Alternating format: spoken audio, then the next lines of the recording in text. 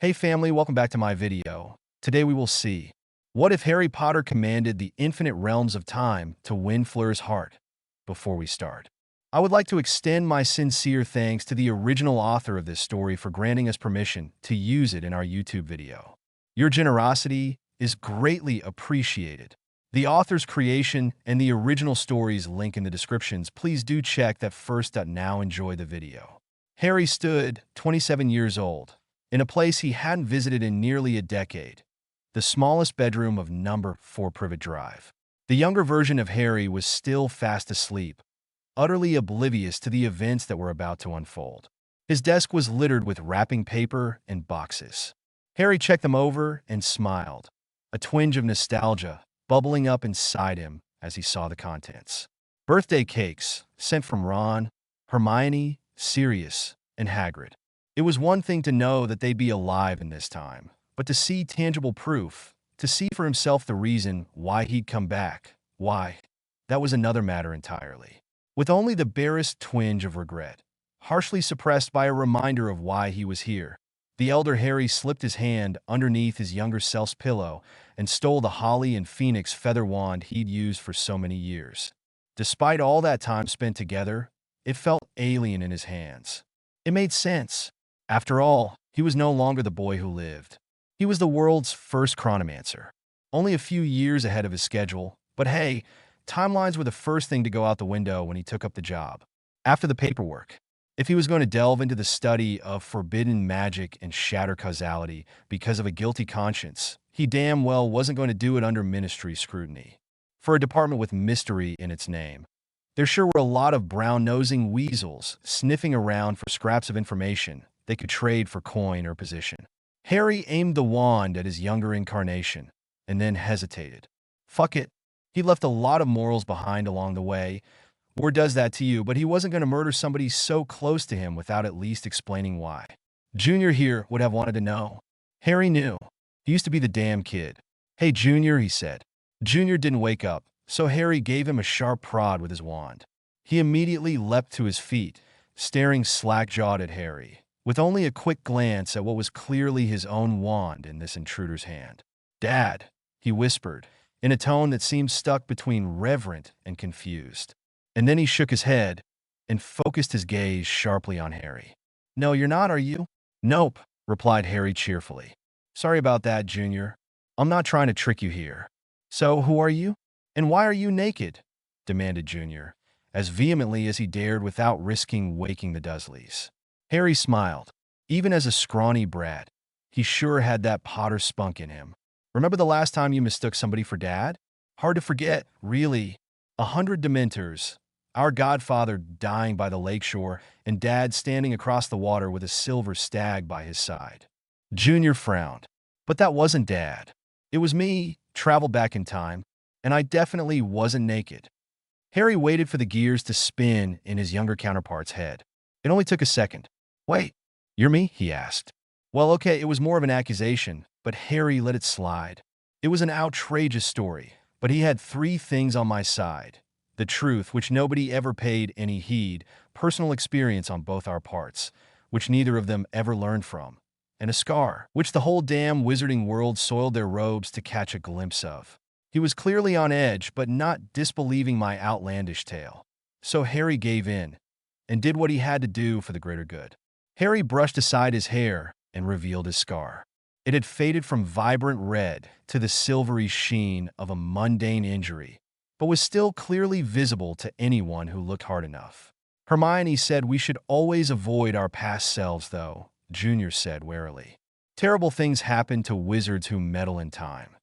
Upon hearing that, Harry let out a genuine, full-bellied laugh. Practically word for word. You've no idea how many times I've heard her say that. Let me introduce myself properly. Harry James Potter. First and only chronomancer. No trinkets, no jewelry, none of those damn sands of time. Just me, myself, and magic. That's why I'm naked. Couldn't even take a tattoo with me, if I'd had one. It's a pleasure to meet me, little me, said Harry, bowing with a flourish that was mocking enough to make his younger self laugh, albeit quietly. But why are you here now? Asked Junior. Harry grimaced. I've fought a war against Voldemort for nearly twice as long as you've lived. I've killed him 13 times. It doesn't work. My only chance of stopping him is by preventing him from coming back in the immortal body he's going to create. He's already started the ritual. In less than a year, he'll be back stronger than ever, and every time I kill him, he comes back more powerful. There's something you're not telling me, said Junior, a harsh note entering his voice. Harry sighed and ran a hand through his hair. It had gotten less unruly as it had grown, but was still somewhat wild. Look, I'll be honest with you. You're me. We've been lied to, kept in the dark in a fucking cupboard, and believe me, from here on out it only gets worse. Much worse. I've lived through it, but now I'm back here, and I have a choice to make. What choice? Asked Junior, his eyebrows narrowing. There can only be one Harry Potter. I stay here, and I'll fade away within the next few hours as if I'd never existed. This'll all be a weird dream to you. The second option is I take your place and save the lives of everybody we will ever love with the knowledge and power I've gained from fighting Voldemort as a wizard, as a general, and as the only man living who can manipulate the magic of time like a feather in Charms class. Take my place. I'm going to kill you, kill myself, and win this war for good. You won't truly die. We're the same person. Our souls will merge and snap back together, with no difference except that I remember your side of this conversation, said Harry. His voice was sad but resolute. This was not an option. This decision had already been made. Junior stared at his older counterpart for a long time. Why not just kill me in my sleep? You took my wand easily enough. I can see that nothing will change your mind. Harry sighed. I woke you so I could tell you why this is happening. Because I would have wanted to know. It still took years before they stopped treating me like a child, and by that point so many people had been lost that I could have saved. Hero complex much? Quipped Junior. Pot, kettle, muttered Harry. There was a long pause as Harry Potter stared at Harry Potter, and then, at long last, the younger one nodded. Do it. Why? Asked Harry. You would have done it anyway, right? Harry nodded. But you woke me up. You explained. Hell, you were a step away from asking permission. Dark wizards don't do that. Besides, this isn't really death. More like an upgrade. Harry grinned. Never doubted you. I'm proud of you, me. The man and boy clasped arms together tightly. Holly wand pointed squarely at the younger Potter's chest. Avada Kedavra. You noble self-sacrificing son of a bitch, he said, in a tone quieter and more respectful than the words themselves. And fuck you, space-time continuum, he shouted at the top of his lungs. Harry shuddered a little as he integrated the memories of his other self. But it was only a brief conversation, so the after-effects passed after a few minutes. About the length of their conversation, if Harry was any judge, but unfortunately, he'd left his watch on the other side of the millennium. Almost on cue, heavy footsteps sounded outside the bedroom door. Harry had just enough time to grin before the door slammed open. Boy, what's all this racket? We didn't take you in so you could. Vernon trailed off in a rare moment of speechlessness. P. Potter, he spluttered out, clearly mistaking the older version of Harry for teach-in-law he'd only met a handful of times. Well, you're not wrong, said Harry. You're dead, exclaimed Vernon. In a miraculous turn of events, he began to turn bloodlessly white instead of his usual tones of red and purple rage. Okay, now you're wrong, said Harry, openly laughing in his much larger and much more easily provoked uncle's face. What is this, some kind of a freakishness? We won't tolerate any of this under our roof, and I remember that letter. They'll have you expelled for this, you hear me? Expelled and out of my house. Oh, I've been looking forward to this for so long, mused Harry to himself before reaching back with one fist and driving it with full force into Vernon's bloated face. Vernon collapsed into a heap instantly, regardless of their substantial weight difference. Harry Potter's special stunning spell, Muggle Edition. You're welcome. Harry bowed to his unconscious audience. On his way out of the Dursley's aggravatingly dull house, Harry caught sight of himself in a mirror. Almost 30, and looking several years past it due to the rigor of war. He found, well, that won't do, he muttered to himself. I need to get into Hogwarts as a student, not a teacher. He paused. Can staff compete in the tournament? Ah, fuck it. What's the point of being a chronomancer if I don't abuse the privilege at every turn? With a flicker of concentration, the wrinkles smoothed from Harry's face, and his hair shortened to just above his shoulders. He felt, rather than saw, the loss of an inch or so of height and a fair bit of muscle mass, but he was still in good shape, just more of an athlete than a heavy-duty soldier. His scars disappeared one by one with faint pops, all but his trademark lightning bolt and the double-sided mark from where the basilisk's fang had pierced him. 14, 27, and now 17. Looks like it's going to be a quiet year at Hogwarts. Harry burst out laughing, tossing his wand in the air, higher every time, and catching it again out of pure merriment. After the novelty wore off, he gave it a speculative glance. You've done all right by me in the past, old friend, but with that pesky Horcrux in my scar gone, I'm afraid it's retirement time for you, just as soon as I make a proper wand for me, and not my scar. The wand let off a burst of sparks, and Harry patted it consolingly. Oh, don't worry, I won't abandon you. Tell you what, I'll bring you back to Fox. If he can't find the right wizard for you, I can't imagine who could. Harry paused for a moment, catching another glimpse of himself in the mirror. Master forbidden magic, travel further in time than any others have dared, and all I've done so far is talk to myself and inanimate objects. And they said all wizards who meddle with time go mad. Let's prove them wrong. The wand sparked again, as if in agreement. Yeah, said Harry. Let's go mutilate some woodland creatures. Hogwarts anti-apparition wards obviously didn't reach this far into the forest. Good thing, too, or Harry would have had only a point me, spell, and cross fingers keeping him in the right direction and away from the Acromantula colony. Huge trees rose in every direction, turned from brown and green into shades of gray by the dimming light. It was at the furthest edge of sundown, and Harry was deep amongst the trees. It was only the Lumo's charm adorning the tip of his wand which kept the darkness, and spiders within it, at bay. He'd never been afraid of spiders. In fact, they were his earliest friends, in a way, sharing his cupboard with him. But those ones had never tried to eat him. Harry still wasn't afraid of spiders, no matter how big, but he was still pretty pissed off with them. And that was no mood to be in for a mission of diplomacy, even one which was pretty much guaranteed to end in violence. Harry's mood began to foul after the second hour of stumbling. True darkness had fallen, and only his Lumos kept him from leaving an imprint of his face on the nearest tree. It was around the 15th time that he tripped over that same tree's root that Harry realized what was going on. He'd been led in circles, over and over. All right, Forenza, you can come out. It's only me, he called out, loudly enough to be heard, but wary of attracting unsavory attention. Sure enough, Forenza stepped out from between the thickly packed trees. He carried a longbow, but no arrows were nocked, and the weapon was held lowly, in a non-threatening posture. It didn't fool Harry. He knew that the centaur could put a shaft through his eye at 400 paces even in this dense foliage, quicker than most wizards could utter a spell. Despite his white blonde hair, toned musculature, and strikingly blue eyes, there was no mistaking this for a handsome wizard riding a horse. Forenza had a wildness about him that few wizards could recognize, let alone cultivate. Harry recognized it only because he could feel the same wildness within himself. Magic. Harry Potter. The first time we met, you were hunted by evil, and the stars spoke clearly of the war to come. Now you stand before me changed, no longer hunted but the hunter. Why have you come? There is no evil here. True, said Harry, but there is evil elsewhere. There is always evil. It is not here.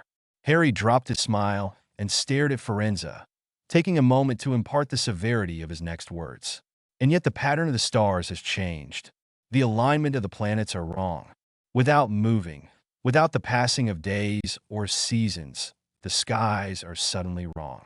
Everything your people know of the heavens is lost. Forenza stood in silence, the very image of a statue. I did this. Forenza was the embodiment of stoicism, but all around him, Harry saw the forms of centaurs emerge from the shadows, arrows nocked and ready to fire. You aided me once, Forenza. You could do so again. And this time, I can offer proper payment for your aid. A single arrow flew at Harry, but he had prepared for it, had known it was coming. With the smallest possible movement, he tilted his head to the left, and the arrow missed him entirely. Knowledge of the future is mine. I will return the pattern of the heavens to you, show you the ripples of fate distorted by my power, and return to you what is rightfully yours. A darker centaur burst into the clearing, charging up to Harry until they were almost touching, although Harry had to crane his neck upwards to meet his eyes. "Bane," he acknowledged. The stench of mulch and sweat was like a tangible blow, standing this close to the centaur. No blood dripped from his weapons, but Harry could smell it in the air, coppery and sweet. He chose not to speculate whether Bane was injured or had killed this night. "Humans," hissed Bane, "all the same, meddling with things beyond your understanding. We should kill you and be done with it." "On the contrary," said Harry, "I propose a bargain by the old laws. Irrevocable, unbreakable, made in good faith." Bane reared up onto his hind legs and roared into the night air. "And what do you know of the old ways, man-child? Even the eldest of you have forgotten the pacts which bound all creatures of magic together, not just wizards and your thralls." His voice was thick with rage, and after speaking, he slammed his forelegs onto the ground with enough force to make the earth tremble beneath Harry's feet. Harry, resolute, did not move or flinch against the display, inches from his face. "My pact is not with you, Bane. The choice to accept or refuse does not lie with you," said Harry. The darker centaur made a low noise in his throat, like a rumbling growl. Harry narrowed his eyes, but then turned his attention back to where it mattered. "Firenze!" Harry shouted, suddenly raising his voice. "Sight for sight, as is tradition. I will grant you understanding of the changing in the heavens in exchange for the standard offering." The centaurs in the background shifted uncertainly, fingering their bows. For half a moment, Harry feared they wouldn't buy it, that he'd be riddled with arrows, but then Firenze stepped forwards. "You have a good heart, Harry Potter, although it has changed greatly since last we met. I accept your bargain. You will grant me this lost wisdom in exchange for one of my eyes. I will teach this wisdom to my brethren, and we will find our path once more." His nerves fading, Harry mustered the will to grin at Firenze. "You forget, Firenze. You saved my life once. I owe you a debt, and that is no small thing. I won't just return this knowledge to you, but to all of your people. All centaurs will benefit from your courage and sacrifice." Firenze lowered his head mutely in a gesture of respect, but Harry caught the look of shock on his face. "It is rare that a wizard is generous in dealing with our kind, Harry Potter," said Firenze. "For now, look to the sky and tell me what you see." The night sky was mottled with pinpricks of light, the usual stars which pierced the dense tree cover. The moon hung overhead, and after years of astronomy lessons, Harry could even recognize which few of the stars were planets. Harry conjured a stoppered glass jar with a flick of his old self's holly wand, and then, in the same motion, summoned Firenze's left eye with a modified one-way switching spell. The jar filled with gore instantaneously. The eyeball was the largest part, but trailing behind it was a length of muscle, sinew, and, most importantly, the part Harry had come here to get. The optic nerve of a centaur. Firenze howled in agony for a moment, but only a moment. The pain was nothing compared to the wonders of the mysteries of the sky, once more revealing the pathways of the future to the centaur people. "All your kin will see the sky with the clarity they once did, my friend, but for your sacrifice, your vision will be keener than ever," said Harry. Noticing the expressions of wonder on the centaurs gazing skywards, Harry let out a premature sigh of relief, only to notice that not all of them had looked up yet and were advancing towards him with menacing expressions. "Find me when the school term starts, Firenze," he said quickly. "I think I might know where to find you a replacement for that eye. Hold tight for a few months, and I'll bring it by." Firenze met Harry's gaze, blood pouring from the empty socket where his eye had once been. There was pain in his expression, but no resentment. The bargain was struck. "Farewell, Harry Potter," said the centaur. "I once feared for you. Fate can be a hard path to travel for one so young. Now I gaze at the sky and fear for the world which holds you within it." The light hiss of air, as an arrow launched into the air, was warning enough for me. Harry attempted to disapparate, but was a moment too slow, and an arrow lodged in his upper arm. "Ow," he said, as sarcastically as he could, and made a rude gesture at the centaur who'd shot him. Harry could only hope that the centaur saw it before he disappeared from view. After a quick trip to Diagon Alley to steal some supplies, Harry apparat back to the Forbidden Forest, albeit a different location, far removed from the centaur's territory. A large, flat stone stood in the center of a clearing. Harry placed his new prize atop it reverently. This was almost a sacred rite. The ritual of wand crafting. Ollivander's wands were the finest in Britain. Most would argue the finest in the world. And Harry would be right beside them. After all, it was Ollivander who had made his original wand, and then, much later, in a future which would no longer happen, teach him the art of wand crafting himself.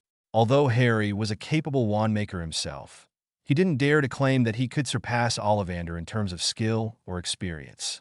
A lifetime of honing his craft had given Ollivander unparalleled abilities when it came to building the tools so essential to the lives of magical folk. But wand lore is a complicated and intimate matter, a bond between wizard and wand very similar to the bond with a familiar or a family. And this was what would make all the difference.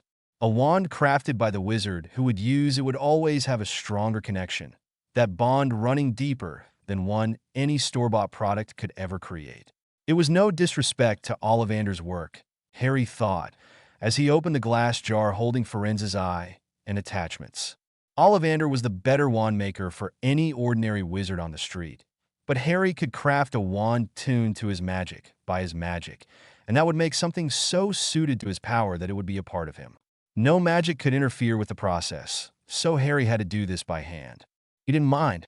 He preferred it this way. It was important to devote time to things which mattered, to give personal attention to the creation of an item so personal. He pulled a silver knife from his belt, stolen from an unwitting apothecary in Diagon Alley only hours ago, and scoured the trees around the clearing, looking for a likely candidate. It shouldn't be too hard. Most of the trees in this area were of the right species. Birch. The birch tree was a symbol of revival, adaptability, and resilience. It was the perfect wood for the wand of a wizard who dabbled in the magics of time. Harry walked over to the nearest birch tree and placed his palm on its trunk, closing his eyes in concentration and letting his senses flow into it. No good. He could feel the residue of another creature's magic.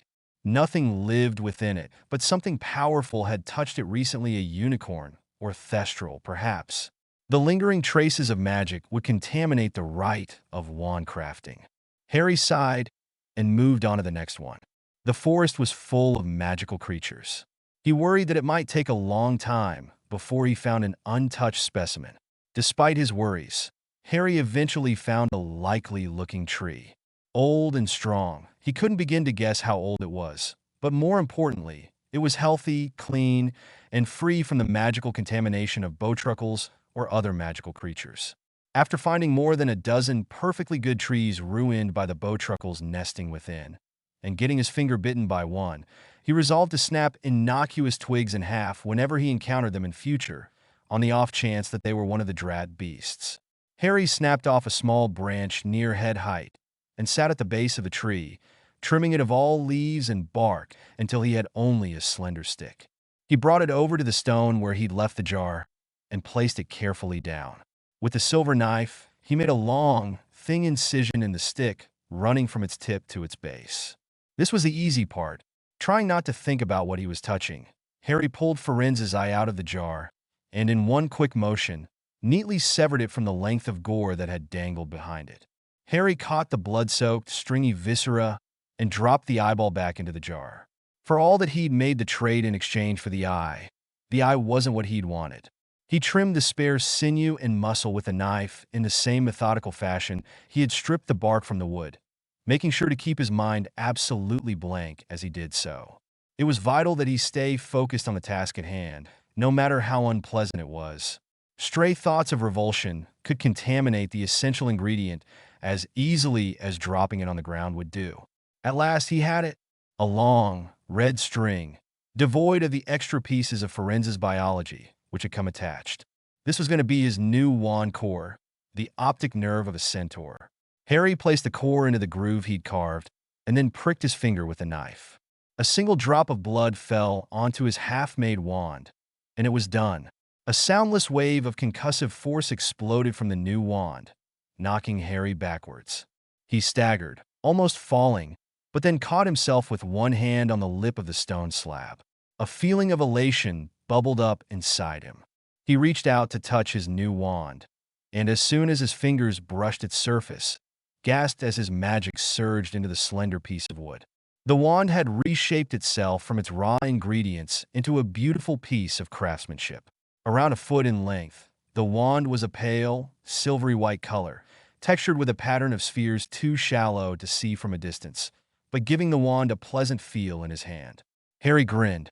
"Well then," he said, as much to the wand as to himself.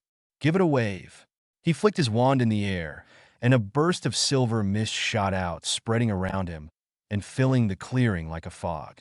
It spiraled upwards and then exploded outwards, clearing the night sky of clouds. Harry stood in silence, staring upwards.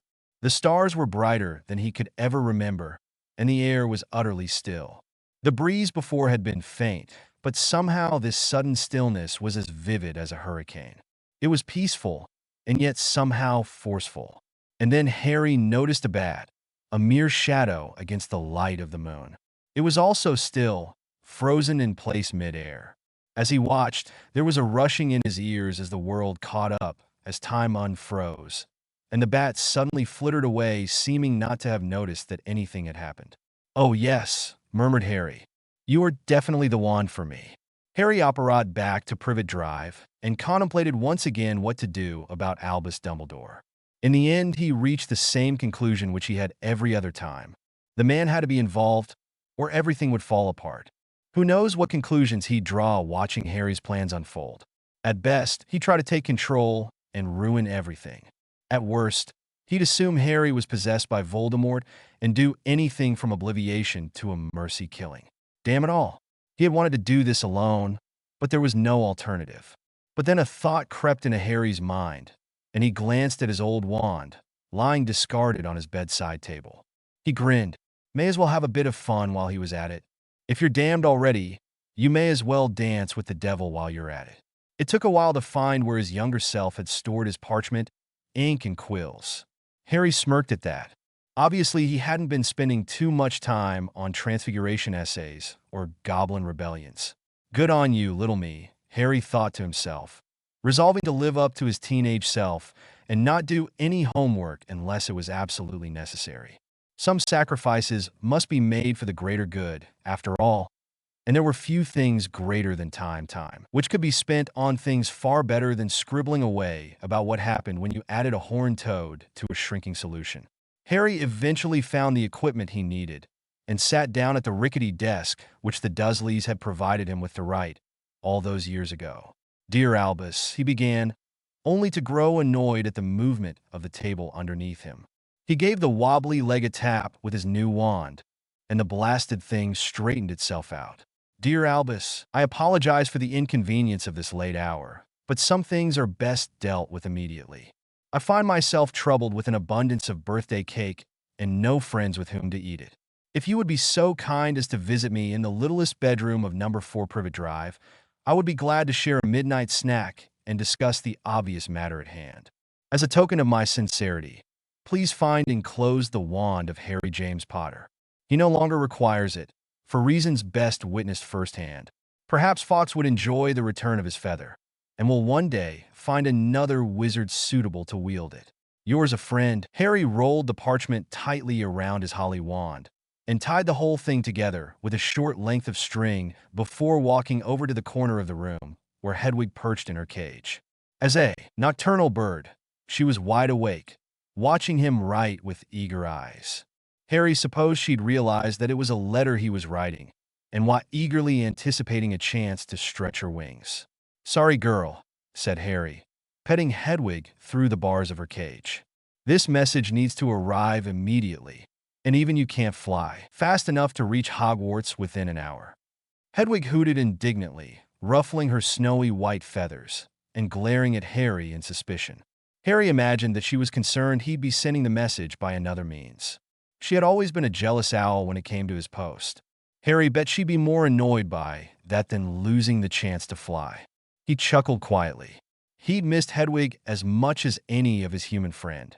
Not that he'd made a habit of noticing what race a creature was before befriending it in the past. So I'm afraid I'm going to have to send you back in time. Let's say 24 hours. A nice round number for time magic, and I know you can reach Hogwarts in that time. Make sure you deliver the message exactly at the moment I cast the spell. Think you can do that? Hedwig hooted in affirmation, and then pecked at his finger as if to scold Harry for doubting her. He chuckled again and opened the door to her cage. She stuck out her leg expectantly, and Harry tied the letter and wand to her, being careful that the wand wouldn't impede her movements. All right then, girl. If you get there a bit early, go visit some friends in the Ollery. Have a party with the Hogwarts owls and catch up on all the gossip. Harry picked Hedwig up in one hand and opened the window with the other. She squirmed in the uncomfortable position, and Harry apologized quickly, placing her on the outer sill. Ready? He asked. Before she could hoot a reply, Harry pulled out his new wand and gave it an experimental twirl. First spell from my new wand, and it's going on you. Hope you appreciate it. He tapped her gently on the beak, and she shuddered in discomfort. There was a quiet rush of displaced air, and then nothing. The distant sound of a Muggle neighborhood at night was all that she left behind. No sparks or thunderclaps, no vibrant signs of magic. Just the empty spot where the world's first time-traveling owl had been. Harry lay back on his tiny bed, speculating about how Dumbledore would react. His old headmaster wasn't the type to come in wands blazing, stun, first and Veritaserum later, unlike many of the wizards he'd worked with in the past. Even when confronting Voldemort, Dumbledore had always attempted to negotiate peacefully, had always opened with diplomacy when others would never dare to. It was admirable, Harry thought. Damn stupid, but admirable nonetheless. So Dumbledore wouldn't blast him apart or bludgeon the truth out of him. The most likely scenario would be that he'd simply turn up and talk, with his wand within reach, to be sure, but talk nonetheless. The blood wards were still intact. Harry could sense them overhead, a steady cascade of magic protecting him from dark wizards, and Voldemort in particular. He snorted at the irony that the killing curse to the chest hadn't triggered them, but supposed that it made sense. He hadn't killed Harry, just removed his spare body. They were one and the same. Kill the spare, echoed in his mind, and Harry shivered. Those words had never stopped haunting him. But this was different. Harry lived on, body and soul, and well, Harry. And Cedric was just the first of many lives he hoped to save. Dumbledore would know that Harry hadn't been attacked, and yet an unknown third party had invaded Privet Drive, taken Harry's wand, and sent that letter. The only time a wizard no longer requires a wand is when he is dead, after all. Harry wondered again and again what conclusions Dumbledore would be drawing up, sure that the headmaster's imagination was wilder and broader than his own. Harry laughed aloud. It didn't matter. No matter what Dumbledore thought, he would come as soon as he read the letter. To investigate, not avenge, but perhaps prepared to if his thoughts took a darker turn. Harry was thankful that the wards still held, or Dumbledore's approach would definitely be predisposed towards discovering what threat may lie in wait. Harry was picturing a particularly vivid scenario of Dumbledore pacing his bedroom in paisley pajamas, distraught, enraged, and terrified for Harry's well-being. He felt a little guilty at that. His letter was bound to make the old man concerned, but that was paramount. You didn't send the Chief Mugwump a midnight summons for anything less than life or death. Before Harry had a chance to brush off his guilt, there was a resounding crack, and Dumbledore appeared before him, eyes flashing furiously behind his crescent-shaped glasses. Oops. However this encounter could have begun, a guilty expression might not make the best impression. Harry didn't think hello would quite cut it. In a situation like this, something with a bit more gravitas is essential to set things off on the right note and make up for that guilty expression. Even good evening wasn't enough. Hell, no greeting, however fancy, would cut it. Luckily, Harry had an ace up his sleeve, a guaranteed conversation killer in any room. The one sentence with which you could shock anyone from Lucius Malfoy to Molly Weasley. Voldemort is back, he said. Dumbledore narrowed his eyes, giving his old headmaster a quick look up and down. Harry was amused to see that although Albus was fully dressed, presumably transfigured nightwear, his feet were still in fluffy orange slippers patterned with stars. "I feared as much," he said slowly, "but at this moment in time, I'm more concerned with where Harry Potter might be. Remarkable as your resemblance might be, you're a few years too old to be him, and I doubt any attempted imposter would send such a letter." "Funny you should mention time," muttered Harry. Dumbledore gave him a sharp look, but remained still. It looked like Harry's judgment was correct. His former teacher would never be the first to reach for a wand. "My name is Harry James Potter. It's been a while, old friend. I'm glad to see you again," said Harry sincerely. He'd cared deeply for Dumbledore before his death, and hoped to add his name to the list of lives to be spared. Although he doubted that Dumbledore would believe him without some heavy convincing, he figured it was best to open with the truth. Any attempts at lying could backfire, if they even worked to begin with, and anything that could explain the situation would be every bit as outlandish as the truth. Harry eyed Dumbledore nervously, waiting for him to react, to say something, to do anything. He clenched his hands in frustration, but remained where he was, lying down on the bed, arms folded behind his head. Surely that ranked right up there as unthreatening poses went. Harry began to fear the worst when the silence dragged on, but suddenly Dumbledore burst into a deep belly laugh that went on for a full minute. "One jaunt with a time-turner and you're hooked?" asked Dumbledore, mirth in his voice. "By the look of you, I guess you're 18? 17, actually," replied Harry, stunned that Dumbledore had catoned on so quickly. "But how did you know this was time travel? All magic leaves its traces, my boy. You need only know how to look for them." "Yeah, I know that. But time magic? What on earth have you been doing that you can recognize it so easily?" It made sense that if anyone would recognize the unique signature of temporal energies, it would be Dumbledore. But still, it was a little jarring to be caught out so early in the game. "I could ask you the same. Traveled back in time 3 years, then? That must be a record, surely. Although I'd advise you not to boast where it might reach the ears of the Ministry. They tend to be rather unhappy about flagrant violations of the law, particularly when it concerns such volatile a subject as time." "And yet you're rather ambivalent about the whole matter," said Harry, more than a little confused. Dumbledore simply smiled in response. "But you're a little off. 13 years, not 3. Even more impressive. But that begs the question of why you're 17. 14 or 27 I could understand. Mental transference into your past self, or physical manifestation in the current timeline," said Dumbledore, speaking as much to himself as to Harry, puzzling out the riddle that had appeared before him. Harry began to feel a well of frustration overflowing, and jumped up off the bed, not really bothered at getting caught, but annoyed that it had happened so easily. "You know, this is incredibly unfair," he complained bitterly. "All my life you've pulled this wise, all-knowing, mysterious act. And sure, that made sense, you're an old and powerful wizard.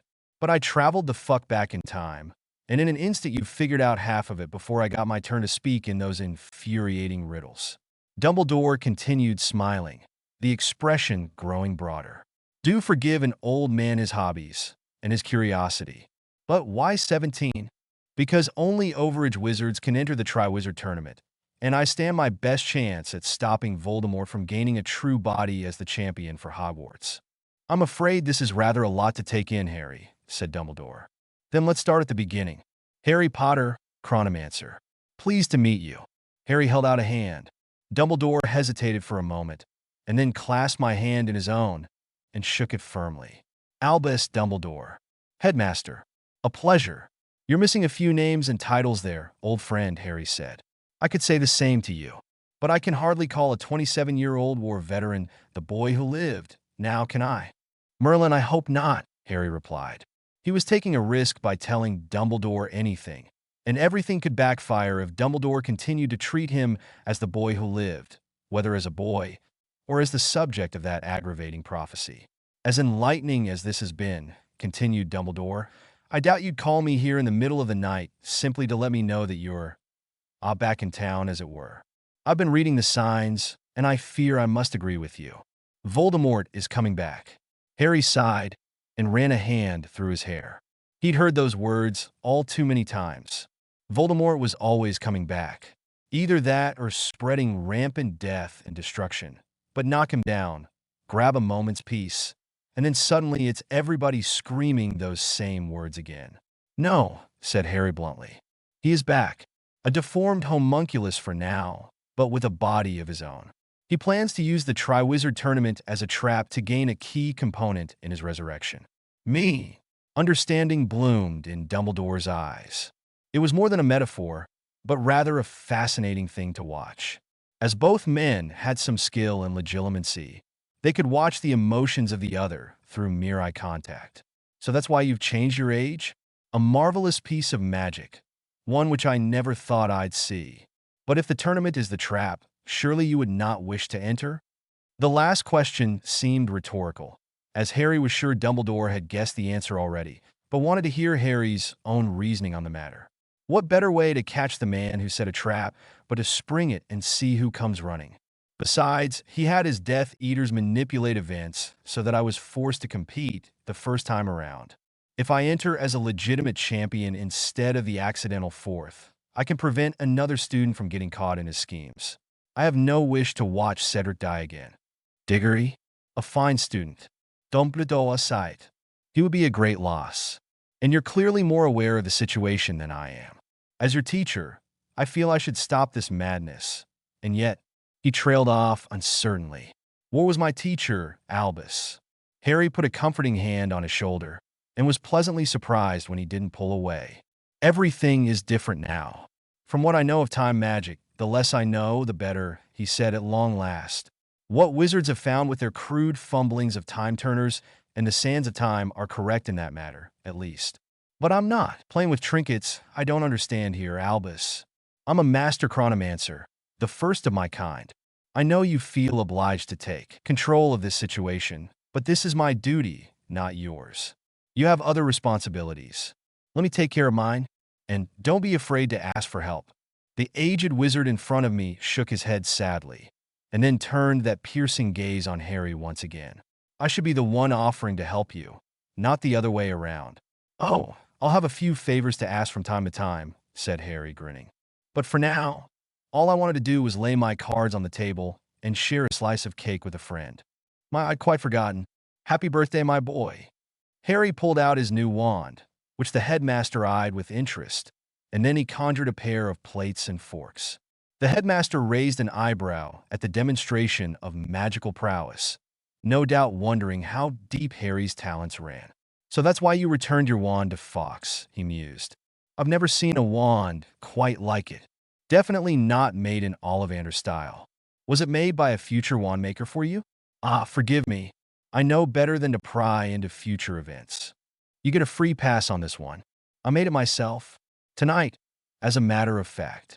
Your questions only raise more answers. I get the feeling that curiosity will drive me mad before too long. What is it made of? Beech? Birch? Bet you a galleon you can't guess the core. I'll pass on the bet, but I get the feeling that it's not another phoenix feather. Fawkes' plumage looks rather delightful this evening, without any hint of a stolen tail feather. Optic nerve of a centaur, willing given. Harry was amused to see that Dumbledore's jaw actually dropped open in shock. He recovered quickly, but the moment was forever burned into Harry's memory, and Harry was overjoyed to have finally startled the implacable headmaster. I see that I made the correct choice regarding the bet, then. I dare not ask how you convinced a centaur to give you his eye, but it is a beautiful wand regardless. You are to be commended on the craftsmanship. Thank you, said Harry, nodding his head in a show of false modesty. Cake, he offered, cutting 2 slices and levitating them onto the plates with a gesture. Thank you, echoed Dumbledore. Perhaps it's the constant presence of so many children, but I do have a terrible weakness for sweets. They sat down together, side by side on Harry's rickety cot of a bed, the time traveler and the headmaster, quietly chewing on a forkful of cake. After he had finally managed to swallow it, Dumbledore turned his head to face Harry once more. Hagrid, he asked. Hagrid, Harry answered. Chapter 2. Harry had no intention of squandering his time by skulking at the Dursleys until school began, So as soon as morning dawned, he set out for the wider world. As he passed the same mirror in the hallway, he paused, considering his options. There were a lot of things he had to do before returning to Hogwarts, but he didn't want the name Harry Potter attached to some of the more insidious acts he was planning. He stared at his reflection and focused. This was one of the subtler aspects of chronomancy, simple enough that it didn't need a wand or preparation. Harry had always thought of it as his own equivalent to the Animagus transformation. He stood there and let time rush by at an accelerated rate, aging his body.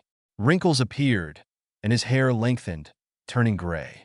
He grew taller briefly as he passed through his prime, and then lost some height as age set in. Harry held the transformation for a moment longer, and then released the spell, leaving his body displaced sideways in time and almost unrecognizable through the changes that an extra 60 years had made. Harry was amused to notice that his hair had grown much longer, but there was a shiny bald patch atop his scalp. His hunched posture and bony physique was actually closer to his 14-year-old body than his adult one had been, but he looked completely different. Now his reflection showed an old man, battered by time, into an unrecognizable stranger. It was the perfect disguise, thought Harry, and technically he still looked exactly like Harry Potter, which he had always found a touch ironic. He had often used this disguise in the past, hiding in plain view. Pleased with his appearance as a shabby old man, Harry operated away into Diagon Alley. It was the work of moments to find a suitably worn robe to match his disguise in a second-hand clothes store, so a handful of cycles later, Harry was dressed the part. Looking poor had its advantages. Harry noticed the way that the other shoppers made way for him to pass. It wasn't much. Most people would hardly notice it. But after years of war, Harry had learned to pay attention to the actions of the crowds around him. It was always a good indicator of the mood of the day, and he was all too used to being ambushed in the street to let his guard down. He didn't let the emotion reach his face, but Harry was pleased by the reaction of the people around him. Parents pulled their children a little closer, and the better-dressed members of the crowd either sneered or made a point of not looking at him. Yes, this would do. He looked suitably shabby to be down on his luck, and dodgy-looking old men were the archetypical petty crook of the wizarding world. Without having exchanged a word with a single other person, Harry disapparated back out of the alley. This time, however, he didn't go back to Privet Drive, but instead to the office of the Daily Prophet, which was located in Diagon Alley, sure, but all the way on the other side, and Harry didn't fancy testing his knees for arthritis. Or at least that's the lie he told himself. In truth, he just couldn't be bothered to walk half a mile. "I'm going to get so fat when I'm old," Harry muttered to himself before dusting off his robes, straightening his shoulders, and pushing open the front doors to the office. A bored-looking witch in sky-blue robes sat at the front desk, reading a newspaper. Harry walked up to her and opened his mouth to speak, but then noticed what she was reading and chuckled. The receptionist of the Daily Prophet was reading a copy of the Quibbler. She looked up at the sound. "Can I help you?" she asked, turning her attention back to the Quibbler. Harry tried to catch a glimpse of the front page, but the angle was wrong, and he couldn't see much more than the name Stubby Boardman. He resolved to purchase a subscription for himself, so he could keep up to date on Sirius Quibbler Edition escapades, but that would have to wait. Today he was here to get an even more outrageous fiction published. Here to see Rita Skeeter, he grumbled. He didn't have to fake the unhappiness in his voice. That blasted which had caused no end of trouble for him, and he was none too pleased about dealing with her. "Name?" asked the receptionist, putting the Quibbler down and pulling out a long roll of parchment. Harry winced. From what he could see, it was a list of appointments for the day. He craned his neck, trying to pick out an appropriate identity to steal. The receptionist put the parchment face down and gave him a flat glare. "Name?" she asked again, in an irritated tone of voice. Stubby Boardman, Harry tried. The corners of her lips quirked upwards at that, but then she shook her head. "Even celebrity musicians dash," she paused, flicking her eyes back at the Quibbler, "or hardened criminals have to make an appointment first. Unless you have a name that's actually on the list?" she asked, clearly doubtful, but at least the earlier irritation was no longer in her voice. "Mr. Source," suggested Harry. "There's no Mr. Source on today's list." "Anonymous source?" "Rita's an old friend. Surely you've seen her quote me in her articles." "We're practically colleagues," Harry claimed. "Sorry," said the witch, despite her smile. "I can't let you in without an appointment." If you allow Miss Skeeter to arrange a time, I'm sure she'll be happy to take your story, but she's a very busy woman. Harry wasn't too bothered by the refusal. He hadn't expected it to be easy, but he had an ace up his sleeve. The same one, in fact, that Rita Skeeter used herself. Blatant lies. He leaned forward on the desk, bringing his face closer to the receptionist. He noticed her pull back slightly and remembered the face he was wearing. Yeah, not many young witches like having badly dressed old men get in their face. Harry Potter's and St. Mungo's, he whispered. The witch raised her eyebrows, and Harry seized the opportunity. I was there when they brought him in. All very hush-hush. Took him to the isolation ward so nobody would know, but I overheard them talking. Heard how it happened. You wouldn't believe. Fame had always been a thorn in Harry's side, but this time around he was going to make it his bitch. He'd long since grown out of his childhood shyness, and didn't hesitate to drop his name whenever he needed a little extra impact behind his words. The fact that he was pretending to be someone else also did wonders at alleviating his discomfort at using his reputation so blatantly. All right, the witch said at last. Second floor, corner office. It's the first door on your left once you pass the framed photograph of her shaking the minister's hand, she said, rolling her eyes at the mention of the photo. Don't expect a finder's fee if you're taking out of your arse. Harry smiled genially at the receptionist and headed off in the directions given. The first step of today's plan was a roaring success. Now it was time for phase 2, launch a smear campaign against the boy who lived. He snickered at the thought that he'd be setting in motion what Skeeter had ended up doing of her own accord. The difference was that this time, he'd be pulling the strings. Skeeter's office was easy enough to find. The receptionist's distaste for the photo had been well earned. Everything about it was revolting, from the putrid lime robes worn by Skeeter to Fudge's jowls wobbling as he shook Skeeter's hand, over and over again. Harry wouldn't be surprised if Skeeter had charmed the photo to loop those few seconds over and over, rather than acting like most moving magical photographs. Fudge's face looked like a mixture of pork and jelly, wobbling atrociously. Trust Rita Skeeter to find a way to humiliate every public figure she came across, even when being presented with an award. Harry didn't even know what awards were given to journalists, but she was clearly being given some kind of accolade in the scene pictured. An Order of Merlin, no class? That sounded about right. Not bothering to knock, Harry walked straight into Skeeter's office. It was empty. Bollocks, he swore. He should have realized that she spent more time harassing the public with her quick quotes quill and bad perfume than in her office. The receptionist had seemed to think that Skeeter was in her office, though, or surely she'd have told him to come back another time. Harry flopped in a chair in the corner of the room and decided to wait for the infuriating woman to turn up. Hopefully she was just getting a cup of coffee in the staff room, or something of that ilk. He tapped his feet idly and hoped that she wouldn't take too long. After half an hour, Harry decided he'd had enough. He cast a proximity ward to alert him when somebody entered the room, disillusioned himself, and began to do what he did best, meddle with time. It was impossible to travel into future. Harry had done a lot of impossible things, but that barrier was one he'd never been able to crack, no matter how hard he tried. But along the way, he'd picked up a few tricks from his experiments in accelerating time, and after a lot of practice, even learned how to perform them on purpose. Harry spun his wand in circles, slowly at first, but then faster and faster, accelerating the passage of time around him. This was one of the first pieces of time magic he'd developed entirely on his own, as opposed to improving existing spells. He was rather proud of it, but it had hospitalized him more than once through carelessness. While it accelerated time around him, making hours pass in minutes, or even seconds, should he wish, it only affected his mind. His body was still experiencing time at a normal rate. The first time he'd tried doing this, he'd skipped several days in the future and immediately collapsed from dehydration, hunger, and fatigue. For Harry, only a few seconds passed before his ward triggered. He immediately inverted the flow of the spell, slowing time. This was another of his tricks, but one far harder to perform. He couldn't just cast it as a spell. It was more like channeling the backlash of his acceleration. He figured he'd been waiting for a couple of hours, which meant that he only had a few seconds before the magic snapped back into place, and time resumed as normal. He looked to the door, expecting to see Rita Skeeter walking back in, only to furrow his brow in confusion. The door remained shut. The handle wasn't even turning. Nobody was coming into the room that way. The flow of time returned to normal, and Harry realized his mistake. He still couldn't see Skeeter, but the buzzing of wings could only mean one thing. Harry grinned. This was perfect. He'd planned to cajole and persuade Skeeter into airing dirty laundry, playing on her natural vitriol to his own ends. But this opportunity was too good to pass up.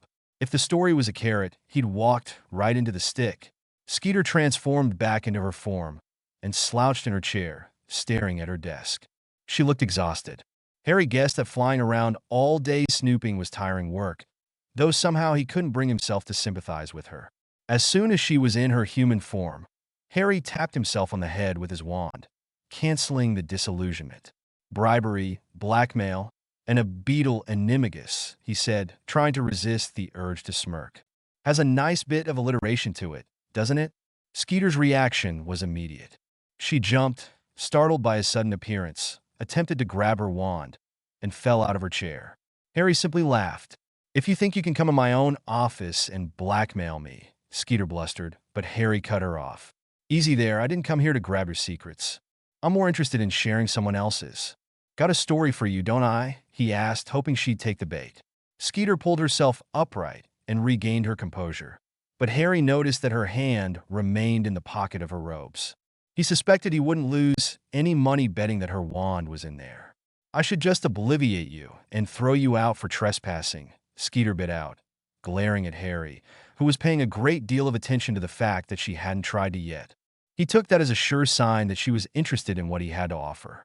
Cautious, yes, and likely dangerous if she felt threatened after having her secret uncovered so easily, but eager for whatever pieces of slander she could dredge up from her mystery visitor.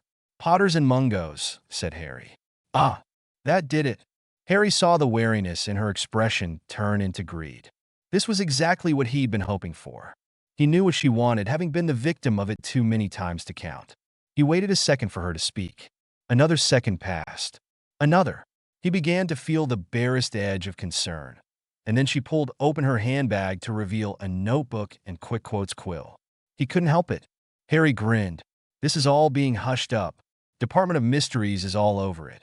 Keep my name out of this, and I'll keep your beetle to myself. Deal?" "I'll keep your secrets if you keep mine," Skeeter said breathily. She was suckered in. Harry gave the story a quick run-through in his head and then jumped right into it. "So, I was in St. Mungo's last night. Potions accident. Don't ask. Just me and the sod at the front desk. Told me I had to wait 4 bleeding hours to be seen, and I was the only one there. Disgrace, what this country's coming to. But that's why I'm here, right? You've always been one to speak up. Tell the truth about what those ministry nitwits are trying to hide. I knew you'd have the guts to run the story, no matter what politician came stomping down to cover it up. Always admired you for that," Harry said, leering at Skeeter. He felt like vomiting, but he knew how the woman's mind worked. True to form, she preened at what she saw as a compliment to her prowess as a journalist. When Harry was sure she was looking, he eyed her up and down, paying attention to the curves beneath her robes. She didn't interest him in the slightest, any more than she was interested in the attention of his aged body. But the lecherous act had its purpose. If Skeeter thought he was just a sleazy old man, stupid enough to believe the trash she wrote, and gullible enough to be used for her own ends, Harry could turn that back on her. "I never hide the truth," proclaimed Skeeter. Harry stifled his snort of derision. Luckily, she didn't hear it over the sound of her own voice. "But you still haven't got to the juicy part. Potter at St. Mungo's? Was he injured?" "That's the thing, he wasn't. Not in any normal way. That's why those unspeakables were there. Overheard them talking. Damn kid was fooling around with a time turner. Who the hell would give a kid one of those? I don't know what he was doing with it, but somehow the damn thing exploded. They've got no idea what's happening to him." "He could die," exclaimed Harry, faking a note of maudlin glee. The despicable woman opposite him was every bit as enthused about this as he'd hoped. "Oh yes," she murmured. "Terribly irresponsible. Favoritism for the boy who lived. Letting him play with such dangerous artifacts? And such incompetence from the ministry. Time turners are highly regulated. Did he get it on the black market, I wonder?" A leak in the Department of Mysteries? Or did they just give their favorite boy an extra special toy to play with? The expression on her face was truly awful, and it was everything Harry had come here to get. "I expect they'll deny everything," said Harry. "They always do," said Skeeter. "But our readers deserve the truth, don't they?"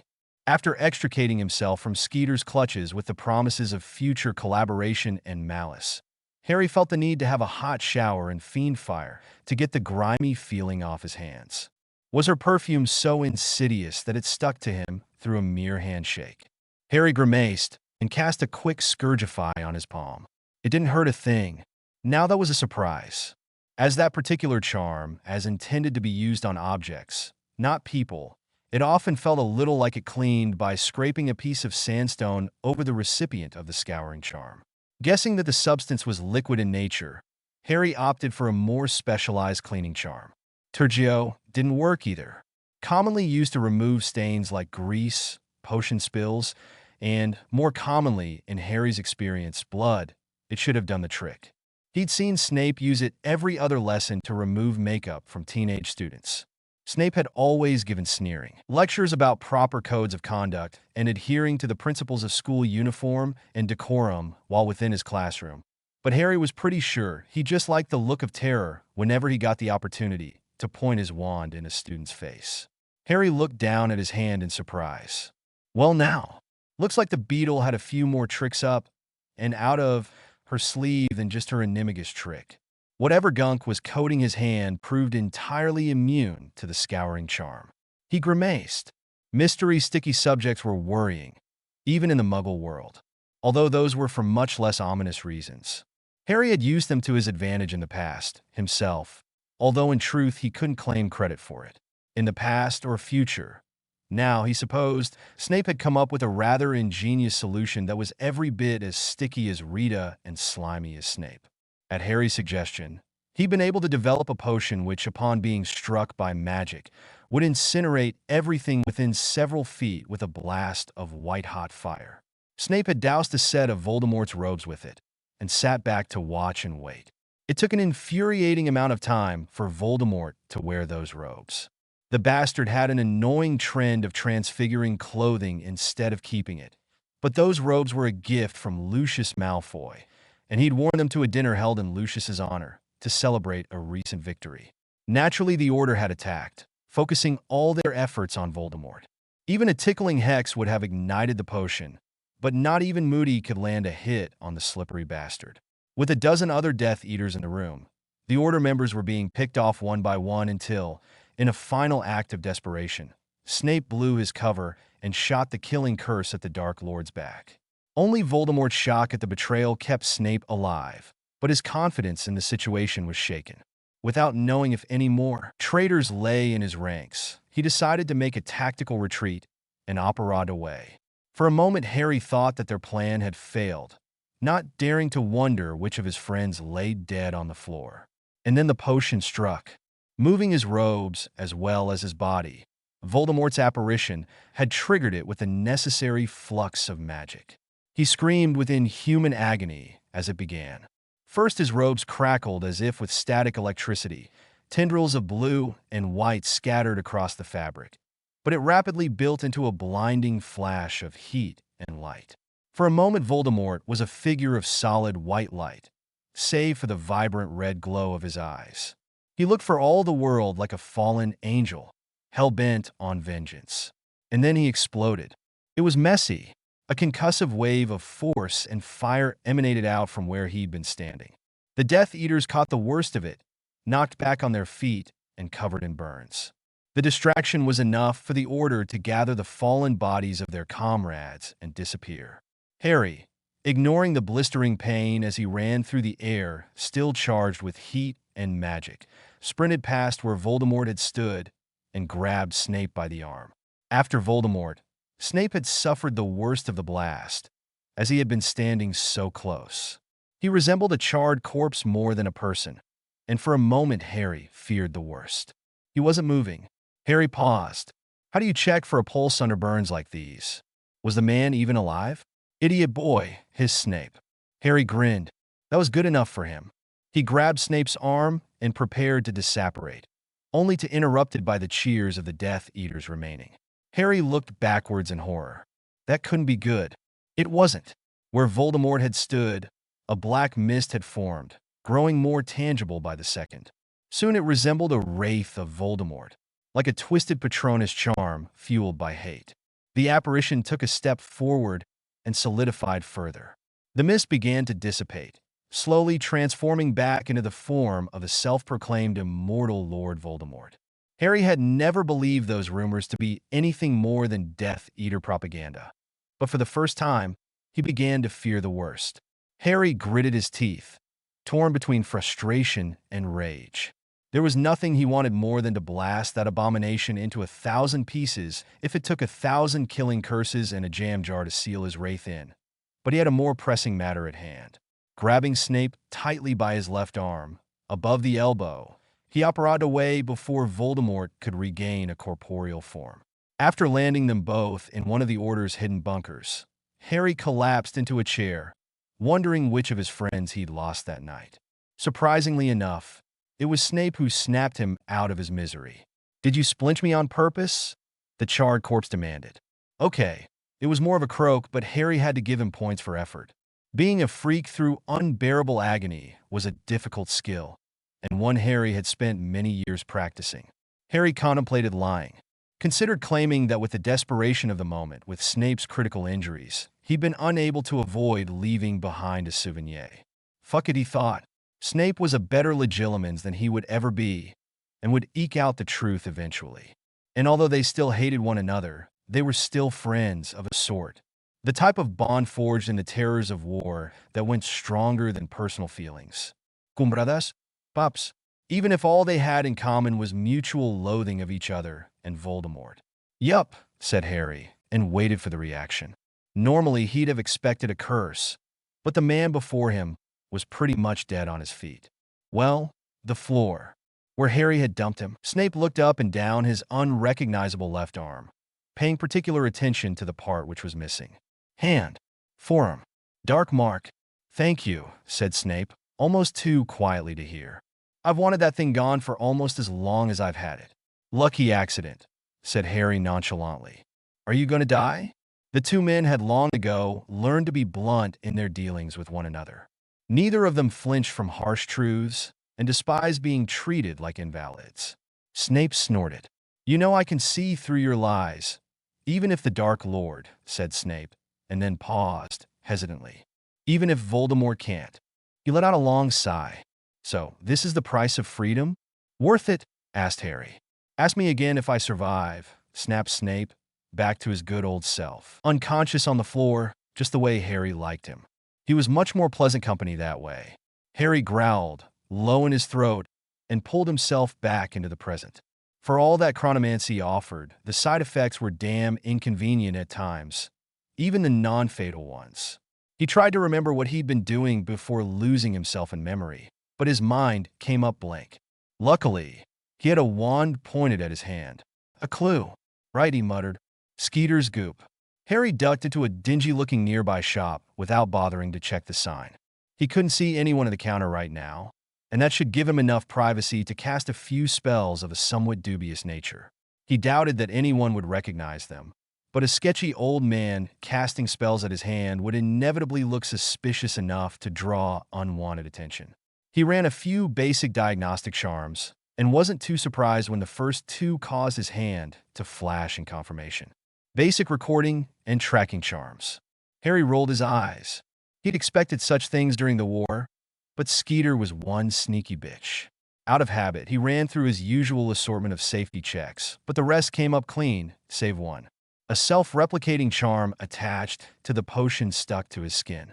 He prodded at it with his wand, careful not to make contact. It was charmed to spread on a Dumbledore if they ever touched, but nobody else. A clever bit of spell work, and cunning besides. Harry knew of Skeeter's love for tearing into Dumbledore in the press, but he hadn't even noticed her casting the spell, and making one so specialized was particularly difficult. He supposed that, as a witness to an incident featuring Harry Potter, she expected the headmaster to pay him as visit sometime soon. Harry's respect for Rita's sleuthing went up a notch. Pity she applied her talents to tabloid journalism instead of something more useful. She could have been a great help in the war if Hermione hadn't used her for a potion ingredient. Turns out beetle eyes and Animagus beetle eyes didn't work the same way in a cauldron, but Harry was pretty sure that Hermione was well aware of that. Only Harry and Snape had ever known. It was one of the few times Harry had seen Snape congratulate somebody outside Slytherin on their brewing process. Harry's reminiscing was interrupted by soft footfalls coming from the back of the store.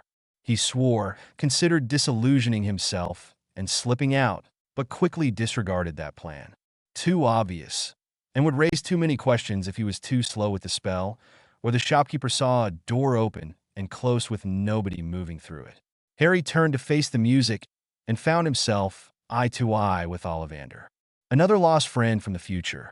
He smiled at the sight of his mentor, careful to tone it down to a level more polite than personal. "Charles Potter," he whispered in that eerie voice of his. Too much time dabbling in arcanistry had left Ollivander a touch on the weird side. Although Harry could hardly criticize the wand maker for something he was doing himself, albeit in a different field of study. But that train of thought was immediately diverted by the amusement at being mistaken for yet another member of the Potter family.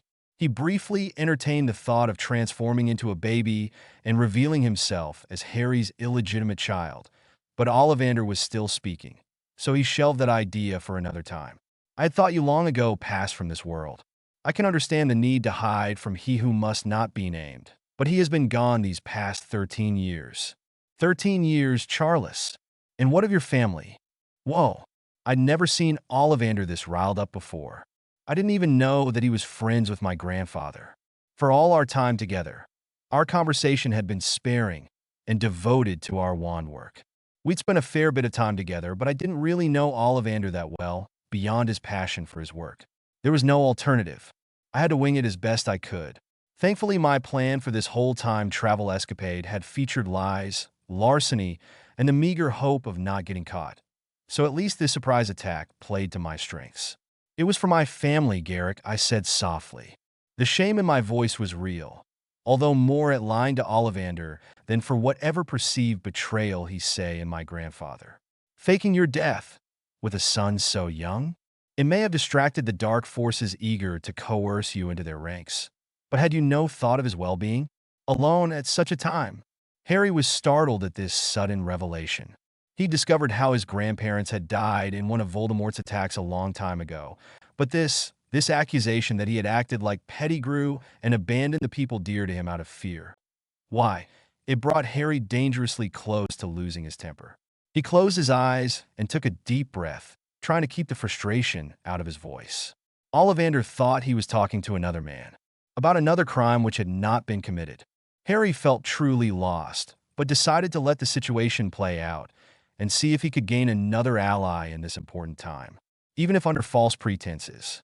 He took a moment to consider his next words, and when he spoke, it was with sincere regret in his voice. After all, Harry understood the bitterness of losing a family. He had his friends. They were family to us, Garrick. If we could keep them out of the Dark Lord's attention for just a while, just until Harry's voice faltered as he failed to think of a suitable excuse, but he quickly masked it with emotion. He didn't need to fake the longing in his voice at the thought of the family he might have had. I had hoped it would be enough to keep them safe until we could. None of us could have seen what followed. Teenagers are no match for parents, however close that bond may have been. And we all know how that turned out, don't we? James, Lily, and Pettigrew dead. Sirius turned to the Dark Lord. And now, escape from Azkaban. The anger in Ollivander's posture was almost palpable. Had he been any other man, Harry wouldn't be surprised to see a wand in his hand. This was the most human Harry had ever seen him. He supposed that time changes everyone, and rarely for the better, especially given what times they'd lived through. So this was what he thought. His friend had run away, abandoning his children to die. Harry didn't blame Ollivander for his rage, but was still startled by this overt display of emotion from a man who could teach Dumbledore a thing or two about maintaining a mysterious and abstract persona. It felt right at the time. "Do you think a day goes by when I don't regret what happened at Halloween?" Ollivander sighed and rubbed at his cheek. "I didn't just mean James, Charles. No wizard alive could have missed the story. The legend, even, dare I say it. The boy who lived. Boy. Ollivander's last word was in a raised tone, almost a shout, and it took all of Harry's composure not to flinch. Harry could beat Voldemort himself in a staring contest, but Voldemort was an angry bastard. The anger of a man so composed as Ollivander was more frightening by far, no matter that there was no expectation of torture or dismemberment to follow his wrath. Harry did his best to hold his tongue. He had stronger feelings than anyone else on this matter, but it was rare that he heard somebody else's opinion. And whenever he had in the past, they were heavily biased by coming from somebody he was close to. I remember seeing him come for his first wand, said Ollivander quietly. He went through almost my entire stock before finding his match. I see so many students come through, terrified of never finding one, of being revealed as a squib and disowned, or Muggleborns who couldn't believe they were capable of such wonders as magic has to offer. Ollivander paused for a moment, setting his hands on the counter wearily. Harry watched him curiously. From the day he who must not be named was vanquished, I suspected which wand would be right for him, but I did my best to find another, to spare him yet another burden. Alas, it was as I'd feared. Brother Wands, Holly, and you. Phoenix Feather. Ollivander remained silent for a long time, and then looked up at Harry sharply. You've guessed who bought the other wand. Harry nodded, unsure of what else he could say. He came in alone, you know. Not uncommon. Choosing a wand is a private affair. But there was no family waiting outside. I watched for some time after he left. Hagrid took him around the alley for his supplies. Hagrid's a good man, said Harry defensively. And yet when the other Muggle-raised students come to Diagon Alley, they don't just come with a magical escort. Their parents or guardians come with them. See the world which their child is entering. It is a profound moment, the one which bridges the gap between us and them. Ollivander remained silent for a long time now, but Harry knew that this was just his way and waited for him to speak again. You should have been there, Charles. I don't know where he lives or who it may be with, but I remember a boy in Muggle clothes worn threadbare and shaped to a boy much larger than himself. I remember glasses held together with sellotape, and I remember how small he was, even for an 11-year-old. I remember the bruises on his arms. But most of all, I remember the wonder in his eyes as he held his wand, and my store was lit with Phoenix song and joy. Ollivander sighed and looked over Harry's appearance. It looks like times haven't been easy for you either.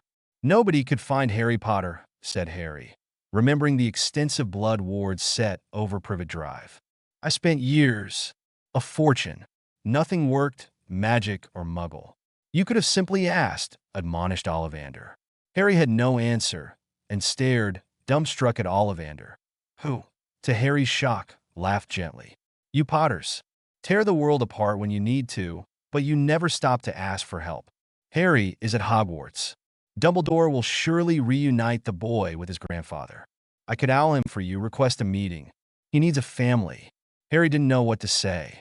Ollivander had always been distant, and even as a child, few had shown Harry such a simple act of compassion. But that was one thing. Ollivander worked closely with children, so it made sense for him to care for their well-being. It was widely known that Harry's Muggle relatives were distasteful. Most wizards assumed it was the simple fact that they were Muggles. Ollivander had noticed what ran deeper, not the rough treatment or the lack of care. The fact that, blood aside, they were not family. That he was alone. It had been a long time since he had thought of such things. But the sudden upwelling of emotion reminded Harry that he had never truly forgotten. His friends had been as close as family. He had come a long way from the boy in the cupboard under the stairs. And yet it was with emotion thick in his voice that he said farewell to Ollivander. Thank you, he said, but it might be best if I approached Dumbledore myself. He'll want answers that I wouldn't trust to an owl. As you wish, Charles. Ollivander was silent until Harry opened the shop door, and the bell tinkling overhead interrupted his thoughts. Charles, he said sharply, interrupting Harry's departure. Harry turned back to face the wand maker. I cannot forgive you for abandoning the boy. You may have had some good, if misguided, intentions in leaving your son and daughter-in-law. I disagree, but understand. But Harry was an infant. Your grandson. I'll wait to hear why you failed him before I judge you for it. But, never comfortable with displays of emotion, Ollivander trailed off. That's an interesting wand, he called out to Harry's departing back. I don't recognize the wand maker, though, and there aren't too many of us. Yeah, the question was obvious bait, but that suited Harry just fine. I made it myself, he shot back over his shoulder. Maybe you could take a look at it for me. I'll allow you. The door banged shut behind Harry before Ollivander could respond. As soon as he was back out in the busy street, he remembered the spying solution Rita had planted on him. He bit back a curse and then sighed. He had blackmail material if need be, but there was a chance that this could add another article to work in his favor. Unfortunately, that meant another meeting with his least favorite potion ingredient. Going over the conversation he'd had with Ollivander in his head, Harry decided that there was nothing incriminating in their conversation. If Rita jumped the gun, she'd publish articles that worked to his advantage. But if the sneakery she'd shown so far was any indication, she'd hold off on setting anything out into the world without speaking to him first. He doubted she'd risk the enmity of somebody who knew her secret. At least, not without trying to squeeze some more juicy details out of him.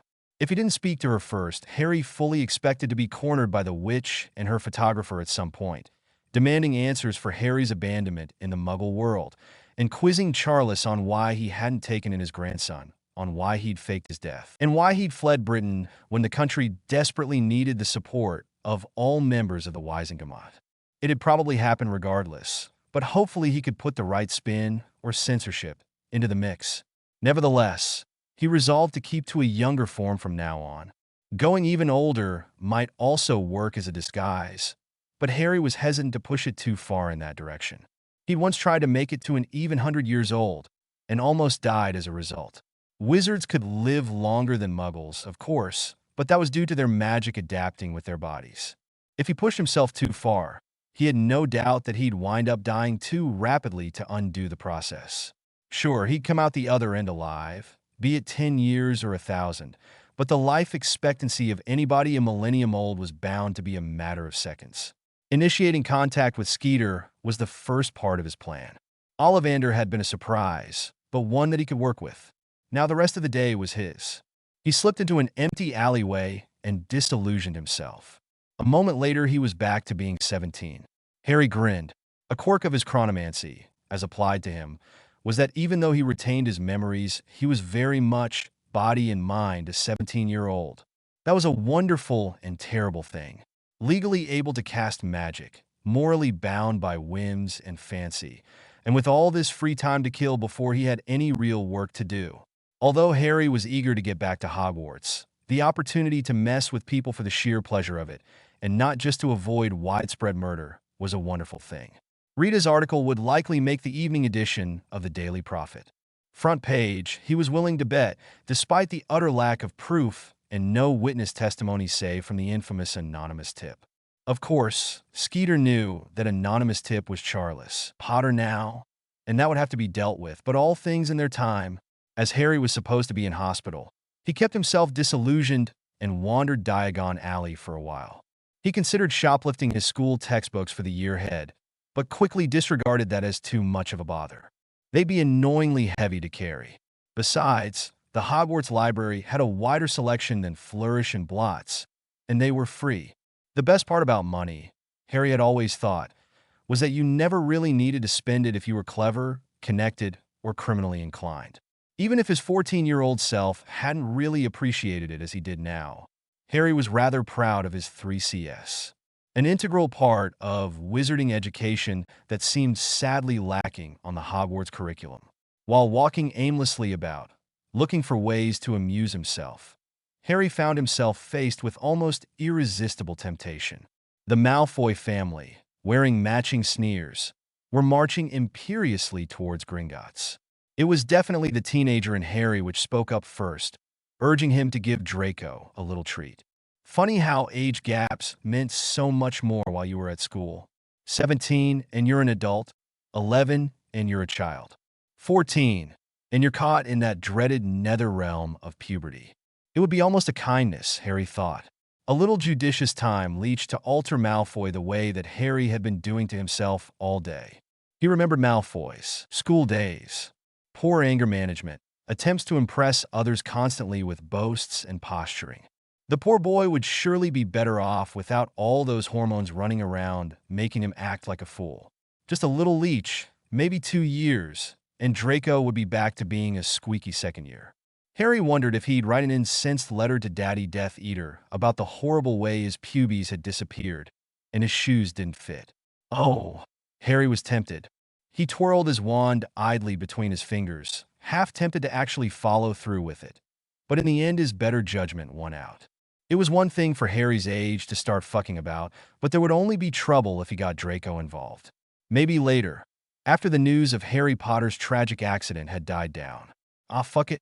Harry couldn't bring himself to be that cruel to a child. At least not until he'd pissed him off enough. If he was honest with himself, Draco didn't really deserve that sort of humiliation. He was just a spoiled brat with no life experience beyond what Lucius indoctrinated in him. Still, Harry's urge to taunt the Malfoys was too strong to resist, so he decided to go down a different route. Maneuvering through the crowded street was difficult enough at the best of times, but that went doubly so when you were trying to move quickly and were tantamount to being invisible. Only his experience at doing this exact same thing stopped him from being barreled to the ground or trodden on. Amazing how successful a point-blank assassination in a public place could be when the prison system found its coffers too empty and its cells too full. Harry's intentions were a lot less lethal this time, but his reflexes were up to the job nonetheless. It was a pity that this particular aspect of chronomancy required physical contact, or he could have skipped the Diagon Alley obstacle course. Finally, he reached the Malfoys, just as they were walking up the steps to Gringotts. The goblins on guard duty gave him a glance, but didn't say anything.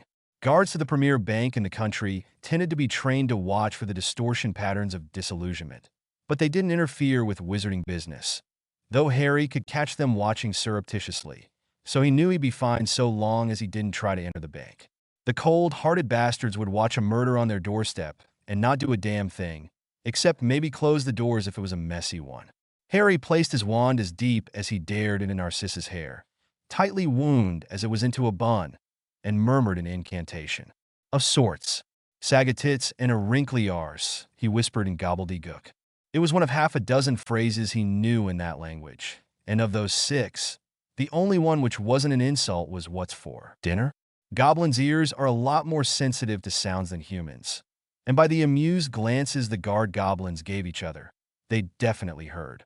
Being magical creatures, they were more sensitive to magic as well, although Harry'd bet his left canute that neither of them knew what he'd done. They'd guess a glamour or charm of some kind, and laugh about it over their after-shift tankards of goblin ale. Harry had developed quite a taste for the stuff before he'd learned how it was made. As he had no intention of spending any money today, Harry walked jauntily away from Gringotts and wondered how long it would take his little bit of tinkering to ruin their Feck's life. He was still smirking at his little prank when he reached the magical menagerie. He paused outside, shook his head, and reminded himself of a conclusion that he'd come to a long time ago. Harry wasn't a prankster. He was just a bit of a bastard with a creative streak. The difference was slim, true, but Harry preferred to admit it than hide behind ideas of moral superiority and vengeance. Just like to fuck with people he thought were stupid, annoying, or out to kill him. And he saw nothing wrong with that. Somebody jostled into Harry from behind, almost knocking him over. Harry scowled and reached for his wand, about to hex the imbecile who'd charged into him, but then realized he was standing disillusioned in front of a busy shop's front door, and it was entirely his own fault. But more importantly, the wizard was roughly the size of Vernon Dursley and was blocking the doorway. So Harry compromised by stealing the wizard's hat.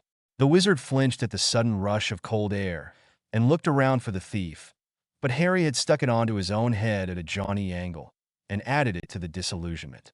He watched for a while as the wizard alternately glared at passers-by and scrutinized the ground in case it had fallen off, but had no success in finding it.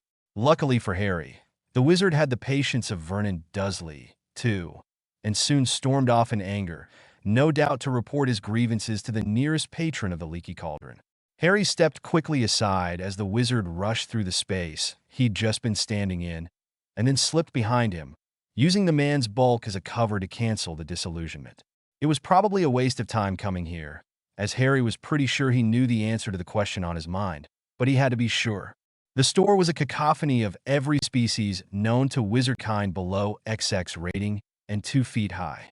He wandered through the maze-like walls of the store, reflecting on its resemblance to a library, should the books be replaced with very loud, very colorful caged beasts. Harry recognized a few of them from potions class, or at least extrapolated what they were from certain parts of their anatomy, which he'd sliced, diced, and crushed all too many times. He tried not to think about which of the creatures in front of him had been shoved down his throat in liquid form. As if by magic, a store clerk popped up at his shoulder, an eager smile on his face. "I see you found our fire crab," he claimed jubilantly. "A rather exquisite specimen, don't you think? They're a protected species, you know. We're the only menagerie in all of Britain allowed to sell them." Harry looked at it dubiously. "This is the last we have in stock, I'm afraid. First day of August is supposed to be delivery day, but those international flues and fire creatures... Oh, and fire crabs can't be imported by just anyone. After all, no they can't. Having grown long used to drowning out all sorts of distracting noises, from the cheering of Quidditch fans to the screams which accompanied a Dementor attack, Harry was well equipped to deal with an overzealous shopkeeper. He gave him a wayward glance and noticed just how forced the smile was. "I wasn't aware that any exceptions were made to the importation of fire crabs, although those are exquisite rubies on its carapace. Quite a profit to be made on those, wouldn't you think?" said Harry, quietly but coldly, as if to himself. "Oh no, this is a beautiful creature, not just jewelry with a crab underneath. We were ever so lucky to get them. Some kind of ministry contract, but they never gave us the details, only said that they'd finished their project. Sold them to us for a fraction of their worth? I tell you." "Sounds like quite the tale," said Harry dryly. "You have no idea. They try to get used to take on manticores as well." "Manticores? Can you imagine one of the most dangerous magical beasts in a pet store?" The clerk tittered nervously, his eyes roving between the fire crab and Harry. "Good thing I'm not here for a manticore then," said Harry. Indeed. So, for the fire crab, we'd normally ask for 500 galleons, but as the ministry offered us such an excellent bargain, it seems only fair to pass it on to you. How does 350 sound?" Even if Harry had wanted to buy the crab, the clerk had been annoying enough that he'd rather apparate to Fiji and catch his own with a harpoon. "Actually," began Harry, "I'm more interested in snakes." "Oh, okay," the clerk said, disappointment clear in his voice. "The tank over by the south wall. You can't miss it. Next to the tarantulas," he added nastily. Harry chuckled. After not only escaping a colony of acromantula in his second year, but riding one under the imperious curse in a battle with a mob of enraged quintapes, spiders smaller than a house didn't really bother him. He made his way over to the tank and stared into it until one of the snakes met his gaze. "Hello?" he asked speculatively. The snake ignored him and curled around one of the twigs decorating their tank. "Hiss," he tried, expecting nothing. His expectations were fulfilled, and a broad smile split open his face. Nothing. It had worked. Junior's Horcrux was gone. Harry had been afraid that it would transfer over to him. After all, Junior wasn't really dead, just moved around a bit. Into Harry's head. "What are you doing?" demanded the clerk, obviously irate about his wasted spiel about the fire crab and kowtowing onto the idea that Harry was taking the piss. "Just checking if I'm a parcel mouth," he said. The clerk said nothing but stared at him in wide-eyed horror. "Hiss," said Harry again, and the clerk flinched. "Guess I'm not one after all. Who knew?" Harry asked, a cheap grin on his face. The clerk spluttered for a moment, his face turning a rather fetching shade of puce, before pointing his finger at the door. "If you're not here to purchase anything, you can just get out. This is a respectable establishment." "Sure thing," said Harry, doing exactly as he was told and walking straight out of the for the part when he grabbed a bag of doggy treats for Sirius from the counter and disapparated before the clerk could protest. Although Harry had intended to return to Privet Drive, he was all too aware of Skeeter's tracking charm, still stuck to his hand like Snape's eyes to his mother's arse. Harry shivered at the mental image accidentally stolen during a legilimency training session. Since Privet Drive was out of bounds, no love lost there, Harry had apparat to Hogsmeade.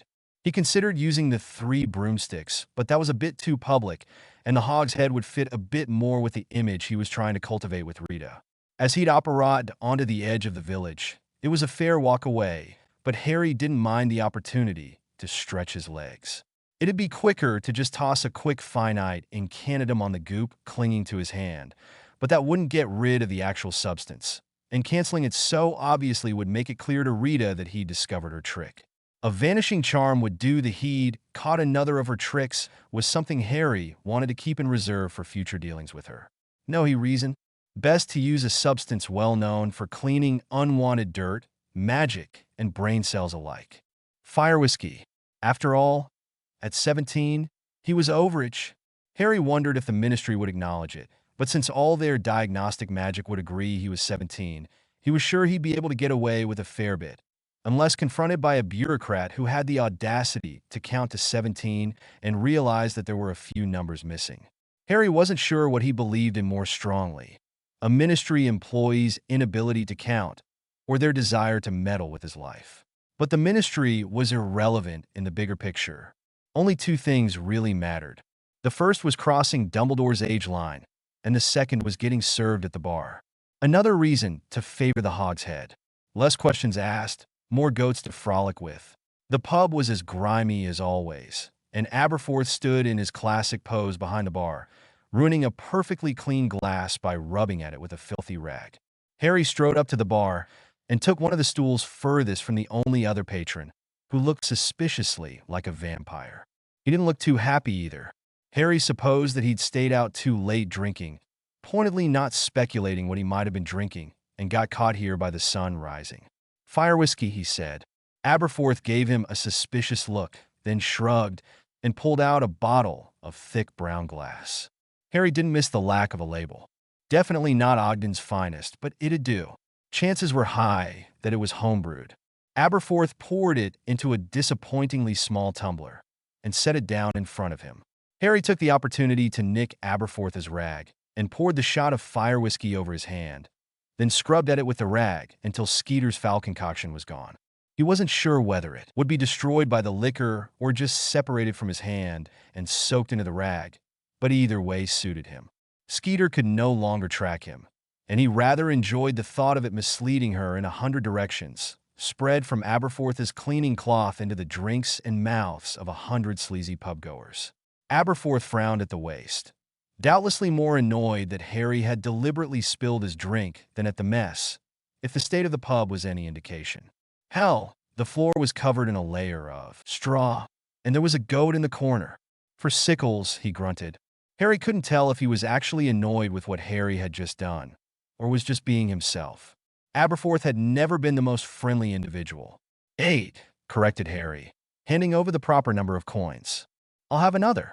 Aberforth gave him a suspicious look and made no move to refill Harry's now empty shot glass. To drink this time. Got something foul on my hand at the apothecary, Harry explained. Either his lie was good enough, or Aberforth just didn't give a shit, but the bartender topped up his glass regardless and swept up the pile of sickles. Harry knocked it back in one go and grimaced. That's right, he remembered.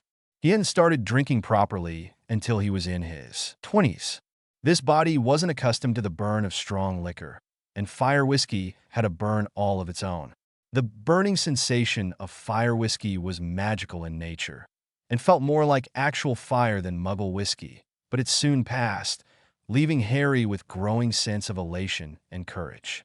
Not that he needed any help in the bravery department, but the nice little mood booster was a welcome addition. Harry sat at the bar for a while, occasionally ordering other drinks to prevent Aberforth from kicking him out for loitering. The weight made by his bag of doggy treats in the pocket of his robes was a constant reminder of Sirius. He had no idea where on earth to find his godfather, though he remembered that he'd been out of the country at the time. Trying to think back as the summer before his 4th year at Hogwarts, Harry remembered tropical birds delivering all of Sirius' letters. Obviously, the old dog was recuperating from his time in Azkaban and enjoying some sun after 12 years with nothing but dementors to warm his cell. He tried thinking back to that time to see if there were any clues in the letters as to how he could find Sirius. A side effect of the time travel was that he hadn't truly killed his younger self. There were two Harry Potter bodies in that moment, but still technically only one Harry Potter. Killing his younger self was just the choice of which one of them would continue to exist, as the method he'd used to transport himself backwards didn't allow for two copies of the same person to exist concurrently. This made it easier to recall his younger years, as he'd essentially absorbed the spirit of his younger self. The memories he was seeking after were closer to the surface, as if he really had experienced them in the last few weeks and not 13 years ago.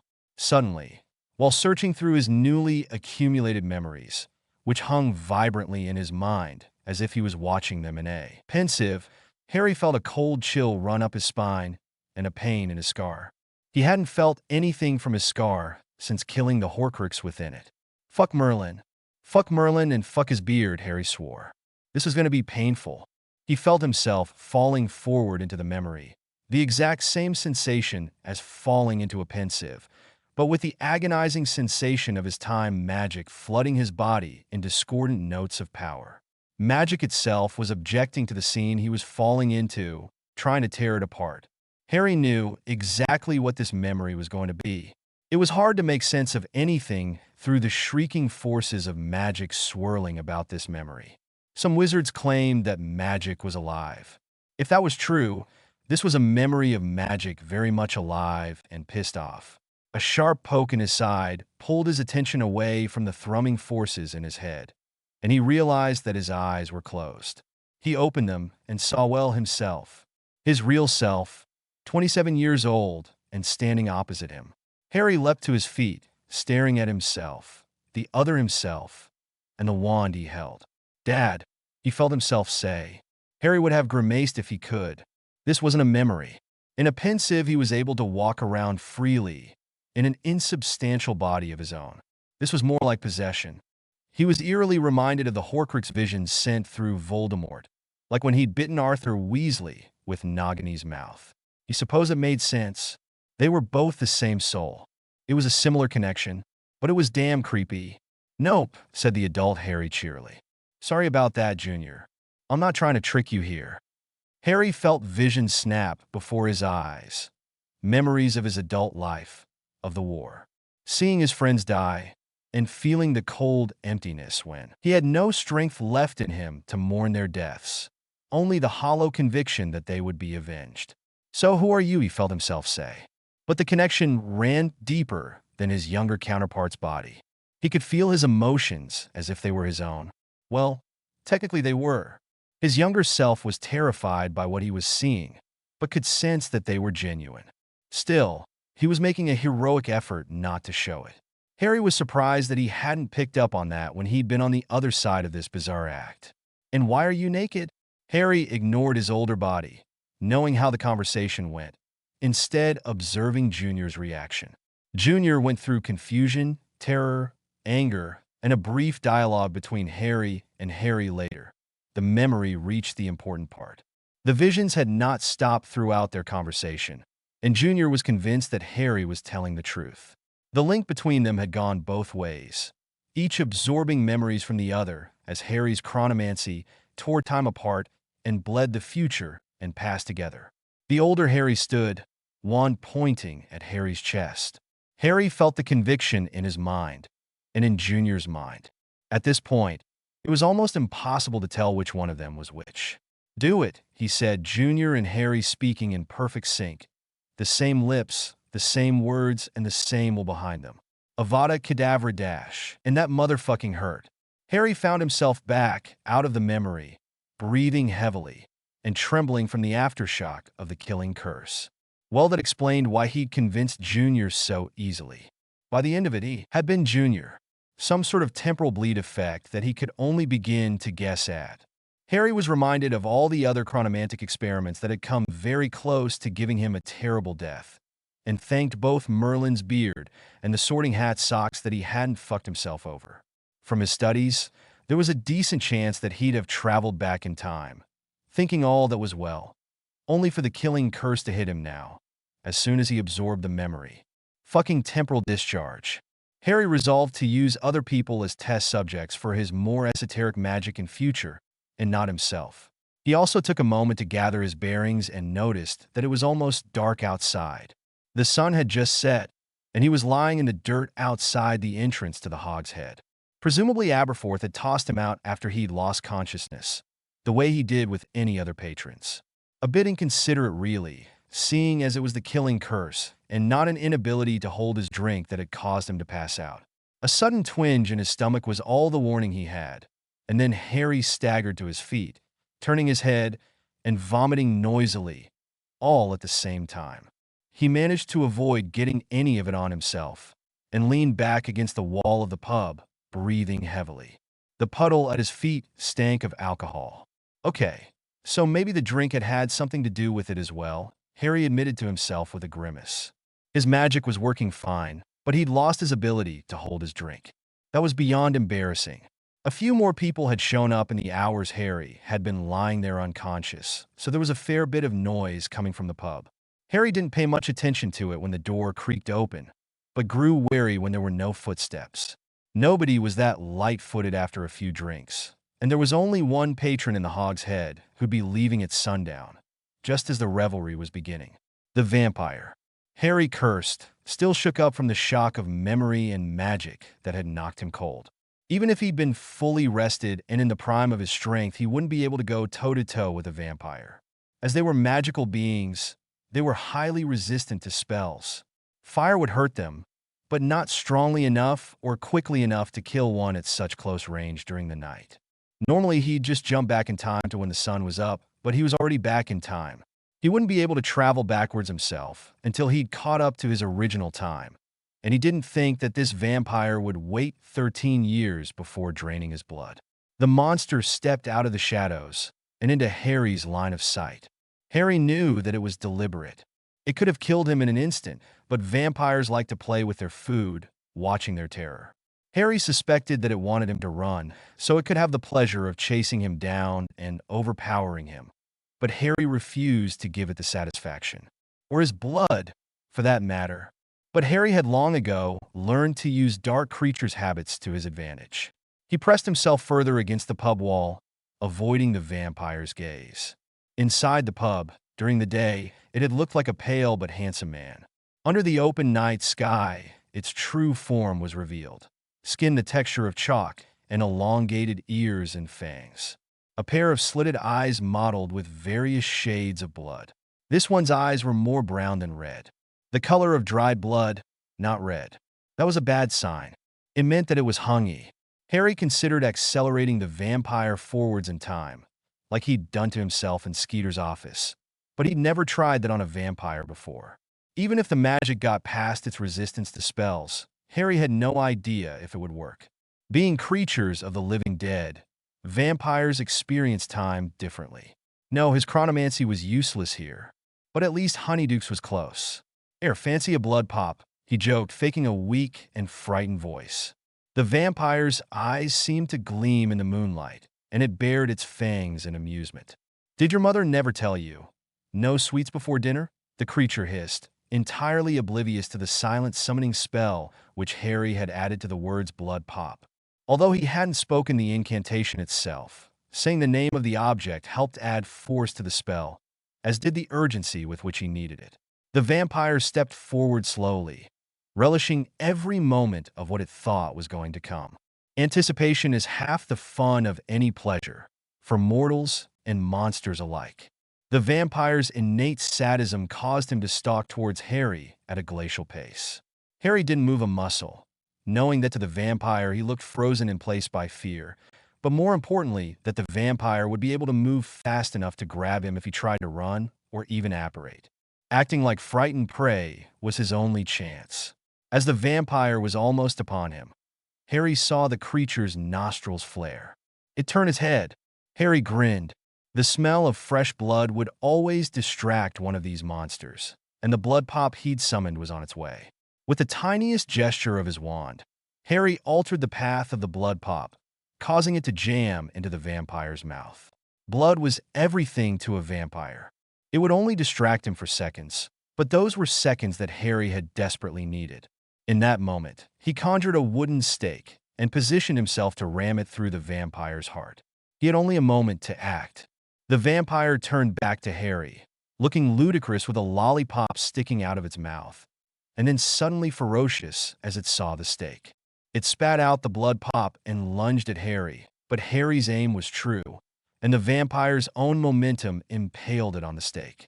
The force of the monster landing on Harry slammed him into the wall, as if he'd been hit by a car, but no fangs broke his skin.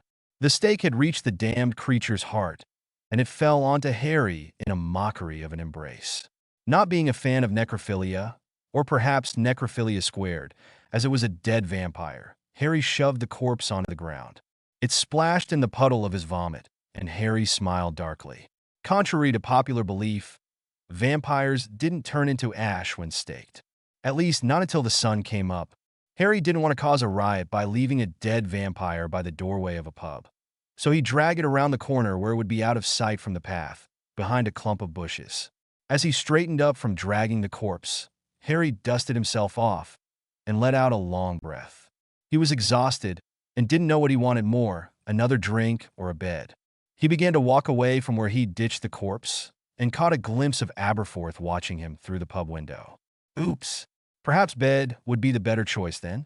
Harry didn't really want to answer any awkward questions and wasn't too sure if Aberforth would serve somebody he'd thrown out only a few hours previously. Harry disapparated, heading back to Privet Drive. He hadn't planned on staying there, but he was too tired to go through the hassle of renting a room elsewhere.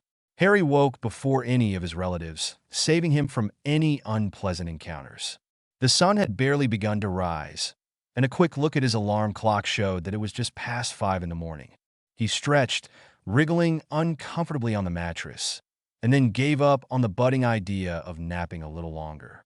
Looking around the room, he was reminded of how happy he'd been to finally move out of Privet Drive despite the terrors that had followed. This time, he had even fewer possessions to pack because he didn't care for most of what his 14-year-old self had owned. He pulled his trunk out from under the bed, opened the lid, and stared inside speculatively. Most of his magical possessions were inside, gathered together out of the Dursley's sight. But even though he was making his entry into the wizarding world early this year, he wasn't planning on using most of it. He intended to buy some decent robes at some point, but was perfectly happy to wander around in transfigured outfits for the near future. Pure Blood sneered on this, saying it was a crass action for impoverished wizards. But Harry had never bought into it, assuming that it was a mix of fashion elitism, brand-name clothing, and the plain fact that even though just about every Hogwarts graduate could conjure a robe, there were a whole load of them who were lacking in the artistry and taste to make good-looking clothing instead of gold-stitched bathrobes. Putting his Hogwarts robes to one side, Harry rifled deeper into his trunk. He had no intention of carrying this giant chest around with him. Even though he could shrink it, it was a waste. He'd learned to make do with even fewer possessions that he had owned growing up. Harry vanished his potion set and all of the textbooks he'd collected over the years. He didn't need to relearn how to do magic and didn't much care for learning history or quotes by rote to get good grades. He hadn't traveled back in time to go to school. After all, it was just a coincidence that the events he was going to be involved in were mainly happening at Hogwarts. After all, Hogwarts was the true heart of Wizarding Britain. Parchment and ink were always useful, so Harry put them with his robes. Deeper in his trunk, he found his invisibility cloak and the Marauder's map. Those were added to the pile. Everything else in his trunk seemed to be old clothes, schoolwork, and other odds and ends that he'd accumulated over the years. He vanished all of it and transfigured the trunk into a much smaller, more manageable bag of soft fabric. But he left the Hogwarts crest on it, out of sentimentality. Hogwarts had always been the place he'd thought of as his true home. After all, he piled everything into his new bag and swung it onto his shoulder. That was much better. Harry began to disapparate away from Privet Drive, but with a resounding crack, split his left leg in half and transported it to the other end of his bedroom. Fuck! He hadn't splinched himself in years. Destination, determination, and deliberation. It had been hammered into him in the apparition exam and refined by years of practice, but in his excitement to leave the Dursley house, he'd been a bit vague about his destination. Apparently not here didn't qualify. In a way, Harry mused he'd gotten off a lot better than most people who suffered splinching. They had to endure agony until the Medi wizards popped up gathering gory jigsaw pieces and reassembling them. Harry just had to hop across the room, trailing blood, and jam his leg back into the stump, muttering a quick charm under his breath. Repairing splinching was a quick reversal of the apparition process, so it was a lot easier than actually reattaching severed body were often easier than the spells themselves, after all, and complex healing spells were notoriously difficult to master, which is why magical healers still use potions above anything else. Their spells were mostly limited to superficial damage and diagnostic charms. All he'd lost in his little slip-up was a bit of blood. Okay, a lot of blood, but it wasn't going to do him any lasting harm. Even a muggle would have recovered from that much blood loss within a week or two. Harry briefly considered vanishing the pool of blood on his bedroom floor, but discarded that thought with a grin. Better to leave a mysterious bloodstain than a goodbye note. Who knows what the Dursleys would think? A mixture of sheer terror and gratitude when he never reappeared, he imagined. Call it a parting gift. This time, Harry paid attention to where he was going to go. Since he had such fond memories of it from the day before, he settled on the Hog's Head. Out of the way, few questions asked, rooms to rent, and he supposed grudgingly he should check on the vampire he'd killed. They were tricky bastards. Crack! Harry appeared around the back of the Hog's Head and found the vampire's body exactly where he'd left it. Yep, still dead. Although technically it had always been, the body was mostly in the shadows of the surrounding foliage, so it was only just starting to char. Harry checked to see if anyone was watching. Aberforth stood a few meters away holding a shovel, so Harry shrugged, knowing that the man had already seen enough damning evidence, and some more wouldn't hurt, and then dragged the vampire out into the full sunlight. Once the full, undiluted force of the solar spectrum hit the vampire's chalky flesh, it burst into bluish-gray flames, quickly disintegrating into a pile of ash. Harry considered scooping it up, as vampire dust was a potent potion ingredient, but he neither needed the money or the hassle of dealing with the crooked apothecaries in Nocturne Alley just yet. Instead, Harry left it where it was.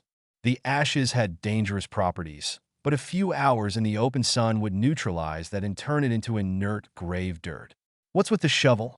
asked Harry, turning to Aberforth, who wore a taciturn, almost unreadable expression. Harry was good at reading people, thanks in no small part due to his dabbling in mind magics, but all he could get from Aberforth was that the man was trying to read Harry in turn. Fair enough, he figured. The two men stared each other down for a bit, both carefully not looking curious about the other. "Tidying up your mess," said Aberforth, in low tones that bordered on unfriendly. "Didn't need a shovel for that," said Harry, wiping his hands on his robes. The touch of a vampire was clammy at the best of times, and this fellow had gone rather crispy. Harry didn't want any flakes of burnt skin clinging to his hands.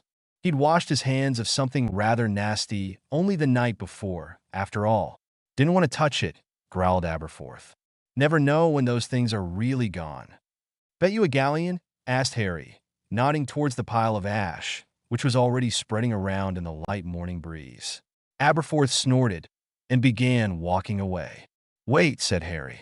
Aberforth stopped moving, but didn't turn around. "I need a room for a few weeks. What are your rates?"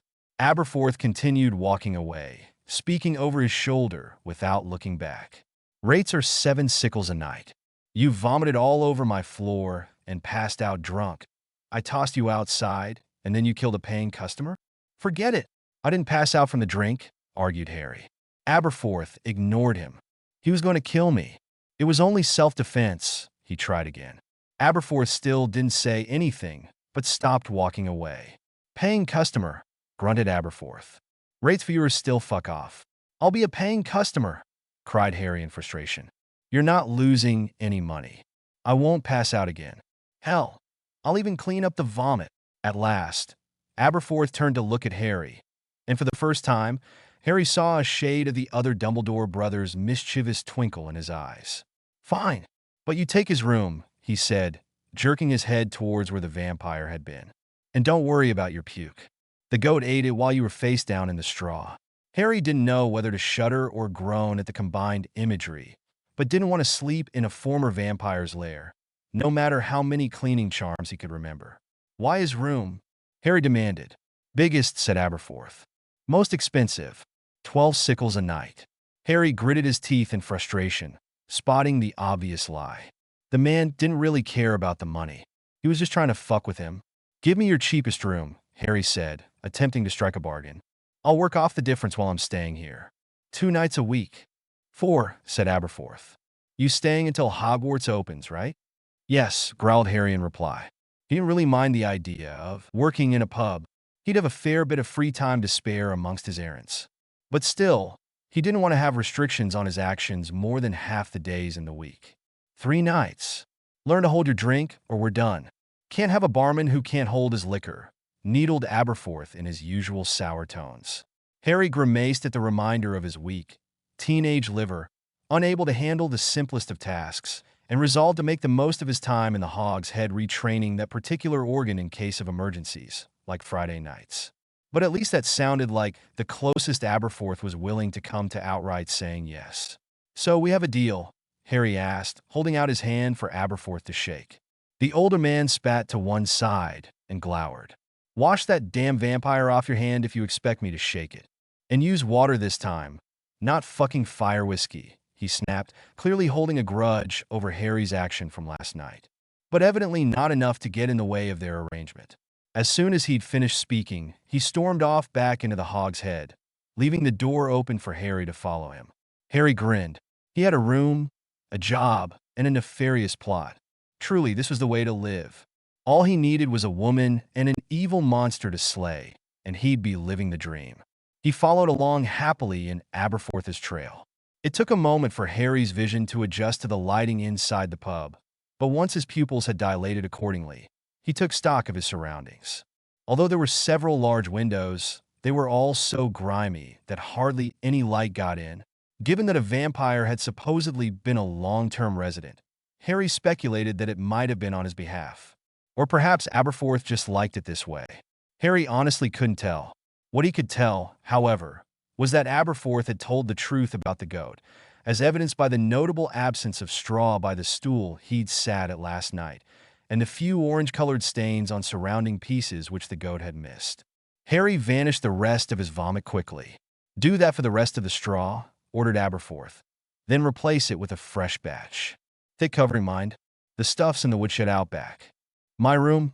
asked Harry, raising an eyebrow. "Oh, right," said Aberforth, seemingly having forgotten already.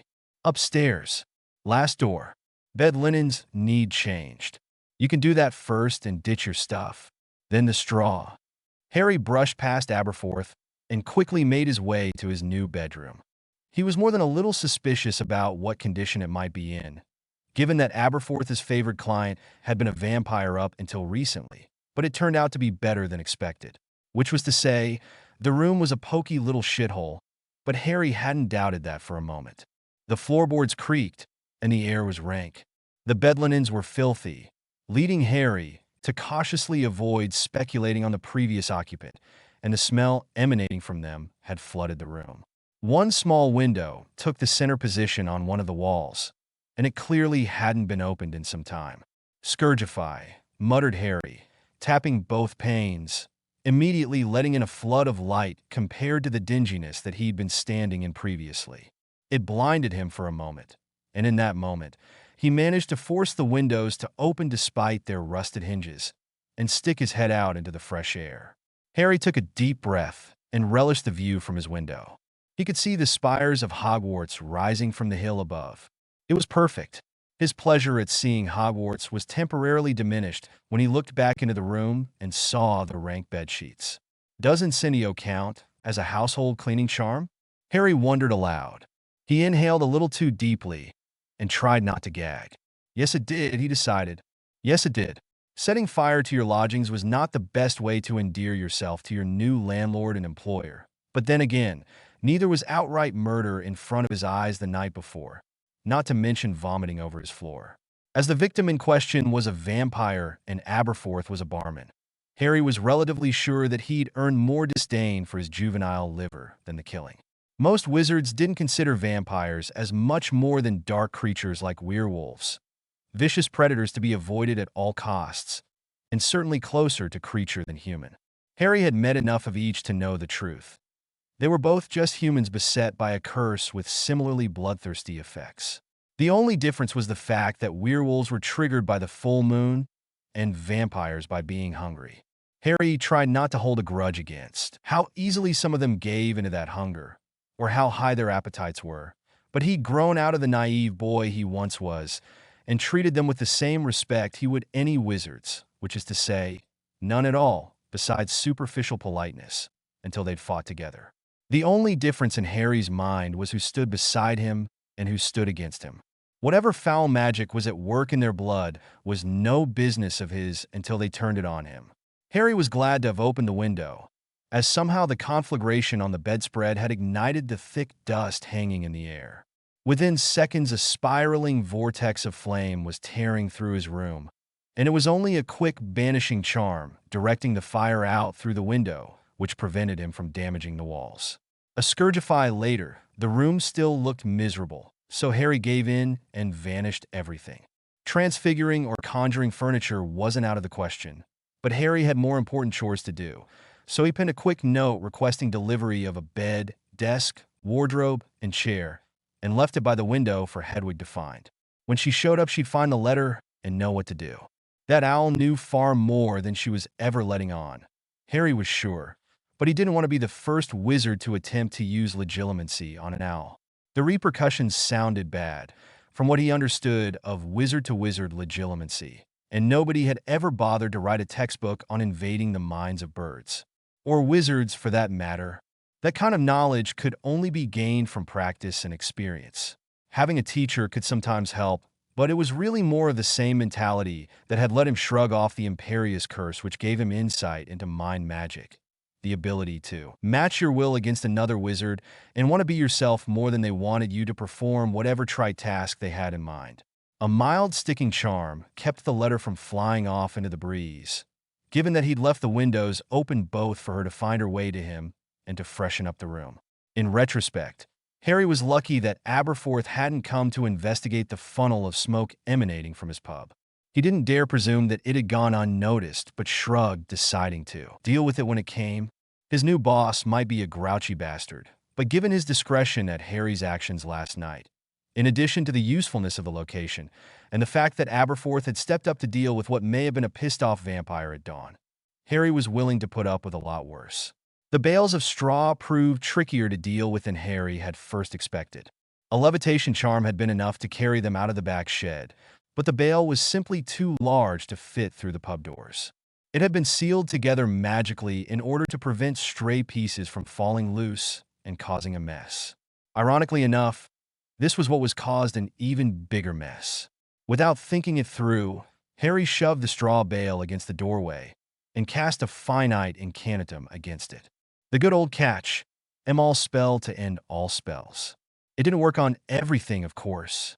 Nothing enchanted or ensorcelled, or the lingering damage caused by spells which continued to progress, such as the hex which Malfoy had struck Hermione with, causing her teeth to swell abnormally. The finite stopped them from growing further, but it took Madame Pomfrey's special attentions to make the harm inflicted go into a state of regression. Any adult wizard could have dealt with it. Certainly Snape, who had been present, could have done so, but he'd chosen to send Hermione off to the hospital wing with a scathing insult instead of helping her. The thought made Harry wince at the thought of a reunion with Snape, as he would be at this point in time. Miserable, petty bastard that he was, regardless of all the good he had done.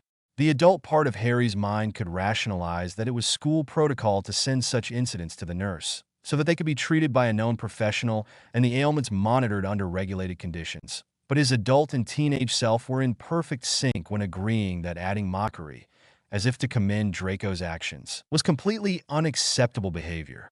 For the sake of his current friends and the future ally of necessity that Severus had become, Harry resolved to break the greasy bastard of his worst habits by the end of the year, even if he had to hit him with a cheering charm every morning. But Harry pulled himself out of his memories, a habit he had begun to fall into all too often since his return to the past.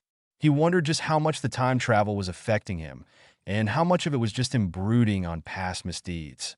No matter. He looked back at where the straw bale had been and groaned.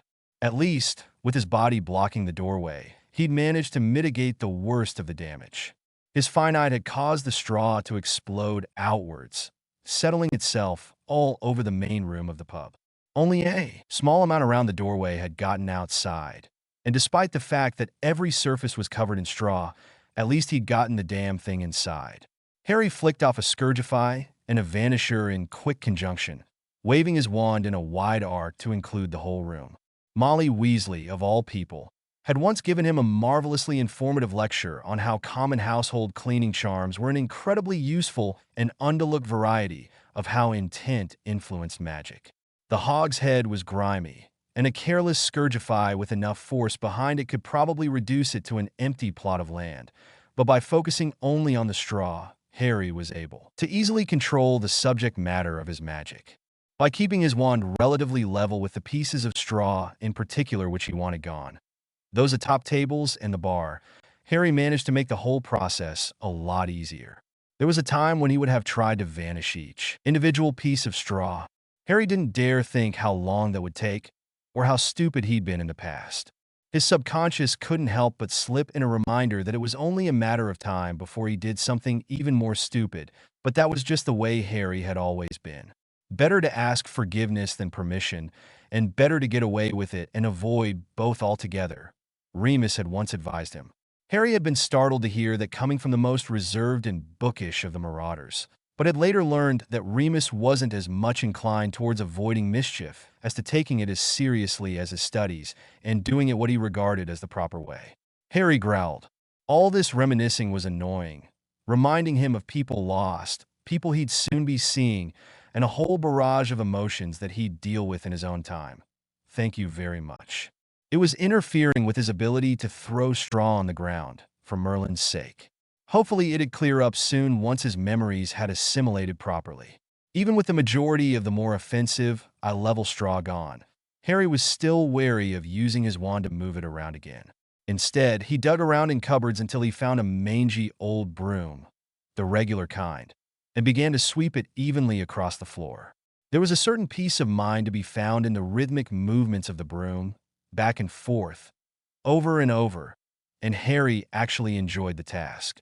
While hardly tasking, there was nothing wrong with a bit of good old-fashioned menial labor to keep your mind off things. It was almost a meditation.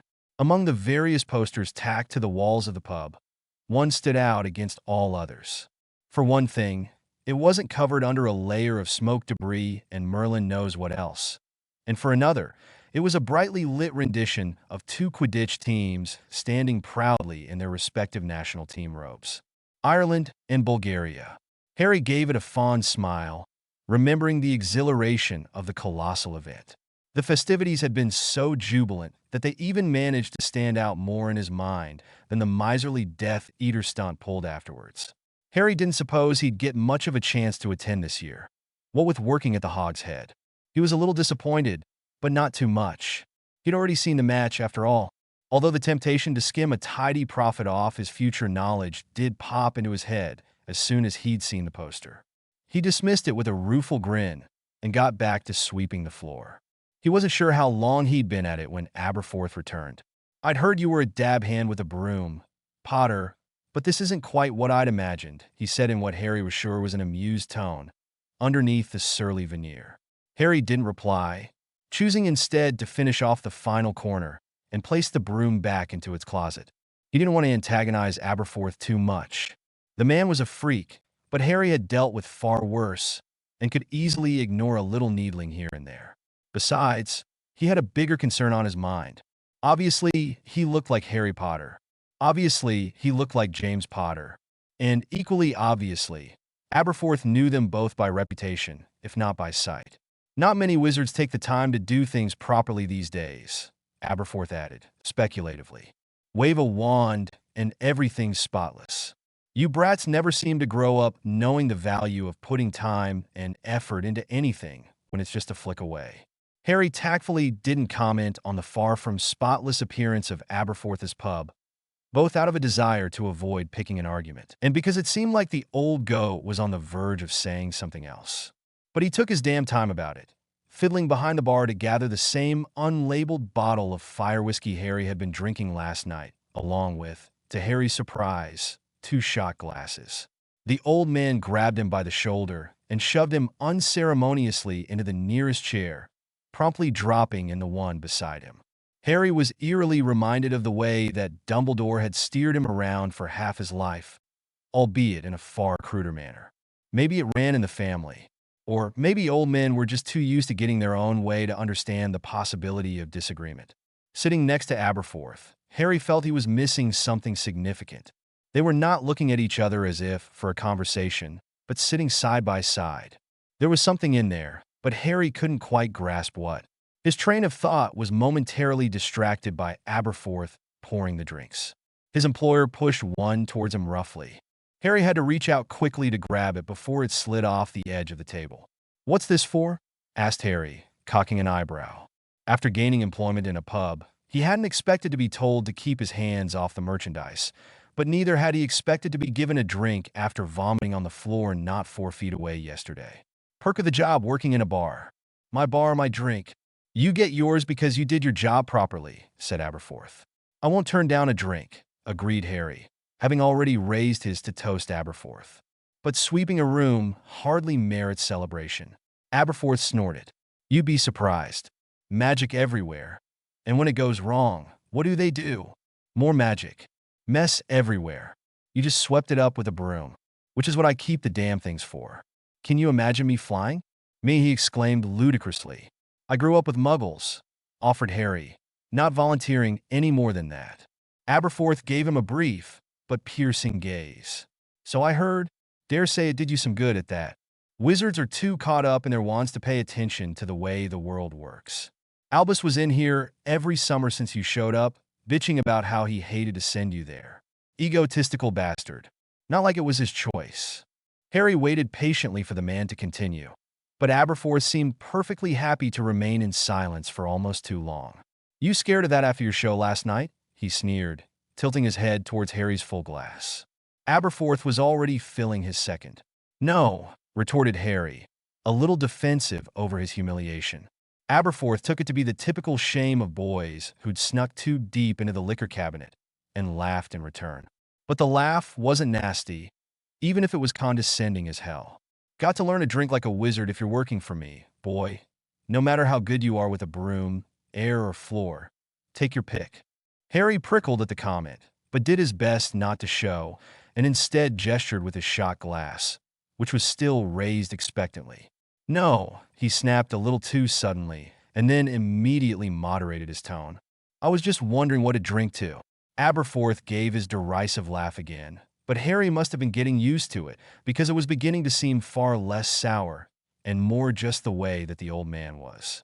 Perhaps a deliberate opposite to the other Dumbledore's lofty airs of genial benevolence. We don't do fancy toasts in here, boy, but I'll give you an exception this one time. Same reason I'm giving you the drink. Reward for a job done properly. Harry stared incredulously at the man for a moment, but then thought fuck this and knocked back the alcohol. For sweeping your floor? He asked, the burn of fire whiskey helping to add a little more snap to his retort. No, you little shit for the vampire. I thought you weren't too happy about losing such a high-paying customer, said Harry, torn between confusion and anger, and settling for typical teenage belligerence. I wasn't too happy about having a vampire hanging around so long either. You cost me some money, are going to pay me back for the lost silver with whatever work needs doing around here. I can't handle myself. And did me a favor besides. Harry mused that over for a bit. He'd known Aberforth had come out on top in that bargain, but now he was speculating just how much it had been by. Maybe he'd have to call in that favor one day and find out, but in the meantime, he just shrugged. Didn't fancy dying that night, Harry said, matter-of-factly. Sure, plenty of wizards can kill a vampire, though not many when passed out blind drunk and at night. That was quick thinking. Creative, too. I got lucky, said Harry, entirely honestly. Or unlucky. Or one after the other my whole damn life. That's life, Potter. Don't bitch about it, snapped Aberforth, although there was no real malice in his voice. He was already pouring them another glass. But that's not the point. You came back in the morning and dealt with its corpse. Made sure it wasn't going to wake up half dead, delirious, and wrapped around the nearest throat it could find. Like I said about the brooms, doing things properly. It's what matters. Aberforth said with emphasis, finishing what must have been at least his fifth shot. Harry noted with some relief, given the time of day, that Aberforth was stoppering the bottle. He savored his final swallow of fire whiskey with a bit more pleasure than the others, having finally begun to regain his old acquired taste for it. So that's why you gave me the job? Harry mused. Aberforth chuckled beside him, and then used Harry's shoulder to push himself up off the chair, nearly sending Harry careening into the floor. He was deceptively strong for his age. Must be a wizard thing, Harry speculated. Partly. 3 reasons. I was thinking of hiring someone to take on some of the work. You made a twat of yourself, then dealt with it appropriately. Useful trait in new staff. And life. Aberforth snorted, yet again. But mostly I thought it would piss the hell out of Albus if I found out what the fuck you're up to all of a sudden before he did. Harry stared at the man, incredulous once again. They may be brothers, but he was well aware of the gulf in social and magical ability between Albus and Aberforth. So how do you think you can solve a magical mystery sooner than Albus Dumbledore? Honestly, asked Aberforth, deadly serious. Harry met him eye for eye. The one solution he'd never consider, said Aberforth. Albus has always been brilliant with his plans and machinations, and politicking doublespeak, that doesn't mean shit. I'm sure he'd catch you in the act as usual, and you'd confess everything. But, asked Harry, I was just going to ask. The 2 men stared at each other for a moment, before breaking into uproarious laughter. As always, criticisms and questions are welcomed through the easy review system, and I'll do my best to reply to all of you. If any of you have asked an explicit question and not received an answer, contact me by review or PM reminding me of the question, and I'll get back to you ASAP. Knowing that there are others out there who are interested in this story are a huge part of what keeps it alive. Thank you for reading. I hope you've enjoyed our journey so far. Things are only going to get more involved from here on out. Potter, shouted Aberforth. It was the 5th time since about 7 in the morning, and the intervals grew shorter with every bellow. Harry groaned and rolled over on his new bed. It was brand new. Harry had never slept in a brand new bed before. Surely it needed worn in to get accustomed to its job. So Harry had endeavored to spend as much time as possible asleep in it. He had promised not to hex his employer, so instead he conjured a teddy bear and tore it to shreds with a growl bombarda. Soft white stuffing floating all around was actually a rather soothing image to wake up to. It cheered Harry up about half as much as exploding a teddy bear had, so he finally relented to Aberforth's demanding shouts and staggered downstairs. What did I ask you last night, Aberforth? Harry asked in an extremely aggravated voice. Aberforth glared at him from the table he was sitting at and slapped his copy of the Daily Prophet onto its sticky surface. You asked me if I was fucking my goat, Aberforth snarled. 4 times. In front of customers. What? Asked Harry, bewildered. The previous night was a bit hazy. He'd been staying at the Hog's Head for about a week now, and was regularly subjected to what Aberforth called learning on the job and Harry called attempting to best his patrons in the calculation of their chance and alcohol consumption. In Aberforth's eyes, the barman must be as drunk as the average man in the pub in order to properly understand his clientele and cater to their demands, yet also capable of handling 6 customers' orders at once, work out their change correctly, and beat the snot out of them if they bickered too much about it. Old Harry could have handled it. Last night, Harry could not, and this morning, Harry couldn't recall ever accusing Aberforth of doing anything to poor Betsy. All right then, spat Aberforth. Keep your semantics. You asked me 3 times, shortchanged Mundungus Fletcher by half a galleon, and threatened to bar him for life if he argued, had another drink, and then shouted that I was a liar and demanded that I confess in front of the Hog's Head Wisingamot Division to be tried for my crimes. Despite the volume and anger of Aberforth's little tirade, Harry could see him struggling to stop the edges of his lips quirking up into a smile. Aberforth tried to pick up his copy of the Daily Prophet. It resisted for a moment, then gave way with a ripping sound. Part of the back page was stuck to the table. Harry wished for the 100th time that Aberforth would let him charm the tables to be moisture repellent, but the 2 of them were matched in stubbornness. I'd fire you on the spot, mused Aberforth, his pretense at anger gone, and replaced with an odd expression. But I've never seen anyone do business with Fletcher and come away with more money than when they started. The little bastard gets mugged on purpose, so he can pick the mugger's pockets. Did you know? Harry was slightly concerned by how close Aberforth's tones were to respect, because he knew that it wasn't directed at Harry bettering a crook, but rather awe at the depth of Fletcher's petty criminal activities. Suddenly, Aberforth turned his attention fully back to Harry, curiosity in his eyes. "Anyway, Potter," began Aberforth. "Anyway, Aberforth," interrupted Harry. "You still haven't answered my question. What else did I ask you last night?" "What?" "Oh, don't call you Potter. Have it your way, boy." "No, you goat fucking cadaver." "To call me Harry," said Harry, insistently as he walked across the room, attempting to make his way to the kitchen in the back room. Since he was awake, he figured that he may as well make some breakfast. "Don't be absurd. We're not friends. I'm a century older than you." "It'd be ridiculous," replied Aberforth, trying in vain to peel the last page of the Prophet off his table. Harry snorted. "If you're not my friend, what are you?" he asked. Despite the constant bickering and abuse thrown both ways, an easy if temperamental camaraderie had grown between the two men. Harry imagined that it stemmed from the fact that neither of them gave a shit about petty insults, and that each of them gave as good as they got. Aberforth shrugged. "Your role model," he answered. "What?" exclaimed Harry in a burst of shocked laughter. "I'm not being your fucking hero, Potter. Role model is as high as I'm willing to go." "No more bargaining," said Aberforth flatly, turning back to his paper. Harry made a muted noise of disbelief and elected not to reply, carrying on towards the kitchen, where the promise of bacon and eggs waited. Aberforth grabbed his arm as he passed. Harry groaned. The old bastard had an iron grip, if iron could be a bit wrinkly. A corrugated iron grip, perhaps, which he wasn't letting go. "What now, Dumbledore?" asked Harry sarcastically. Aberforth actually punched him in the gut, although not very hard. "I told you never to fucking call me that again," he snapped. "Can you spell hypocrite?" "I bet Dumbledore can," taunted Harry. "Fuck off, Potter. Know why I've been shouting myself hoarse, trying to get your lazy arse down here?" "Because you're a bastard?" asked Harry, much more interested in his bacon than whatever tedious chore that Aberforth couldn't be bothered to do might be. "No." "This," said Aberforth, pointing to an article in the Daily Prophet. Harry caught a glimpse of the headline. "Boy WH lived taken to Mungo's isolation ward after Time Turner. Tragedy."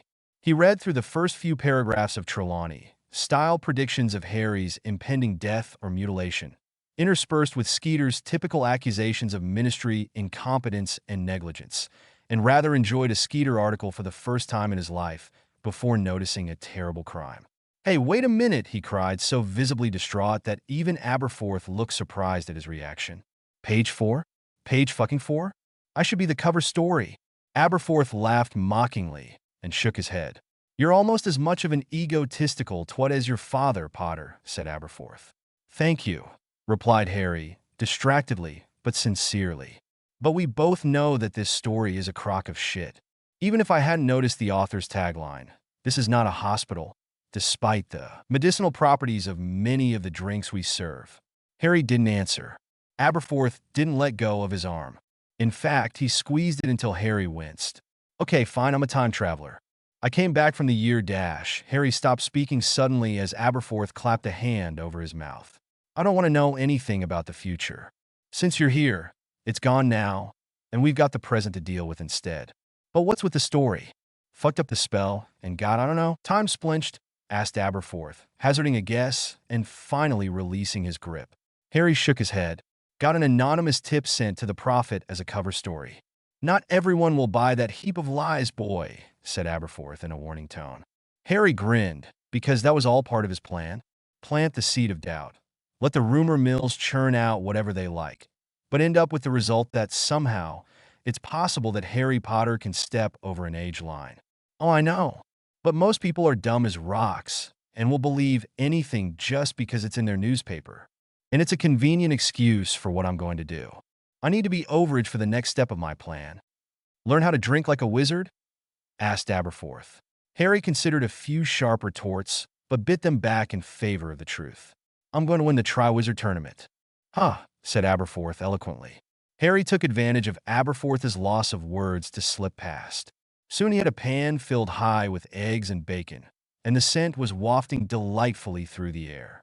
Harry wondered whether it was the smell of bacon or the newspaper article which had caused Aberforth to follow him into the kitchen. "Hungry?" asked Harry. "I know you usually stick to a liquid diet, but bacon is good for hangovers. Hell, food in general is good for hangovers." "I don't have a hangover, Potter," grumbled Aberforth. "I do. And if you're in a good mood after eating a decent breakfast, you're less likely to make my head throb any worse than it already is," said Harry. "All right then, I'll make you a deal. You make breakfast and milk Betsy when you've eaten, and I'll let you explain to me what the fuck you're planning to do now that you're back in the present." Harry turned the bacon, careful not to jostle the eggs, and split the runny yolk open.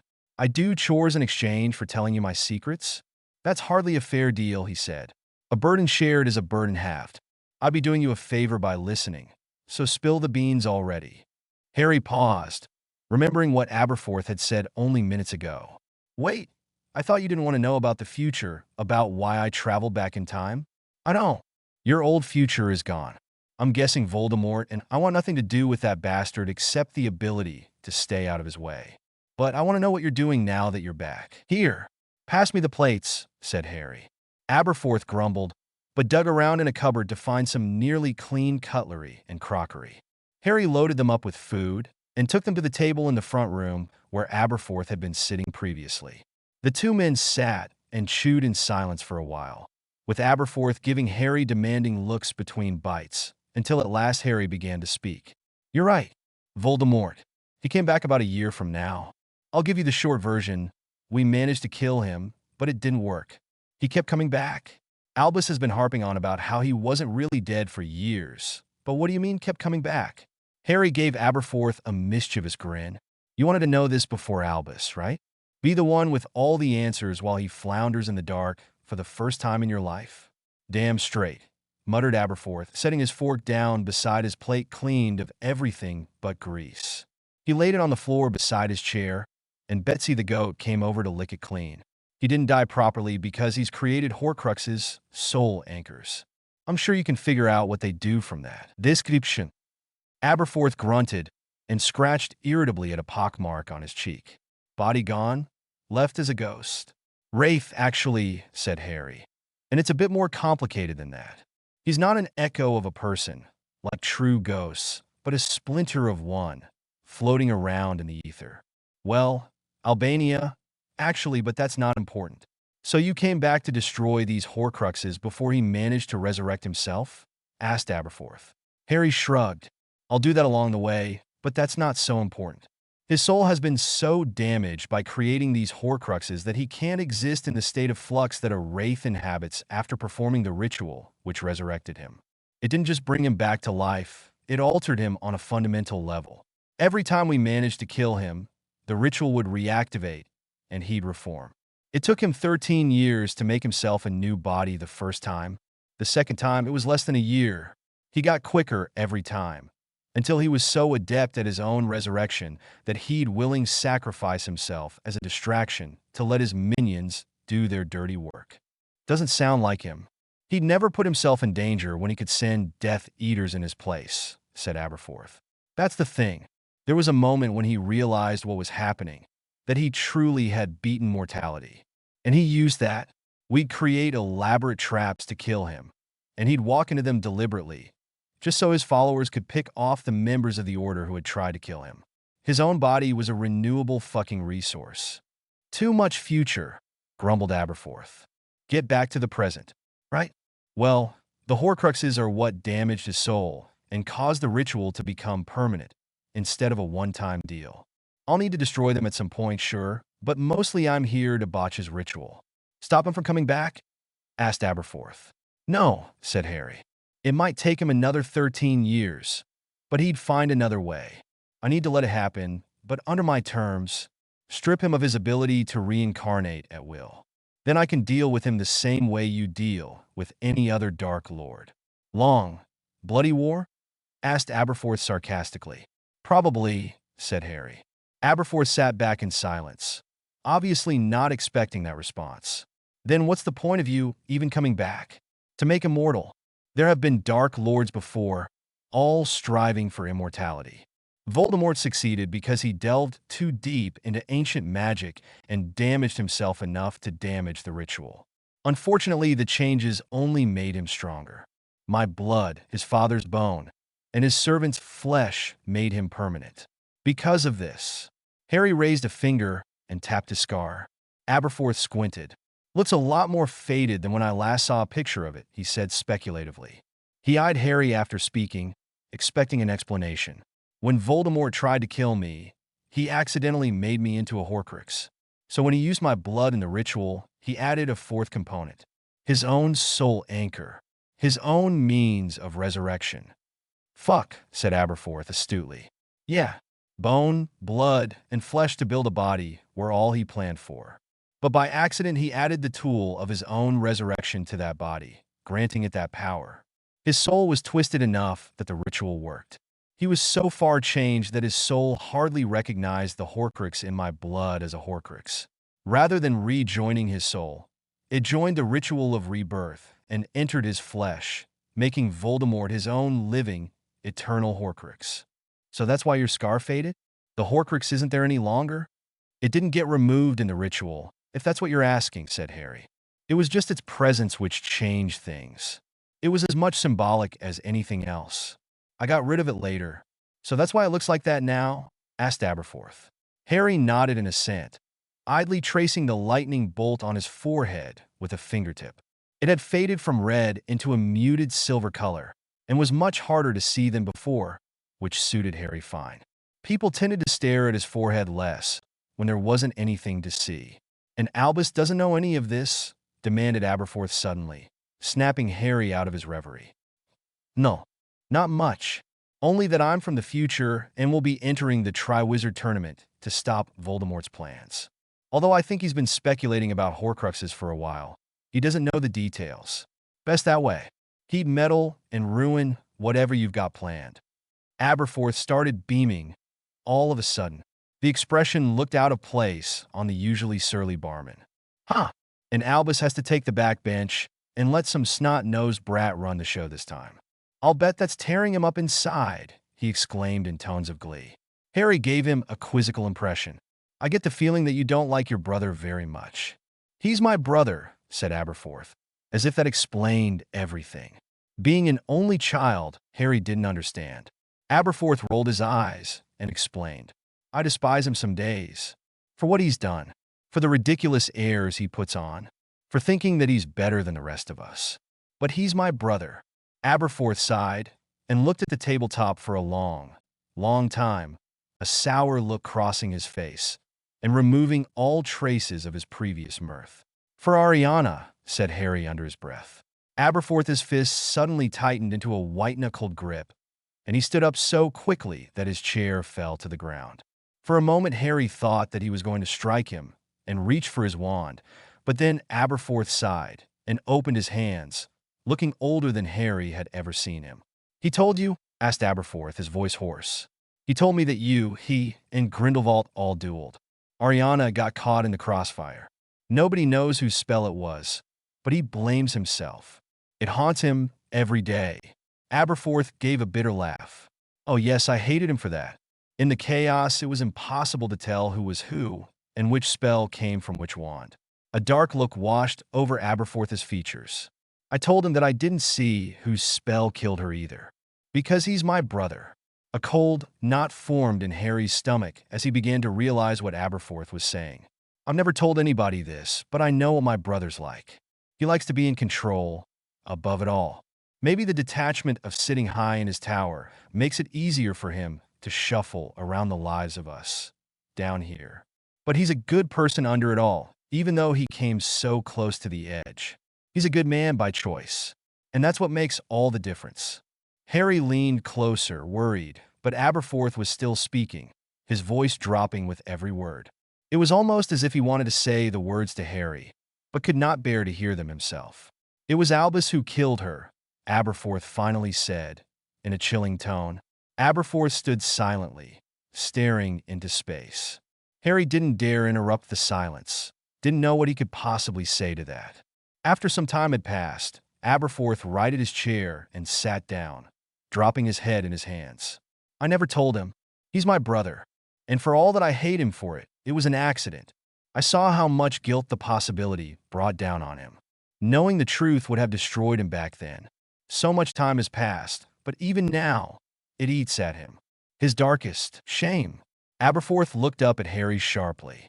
Nobody knows this, but if Albus goes too far, if he tries to stop you, and you have no choice but to force your will on a man who never backs down. Aberforth trailed off, looking miserable. He doesn't fear death or threats. He's too powerful to be swayed by force, and too convinced of his own brilliance to listen to the logic of others when he's already made up his mind, he said. Aberforth gritted his teeth and glared, biting out every word. Albus killed Ariana.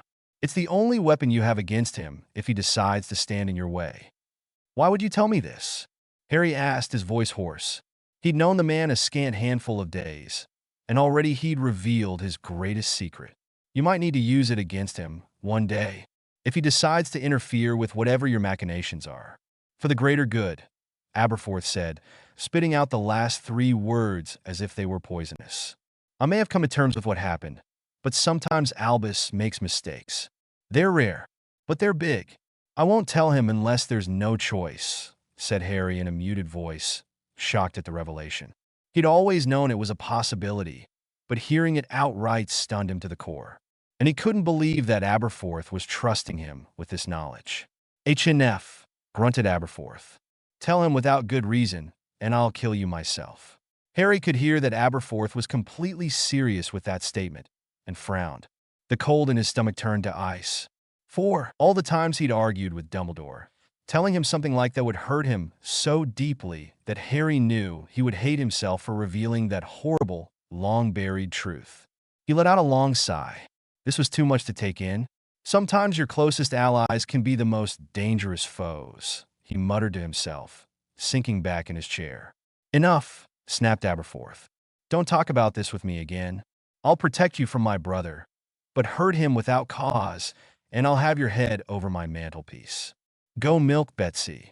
Aberforth stormed away, leaving Harry feeling more confused than ever. He'd feared that Dumbledore would get in the way of his plans, but had never thought that he might have to bring up so old and deep a wound to stop him from interfering. Harry sighed. Aberforth was right. Dumbledore meant well, but was too used to doing things his way, and only his way. He'd lived too long with nobody willing and able to stand against him as an equal. By greeting Dumbledore as an old friend, Harry had hoped to instill a deeper level of trust from the onset, pretending that he'd been closer to Albus than they had actually been. His plan had been to reinvigorate a close friendship from the future that was entirely fictional, but he'd always known it could fall apart at any moment if Dumbledore saw through it, or simply not be enough, if Dumbledore was too convinced in his own actions to give Harry free rein. Fuck, said Harry and slammed his head into the table. This was worse than the hangover. At least in Aberforth, he had found perhaps the only other person who understood Dumbledore properly. A good man who makes terrible mistakes. Determined not to think about it for the time being, Harry chose to distract himself with the chores required to keep the hog's head in shape, beginning with the one Aberforth had just given him. Come on, Betsy, he said.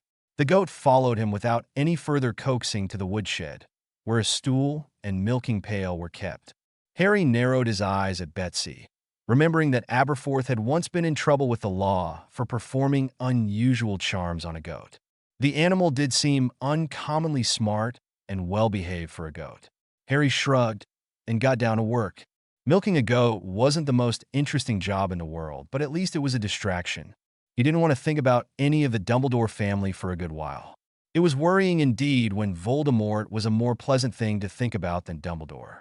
As he'd said to Aberforth, Harry did intend to destroy the Horcruxes. They were a low priority compared to interfering with the ritual, but would need to be dealt with at some point. The scar and diary were already dead. Nagini had yet to be created. Rowena's diadem could be dealt with once Harry was inside Hogwarts, and he'd need to get in touch with Sirius to get to Salazar's locket. The cup of Helga Hufflepuff would be the most difficult to reach, and Harry was worried about how to deal with the withering curse on Marvolo Gaunt's ring. Harry grimaced. Perhaps it would be best to destroy the Horcruxes before the ritual happened, just in case. That way he wouldn't risk Voldemort moving them to more secure locations. The problem was that he wanted to salvage the artifacts without destroying them. He thought he had an idea for doing that, but it would be difficult and time-consuming to try experimenting on Voldemort's Horcruxes directly, without knowing for sure he had a method that would work. Harry had been thinking about this since before traveling back into the past. He'd even considered making a Horcrux himself, so he could experiment on safe ways to extract the soul fragment. But the idea was repulsive. A practice Horcrux would be ideal, but Harry shuddered at the thought of creating one, though he knew the process inside out. But surely Voldemort wasn't the only one out there afraid of death and willing to commit murder for immortality. It would be a dangerous road to travel, but perhaps there would be a way for Harry to get his hands on a practice Horcrux, after all. It was an ugly thought, but Harry had done terrible things before in the war against Voldemort. Harry grimaced. He'd deal with it later. There was time, and if he had to destroy the Founder's artifacts, then that was just how it would have to be. Better that than Voldemort's spirit roaming free, even in his weakened state. Betsy bleated, and Harry was shaken loose from his thoughts. The pail was almost full. He picked it up and began to carry it towards the icebox in the kitchen. He realized he'd forgotten to open the door for Betsy and took a step back towards the woodshed to free her when she appeared in front of him with a pop. Harry took a step back in surprise, drawing his wand. Betsy just bleated at him again in an annoyed tone and walked off. There was definitely something off with that goat, and that pop had sounded very familiar, but Harry couldn't think when he'd heard it before. He ditched the pail into the icebox and set about his daily chores. It didn't take long, even without the aid of magic. Although Harry could do it in a fraction of the time with his wand, he found himself agreeing with Aberforth. There was a simple pleasure in doing things yourself, even cleaning. Weeks later, Harry woke up from a lovely, relaxing, and altogether dreamless sleep, only to turn to face the calendar pinned to his wall. Today's date was circled in red. August the 23rd. Harry's good mood immediately fell away. This was supposed to be the night he woke up in pain before dawn, having dreamt of Voldemort. The first touch of their bond through the Horcrux. Harry rubbed his scar absently and sighed. Well, that proved it was definitely gone, but for some reason he'd expected the dream anyway. He lay back in bed, deciding to sleep some more, when something impacted against his window with a soft thump. Harry pushed open the shutters, and then the window, seeing nothing outside. Suddenly, a tiny owl darted in, chirping excitedly. Hedwig hooted disdainfully at the smaller owl and turned back to cleaning her feathers. Harry smiled, recognizing the pygmy owl. Harry, Dad got the tickets. Ireland versus Bulgaria, Monday night. Mum's writing to the Muggles to ask you to stay. They might already have the letter. I don't know how fast Muggle Post is. Thought I'd send this with Pig anyway. We're coming for you whether the Muggles like it or not. You can't miss the World Cup. Only Mum and Dad reckon it's better if we pretend to ask their permission first. If they say yes, send Pig back with your answer pronto, and we'll come and get you at 5 o'clock on Sunday. If they say no, send Pig back pronto, and we'll come and get you at 5 o'clock on Sunday anyway. Hermione's arriving this afternoon. Percy's started work, the Department of International Magical Cooperation. Don't mention anything about abroad while you're here, unless you want the pants bored off you. See you soon, Ron. Harry laughed aloud and stole an owl treat from Hedwig's tray to give to Ginny's tiny, hyperactive owl. He could fondly remember the letter sent by Molly Weasley, covered in 100 stamps, asking the Dursleys' permission to take him to the cup. He still hadn't decided whether he was going to attend the match or not, but the Weasleys' invitation was still a welcome sight. He took the letter with him and went to find Aberforth. When he couldn't find the old codger at first, Harry assumed he was still in bed, but eventually he found the older man chopping firewood out by the back door. "Didn't you say you're closing the pub for a few nights?" asked Harry. "Right," grunted Aberforth between swings. "Half the wizarding world is off to the Quidditch World Cup. I'd wager everyone who couldn't get a ticket would be eager to drown their sorrows on that night and buy enough to make up for the missing customers," teased Harry. "Right," agreed Aberforth. "So why are you closing the pub? Isn't it obvious?" "I'm going," said Aberforth, dropping his wood axe on the floor and turning to watch Harry. "What's your point? If you're after tickets, you know Fletcher's got his grubby little hands on some he's looking to sell. He's been flogging them in here all week." That struck Harry as odd. Aberforth didn't seem like the festive type. "Who are you going with?" he asked. "Albus," replied Aberforth. "He gets sent a dozen invitations every time there's a cup. Politicians jostling to get some time to whisper in his ear. He always brings me along to get drunk and belligerent when they become too overbearing, so we can actually have a good time." After the revelation of Ariana's death a fortnight ago, Harry was startled by the prospect of the two brothers going to a Quidditch match together, but he supposed it was ancient history for them, even if the old wound had never healed. Albus even came down to the pub for a drink once or twice a week, so Harry supposed that they must get along to some extent these days. Although he had noticed that Albus' visits had always been conveniently timed to match Harry's nights off, Harry suspected Aberforth was trying to keep him out of Dumbledore's clutches and questions, which was unnecessary, and yet Harry found it oddly endearing. He was growing to like the crotchety bastard, and said bastard seemed to be looking out for him, too. "Take a look at this," said Harry, showing Aberforth Ron's letter. "You going?" he asked, eloquent as always. "I haven't decided yet. Already seen the match, but it was a good one." And then Harry trailed off. Aberforth caught his hesitation. "Something happened there?" "Yeah, and I can't stop it, or it'd set things off track. I need the Death Eater who causes the trouble to think he's got away with it. At least for a little while," said Harry, frustrated. As much as he'd like to capture Barty Crouch Jr. at the Quidditch Cup, he knew that he needed to let events pan out as before until the right moment. He didn't have long to wait, but he needed Crouch to be in Hogwarts so Voldemort would think his plan was progressing as hoped. "Deal with it," said Aberforth callously. "What?" exclaimed Harry. "Sometimes you just have to let things go. Whatever's happening, it doesn't ruin the match, right?" "You said you'd seen it," said Aberforth, puzzling out Harry's words. "That's right. It happened afterwards, when the winners were celebrating," said Harry. "The winners? Come on, Potter, give me the details." "Who won?" demanded Aberforth. Harry gave him a curious expression. "Wouldn't knowing in advance spoil the match?" he asked. "Not if you've got a heavy wager ready to be placed. You traveled back in time for a reason, Potter, and if it wasn't my financial gain, I don't know what it was. All you've done so far is help earn me money by keeping the pub working harder than before, serving customers quicker, and cheating Fletcher out of his change time and time again." Harry grinned. After the drunken night, he couldn't quite remember. He made a bit of a game out of giving Fletcher the wrong change on purpose every time he served the sleazy little crook. To balance things out, he occasionally gave him too much money, so Fletcher kept coming back in the hopes that he'd come out on top in the end. Unfortunately for him, Harry and Aberforth were keeping track carefully of just how much they were robbing from the weaselly little man. It was the same problem every gambler faced. They always come back in the hopes that this time the cards will be in their favor. "What's in it for me?" asked Harry. "Split the winnings?" offered Aberforth. Harry shook his head. "That goes without saying. Sweeten the deal. Tell you what, I'll get Albus home straight after the match for a family reunion nightcap. That way he won't interfere with whatever's going to happen. And 30% of the winnings," Aberforth said, trying to haggle. Harry smiled, knowing that Dumbledore hadn't been involved the first time around, but he didn't object to a little extra gold. And knowing the odds, there'd be a significant sum coming their way after the match. "How much are you betting?" he asked. "100 galleons," said Aberforth. "Double it," said Harry. "All out of your pocket, mind you. I've got great odds for you." "Spill," demanded Aberforth. "Ireland beats Bulgaria 170 to 160, but Bulgaria catches the snitch." Aberforth whistled. "I'll get some decent gold out of a bet that's specific. Whoever you gamble with, make sure it's not Ludo Bagman," Harry warned, remembering Fred and George's extensive attempts at getting their money back. Aberforth snorted. "I'm not an idiot.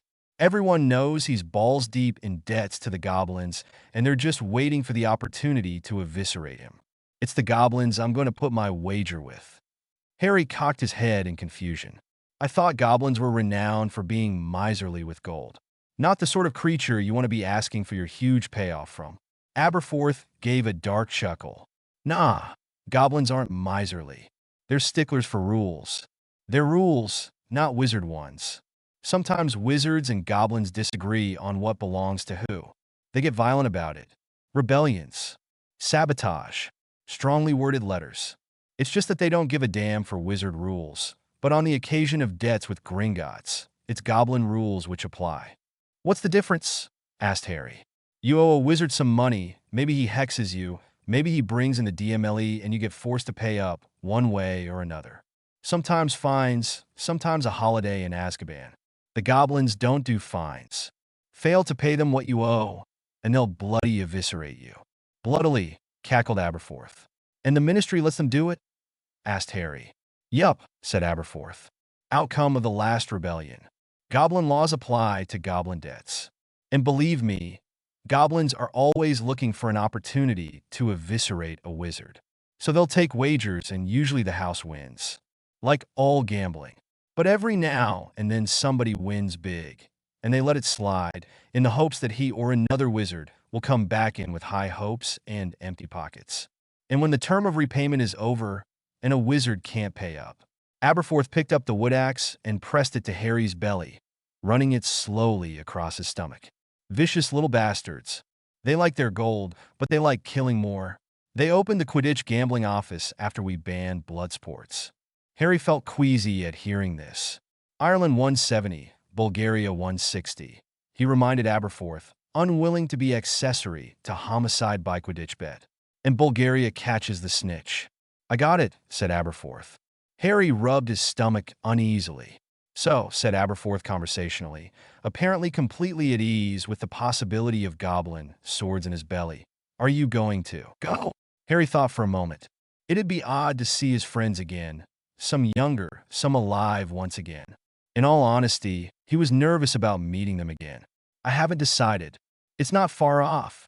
Decide quick, grunted Aberforth, swinging the wood axe back onto a log, splitting it into kindling for the fire. That reminded Harry.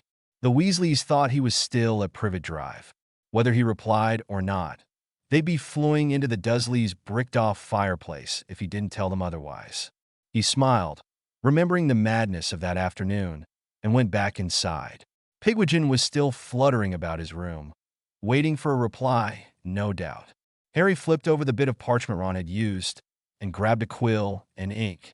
Ron, I'll make my own way to the Burrow. Going to borrow a friend's flu. Same time though, yeah? 5 o'clock, Sunday. Harry, he quickly fastened it to the tiny owl's leg, and the overexcited creature zoomed off with energy that belied its tiny stature. As he watched it disappear, he remembered another overexcitable animal he was rather fond of, and sat down to write him a letter. Sirius was in another country right now, and Harry wasn't sure how long it had taken him to get back to Scotland last time. If he spelled out his intentions in the letter, Sirius might disregard it. So he decided to be as succinct as possible. Sirius, no time to explain. I need you here by Sunday afternoon.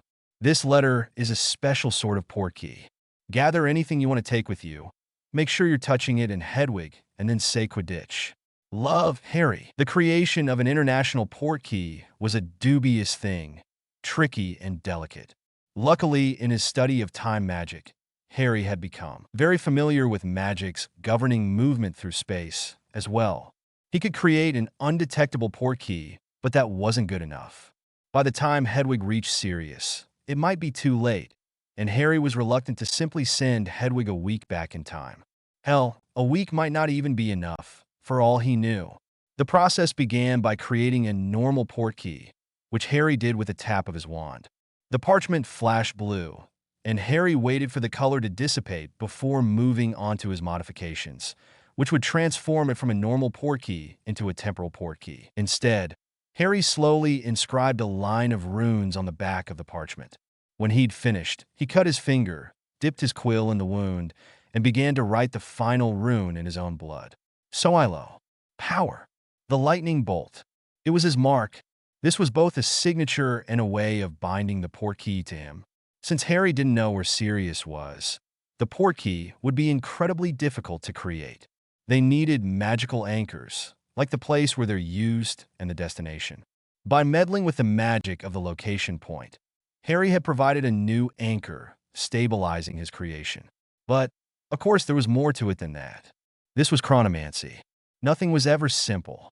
As soon as Harry had finished the rune, he lifted his finger from the paper. There was a crash behind him, and the sound of confused swearing. He grinned, but ignored Sirius to fasten the portkey to Hedwig's leg and send her out the window. Hedwig looked behind herself as she flew off, surveying the bizarre scene in Harry's bedroom. She let out an exasperated hoot and disappeared from view. Harry turned to face his godfather, about to speak, only to burst out laughing. Sirius was standing in a pair of swimming shorts, sand clinging to his feet, and holding the letter. He was looking very confused and had neither any possessions or Hedwig with him. "Harry?" he asked, more bewildered than Harry had ever seen him. Harry couldn't help but laugh. "You didn't bring anything with you, and Hedwig's still gone, so I'm going to go out on a limb here and guess that you said Quidditch early. Did you forget that it was in your pocket and have a conversation with someone?" asked Harry. Sirius looked abashed, which only served to amuse Harry more. Hedwig being gone would be a bit of a nuisance, but she'd find her way back to him sooner or later. She always did. "I was reading your letter aloud," muttered Sirius. Harry couldn't help it. He snickered, but Hedwig didn't come through the portkey. "How is she here?" he asked, looking around Harry's bedroom. "Where are we?" "It's a special kind of portkey I designed. It didn't just move you through space, but through time, to the moment I finished the runes which would allow for temporal movement." "What?" said Sirius, looking stunned. Harry just smirked at him, enjoying Sirius' confusion far too much. "Well, you and Dad like to study off the curriculum too, so I figured I'd do the same." "This is incredibly advanced magic, Harry," exclaimed Sirius. "I've never even heard of something close to this. Where did you learn how to do this?" "The future." Sirius gawped at him for a moment, then closed his mouth. "Ah, that explains the growth spurt." Harry decided not to go into the full details of what was going on. He'd already given Aberforth about as much of an explanation as he was going to give to anyone, and that had only been because Aberforth wasn't going to be involved, so he couldn't get in the way of anything Harry had planned. Bringing Sirius here was a whim, but Harry saw no harm in it. The old dog would have come to Scotland anyway because of his Horcrux dream, so it was just speeding things up a little. Besides, even though Sirius had died at the end of Harry's 5th year at Hogwarts, it was the first person he'd truly considered family that he'd lost, save for his parents. Even though he'd only known him a short time, Harry had felt an irrational closeness to Sirius and mourned him more deeply than any friend he'd lost afterwards.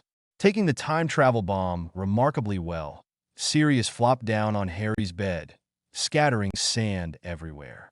Harry vanished them, but groaned inwardly. There's always a grain that you miss, even with magic. One of the few truths of the universe is that sand gets everywhere. "So what's the big emergency?" asked Sirius. Harry looked his godfather up and down. He looked a lot healthier than the last time he'd seen him, having finally gotten regular meals and sun, and, most importantly, not being dead. Harry felt some unwanted emotion welling up and pushed it aside before he began to recall the pain of losing Sirius the first time. "The Quidditch World Cup," answered Harry. "What? But that was last week. I read about it. The Death Eater attack and everything." "Weren't you listening?" said Harry dryly. "That portkey moved you through time. Today is the 23rd of August. "Oh," said Sirius. "So, what? We're going to stop the Death Eater attack?" "No," said Harry vehemently. Sirius raised an eyebrow, but Harry could tell he was more than a little shocked at the outburst. Harry took a deep breath and sat down beside him.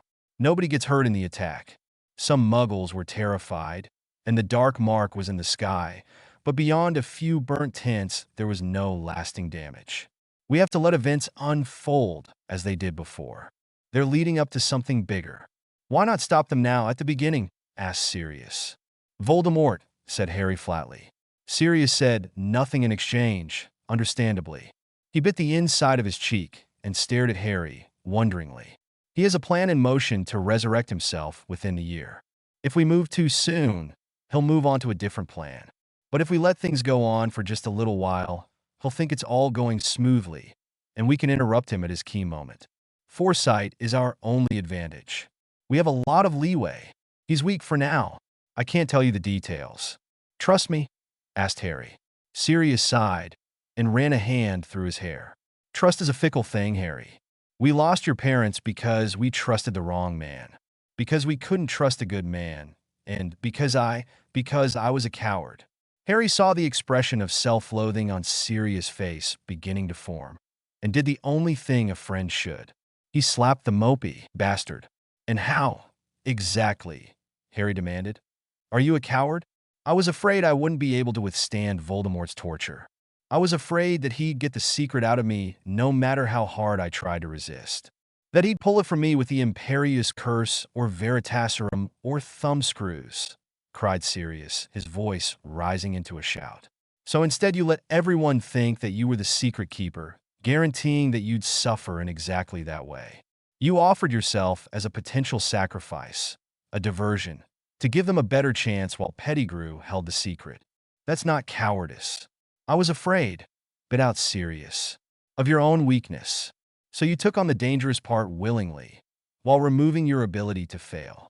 That wasn't cowardice. It was smart. Pettigrew was the coward who ran straight to Voldemort. Out of fear. Blame him, not yourself, growled Harry. Oh, believe me, I blame Peter, said Sirius in ominous tones. But the guilt had left his face, and even the momentary flash of anger was soon gone. All right, I'll trust you. We're going to let the Death Eaters attack the World Cup and do nothing? Spy on them during the attack? Is that why you summoned me here? Asked Sirius. Nope, said Harry cheerfully. The attack isn't important. We're going to watch the match. Ron's dad got tickets to the top box, and I don't go anywhere without my loyal dog these days. He looks out for me in these dark times where murderers like Sirius Black are on the loose. Sirius barked a laugh and transformed into Padfoot. His coat was a rich, glossy black, much better than the mangy hound that Harry had seen in his third year. He bounced around the room boisterously, barking excitedly before changing back. Are pets even allowed in the top box? He asked. Probably not, but the Minister of Magic will be there, and wouldn't you just love the opportunity to run around under his nose? Asked Harry. Sirius gave a fierce grin. And I know how to play fudge. We'll get you into the World Cup with me, and maybe even make your life a little easier. Are you going to pinky swear that your pet dog is Sirius Black and he's innocent? Asked Sirius, smiling. Well, Harry trailed off. Sirius swatted at his head. I'm just going to set things in motion. Brown nose a bit and suck up to the minister. Maybe ask him some advice. Flatter him a bit. Ah, said Sirius, understanding. Politics. Exactly, said Harry, hopping off the bed. He went to the wardrobe and tossed a robe at Sirius. Here, we're about the same size, right? Sirius pulled on the robes and shifted a little. Bit tight in the shoulders, he said. Harry stabbed his wand wordlessly over his shoulder, and the garment adjusted to fit. Sirius let out a suspiciously dog-like yelp as the fabric moved around him, only to frown, stretch back and forth a bit, and find that it fit him perfectly. Silent, no motion, and you didn't even look? Nice, he said. It was obviously a baited sentence, but Harry ignored the unspoken question. I'll buy you some boots next time I go into Hogsmeade, he said instead. For now, it's probably best that you stick to being Padfoot unless we're alone. Right, said Sirius, shifting back. Harry opened the bedroom door, and with a wicked gleam in his eye, whistled. Here, boy, come on, Padfoot. Sirius growled, and then tackled Harry, covering his face with huge slobbering licks. Harry laughed, gagged, and wiped at his face with the sleeve of his robes all in one motion, before booting his godfather off his face. I never answered your earlier question, by the way, said Harry. We're in the Hogshead. I'm working for Aberforth in exchange for lodging. Couldn't stomach the sight of the Dursleys any longer. Harry made his way downstairs into the main room, Sirius bounding happily behind him. Aberforth was already behind the bar, polishing glasses for the night ahead. The barman scowled at the sight of them. Harry wasn't sure which. No pets, Potter, he snapped. You have a goat, argued Harry. Aberforth snorted. Betsy's not a goat. She's a house elf. Harry stared. No, Aberforth roared. I'm not fucking a goat or a house elf. She was too loud and annoying and ruined the decor of my pub by cleaning it too much. Harry stared. Sure, the papers went after me, claiming I was casting illegal charms on a goat, and all sorts of rumors went around. Helped by arseholes like you who go around claiming that their employer fucks goats in front of all his patrons, said Aberforth, glaring fiercely at Harry. We both like it better this way. As a goat, she doesn't think of mess the same way, so she doesn't go around cleaning everything. Harry managed to gather some of his wits, though he still stared goggle-eyed at Aberforth. "You turned a house elf into a goat to punish her for cleaning?" he asked, incredulous. Behind him, Sirius made a noise that sounded suspiciously like a dog laughing. "Not to punish her, just to stop her. She doesn't mind the mess when she's in this shape. Doesn't steal patrons' glasses when they're still drinking to clean half a shot of fire whiskey. Doesn't scrub every surface raw. Besides, she likes being a goat." Harry continued to stare. "It's not a bad life," argued Aberforth defensively. "I feed her well. She's not bound by her magic to obey me like a slave or punish herself if she makes a mistake. And house elves have powerful magic. She could change back if she wanted, but we're both happier this way." Harry tried not to stare, failed, and stared at Aberforth. "I'm keeping the dog," he said flatly. "Fine, fine," said Aberforth, eager to move away from the subject of Betsy. "There's a bone left over from the roast for your mutt, and we've plenty of milk if he'd rather that than water." Sirius followed at Harry's heels as he walked towards the front door, but a horrifying thought came into his head before his hand touched the latch. He slowly turned to face Aberforth again, feeling dread in the pit of his stomach. "You mean I've been drinking house elf milk for 3 days?" asked Harry in horror, all the pieces slotting into place. Aberforth just shrugged. Chapter 5 A/N added some extra material in here about what happens at the camp, along with some interaction between Harry, Ron, and Hermione. Their full reaction to his changes won't come out until the three of them are alone, but I felt like I shouldn't just have him avoid them until school starts. "Right then," said Aberforth brusquely. "Albus will be here to pick me up any moment now.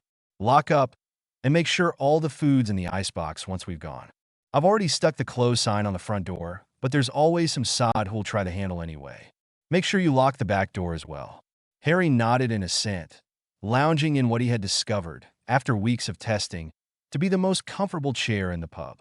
That wasn't saying much, but he'd managed to wriggle his shoulders into a pleasant crick. "Where's that dog of yours?" asked Aberforth. "You taking him to the cup?" "Upstairs," replied Harry. "Do they even allow pets?" "Not a clue. I'll sneak him in if they object, but it'd be nice to know if we should sneak in from the beginning or waste time arguing with a stuffy bureaucrat over who's allowed to bring who into the top box." Aberforth rolled his eyes. "Right? The top box. Courtesy of the Weasley family, you said?" "Forgive my skepticism," he drawled. "Forgiven," said Harry. "But only because I'll be able to spit on your head from up there." "Tsh," said Aberforth. He made a move as if to head to the door, then hesitated and went behind the bar to gather a bottle. This one actually had a label on it, Harry noted. It must be the good stuff, or at least the stuff which stores were legally allowed to sell. Aberforth brought the bottle over to the table where Harry was sitting and carefully placed it in the center of the table, a shot glass in front of each chair. Aberforth sat in one, leaving one empty space, which Aberforth nonetheless poured a drink for. As soon as all 3 glasses were full, the front door opened. Harry eyed Aberforth suspiciously. That was eerie timing. Dumbledore-style eerie. Maybe it ran in the family, along with being old and weird. "Albus," Aberforth said gruffly, not rising from the table. "Have a drink." Dumbledore strode in through the open door, resplendent in a vivid green cloak adorned with silver snitches. "Thank you," he said graciously, only to see Harry sitting beside Aberforth with a look of shock. "Well, my boy, I suppose I was right in thinking that you'd be all right fending for yourself after leaving your home." Harry pushed the empty chair with his foot, allowing Dumbledore space to sit. "I'm much more at home here," he said. "Less chores." Some shouting still, but when I shout back he recognizes my sarcasm, and bit that was always wasted on the Dursleys. They didn't understand what I was saying, so they'd get confused and then angry, which was plain wasteful, muttered Aberforth. "Go straight to angry, avoid getting confused, and you'll save yourself a hell of a lot of time."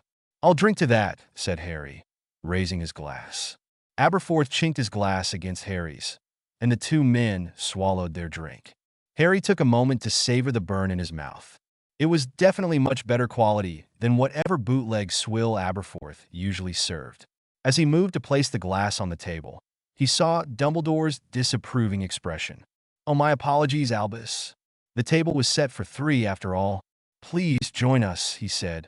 Dumbledore sat, looking mildly disconcerted.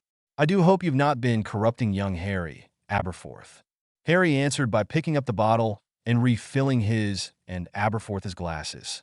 Ah, said Dumbledore succinctly. I suppose it's just as well that we ran into each other here. Albus, said Harry. There's something I've been meaning to discuss with you.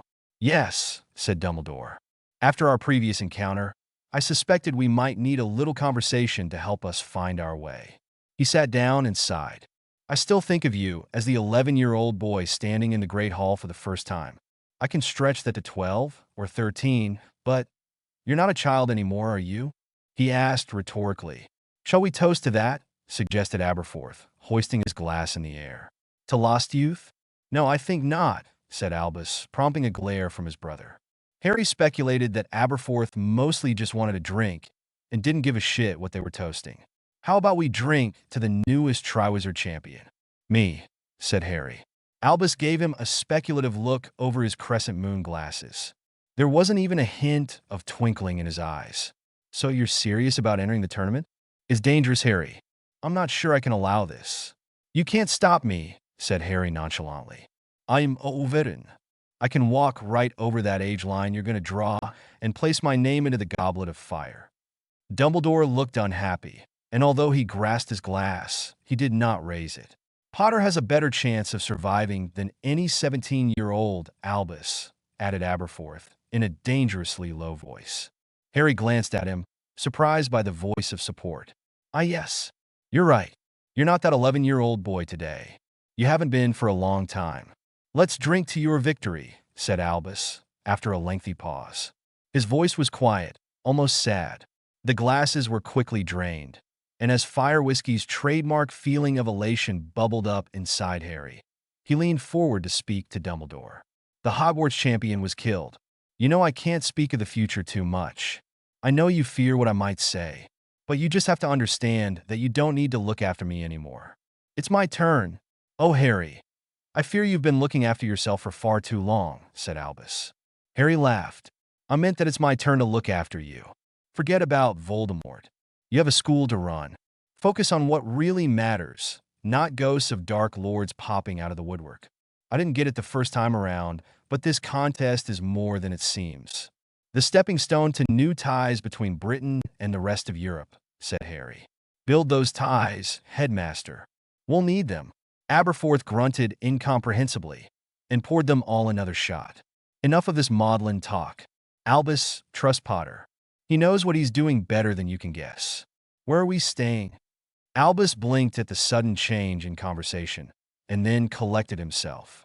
With the French ministry delegation, I believe, Minister Fudge is going to be escorting the Bulgarian minister, so I've been assigned the tender care of the French. A rare opportunity to discuss the upcoming event's last-minute preparations. Harry shook his head, half amused and half in disdain. Even at the Quidditch World Cup, it all comes down to politics. I'm afraid so, said Albus. Bastards, summarized Aberforth. Another drink? Dumbledore stood rather too quickly, almost knocking his chair over. I think perhaps it would be best not to. I have a rather long way to take us, and sidelong apparition is tricky even before you fill your belly with fire whiskey. Aberforth pulled a long swig straight from the bottle, and then nodded, wiping his mouth with the sleeve of his robe and belching. Know where the flow powder is, Potter? He asked. I hate the flow. I'm going to apparate, said Harry insistently. Dumbledore raised an eyebrow. As your teacher, I should really frown on underage drinking and apparition at least until the ministry confirms your age, he said teasingly. Your age line will confirm it well enough, said Harry. And the less we involve the ministry in this, the better. They have a habit of fudging things up. Harry caught the shadow of a smile on Dumbledore's face, quickly hidden. Unless you've gone senile and forgotten the spell, muttered Aberforth. A fear I live with every day, said Dumbledore dryly. Shall we? He asked, holding out an arm to Aberforth. The two brothers clasped arms, nodded farewell to Harry, and disapparated with a loud crack. Harry checked the clock. 4:30. Padfoot, he shouted. A furry black mass came hurtling downstairs, crashing head first into the table.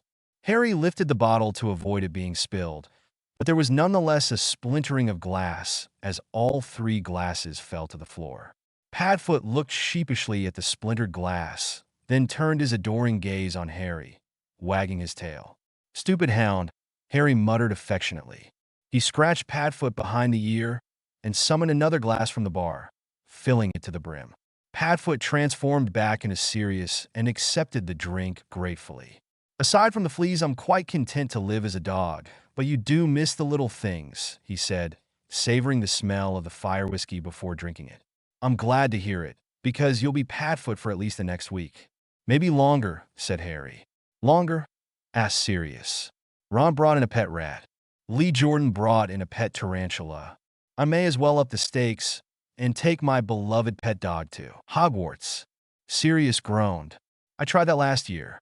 It was mostly Dementors and eating rubbish. This time you'll be in a luxurious doggy basket at the foot of my bed. Gryffindor colors, red and gold. The house elves will bring you all the dog biscuits you could ever eat." Sirius whined at the mention of dog biscuits, making a sound low in his throat. "Those things are vile," he complained. "I'll show you where the kitchens are. You can bring me proper food." "Already know where the kitchens are," said Harry. "Ready to give up your tropical holiday in favor of Hogwarts?" Sirius rolled his shoulders back and grinned. "Hogwarts was my first real home. It'll be good to be back." "I know the feeling," said Harry quietly. Sirius gave him a piercing look. "So you're shot of the Dursleys for good now?" he asked. Harry nodded in agreement. Sirius paused for a moment, looking melancholy. "Do you remember what I said last year?" Sirius asked, hesitantly. "That if you didn't want to go back to your aunt and uncle's." He trailed off. Harry laughed at Sirius' forlorn expression and punched him in the arm. "Of course I'll live with you, you dumb mutt. Why else would I be inviting you to come live with me during school? We're housemates now, inside and outside school." Sirius grinned and promptly shifted back into Padfoot, letting out a happy bark. The glass which he'd been holding fell to the ground and shattered. Harry rolled his eyes and flicked Padfoot on the nose. Padfoot yelped, more from surprise than pain. Harry checked the clock again. It was still early, but he was eager to get going. "Betsy," he shouted. A distant bleat answered him. "Lock up the pub and clean this broken glass away when I've gone." She bleated again in reply. Padfoot gave Harry a quizzical expression. Harry shrugged in return. He wasn't going to pretend to understand the mind of a house elf. They were all mad. This one just happened to be a goat as well. Harry put his hand on Padfoot's head and operated them both to the burrow. Molly Weasley shrieked. Padfoot growled. Bill and Charlie drew their wands. "I'm sorry, Molly," said Harry quickly. "It's just me. Didn't Ron tell you I was going to make my own way here?" Oh, but of course he did," she stammered. "But Ron said that you were going to use the flow, and you just appeared right in here all of a sudden." "I'm sorry I gave you a fright," Harry said gently, only to be smothered in a trademark Molly Weasley hug. Harry supposed he should have called her Mrs. Weasley, but that was one sure route to being treated like a child. Addressing Mr. and Mrs. Weasley on a first-name basis would help them to think of him as an adult, despite the misgivings Mrs. Weasley was sure to have. "Oh, that's all right, dear. But however did you get here?" It looked almost like Dash, Apparition, Cut and Bill. Harry turned to the new Weasley with a smile and held out his hand. "That's right," he admitted. "I've met all the others, so you must be Bill or Charlie. It's nice to meet you." Bill attempted to shake Harry's hand, only to realize his wand was still in it. He hurriedly put it away and took Harry's hand in a firm grip. "Likewise," he said. "I'd heard rumors that you'd had an accident with a time-turner. But you're actually Overage?" "It seems that way," said Harry. Bill stared at him curiously. "I've never heard of anything like this happening before. Then again, we hardly understand anything about how time works, despite the trinkets in the Department of Mysteries. I even brought one in myself, a chicken that would turn into an egg, then hatch, grow, and turn back into an egg endlessly." Harry looked at Bill curiously. This was new to him. "I thought you were a curse breaker?" he asked. "Yes, that's right. I find ancient magic artifacts. Gringotts takes any goblin-made artifacts. They're funny about that. The rest they sell and pay me a finder's fee. Most of it is junk, old-timey curios and archaic ways of doing things. But every so often you run into something important or unusual, and the ministry claims it.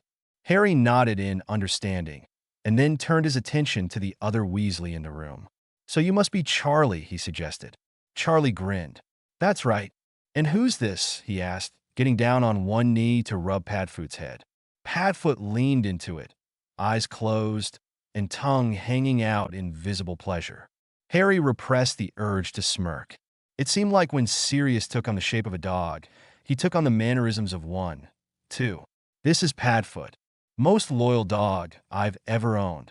I'll bet, said Charlie. He's gorgeous. Of course. I do have an owl that's better looking and more loyal, Harry continued, only to be interrupted by a firm thwack with Padfoot's tail. Charlie laughed at the sight. Is Arthur home? Asked Harry. Oh yes, I'll just go fetch him. I'll let the others know you're here too. Shall I, my dear? Asked Molly. No, said Harry quickly. Just Arthur for now. Then we'll all go see the others. All right then. She gave him a puzzled expression for a second, but left the room regardless. Harry lifted the bottle he'd taken with himself and Padfoot from the hog's head, showing it to Bill and Charlie. My host suggested I bring a gift when visiting your home, Harry began, and then sloshed the bottle around, showing that a good third of it was gone. But he also suggested we have a farewell drink and toast to the upcoming match, he finished with an easy grin. Think you could fetch some glasses for us? I'd do a lot worse for a taste of that if it's what I think it is, quipped Charlie. Looks like we have a volunteer, said Bill sardonically. Charlie laughed and made as if to leave the room, hesitating in the doorway. Will that be 5 glasses? He asked, an odd note in his voice. Yes, I'm allowed to drink, said Harry, smiling. It's not that, said Bill. Percy. The two brothers exchanged a meaningful look, and Harry tried not to flinch. Escaping awkward family dynamics was one of the few perks of being an orphan. I'll try to convince him to join us for a toast. Just 5 minutes, said Charlie, without much conviction in his voice. He left abruptly, leaving Harry with Padfoot and Bill. You know, I always wanted to take a look at your scar, mused Bill. Along with every other witch and wizard in the country, said Harry, feeling a twinge of irritation. He worked to suppress it. He was used to this by now, and he liked the Weasleys. Besides, Ron's first impression had been far, far worse. Sorry, said Bill, meeting Harry's eyes guiltily. Ron's told me how you feel about people always staring at it but never looking at you. The story of the boy who lived is legendary, after all, but my interest is a bit more academic. Harry raised an eyebrow. What do you mean? Well, I'm a curse breaker. It's a curse scar. Sort of my thing. I've always been curious if it had any effects on you. Like letting me speak parcel tongue? Asked Harry, warily. Exactly, said Bill, excited. You're not the heir of Slytherin, so the ability had to come from somewhere. Although, the scar looks old and faded now. I was sure it was more, I don't know, alive in the pictures Ron sent home of you lot. Harry wondered for a moment what to say, but settled for an edited portion of the truth. The magic infecting the scar has been gone for a few weeks now, he offered. It healed up like any other old wound. That's fascinating, said Bill, staring at the scar. Oddly enough, Harry didn't mind as much. This was a professional evaluation more than some bystander gawping at his forehead because of the scar. Bill seemed much more interested in the actual magic than the events of that night, and Harry found himself surprisingly grateful for that detached attitude, as if the scar was a thing Harry wore, not all that defined Harry. Can you still speak parcel tongue? Asked Bill, just as Molly bustled into the room with Arthur behind her. Bill, she exclaimed. What sort of a question is that? Don't pester the poor boy about that. It's all right, Mrs. Weasley, said Harry. We were just discussing my cursed scar. It's healed over the summer, and Bill has an interest in these things, you know. Oh, well, it was still insensitive, she said. But here we are. Where's Charlie? I sent him on an errand, Harry said. I hope you don't mind me borrowing him. You seem to have a surplus of boys around here. I thought you could spare one for a moment. Arthur chuckled at that. It's good to have everyone back under one roof again, though it's a bit of a squeeze. Molly said you wanted to speak to me before you saw the others, Harry, he asked, a note of concern in his voice. At that moment, Charlie came back into the kitchen, dragging a reluctant Percy whose arms were filled with glasses.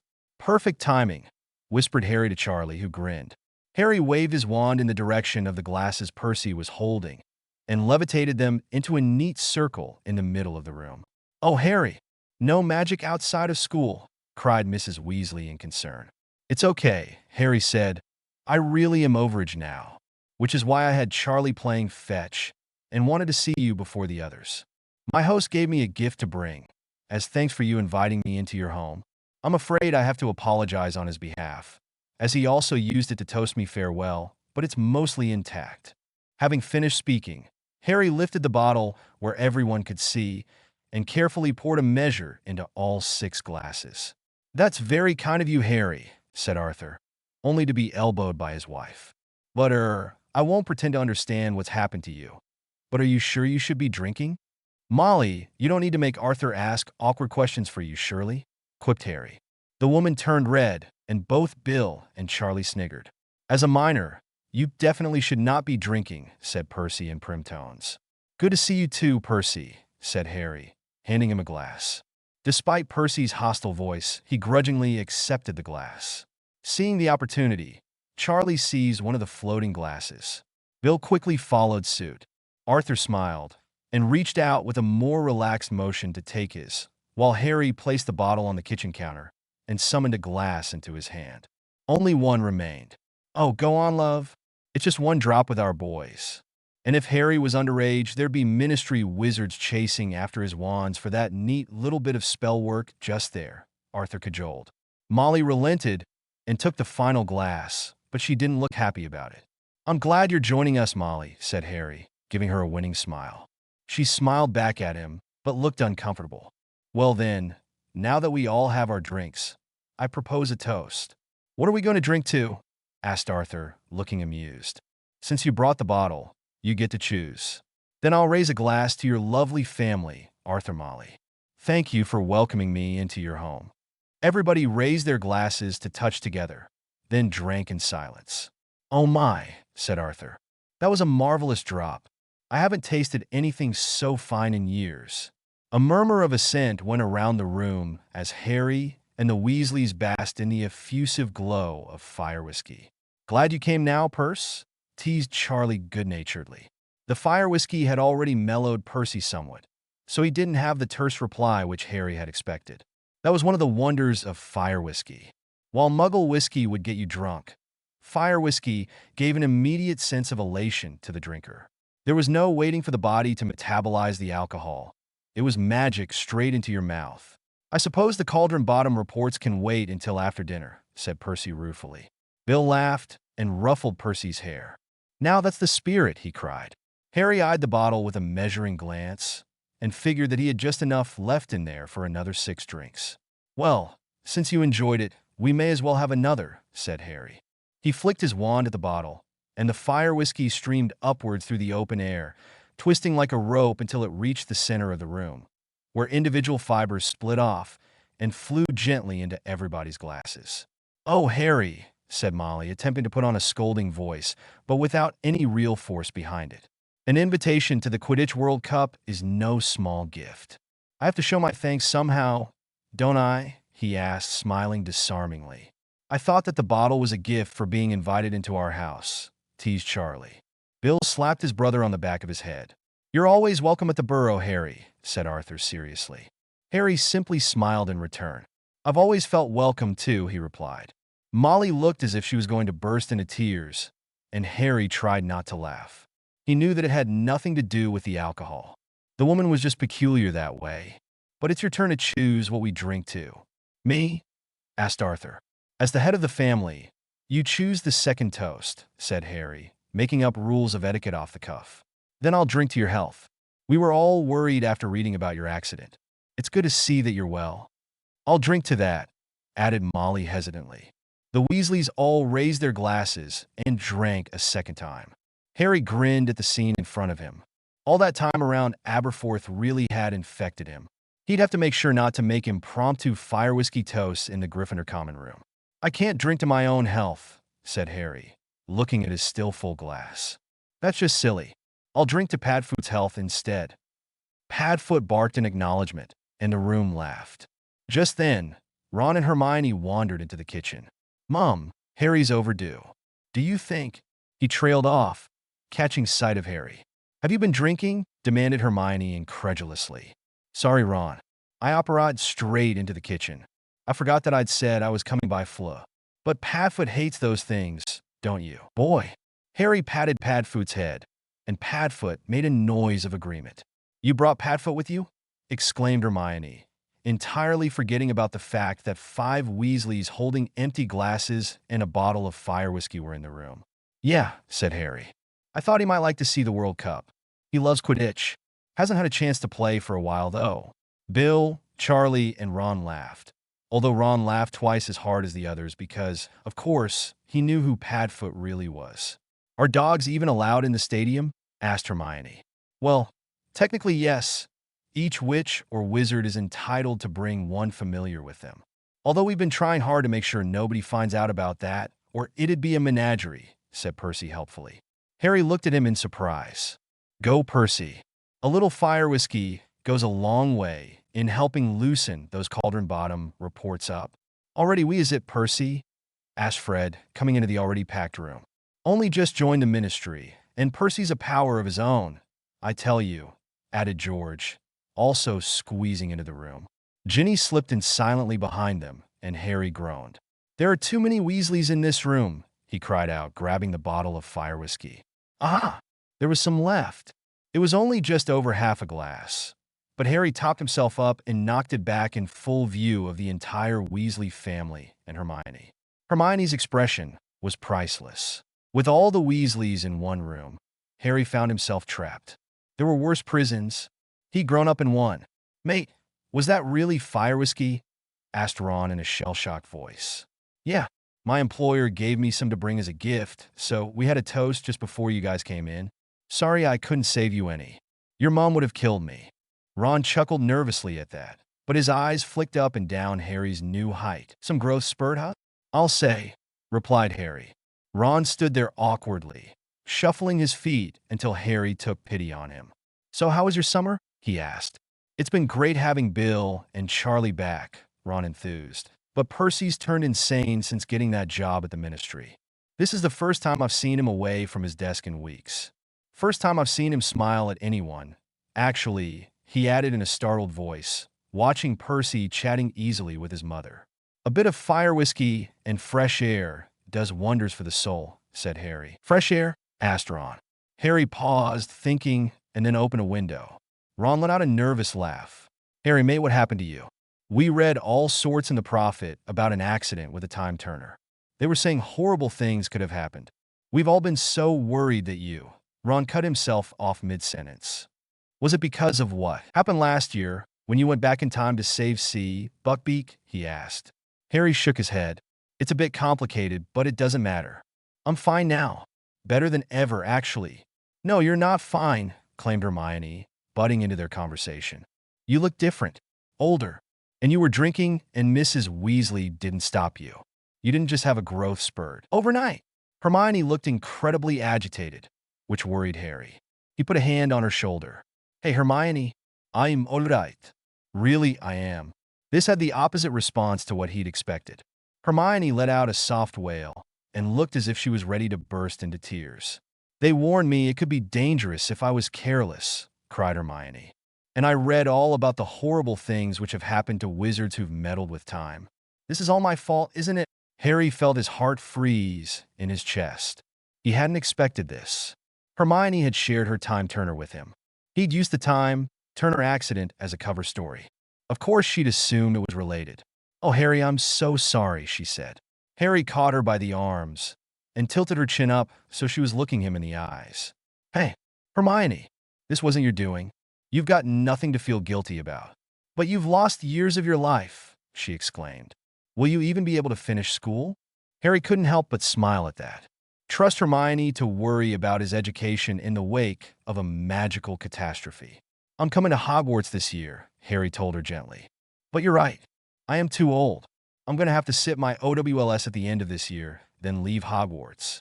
Hermione actually started to cry at this, silent droplets welling up in the corners of her eyes. So Harry pulled her into a hug. He noticed Ron giving him an unusually angry look at this, and wondered whether Ron was being protective of Hermione, or this was his jealousy, setting in a touch early this time around.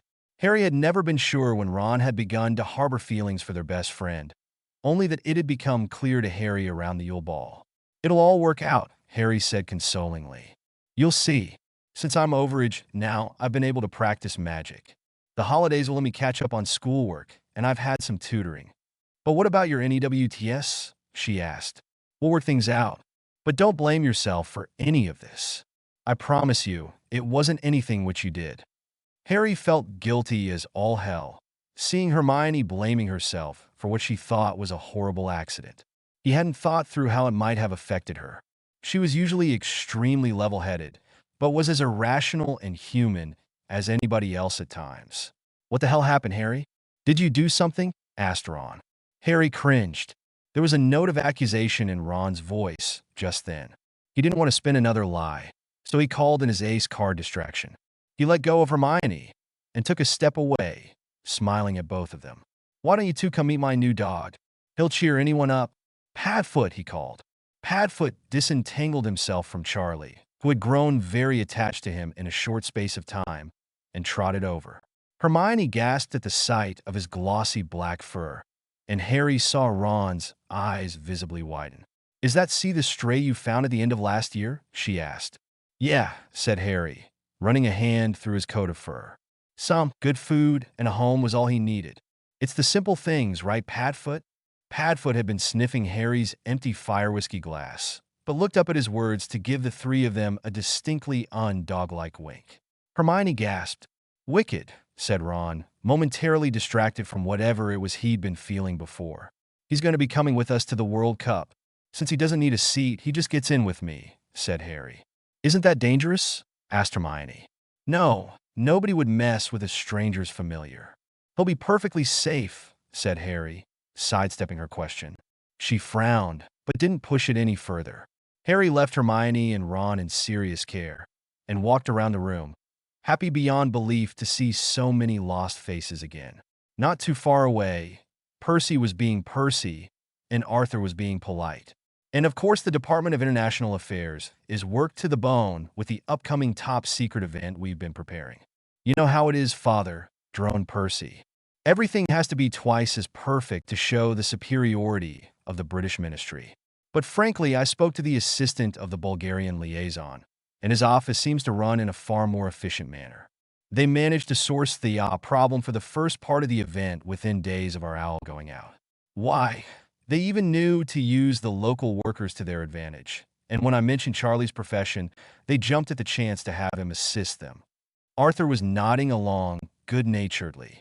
From the expression on his face of muted neutrality, he was the only one in the room willing to listen to Percy at length. Harry tried not to laugh at the poor man and decided to save him instead. "Oh, are you talking about the Triwizard Tournament?" Harry asked casually, leaning against the wall. Percy's face immediately turned an interesting color of puce, and he began to splutter. "What? But how did you know about that? I didn't say something, did I?" he asked, beginning to panic. Harry laughed and clapped him on the shoulder. "Don't worry, you didn't give away your boss' secret tournament." "But how did you know?" asked Bill, taking an interest in the conversation. Charlie saw the mood changing and came to join their little cluster at the end of the room. "Because I'm the champion for Hogwarts," said Harry in a matter-of-fact voice. "Champions are selected by the Goblet of Fire," said Percy. "We don't know who it'll be yet." "Oh, I do," said Harry lightly. "Which is part of why it's going to select me. But don't let anybody at the department know that I'm aware and said that I'll be the champion. Yeah? They'd start wondering who could have told me, and I'd hate for them to think it was you." Percy paled at the thought. "I know how much you value your work, Percy," said Harry. "But if Mr. Crouch heard I knew, there'd be an investigation. The only ministry workers I know are you and your dad. I didn't hear it from either of you, but you'd get the blame, and I'd never forgive myself if it cost you your job." "All right," gulped Percy. "I think I'm going to go finish those reports for Mr. Crouch." As Percy walked away, Harry noticed Bill watching him with an amused expression. "At first I thought you were trying to threaten him into silence after you mouthed off," said Bill. "But then I realized you were just saving Dad from Percy's monologue." He grinned. "Good thing, too. Percy's a pillock, but Weasleys stand together. Although sometimes need rescuing from one another," added Harry, which made Bill smile. "True enough," mumbled Arthur, as if waking from a long reverie. He must have been half dozed off during Percy's entire rant. But how did you know? Arthur asked. Dumbledore told me, said Harry. And it was true enough for anyone with as flexible a view of time as Harry possessed.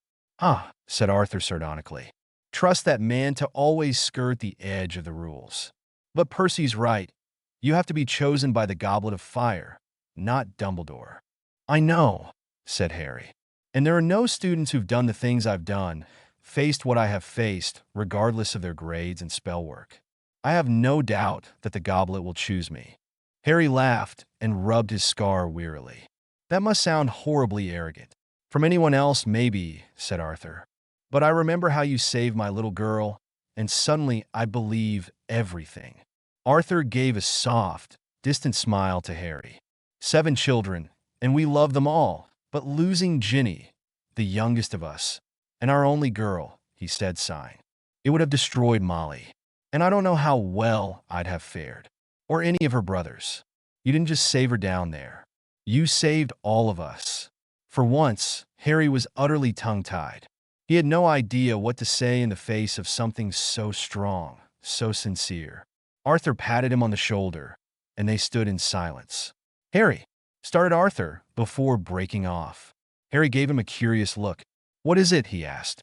Ron's been a bit out of sorts since hearing about your accident. And now that you've come back, looking the way you do, and having a drink with his family when he can't. Arthur trailed off, but Harry understood perfectly. Youngest of 6 brothers, but not as young as his only little sister, Harry mused aloud. There must be a lot of feeling left out going on in that head of his. You've got that right, chuckled Arthur wearily. I know you boys are great friends, but worrying about you has been hard on him. And now that you're back, and suddenly, somehow, an adult. Oh, I don't know. That's going to be hard on him in a whole different way. I know, said Harry. I know. And he really did. Ron's jealousy had been difficult enough to deal with the first time around. But Harry had hoped to get around that by openly entering the tournament. It had been a stupid thought, now that he came to consider it properly. Ron had claimed he was angry because Harry hadn't told him that he was entering, but it had never been about that. It had always been because Harry had gotten another chance to be special. The Ron standing across the room, attempting to have a conversation with Padfoot in whispers, was not the adult he'd remembered, but he'd still hoped to salvage their friendship for this year. Harry let out a long sigh. His Ron didn't exist yet, and this current Ron might have entirely new issues with this entirely new Harry. It wasn't long after speaking to Arthur before Harry excused himself, saying he was tired. In a way, he'd come back to change things, to save lives of his friends and others. But he knew that he had a lot of work to do to effect that change, so he might just have to let go of the illusion that everything was the same between them. It suddenly struck Harry that he wasn't just reliving his 4th year. He was living a new year entirely, set during his 4th year at Hogwarts. When he trudged upstairs, Padfoot came with him, and before too long, they were both passed out on a camp bed in Ron's bedroom. His godfather curled up by his feet was a comforting presence, and it cheered Harry up slightly. Although he'd been eager to spend time with Sirius again, he'd never thought that his godfather would substitute for a pet when necessary. Harry blearily remembered Ron and Hermione trying to make him get out of bed, but a few muffled shouts of operating and growls from Padfoot had caused them to give up and let him sleep. It was a good few hours later, and the sun was actually up when Charlie popped his head through the door. Oh, hey Harry, we were wondering if you were up. Mum's making lunch, then we're operating over. I was thinking I might take Padfoot for a walk, if that's all right. Harry smiled, and then yawned, rubbing the sleep from his eyes. Want to walk, Padfoot? Padfoot trotted over to Charlie's heels and sat obediently. TCH. You really are a dog inside, muttered Harry. Padfoot barked in response. So you really love animals, Charlie? Yeah, all kinds. Hagrid was a bit of a bad influence on me, I suppose. Caught monster fever from him. There's nothing like a dragon to remind you of how big the world is. But even the little monsters like this one are great, he enthused, tickling Padfoot's sides. Padfoot rolled over, panting and wagging his tail. Harry wondered just how much of it was an act and how much was just Padfoot being himself. He'd mentioned something offhand once about how their animal behaviors and traits carried over sometimes. Harry wondered if Sirius really did turn into a dog, mind and all, with only fleeting memories and echoes of being a wizard. He'd thought it was just shape-shifting at first, like transfiguration, but the more he watched Padfoot, the more he wondered if it was something deeper. Looks like he's happy to go with you. Careful, he likes to chase rats, Harry added. Padfoot bared his teeth, and Harry chuckled. Later, Harry. Come on, boy, said Charlie. After they had left, Harry wandered downstairs. It was just him, Bill, Percy, and Molly in the house. Percy was holed up in his room, finishing a report, and Molly was cooking. That left Bill for company. Harry found him in the living room. Morning, Harry, Bill said in an amused voice. Harry raised an eyebrow. I take it you're not a morning person, are you? I work in a bar. My usual bedtime is when they were trying to drag me out of bed. It's against the natural order of things, complained Harry. Bill just laughed. Do Ron and Hermione know? Bill asked all of a sudden. That I work in a bar? Replied Harry, nonplussed. We hardly got the chance to speak last night. They don't know yet. No, not that, said Bill, laughing. I meant about the Triwizard Tournament. Oh, that? No. They'll find out soon enough, said Harry. That's good. We were hoping to keep it a surprise for all the students. Lucky for us, we have the World Cup to keep the headlines busy while we prepare everything. We? Asked Harry. Well, the ministry, I suppose. But with Percy and Dad in the house, you start to pick up on all of this we and us floating around. Glad I'm not with the ministry. It's all paperwork and whose arse you should be kissing on Tuesdays. And whose arse are you kissing on Tuesdays that's got you too busy to work for the ministry? Asked Harry in a serious voice. Best thing about goblins. They don't do politics. You do the job, you get paid. No negociations, no falles. You cheat them, you die. You earn the money, you get a cut. A lot of wizards don't like them because they're so bloodthirsty when the rules are broken, and wizards don't get goblin rules, mused Bill. Like goblin artifacts? Harry asked. Exactly, exclaimed Bill. It's thought to be a great honor to return a lost artifact to the vault. I dare say it's the only thing you could bribe a goblin with. Harry's thoughts turned to the cup of Helga Hufflepuff and the sword of Godric Gryffindor. He sighed. That cup was going to be a bastard, no matter how he approached it. His brooding was interrupted by Molly dropping a plate of sandwiches in front of them. Eat up now, boys. Charlie's just washing Padfoot off in the garden. Goodness knows what that dog of yours got into Harry, but he's a sweetheart, isn't he? Without waiting for an answer, Molly bustled back into the kitchen, like a whirlwind of food, and came back with some more snacks. Charlie joined them, and they ate more or less in silence. Padfoot's plate was on the floor, but his sandwiches had the crusts cut off. Harry eyed them dubiously. Padfoot met his gaze and wagged his tail. After they had eaten, Charlie pulled out a map enchanted with the location of the Quidditch World Cup. Harry craned his neck to look at it.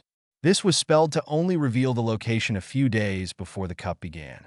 I think we're in this section, said Charlie, stabbing a glowing square with his finger. You okay with this, Harry? He asked gently. What? Sure I am.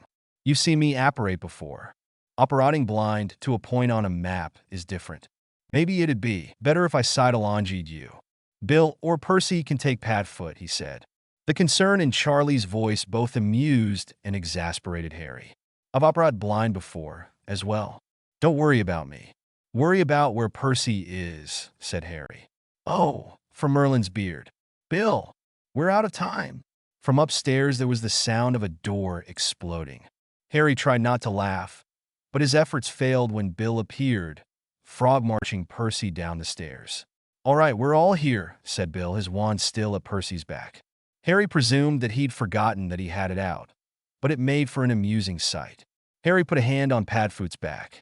Padfoot whined softly. On 3? Asked Charlie. 2, continued Bill. They all looked expectantly at Percy, who scowled, and then disapparated without a word. Harry, Charlie, and Bill all sniggered, and then followed him into the campsite. The Weasleys and Harry didn't have to look for long before they managed to reach the right spot. The apparition point they'd chosen was fairly close to the spot reserved for their camp, and Padfoot's sensitive nose helped lead them in the right direction. As they grew closer, the smell of burning meat stung Harry's nostrils, and he wondered if Padfoot had deliberately led them to the camp or was just following the smell of sausages. Ah, there you are, boys, shouted Arthur merrily. We just managed to get the tent and fire set up. Fancy some sausages. Harry eyed the charred lumps of meat on skewers which hovered over the fire, and realized why Molly did all the cooking in the house. Padfoot whined, however, and sniffed at them interestedly. Don't be greedy, Mutt, Harry told him. Everyone else has to eat too. But no thanks for us, Arthur. Molly made us lunch before we operated in. Arthur pulled a skewer off the fire, blew on it, and tossed one of the sausages towards Padfoot, who gobbled it up greedily. Harry rolled his eyes. I'm sure we can spare one sausage for a hungry dog. The others are inside. I bet you've never been in a magical tent before, have you? Asked Arthur, smiling knowingly. Harry shuddered at the memories of spending too many nights hiding out in battlefield tents, specially constructed to hide from magical and mundane view. He'd be perfectly happy never setting foot in a tent again, but he forced a grimace away from his face. What's the difference? He asked. Arthur just chuckled. Go take a look, suggested Bill, giving him a shove towards the tent flaps. Harry relented and ducked between the two pieces of fabric which separated the campsite and the younger Weasleys. Truth be told, he was still nervous about speaking with Ron and Hermione. They weren't the same people he knew, not quite. He took a deep breath and stepped into the tent. It was exactly as he remembered it, right down to the smell of cats and mothballs. Why didn't you come with us this morning? Demanded Ron. His tone was not the most welcoming one. Harry flinched. Luckily for him, Fred and George intervened, jumping down from where they'd been standing to grab their brother from each side. Did you forget, Ickelronikins? Our baby boy is all grown up, said Fred. So he gets to apparate with Bill and Charlie while we trudge up a hill before dawn, added George. And you know what that means, right? We hate you, they chorused merrily in perfect sync. Harry relaxed. At least the twins were taking it in good humor. But he could see Ron's frown darkening. Hey, where's Hermione? Harry asked, trying to move on to a different subject. She went with Ginny to get water, said Ron. At least he was speaking to him, Harry mused. Hopefully the excitement of the World Cup would be distraction enough to take Ron's mind off recent events. Oh, good. I wasn't looking forward to being grilled for the details of what happened to me, said Harry dryly. What had happened? Asked Ron. Harry hesitated, wanted to tell Ron the truth, but decided against it. He'd tell him soon enough, but there were certain events he couldn't risk altering. Not yet. Before Christmas, definitely, Harry promised Ron silently. I don't really remember much, except waking up in St. Mungo's. Worse than Madame Pomfrey, I tell you, mate. They wouldn't even let me get out of bed for a week. Not even to go to the bathroom. Ron's animosity turned to curiosity upon hearing this, and then he laughed. How long did you manage to hold it in for until you wet the bed? He teased. Harry smiled in relief to see Ron joking. Some of the tension left his body, and some of the worry he'd been carrying around faded. Funny how he'd been more concerned about upsetting his friend than stopping Voldemort, even if it was only for a single night. Even all grown up, Harrikins is still a little baby who wets the bed, crooned George. Did they give you nappies after it happened? Fred added. Harry rolled his eyes and joined in. It was worse than that, he muttered in dark tones. Ever had a rabid mediwitch scourgify your bladder? Everyone in the tent flinched. Mum used to wash our mouths out with cleaning charms whenever we swore, said Fred with a shudder. It was awful. Thank Merlin, she hasn't done it since we were little. Imagine that in your bladder, said Harry. Inwardly, he wondered if Mediwizards actually did use Scourgify to clean bedridden and comatose patients of bodily fluids. He hoped that they had a gentler, more specialized version. The thought of Neville's parents being subject to the horror which he'd just invented wasn't pleasant, and brought a dark look to his face. The others clearly noted it, and flinched in revulsion. But what about when you didn't need to pee? Asked Ron. When you dash, Fred interrupted him, in tones of abject horror. Harry, we're your friends. You can trust us. Tell the truth, he insisted. Did the bad people at St. Mungo's steal your virginity with a Scourgify up your bum? Finished George. Harry laughed, but refrained from answering. Ron looked torn between disgust and horror. How did they do it? Continued George, clearly unwilling to let the subject go. Could they just cast a spell on you? Or did they have to pull down your pants and shove their wand up your bum? His voice was thick with fake shock, and Harry continued to laugh. The twins had always been a source of humor, and Harry had his moments of immaturity himself. but he couldn't help but be reminded of just how young they were. At some point while George had been speaking, the girls had come into the tent. "Who put their wand up Harry's bum?" asked Ginny, the very picture of innocence. Hermione turned bright red, having caught the obvious innuendo. Harry grinned at her, and she flushed a deeper shade. Hermione was bright enough for subtext, and was a teenage girl, after all, but was utterly lacking in any experience of sexuality, even just jokes, no matter what she may have read. Her juvenile embarrassment was hilarious, and yet another reminder of how young his friends were, even compared to his new 17-year-old self, let alone his future self. "A very bad person," said Harry darkly. "What are you talking about?" asked Hermione warily. Harry turned a smile on her. Best not to let her draw any erroneous conclusions from a fragment of conversation. "St. Mungo's has some invasive medical procedures," Harry said. "But the wand up my bum was just George fantasizing out loud." "Fantasizing about what?" asked Ginny, in tones that were far too innocent. Harry narrowed his eye at her. That girl was clearly not as innocent as she was pretending. "What happened to Harry over the summer?" answered Ron. Harry threw him a look of relief. "What did happen?" asked Hermione, parroting what Ron had asked earlier. Harry sighed, and figured he may as well give a half-assed lie for the time being, instead of avoiding the topic and alienating his friends. "I don't really know. I remember you guys sending me birthday cakes. Thanks for that, by the way. They were great, especially Hagrid's. He made it himself." Harry grinned at the way Ron and Hermione winced, having experienced Hagrid's cooking before. "But after that, I don't really remember much except waking up in St. Mungo's. The prophet was saying that you were in the long-term ward, though," said Hermione. "There were some really horrible articles saying that you might never come out, or that you could even die any day now." Her bottom lip quivered, and Harry resisted the urge to hug her. Things seemed to be going all right with Ron at the moment, and he didn't want to risk setting off his latent jealous side. "I wasn't there for too long," said Harry. "But I asked them not to make a fuss about when I left. You know how much I hate attention. You should have told us," Hermione accused, loud to the verge of shouting. "We had no idea what was going on." Harry looked guilty, and felt even more so inside. He really had dropped the ball on that one. He'd been so focused on the work ahead of him that he'd forgotten to let his friends know that he was even alive. "Sorry," he mumbled, knowing it wasn't enough. "Idiot," said Hermione, in her usual exasperated tones.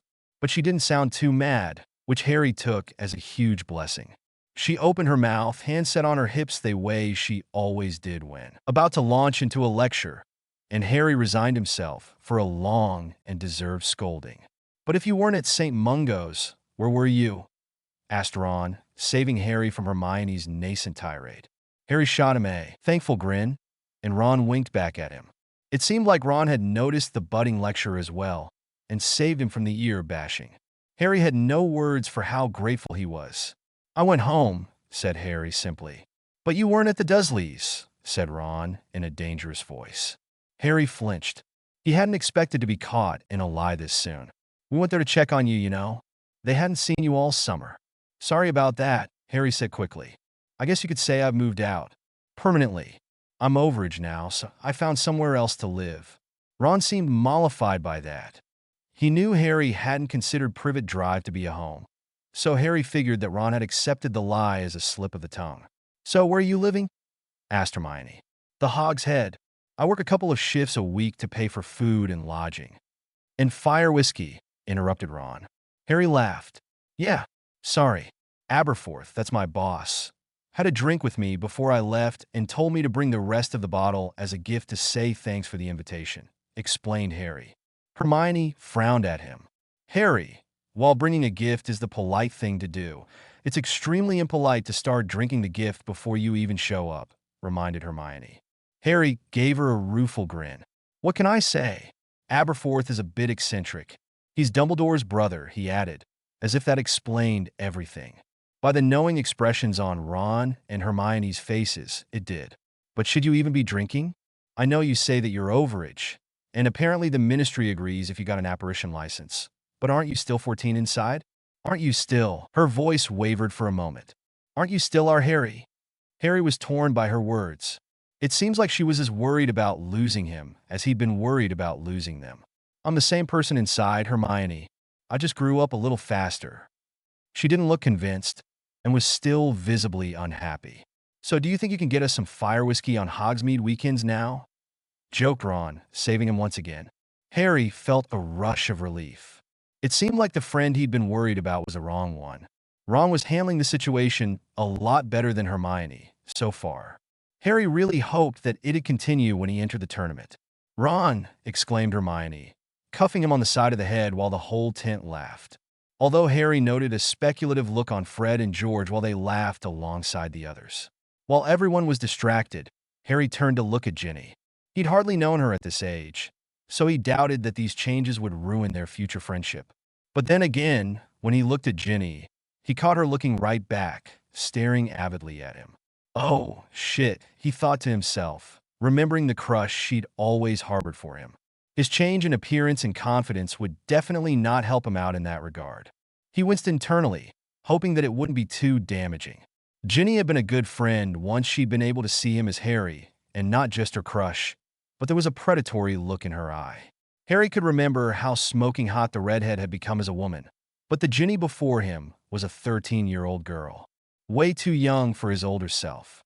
And even though he was now 17, mind and body, 13 was still way too young. He shuddered at the thought, trying to avoiding mixing images of older Ginny with the child staring hungrily at him. As he was actually 17, due to the intricacies of chronomancy, Harry had no qualms about getting involved with Hogwarts students around his age. But there were teenagers, and then there were 13-year-olds. The idea grossed Harry out to his core. If he was going to be doing any fooling around, it was definitely going to have to be with the upper-year girls, who matched him in physical age or near enough. That had a certain appeal after living with only an old man and a goat, although he couldn't remember what the older Hogwarts girls had been like back then, or rather back now. But hey, he'd also have Durmstrang and Beauxbatons students around, and they'd all be around the right age. Harry resolved to have some fun along the way while he was working to stop Voldemort's machinations, and gained a new reason to eagerly anticipate the start of the tournament: hot foreign girls. He briefly toyed with the idea of trying it on with Fleur, but decided against it. He didn't need the added complication of hooking up with his rival champion. Suddenly, Harry realized that he'd still been looking at Ginny the whole time that he'd been thinking this through.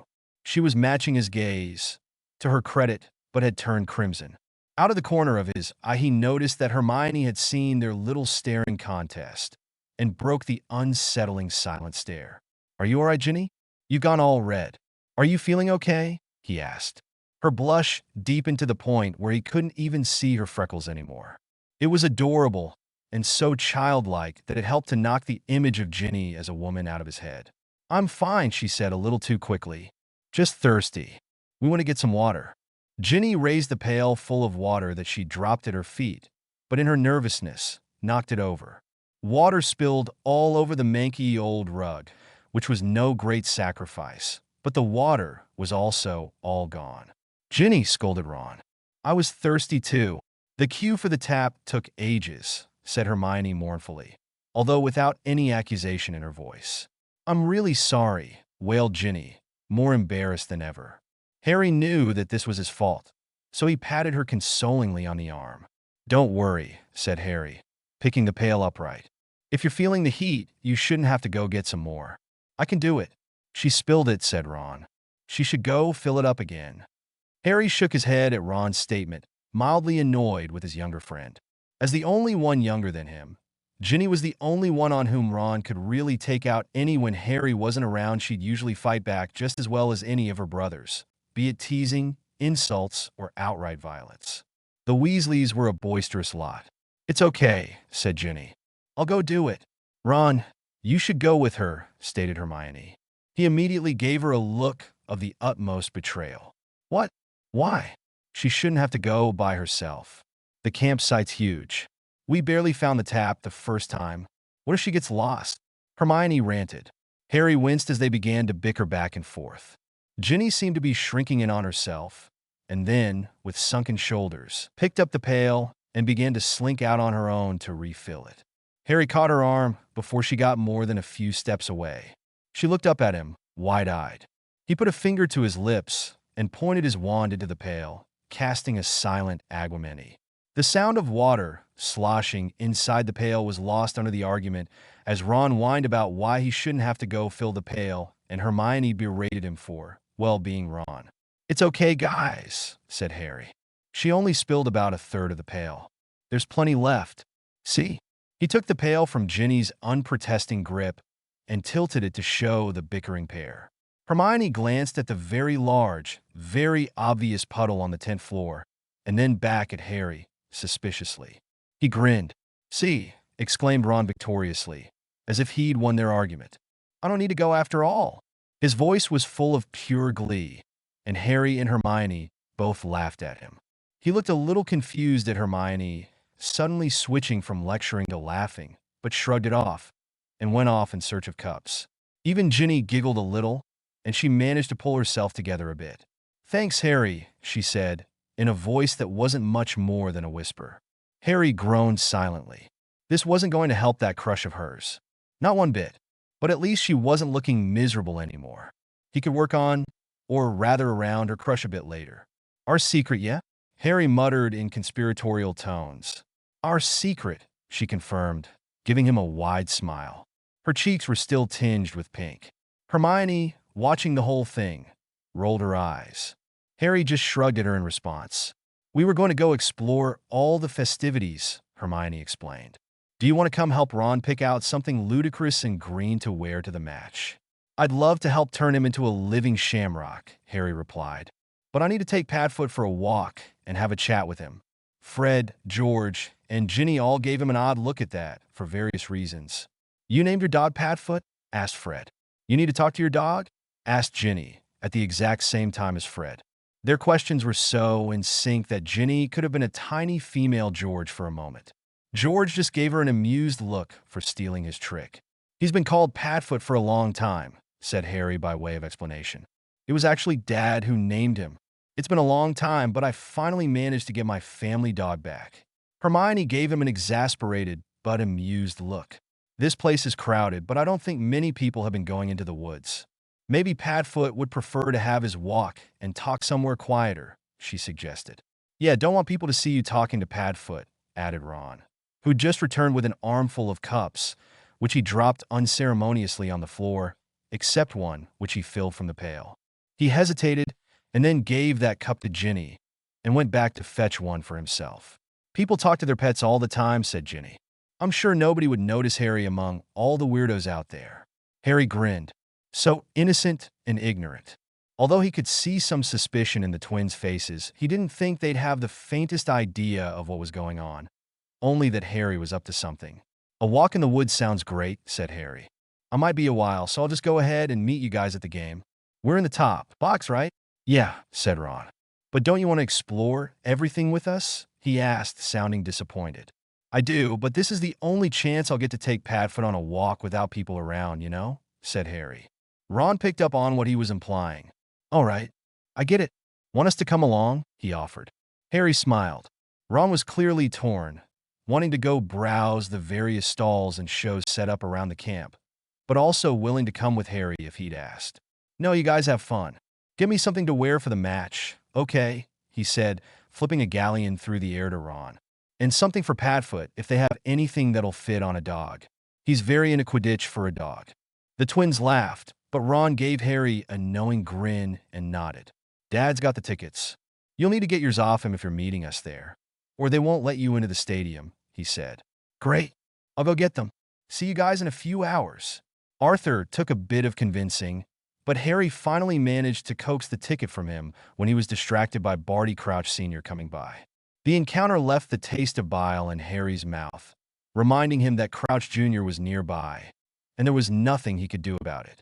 Yet, Harry spent most of the day exploring the forest with Padfoot, who briefly shifted back into Sirius when he was sure nobody was around. "Woof," he said. Harry threw a stick at him. He caught it with his forehead. "You were really getting into the whole lovable puppy act back there," Harry said. Sirius grinned. "James wanted to make me his permanent house pet, so you'd always have somebody to play with growing up. Lily put a stop to it. He nearly had me convinced." "So the dog brain takes over?" Harry asked. "No, not quite. It's not just taking on the shape of an animal. An animagus takes on their spirit as well. I am a dog, smarter than most, and I know things which I shouldn't, but in many ways beyond the flesh, I really do become a dog. Does it bother you? It never used to. But seeing Peter after 13 years as a rat, I can't help but wonder, did all my years as Padfoot, hiding from the Dementor's touch in Azkaban, change me? There are old stories of animagi who spent too long in their animal forms and got trapped permanently. At that stage, it's in your soul. No spell can undo it. Not like transfiguration. I used to want to learn to be an animagus so badly, murmured Harry. What changed? You died. How did I die? Asked Sirius. Future knowledge is a bad thing, Sirius. It'll eat you up inside, making you obsess over what will and will not happen. What you can change, what you can't. If I tell you the wrong thing, I could do more damage than all your time with the Dementors. I have to know, he argued. You want to know. Harry sighed and gave in. It was true. He would have insisted on knowing, if given the opportunity to find out. You died protecting me. No details, said Harry shortly. From who? Asked Sirius, a vicious look in his eye. No details, said Harry. That's all I'm telling you. That and one more thing. It won't happen again. I fell for a trap, and you saved me from it. Now I know about the trap, so it can't lure me in, and I mean to shake things off course so much that the trap is never set. Now, no more details, or I'll obliviate you. Sirius grumbled a bit, but shifted back into Padfoot. They made their way to the top box separately, meeting the Weasleys there. Oh, goodness, Harry, cried Arthur. I was just about to go look for you. We've got a good half hour until the match starts, but you'll want to see the mascots performing, too. My Weasley. Seats in the top box. Harry's skin crawled at the sound of Lucius Malfoy's voice. Did you have to sell your house to afford them? Arthur bristled, but Bill's hand on his arm kept him from doing anything rash. Now there, Lucius, be nice. You are here as my guest, after all, panted an out-of-breath Fudge, who'd been running up the steps to keep up with Lucius' longer stride. Harry tuned it all out. Although the match was fascinating, he'd seen it before and seen recording clips on omnioculars far too many times. Padfoot was standing on two legs against the railing, tail whipping back and forth furiously, having the time of his life. Harry smiled at the sight. He'd worried about bringing Sirius here, but the godfather he'd known had spent all his time in a cave or locked in a box. He deserved this. Turning his attention away from the match, Harry noticed that Fudge was also less than focused on the game. He left his seat and wandered over to the minister, who was poring over a small book. Is everything all right, minister? Harry asked, faking concern. Oh, yes, it's just these blasted Bulgarians, you see. And this phrase book is next to useless. And with everything happening this year, it's going to be a nightmare. Suddenly, Fudge caught himself, realizing who he was talking to. Harry, forgive me. I was a little wrapped up in work. Can I help you with something? I do hope you're feeling better after that accident over the summer. I read all about it. Truly tragic. But look at you, you've grown. Healthier than ever. Not the type to let anything keep you down, Harry. Fudge nudged Harry conspiratorially with his elbow, and Harry resisted the urge to punch him. No, this was time for diplomacy. Harry glanced back at the Malfoys, but their attention was fully on the match. Taking a deep breath, he grabbed Fudge's arm and pulled him out of the top box into the empty corridor. Harry, Fudge asked, startled. What is it? Actually, minister, I was rather hoping I could help you. Fudge looked startled for a moment, but his face soon settled into a condescending smile. Harry, what could you help me with? I have a whole ministry working for me, after all. Fudge chortled at his little joke. Harry did not, and met his gaze unblinking until Fudge dropped his silly fake smile. I remember that you helped me out after I blew up my Aunt Marge last year, Harry said. Oh, yes, accidental magic. Nothing to worry about, dear boy. Well, that's the thing. You helped me, the Minister of Magic himself. I was very flattered and surprised, Harry said, lying through his teeth and trying to sound sincere. So I figured that I owe you a favor in return. And there's something that you should know. Oh, and what might that be? Asked Fudge, still in his humoring a child voice. It's about Sirius Black, Harry said. Black, hissed Fudge. Have you seen him? That's not what I wanted to tell you, said Harry, sidestepping the question. Black's innocent. Fudge looked as if he was about to make some blustery dismissal, but Harry caught his arm. The man who betrayed my parents was Peter Pettigrew. He faked his death and went into hiding. I've met him, he confessed. Fudge rubbed at his cheeks and sighed, looking down at Harry in exasperation. Look, Harry, even if this preposterous story is true, I can't just call off the hunt for Black. And with the resources invested in him, we can't afford to waste more manpower hunting down a dead wizard. It's just not feasible, not without proof. I'm sorry, my boy. That's your problem. Resources, said Harry. What? The resources invested in hunting Black. A waste of manpower, time, and money. Forget whether he's innocent or not. The last reports have him out of the country. No longer our problem. With a certain international event coming up, the last thing we want to be doing is advertising a possible serial killer on the loose. And if the Aurors haven't found him yet, it's likely that he's far from here. We have to look strong in front of our neighbors, don't we, Minister? Fudge nodded mutely. We don't want them coming to Britain and thinking of Sirius Black and Lord Voldemort. Harry was pleased to see Fudge flinch at the name. I wouldn't expect you to just drop the charges on my word alone, but you have an opportunity here. The hunt is going nowhere. Redirect those resources into our international affairs, and we could see some real benefit. I suppose we have been hunting him for a year with no success, Fudge mused, and we're stretched to breaking point as it is. If we foster stronger ties with the rest of Europe through this upcoming event at Hogwarts, a politician of your caliber could use the opportunity to repaint the image Britain has gathered over the last few decades. Change us from a terrorized island nation into a growing part of global magic. You have a great opportunity in your hands, Minister. I'd hate to see you waste it searching for some lost thug who may not even be guilty. Did you know he was never given a trial? Just locked away? Those were dark times, but Minister Bagnold was not the same leader that you are, sir. Oh, well, you're too kind, Harry, but I really don't know what to say to all this, said Fudge in a strained voice. You did me a favor once, so I thought I'd return it. That's all.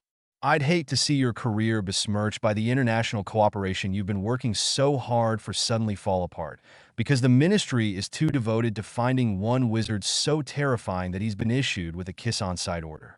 Yes, said Fudge at length. I suppose he is just one wizard at that. Maybe we should see about rescinding that order. That way we can question him about how he escaped from Azkaban and fix the prison's defenses. That's a fabulous idea, Minister. No wonder Professor Dumbledore speaks so highly of you, said Harry, trying not to gag through the heap of bullshit he was spewing. But somehow Fudge was buying it, at least a little. Why, thank you, Harry. It's very kind of you to say so. You're a bright lad, no doubt about it. Perhaps we've been a little too fixated on this Black case and need to get back to business as usual. Have you ever considered a career in the Ministry? Harry tasted vomit. I'm still not sure what I'd like to do after this Quidditch match, to be honest, sir, he said weakly. Plenty of time to decide, my lad. Plenty of time. Have a good year at Hogwarts now, and be sure to stay out of trouble. I'll do my best, sir, lied Harry. Chapter 6. A/N. Every one of these chapters is longer than the one before it, and definitely not on purpose. I suppose it's a good sign in some ways. In this chapter, we finally reach Hogwarts. Despite the Weasleys' insistence that Harry stay with them until school starts, Harry managed to fend them off with the excuse that his employer was expecting him back. They were disappointed, but Harry assured them he would see them at school before disapparating back to the Hog's Head. Aberforth looked up at his arrival. So, Death Eaters. That's what you wanted me to get Albus away from, he said flatly. Disapprovingly. If it makes you feel any better, he wasn't involved the first time. He must have left the campsite before everything kicked off. Nobody's hurt now that wasn't before because of you, said Harry. Aberforth grunted. Put a lot of fear in a lot of people seeing that thing in the sky again, Aberforth said at last. I know, said Harry. You could have stopped it from happening. I know, said Harry again. Aberforth slammed his hands on the table and pushed himself upright. His chair fell backwards, landing with a heavy crack. So, why didn't you? That mark, that symbol, it's a sign of everyone that we lost back then. Our worst memories coming back to light. A reminder of what it was like to live every day in constant fear. You weren't alive back then. You don't know what it means to see that hanging over the house of somebody you knew. I had my own war, old man, said Harry quietly. I saw that vile thing in the sky more times than I can remember. Then why do it? Why let people remember those horrors when everyone's at peace? Happy for fuck's sake. Harry raised his eyes to Aberforth's, feeling as tired as if he hadn't slept in days. You said it yourself. To remind them of those horrors. Of what's at stake. Of what's coming. Aberforth growled, but picked up his chair and sat back down again. Harry could see the whiteness around his knuckles, hands clenched into fists, but the anger was simmering down. And Harry got the feeling that it wasn't directed at him. Perhaps hadn't been to begin with. What's the point in traveling back in time, if not to stop that from happening again? Asked Aberforth. You don't get it, said Harry. Even if I tell you 100 times, you won't get it. You might understand the words, but you'll never truly. No. Just tell me, boy. I thought you were here to stop that damn war from happening. Harry gave a bitter laugh, joining Aberforth at the table. No. I came back in time so that we could fight that war. The first time was a slaughter, and it never ended. I mastered a new and forbidden branch of magic to get back here, but it wasn't so I could stop him from coming back. You can't stop him. I learned that lesson over and over again. Then why? Demanded Aberforth. So that we can fight the damn war, shouted Harry. Fight instead of die. And so that when we fight all the forces he can gather, all the evil in the world arrayed against us, we don't just fight, but survive. I didn't come back to stop it from happening. That's impossible. I came back to make it possible for us to fight this damn war and win. Aberforth stared blankly into space for a long time, digesting Harry's words. He'll be coming soon, won't he? In a way, he's already here, said Harry. Weak, malformed, without a proper body. Sounds like he's vulnerable. Catch him like that and end it quick, muttered Aberforth. I could kill the body he's in, but his spirit would escape just like when I was a baby, and then I'd have no idea of what he's doing. Right now, I know how he plans to come back. I watched it happen the last time. Ritual resurrection is a messy business, Harry said, and then paused for a moment before grinning ruthlessly. And I plan to mess with it. You're going to make the ritual backfire? Asked Aberforth. Good guess, but no, said Harry. Aberforth raised an eyebrow, awaiting an explanation. It actually backfired the first time. Only the effects, they made him stronger than ever before. Truly immortal, not the wraith he became. After he died the first time, every time he died, the ritual reactivated. No need for sacrifices or full moons or fucking virgins. So the immortal Dark Lord Voldemort became even more immortal than before, said Aberforth sourly. And that's where I come in. First I make him mortal. Then I kill him for the first or 14th time, depending how you're counting. I know how that ritual works back to front, how it went wrong, how he became so powerful. I know how to change it so that it works exactly the way it's supposed to, and gives him a new but mortal body, said Harry, taking out his wand and placing it on the table. He let out a long, tired sigh. I'm not like your brother. I can't match him in strength or knowledge. I'm a powerful wizard, but they're on another level. I've only ever escaped dueling Voldemort through dumb luck, being saved, or being a sneaky bastard. I'll agree that you're a sneaky bastard, Potter, but I think his lot might have you beaten at both sneakiness and being bastards. Harry grinned mirthlessly. Oh, you have no idea. No idea at all. But I didn't just learn how to travel back in time. Aberforth snorted derisively, but couldn't conceal the curiosity in his eyes. Picked up a few tricks when you were developing the spell? He asked. Develop an entirely new branch of magic, more like, said Harry. Beyond the wildest dreams of the Department of Mysteries. You're looking at the world's first chronomancer. So what can a chronomancer do, besides 10 bar? Asked Aberforth. Harry paused reflectively and stared at his wand. You know, I'm still learning, and this is going to help me push the boundaries even further. I may be the only wizard to have mastered time magic, but I know there's still more I can learn to do. He pushed his wand across the table and gestured for Aberforth to take it. This feels odd, Aberforth commented, running a finger along its length. It's almost, what's the word? Faceted. Bumpy. He shrugged. I've seen some odd wand decorations, but never one with all those little spheres. You'd hardly know they were there unless you were close enough to get poked in the eye with it. Well, they're not supposed to be decorative, said Harry. The wand chooses its shape, not the wand maker. That's a load of bollocks. Ollivander does custom requests and modifications all the time, grumbled Aberforth. The wand chooses the wizard, not its shape. It does when you make your own wand, said Harry. Huh. Work better for you than Ollivander's then? To give you an edge over Voldemort? Harry shook his head but smiled. No, nothing like that. It's perfectly tuned to my magic, but Ollivander's a master of the craft. His wands come within a hair's breadth of perfect matches in almost every case. At least, when he gets to help you pick it out. Then why not keep with your old one? You remember how some wands are more suited to certain types of magic, like charms or transfiguration? Harry asked. Mine is more attuned to chronomancy. It's the first chronomantic wand ever to have been made. It'll perform about as well as my old holly wand for most things. For most things, Aberforth repeated. Harry smiled and took back his wand. Time magic has been easier with it, said Harry. And not just easier. I can feel a change in how it works. I'm closer to the magic now. This is what I need to take my mastery of time a step further. A specialist tool, and a teacher, and a partner. He gazed at it fondly before stowing it away in a pocket. Your wand is your teacher, snorted Aberforth. Is the magic in the wizard or in the wand? Asked Harry. Aberforth leaned back, momentarily stumped.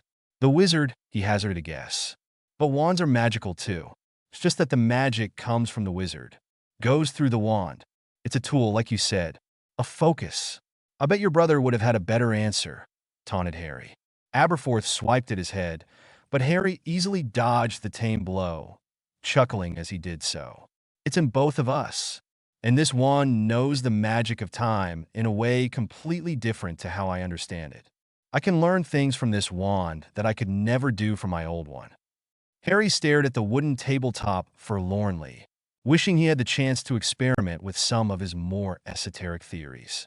But now was not the time. What's it made of? Asked Aberforth. Birch, answered Harry. It's a symbol of growth and renewal, the passing of time. It lights the way for others to follow and inspires passion in the hearts of men. Aberforth cuffed Harry on the side of the head. None of that airy bullshit, Potter, he muttered. Harry opened his mouth to object and argue the important influence of wood choice when making a wand, but Aberforth beat him to it. I meant what's in it. The magic bit. Unicorn cock? Middle finger of a Grindylow? Your imagination is inspiring, muttered Harry, while actually trying to work out what the magical properties of a wand made from a Grindylow's middle finger might be. They were aquatic creatures, living in packs, territorial and aggressive, submerged under constant pressure, yet also pressing outwards. It'd likely create a wand with good defensive properties, possibly with a quirky temperament, as some wands possessed, characteristics which caused them to act oddly under certain circumstances. Most likely, it'd be more potent when several of them were used by wizards fighting side by side. Good wand for a soldier, Harry thought. He wondered if it might be worth trying to grab some fingers during the tournament and try his hand at making some.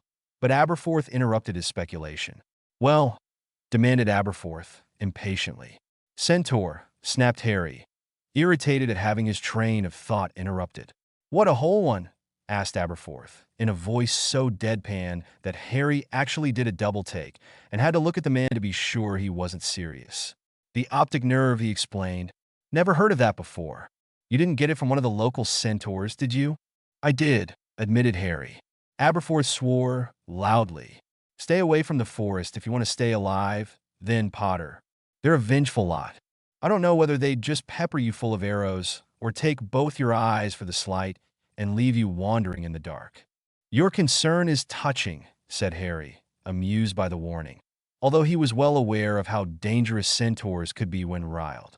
But I didn't thump one over the head with a brick and pluck out his eye. He traded it freely. Fuck Potter. What did you offer to make a stargazing horseman give up one of his stargazers? Spluttered Aberforth, eloquent as ever. Sight, said Harry simply. Oh, fuck you. I get enough of that vague and mysterious shit from my brother. Tell me about it, muttered Harry in understanding. He was a nightmare when Voldemort was hunting down the prophecy. Getting an honest answer out of him was like squeezing blood out of a stoat. Don't you mean stone? Have you ever tried to squeeze a stoat until it bleeds? Harry asked rhetorically. It's fucking difficult. At least stones don't fight back. Do I even want to know? Asked Aberforth. Transfigured a Death Eater into a stoat. Grabbed him. Squeezed. There were a few other things happening, but you get the gist, said Harry. I don't know whether I'm more curious about what happened with the stoat or the prophecy, said Aberforth. He stood up and made his way to the bar, where he began the daily ritual of setting things up for the evening's customers. Well, the stoat bit me, so it won first blood, but then I squeezed it even harder and… Harry stopped speaking when Aberforth threw a dish rag at his head. Start cleaning the tables. And tell me the other story. Right? You must have heard part of it, too. Aberforth grunted in acknowledgement. Harry waited in silence for him to admit it verbally. It was part of an ongoing attempt to get Aberforth to converse with actual words. Even after so short a time as Harry had been living here, it was showing results. Caught a wet-behind-the-ears Death Eater spying on Albus when it happened. Only caught a bit of it, Aberforth said at last. Did Albus ever tell you the rest? Asked Harry. Yeah. Surprised the hell out of me. I thought it'd be another of his secrets in the closet, but he called your parents and the Longbottoms here and told them about it. Right here in front of me. Guess he might have thought I'd heard more than I did. Or maybe he just wanted somebody else to know who wasn't involved, suggested Harry quietly. Maybe, said Aberforth, after a long pause. You'd never think it, but he's as lonely as they come. Maybe he just wanted somebody else to know the score. And we're brothers. Shared old and terrible burdens for decades. So what's one more? Harry was surprised at that. He couldn't imagine Dumbledore, the center of attention wherever he went, as a lonely man. But then he remembered how alone he often felt himself, despite being singled out as the boy who lived, the chosen one, or whatever other name some idiot could think up for him. Harry actually felt a little sorry for Dumbledore upon realizing that. He was still only human, after all, and the only two people who understood that were right here in the Hog's Head. The silence suddenly felt awkward, so Harry broke it. The prophecy's dead now, you know. I already fulfilled it. Even though I'm back in time, before it was completed, it's still tied to my fate. It's just an empty glass ball now. Does that change anything? Asked Aberforth. Not a damn thing. He chose this fight when he heard the prophecy. I chose this fight when I found out he killed my parents. A slow smile spread across Harry's face, and he looked over at Aberforth. And I chose it again when I learned how to travel backwards in time. But this time, it's happening on my terms. HNF, said Aberforth. Harry rolled his eyes. It was worse than trying to teach a teenager to speak properly sometimes. Think you can win? Aberforth asked. Harry sighed and ran a hand through his hair. I'm not sure, to be honest. Probably not. But then Harry straightened and brought back his cold smile from before.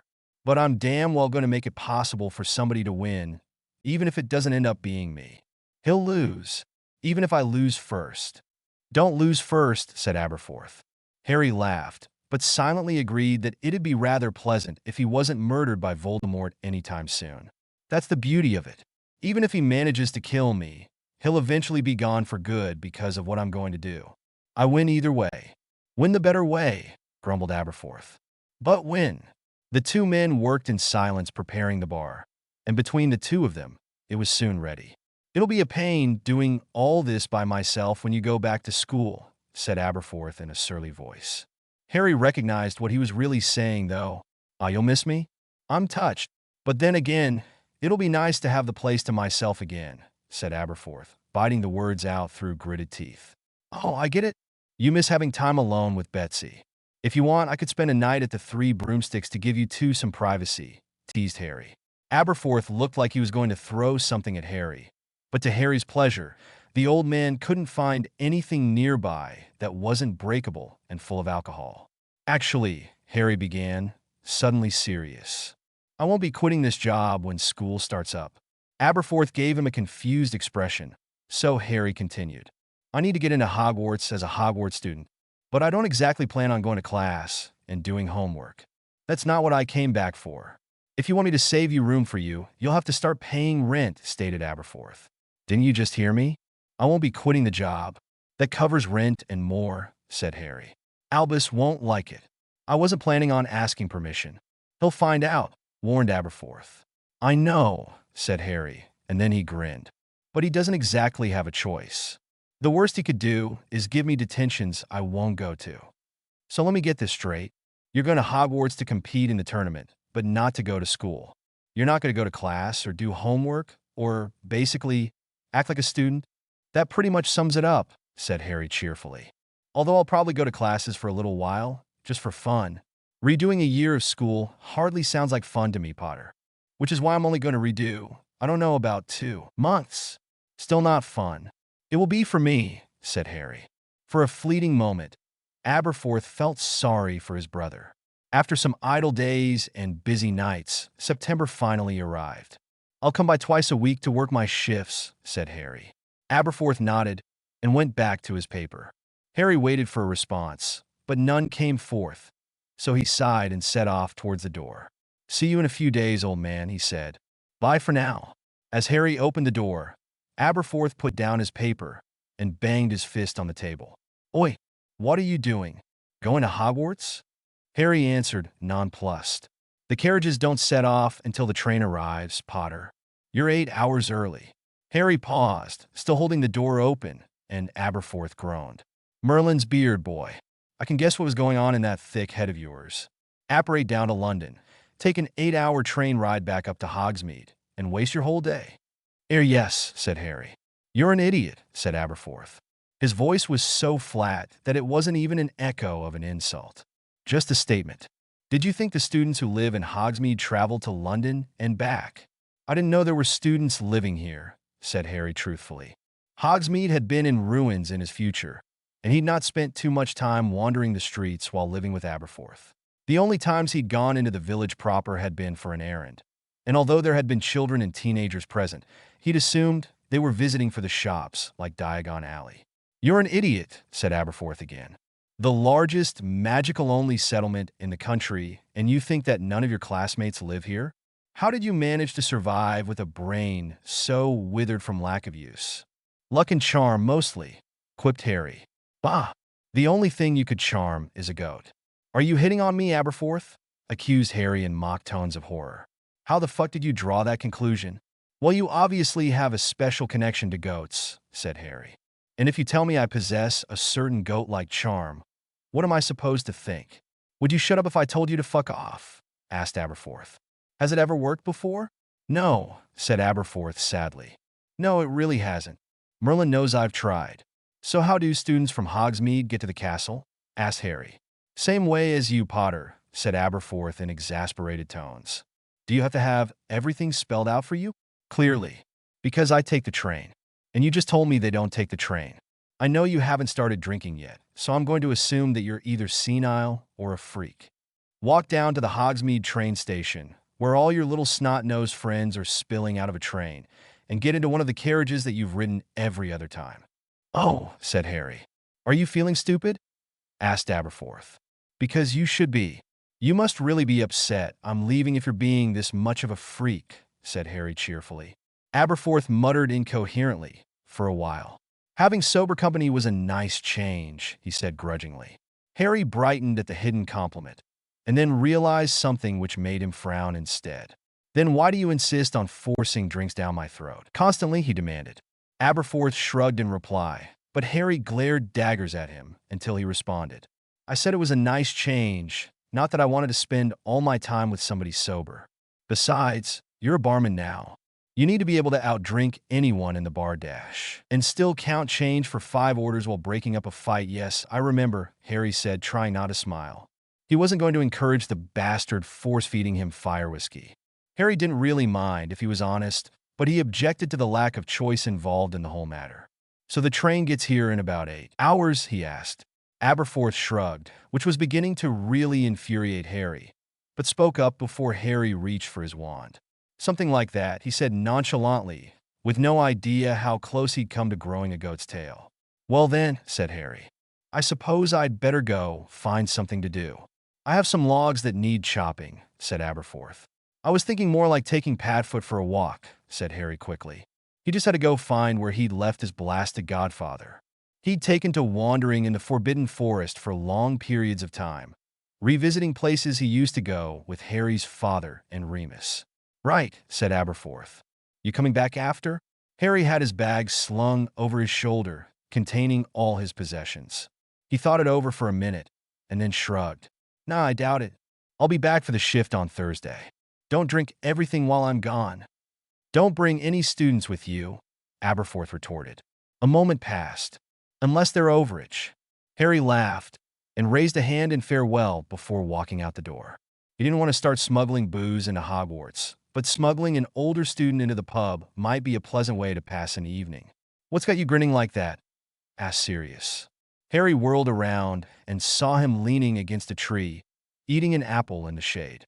Between the tree and the pub, he was entirely obscured from sight, but Harry still got nervous whenever Sirius was in his human form in public. "I just realized that I'm the only student at Hogwarts with access to a pub, a bartender who'll serve whoever I bring, and a private room above it." Sirius laughed. "Your mother would blame me for corrupting you if she heard that," he said, grinning to match Harry. "Your dad now. He'd probably be proud of your initiative, but only so long as Lily wasn't in the room." "And you?" asked Harry. "I'm just proud that you're looking for time to have fun while you're on this mission of yours. All work and no play makes Moony a ravenous monster, as the saying goes." "That's terrible," said Harry. "Oh, Remus didn't mind. I mean, it was a terrible joke," Harry clarified. Sirius barked a laugh and nodded in agreement. "Yeah, it was Peter's now that I come to think of it. Wormtail never had a good sense of humor. Or sense at all." Harry saw the familiar anger overtaking Sirius, and quickly worked to distract him with something else to think about. "How are you at curse breaking?" he asked. Sirius quirked an eyebrow and stared. "Seriously? I'm a black. I grew up in a house where everything was cursed. Sit in the wrong chair and it'd turn your legs into ash. Our house bet was a boggart." "That's nice," said Harry offhandedly. "It really wasn't, but it could be nice. Today could be a really nice day. I just need you to break one teensy little curse." Sirius regarded him warily. "You never say teensy weensy unless some significant shit is going on. What's the curse?" "I don't actually know," said Harry. "A withering curse, but powerful and warped. There's a ring curse to kill anyone who wears it." "Standard curse jewelry, then," said Sirius with a sigh. "No," Harry added. "Nothing standard about this at all. But let's see what you can do. Go woof." Sirius rolled his eyes, but shifted into Padfoot as requested. Without warning, Harry grabbed Padfoot's ear and sidelong operated him to Little Hangleton. "Voldemort's actually living in this village," he whispered to Padfoot, who immediately growled. "We can't confront him yet, but we can steal away pieces of his power. He's in the largest mansion in the village, a few miles from here. You'd be able to see it if not for these trees." Padfoot growled louder and attempted to move in the direction Harry had been staring. Harry was still holding his ear, however, so it only took a sharp tug to stop him. Padfoot whined pitifully and then nipped Harry's wrist. Harry quickly let go of Padfoot's ear and rubbed his wrist. It stung, but had barely drawn blood. But at least he'd gotten Padfoot's attention back on track. "So if Voldemort's in the largest mansion, you might be wondering why we're here by the shabbiest shack in the village," said Harry, gesturing to their left. An old, rundown cottage was nestled between some trees. It was built with stone as much as wood, but it looked ancient and out of place compared to the Muggle dwellings in the village lower down the hill. "We're alone," said Harry, after checking their surroundings. "You can shift back." "You're telling me that Voldemort's in a mansion, but hid a cursed ring in this hovel?" asked Sirius. "I'd get it if it was a random trap for anyone who came across it, but you've got that look on your face. This isn't just about removing a piece of vicious Muggle bait, is it?" "No, it isn't," said Harry. "The curse was to stop people from taking the ring. There's something else hidden under the curse. That's what we're here for." "The piece of Voldemort's power we're stealing?"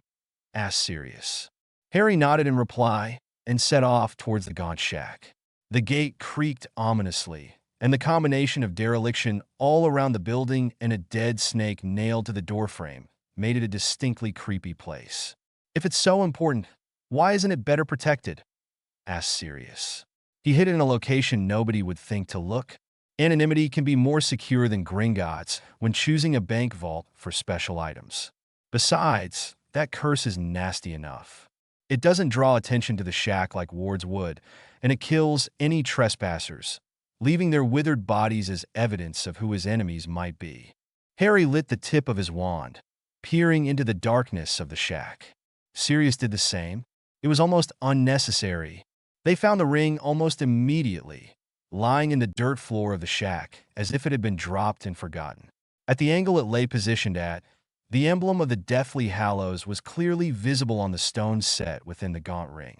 "Hey, I know that symbol," exclaimed Sirius, moving towards it. "It's embroidered into the lining of your dad's invisibility cloak." "Really?" Harry asked in surprise. He'd never noticed before. In his moment of surprise, however, Sirius had reached down to touch the ring. Harry swore and stabbed his wand in a spiraling motion towards his godfather, who promptly disappeared. He moved over to the ring, felt the compulsion radiating off it, and felt nothing but hatred powerful enough to override the magically inflicted desire. Not having any gloves to pick it up with, Harry looked around the room for something to use to avoid touching it. The shack was devoid of everything but dead leaves and the ring. Harry sighed and went outside to fetch the dead snake pinned to the doorframe. He pulled the nail out and brought it back inside. Yeah, this was nasty, but it'd do in the meantime. He wished he'd thought to bring gloves. Or a hazmat suit. With the tip of his wand, he forced the ring down the snake's mouth, deep into its stomach. When he was satisfied it was deep enough not to accidentally fall out, Harry picked up the snake.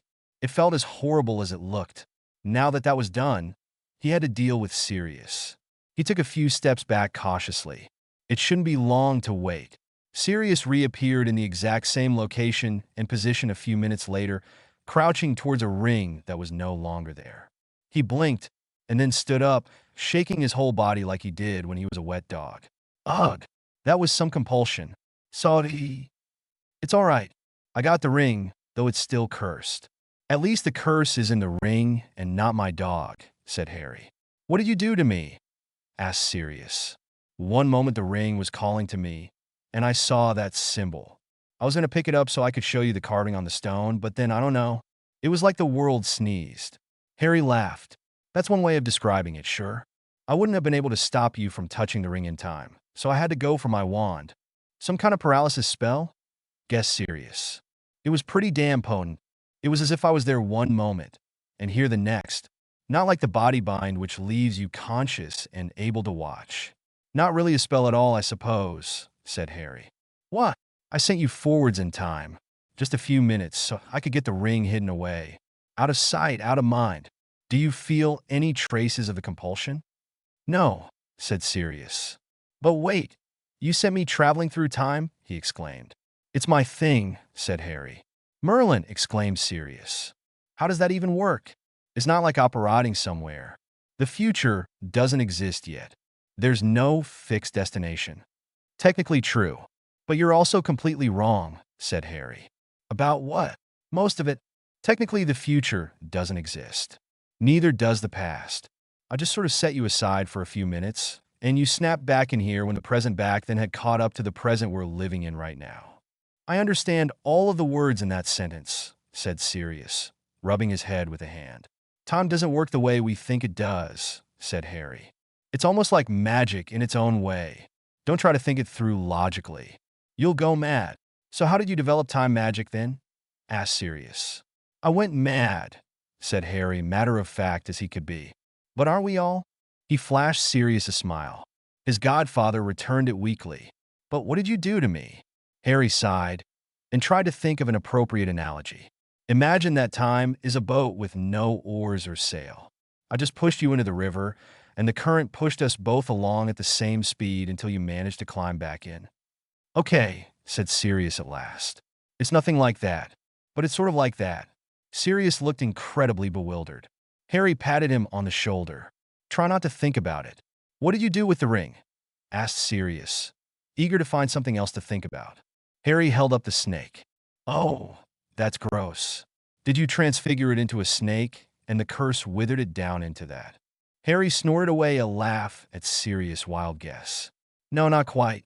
I jammed the ring down the snake's throat so I wouldn't have to touch it. That's even worse, exclaimed Sirius. I know, said Harry despondently. Do you think you'd be up for another go at the ring?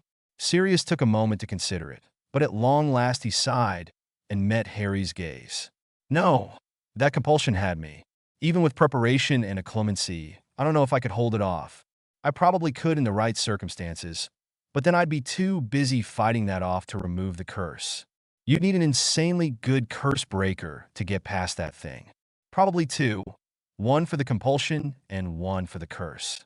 Damn, muttered Harry. Can't get anyone else involved in this. I'll have to settle for stealing it instead of destroying it. Are you going to keep it in there? Asked Sirius, nodding towards the snake carcass. Yeah, said Harry. Nobody's going to go looking down a dead snake's throat. It's as safe a hiding place as any. Where are you going to keep the snake?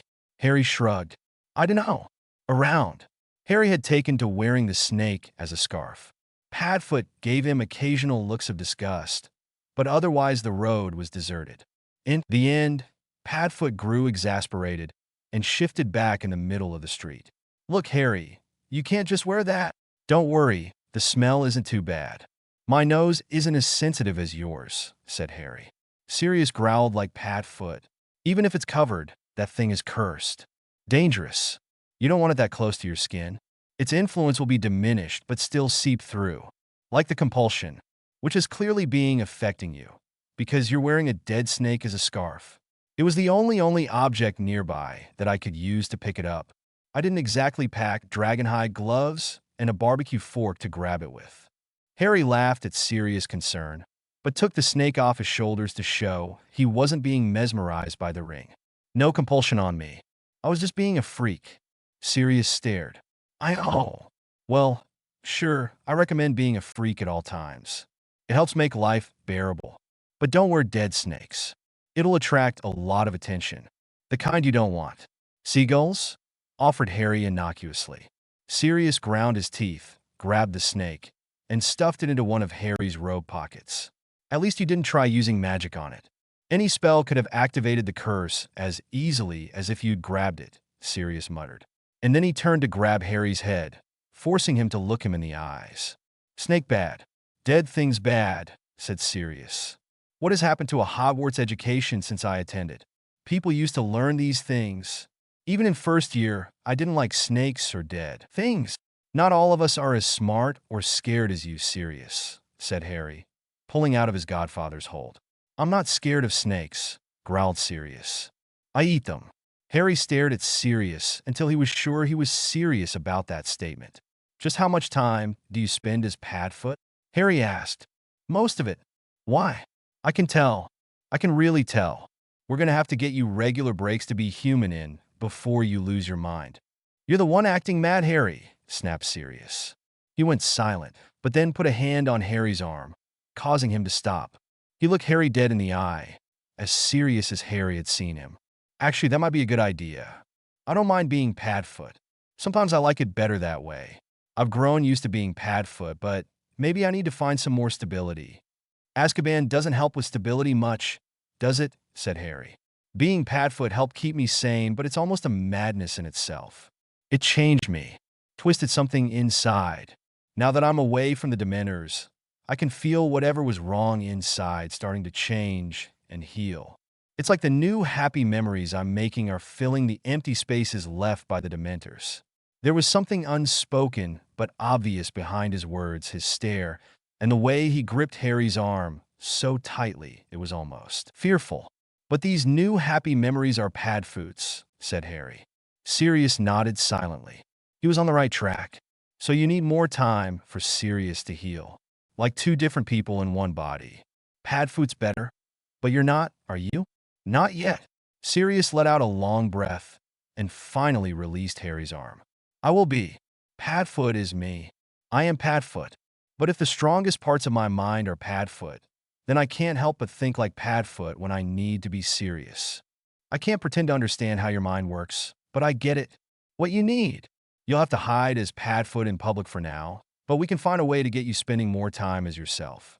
Build you up a core of good memories to replace the feelings that the Dementors sucked out of you. Padfoot's already there, So that's us halfway done, said Sirius, giving Harry a wry grin. And what about Sirius? I got two. Finding you and flying to freedom on Buckbeak, said Sirius. Harry remembered the sheer joy of flying on Buckbeak for the first time. It had been a wild, uncontrollable exhilaration beyond anything he'd felt on a broom. Because Buckbeak was alive. Wild. Magic. Everything Harry loved. Where is Buckbeak these days? Asked Harry, thinking fondly of the hippogriff. He actually followed me back to Scotland when I got your portkey. Like he knew exactly where I was going to be. I've been visiting him on the days I didn't get to see you, said Sirius. I did wonder what you were doing off in the forest, mused Harry. Sounds almost like he's your familiar. I've been wondering the same, admitted Sirius. We both escaped our execution and flew off into freedom together. That's a pretty potent act. And we hung out afterwards, which would have given enough time for a bond to form. Never heard of anyone having a hippogriff familiar before, though. Any magical animal can become a familiar, said Harry. Most just don't want to on account of being wild magical animals who live outside and like to fly around or eat ferrets or whatever it is their thing might be. That's why almost all familiars start off as regular pets. I wonder if he'll deliver my post for me, suggested Sirius. They looked at each other and burst into peals of laughter, picturing a screeching hippogriff bearing down on the Gryffindor breakfast table. I don't think people are used to bowing before the postman or getting disemboweled, said Harry. Most of the people I'd want to get in touch with are a touch impolite, Sirius said thoughtfully. Then again, most of the people I want to avoid are a bit impolite to me, so maybe I should send Buckbeak to them with a letter. I'm sure Lucius Malfoy would be thrilled to hear from you, said Harry in a deadpan voice. He was the bastard pushing to get Beaky executed, right? And a Death Eater, Harry added. Fuck that guy. Don't worry, said Harry consolingly. I'll bully his son at school, and then we can kill him next summer. Deal? Harry held out his hand. Sirius stared, and then grabbed it, laughing. Wait, he said. Kill Lucius or his son? Lucius, said Harry. Draco might even grow up to be a human being with Daddy removed from the picture. It's really for his own benefit. Can I kill him with Buckbeak? Asked Sirius. How? Asked Harry, genuinely curiously. What do you mean, how? Beaky Celine mean killing machine. Am I familiar? So don't question his killing power, exclaimed Sirius excitedly. Harry rolled his eyes. I meant specifics, he said. Are you going to duel Malfoy, then have Buckbeak deliver the finishing blow? Or are you going to fly overhead, raining down curses from Buckbeak's back? Or are you even going to leave it to Buckbeak and lock the two of them in a room together until Lucius insults him and gets mauled? Sirius opened his mouth in wonder. Harry, you have a bizarre and overactive imagination. Where were you during my Hogwarts years? You would have been a much better fourth marauder than Peter ever was. I'm pretty sure I didn't exist back then, Harry said sardonically. But if I did, it was in your fellow marauder's left testicle. Why left? Why not? I can never tell whether you're mad or just a freak, said Sirius at length. I'm often complimented for both. Sirius just sighed in response. You've changed a lot since I met you. You're a lot more like your father now. Harry glanced at Sirius. Is that a bad thing? You don't sound too pleased. I just regret that I never got to see you growing up. I was in Azkaban until you were 13, but I had hoped that after that I'd be able to watch Lily and James Boy grow up. But you've already lived nearly as long as I have, despite your appearance, haven't you? Sirius asked, sounding melancholy. I'm a few years younger than you if you add it up that way, I suppose, said Harry. But I wouldn't count 12 years of Azkaban as 12 years alive. Your mind is probably still caught between Padfoot and you in your 20s. So I'm actually younger than you now, asked Sirius wryly. No, I'm 17 through and through. Chronomancy affects more than just your body. It cuts to the heart of who you are. I think and feel like a 17-year-old, although I do have all those extra memories running around in my head. Once you get past the surface, you're probably a few years older than I am right now. On the inside, where it counts. Pity it doesn't show on the outside, muttered Sirius. That made Harry pause. Of course, Harry whispered under his breath. Why did I never think of it before? What are you planning now? Asked Sirius warily. I can probably help tune things up a little better. Match your body and mind. You're not going to make me grow mature, are you? Asked Sirius. I hear 30-year-olds are a real bore. Might want to think about leaving me cracked in the head, but fun. Harry smiled, but shook his head. The other way around. I can help revert the damage done to your body. Match it back to your mind. The way you were before you were thrown in Azkaban. So you can make me 12 years younger, just like that? Asked Sirius, sounding both skeptical and hopeful.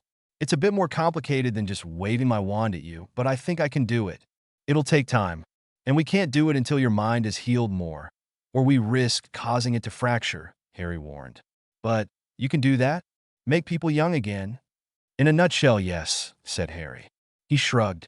It's more complicated with you because of Padfoot and Azkaban. Easier with other people. I don't know what to say, said Sirius. That just about sums it up, agreed Harry, knowing the sentiment behind Sirius' words. If people found out you could do that, they'd go mad, spend fortunes for your help, and threaten you to teach them how to do it themselves. There's no limit to how far people would go, in either blood or gold. You've practically got an elixir of life on tap. Sirius' voice was low, dangerous. Harry was familiar with the dangers, but Sirius was just realizing what they were for the first time. That's why nobody I don't trust implicitly knows, said Harry. Sirius grabbed Harry in a fierce hug for a moment, moving so quickly that it startled Harry almost into drawing his wand. Promise me you won't tell anybody that you can do this. If it became public knowledge, people would come after you. And not just Voldemort's lot. Good people will do terrible things for a gift like that. Well, you're getting this gift, and you're a good person. What terrible thing did you do? Highest record for detentions in 63 years while at Hogwarts, said Sirius proudly. That's a little bit closer to bragging rights than a confession, said Harry. I always did disappoint my dear mother in committing acts of evil, Sirius mused. I once tried to feed Snape to a werewolf. That was pretty bad. Nobody would have missed Snape, said Harry dismissively. That's not it. Remus would have gotten the blame, but it would have been my fault. I risked my best friend's life for a petty rivalry. Harry looked up at Sirius in surprise, but didn't say anything, wanting to hear more of what Sirius had on his mind. We all knew how incredible it was that Dumbledore had let Remus attend Hogwarts, how hard he worked to give him a normal life. And in one moment of stupidity, I risked taking all of that away from him. He'd be expelled for sure. His wand snapped. Maybe Azkaban, maybe execution, but definitely both. In fact, they don't like to put minors in Azkaban, so execution was probably more likely. Sirius had a grim set to his jaw, and his eyes were as haunted as they'd appeared on his wanted posters. Dad stopped Snape in time, though. Everything was fine in the end, said Harry. He was a little lost for words at this sudden confession. He knew that Sirius carried a lot of guilt beyond his own parents' death, but he'd never heard Sirius so freely admit his own faults. Yes, said Sirius. Your dad saved all of us that night. Snape from being eaten, Remus from being killed or imprisoned, and me from killing my best friend. He stared morosely ahead, lost in the past. Hey, shouted Harry, trying to break him out of his stupor.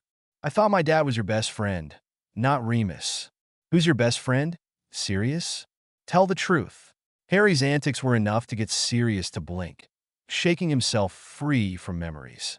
We didn't exactly have a ranking system in place. We were pranksters by day and wild animals by night. So, the food chain? Suggested Harry. Sirius laughed, but then looked contemplative. That sounds about right. Remus was quiet most of the time, but intense in a scary way when you got him riled up. Your dad was brilliant in everything he did, whether that was excelling in school or raising hell outside classes. I was right there with them, always had their backs, but I'm a pack animal, you know? I wasn't me unless I was with them. Harry noticed that Sirius didn't mention Wormtail, but then again, a rat's place in the food chain was pretty obvious. So I'm part of your new pack then? Asked Harry. Sirius cringed. Never call us that. I've got enough Padfoot in my brain as it is. And it sounds ridiculous. What are we then, if we're not a pack? Teased Harry. Family, replied Sirius immediately, his voice quiet but firm. Yes, said Harry, after a while.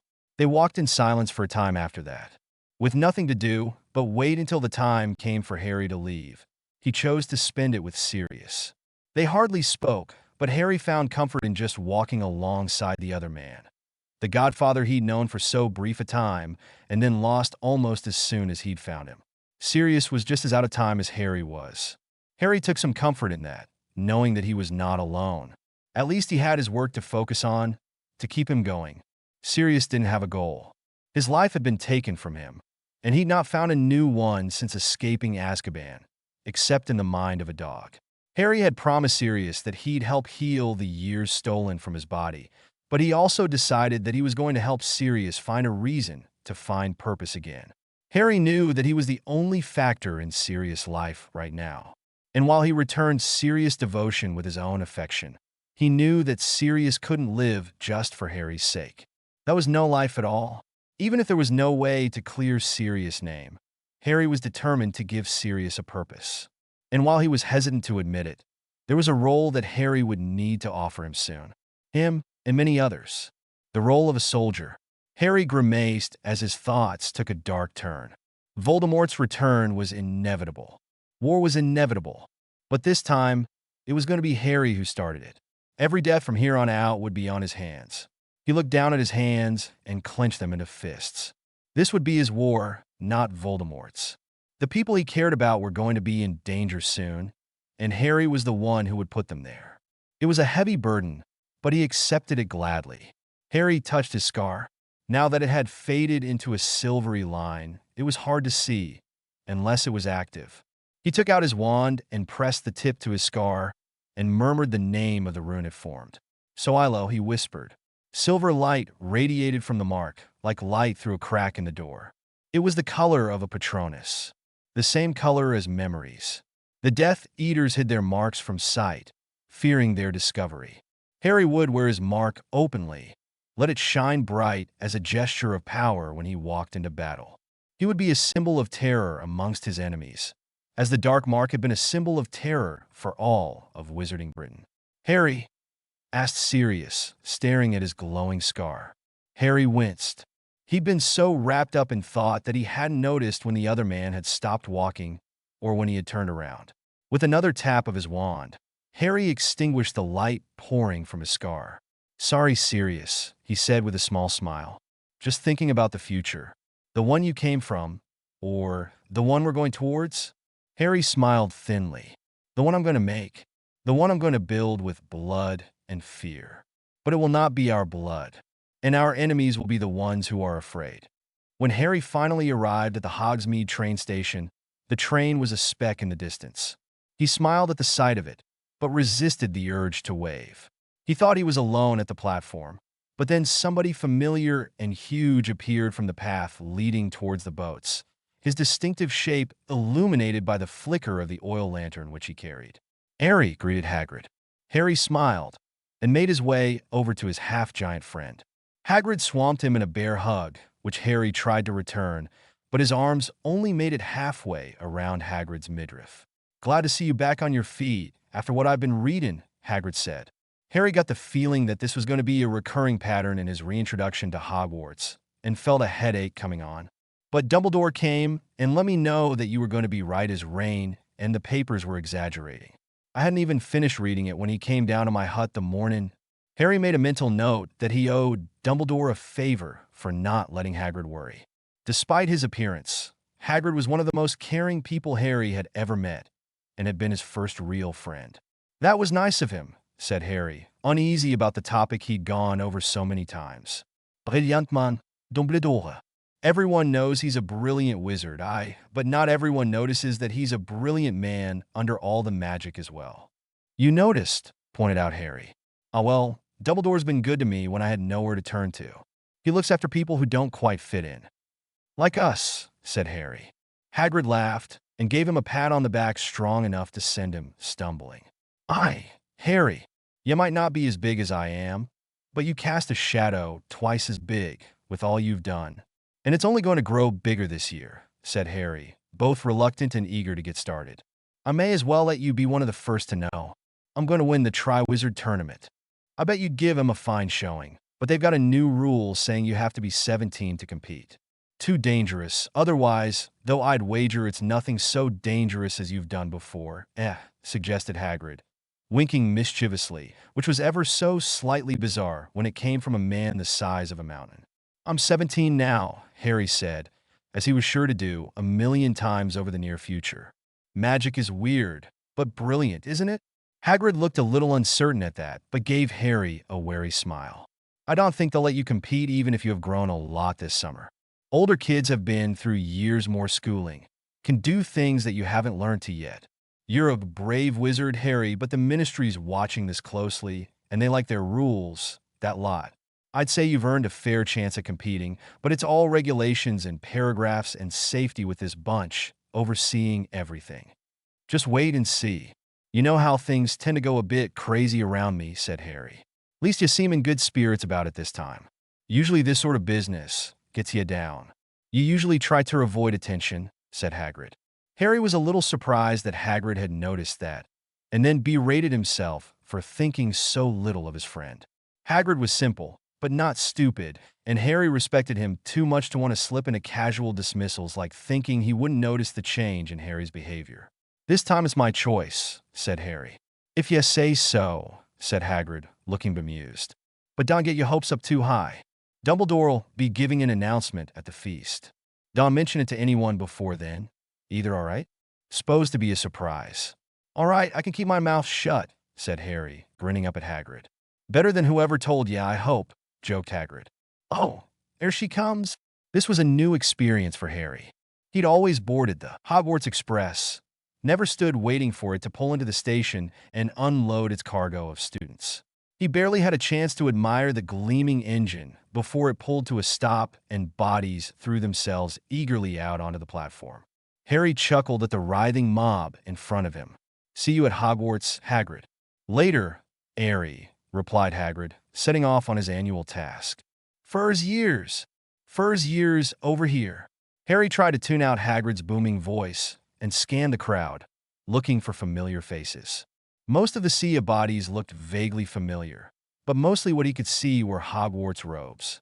The notion of looking for his friends grew less appealing as the platform filled with even more students, all seeming to blend into one another in an endless sea of roiling black fabric. After a long, hard minute of peering under hats and around owls, Harry gave up and fled for the relative peace and safety of the carriages. He petted the thestral closest to him as he passed. It rubbed its face into his hand, obviously enjoying the attention. Harry scratched behind its ears, enjoying the strange texture of the thestral's leathery skin. "Harry, what are you doing?" Harry turned away from the thestral and towards the source of the voice, climbing up to join the speaker in her carriage. "Oh, hey, Alicia, Angelina, Katie." Harry frowned. "Do you three travel in formation even when you're not flying?" "Harry," exclaimed Alicia, but she laughed anyway. "What were you doing down there?" "I was just saying hello to the thestral pulling out carriage. They're lovely creatures, but a bit misunderstood," he said. "There's nothing there," said Angelina bluntly, pointing directly at the thestral.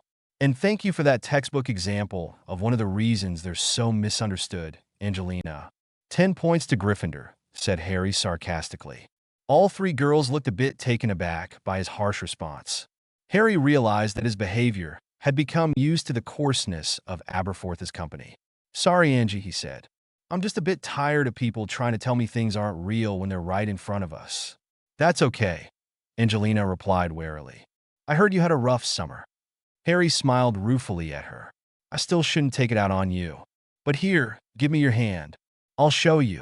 She eyed Harry suspiciously, then offered her hand as a peace offering. Harry stepped forward, pulling her onto the edge of the carriage. "Careful you don't fall," he warned. "You should be able to reach," he said, stretching out. His hands fell just short. "Damn. Okay, well, let's try this way instead."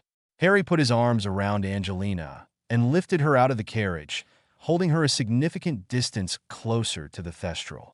She squirmed and tried to break his grip, but Harry held on tighter, not wanting to drop her on the bewildered thestral. "Stop wriggling. I don't want to drop you. Just reach out your hand. No, your other hand. Down a little bit." Angelina gasped. Harry sighed in relief and hauled her back into the carriage.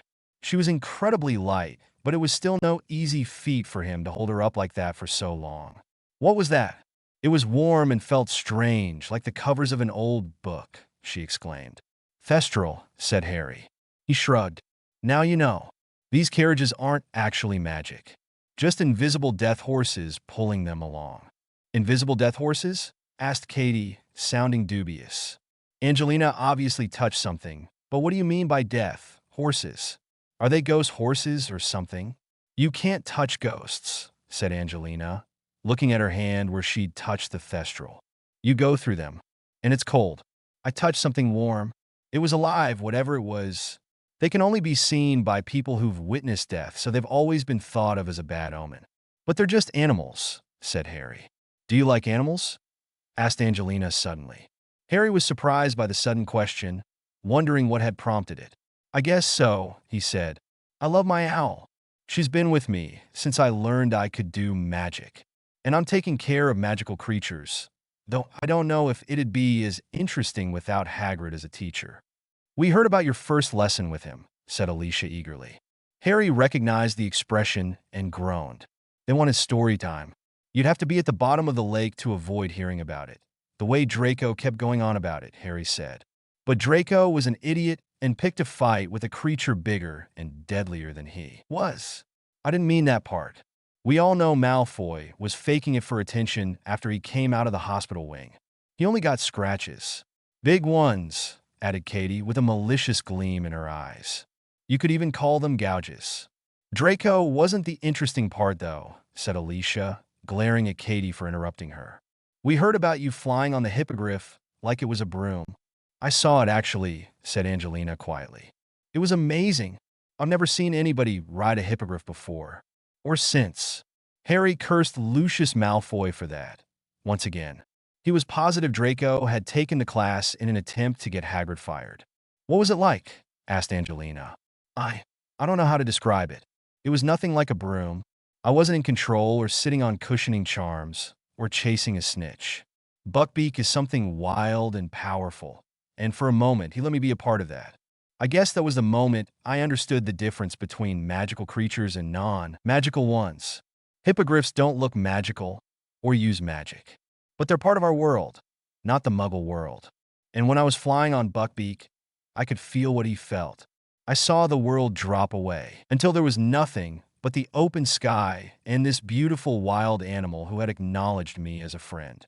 That sounds intense, said Angelina. It was magical, Harry joked. What happened to the hippogriff? Asked Katie.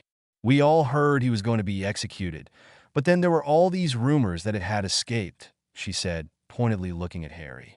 He looked right back at her, refusing to take the bait. But the staring contest grew old soon, so Harry relented. Or, at least, met her halfway, because he was too stubborn to give in when he could make a meaningless compromise. If you're trying to ask a question, you're not doing a very good job of it, said Harry. Alicia laughed, but covered her mouth behind her hands to stifle the sound. It was too little, too late, and she earned a glare from Katie before she turned her attention back to Harry. Well, if you're going to be fussy about it, muttered Katie, we heard that you helped it escape and flew off into the moonlight on its back. Harry drawled, raising an eyebrow at her. She turned pink and gave out yet another glare. This one was for him. Ironic, really, considering that he actually had flown off into the moonlight on Buckbeak's back. Well, I doubt it'll do any harm to tell you. Buckbeak's free now, and I can't imagine any of you were clamoring for his execution. All three girls vehemently denied having ever spoken against Buckbeak. We wanted to shake its hand. Talents. Whatever. For cutting up Malfoy, claimed Katie. Harry laughed. I'm sure you did. But it's he, not it. What? Said Katie, confused. You call things it? Buckbeak isn't an it. He's a he. You talk about him like he's a person, Angelina noted. Isn't he? Shot back Harry. The girls exchanged dubious looks, and Harry resisted the urge to laugh at them. He was just messing with them now, but he didn't want to be mean about it.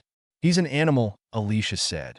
Humans are just another type of animal, Angelina mentioned distractedly. The Ministry of Magic classifies hippogriffs as an XXX rated beast, said Alicia, more to Angelina than to Harry. The Ministry of Magic likes to list everything off neatly and ordered, give them labels like beast or being according to arbitrary rules. That only works on paper, said Harry. But you can't be suggesting that hippogriffs are the same as people, exclaimed Alicia. They're definitely not the same as humans, said Harry. But whether they're people, that's a different question altogether. All I know is that I looked into Buckbeak's eyes and saw him looking back at me.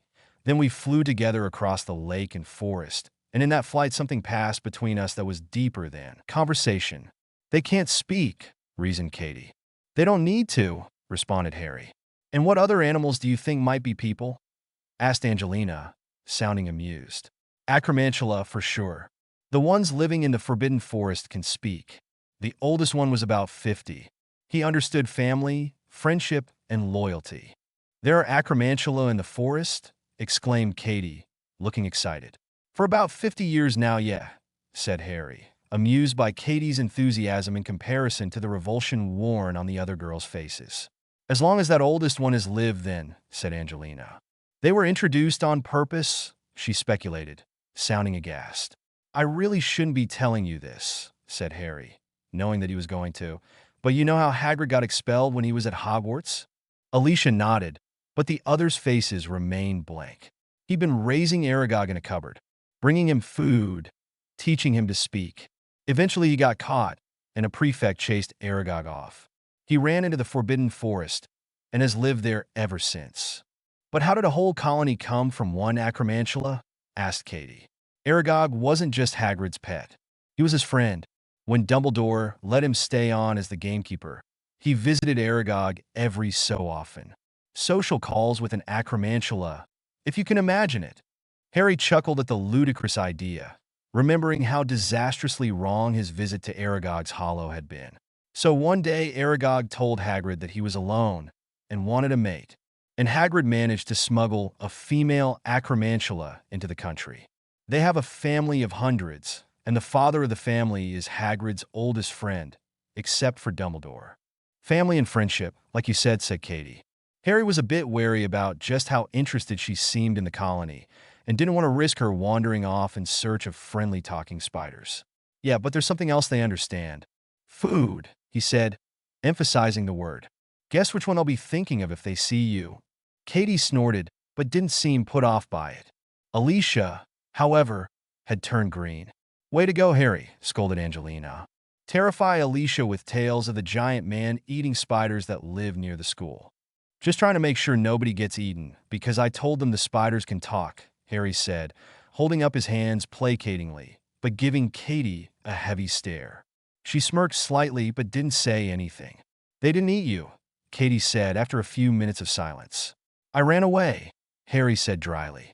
I ran as far as I could, because at least 100 spiders bigger than me were behind me, and hungry. So does Hagrid bring snacks with him when he visits? Asked Katie. Harry wasn't sure if she was teasing him or fishing for ideas. Hagrid's friends with the patriarch of the colony, so they're not allowed to eat him. Anybody else is fair game. Trust me, Katie, an acromantula can talk to you, but it won't. It'll eat you. If I get one on its own and it's not hungry, it might talk, she argued. I suppose, said Harry. Or it might kill you and drag you back for its family. Katie folded her arms in tightly and had a determined set to her jaw that he'd only seen when she was chasing a quaffle. Harry groaned. If you get yourself eaten because I told you about the acromantula, your blood will be on my hands. I don't really want to deal with accusations of luring you into the forest and murdering you with a demon spider this year. I'll make sure I don't get eaten then, she said. Harry sighed and turned to the other girls.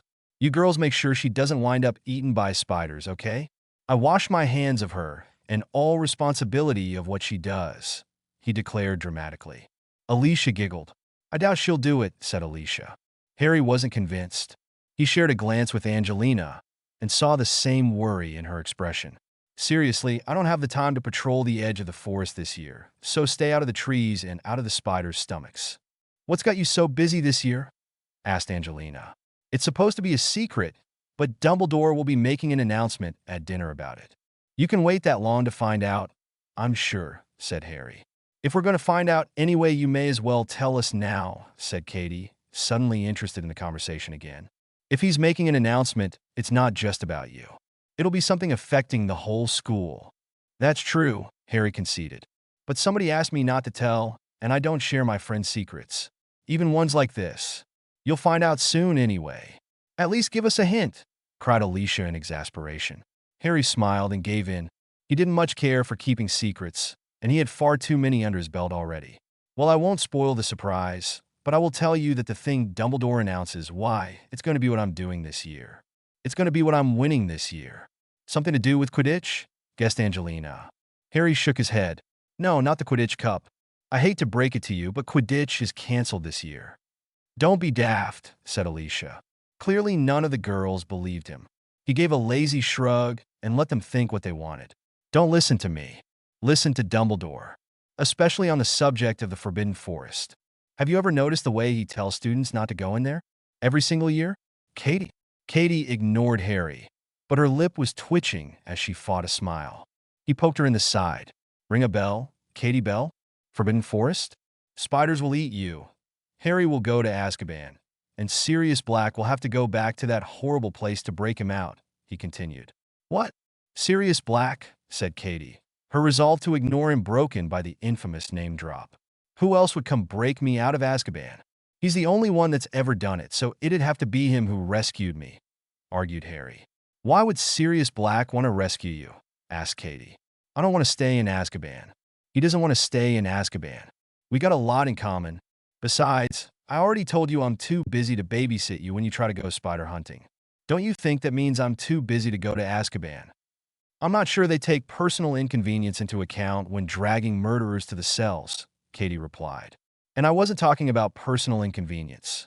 I'm going to be busy achieving glory, honor, and 1,000 galleons. Cash. You can't get any of those at Azkaban, Katie. Ask a Dementor if you don't believe me. You're ludicrous, she declared. Says the girl with the spider fetish. Hey, she shouted, blushing and standing up at the same time, causing the carriage to rock. I never even said I was going to try to find an acromantula. I nearly went deaf from how loudly you weren't saying it, Angelina muttered. Great, now there's two of you, grumbled Katie and flopped down in her seat. I'm hungry. Why is this carriage taking so long? Quit whining, said Angeline. We must be almost there. She paused and looked around. No, we've stopped. Why have we stopped? Harry, are the Thestrals? Interrupted Harry, a step ahead of her. Yeah, they're still here wearing the harnesses. But they look nervous. Alicia looked at the looming trees of the forest, only a short distance away. Harry stood up to get his bearings, and found that they were within the grounds, where the path ventured close to the forest in order to wind its way uphill. You don't think that it could be acromantula, do you? She said nervously. I know it sounds silly, but you were just talking about them, and now the carriage has stopped somehow. Something's made the Thestrals nervous, Harry? She asked, a nervous tremor in her voice. The colony lives much deeper in, and they'd have attacked us by now. So what is it? Demanded Katie. Harry gave her an appraising look. When Alicia had gotten scared, Katie had become angry. That was good. Fear held you back. Anger pushed you forward, made you act. Sometimes you had to act quickly or die, with no room for hesitation. But Harry knew this wasn't one of those situations. None of them had noticed when the carriage had stopped, which meant that they might have been here for several minutes. Fear was no good, either. But this wasn't the place for anger, leaping at shadows. No, this situation called for caution. Harry glanced quickly over the bare hillside, then scanned the tree line with more focus. It took him a long time, but finally he saw one of them. A centaur, longbow aimed directly at him.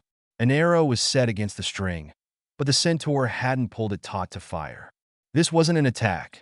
It was a precaution. He gestured for the girls to stay in the carriage and climbed out himself, walking until he was midway between the carriage and the forest. I told you to find me when the school term began, but you're a little early. The term doesn't start properly until tomorrow. Something rustled in the trees, like a too-long cloak being dragged over dry leaves, and then centaurs began to appear. The girls gasped from inside the carriage at their sudden appearance. Harry hoped that they had the sense to stay still and silent while he maneuvered this delicate situation. Finally, Firenze appeared. He trotted out from the trees to meet Harry, stopping only meters away. Harry noticed that Firenze now sported an eye patch, and there was a great deal of swelling around the eye socket. He felt bad for any pain he'd caused the centaur, but pushed the sympathy aside lest it cloud his judgment. If things went wrong, he knew he'd need a clear head. "Firenze," Harry said, lowering his head in the half-bow that centaurs performed. "Harry Potter," replied the centaur. They said nothing else. Harry was all too aware of the girls fidgeting and whispering in the carriage, but this was his test, not theirs. Centaurs value patience. He had to demonstrate it, or, at least, refrain from showing how sorely he lacked it. He waited. Firenze waited. The ring of centaurs held their bows in place, but did not loose any arrows. "You agreed to an equal trade," stated Firenze. "I did," agreed Harry. "You carried out the bargain in good faith," said Firenze, speaking in an odd monotone. "I did." "You returned the sight to my people." "I did." "To all of our people, not to I alone." "I did." "This was not a fair bargain, Harry Potter," said Firenze in that same, strangely flat voice. What? Harry hadn't expected that of all things. He'd kept to his part of the deal. But the centaurs would have simply killed him if they thought he'd broken faith with them. He tensed, but knew that something unexpected was happening here. "After you took my eye, a sickness took its place. Infection. Fever. I was near death, but I could see the stars. As you promised, our bargain held true. Whether I lived or died was of no matter to our bargain. The ordeal was mine to pass or fail. You gave the sight back to me, as was promised. I am sorry for your suffering, if it's any consolation," said Harry. "I didn't wish to cause you pain, but taking your eye was necessary. If I had done it differently, perhaps I could have lessened your wound and the risk to you. My ordeal was part of our bargain, invoked by the old laws you called into use. It was no doing of yours, Harry Potter, but still, our bargain was not fair." "It was agreed upon," said Harry, trying to keep all emotion out of his voice. He had no idea what more the centaurs could want from him.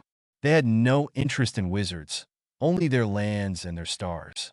"It was agreed upon in haste. An unfair bargain was struck, one which I have come before you to make right. We are centaurs. We honor our pacts."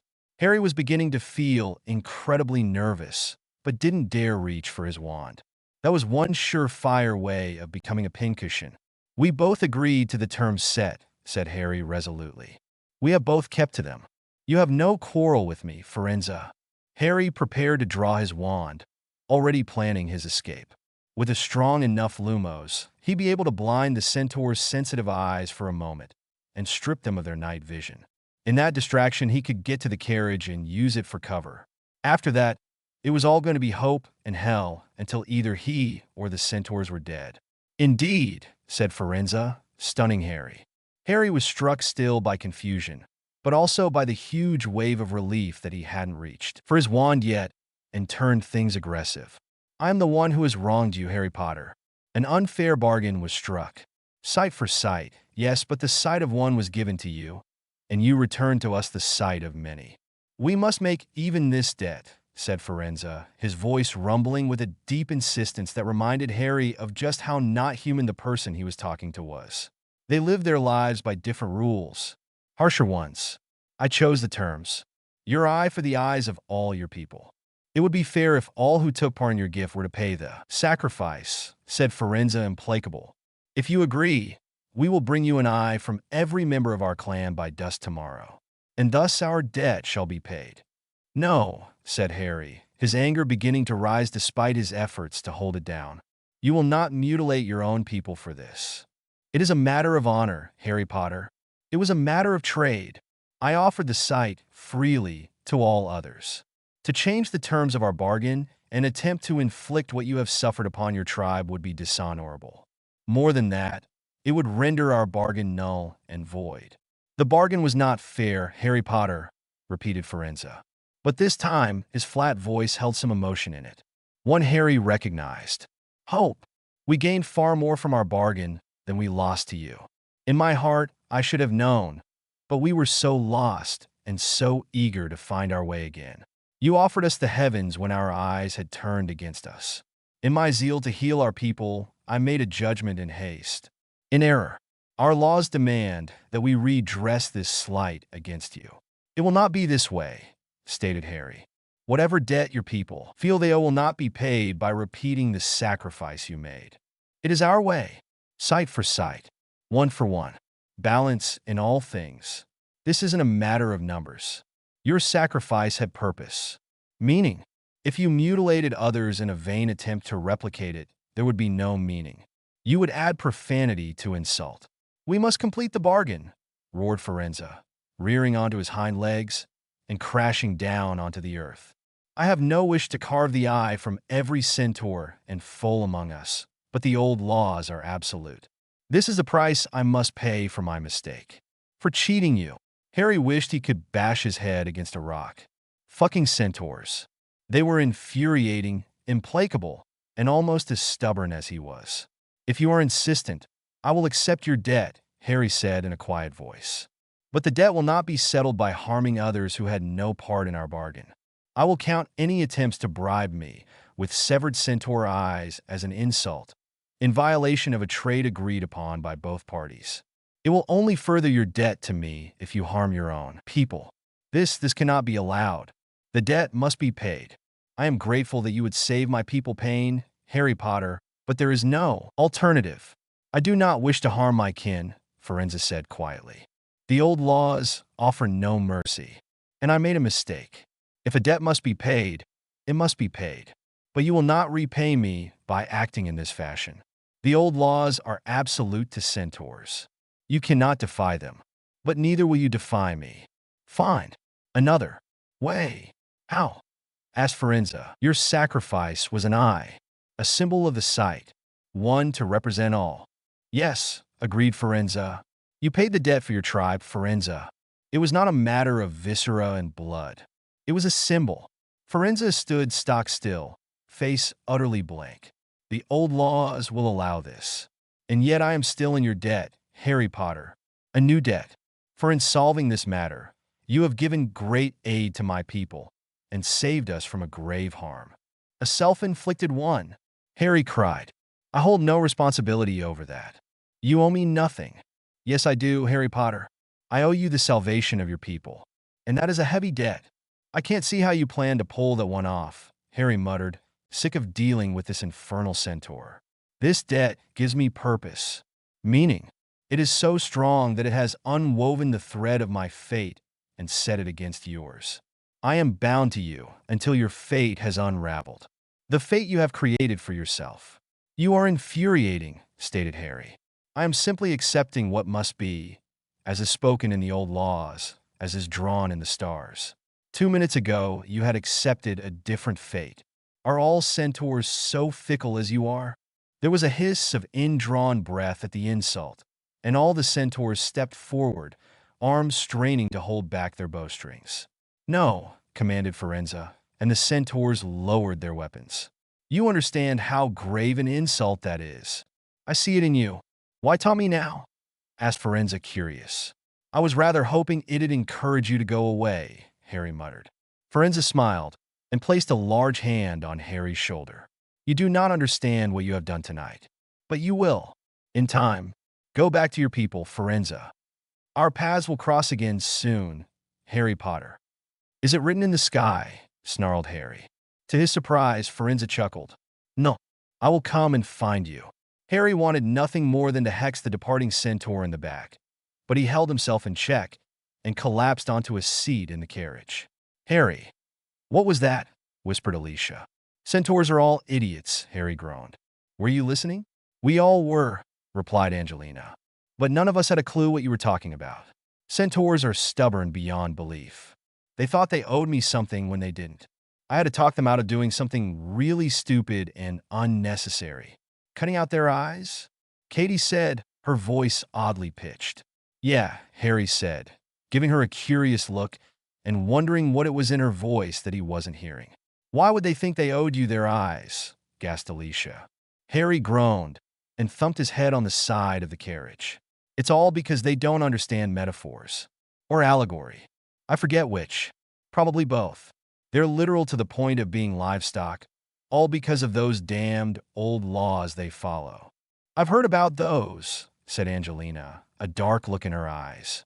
Yeah, A lot of nasty stories have come up through misunderstandings over the years, but it's not a set of rules. It's their magic compelling them to act a certain way. Like house elves, and yet so much not like house elves.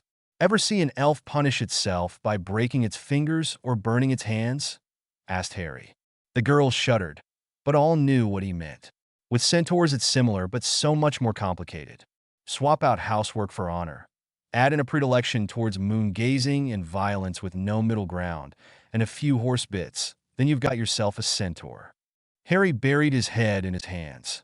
I just wanted a treacle tart before anyone started pointing weapons at me and swearing life debts. Angelina laughed, but Katie frowned. Was that what he meant by the last thing he said? He owes you a life debt.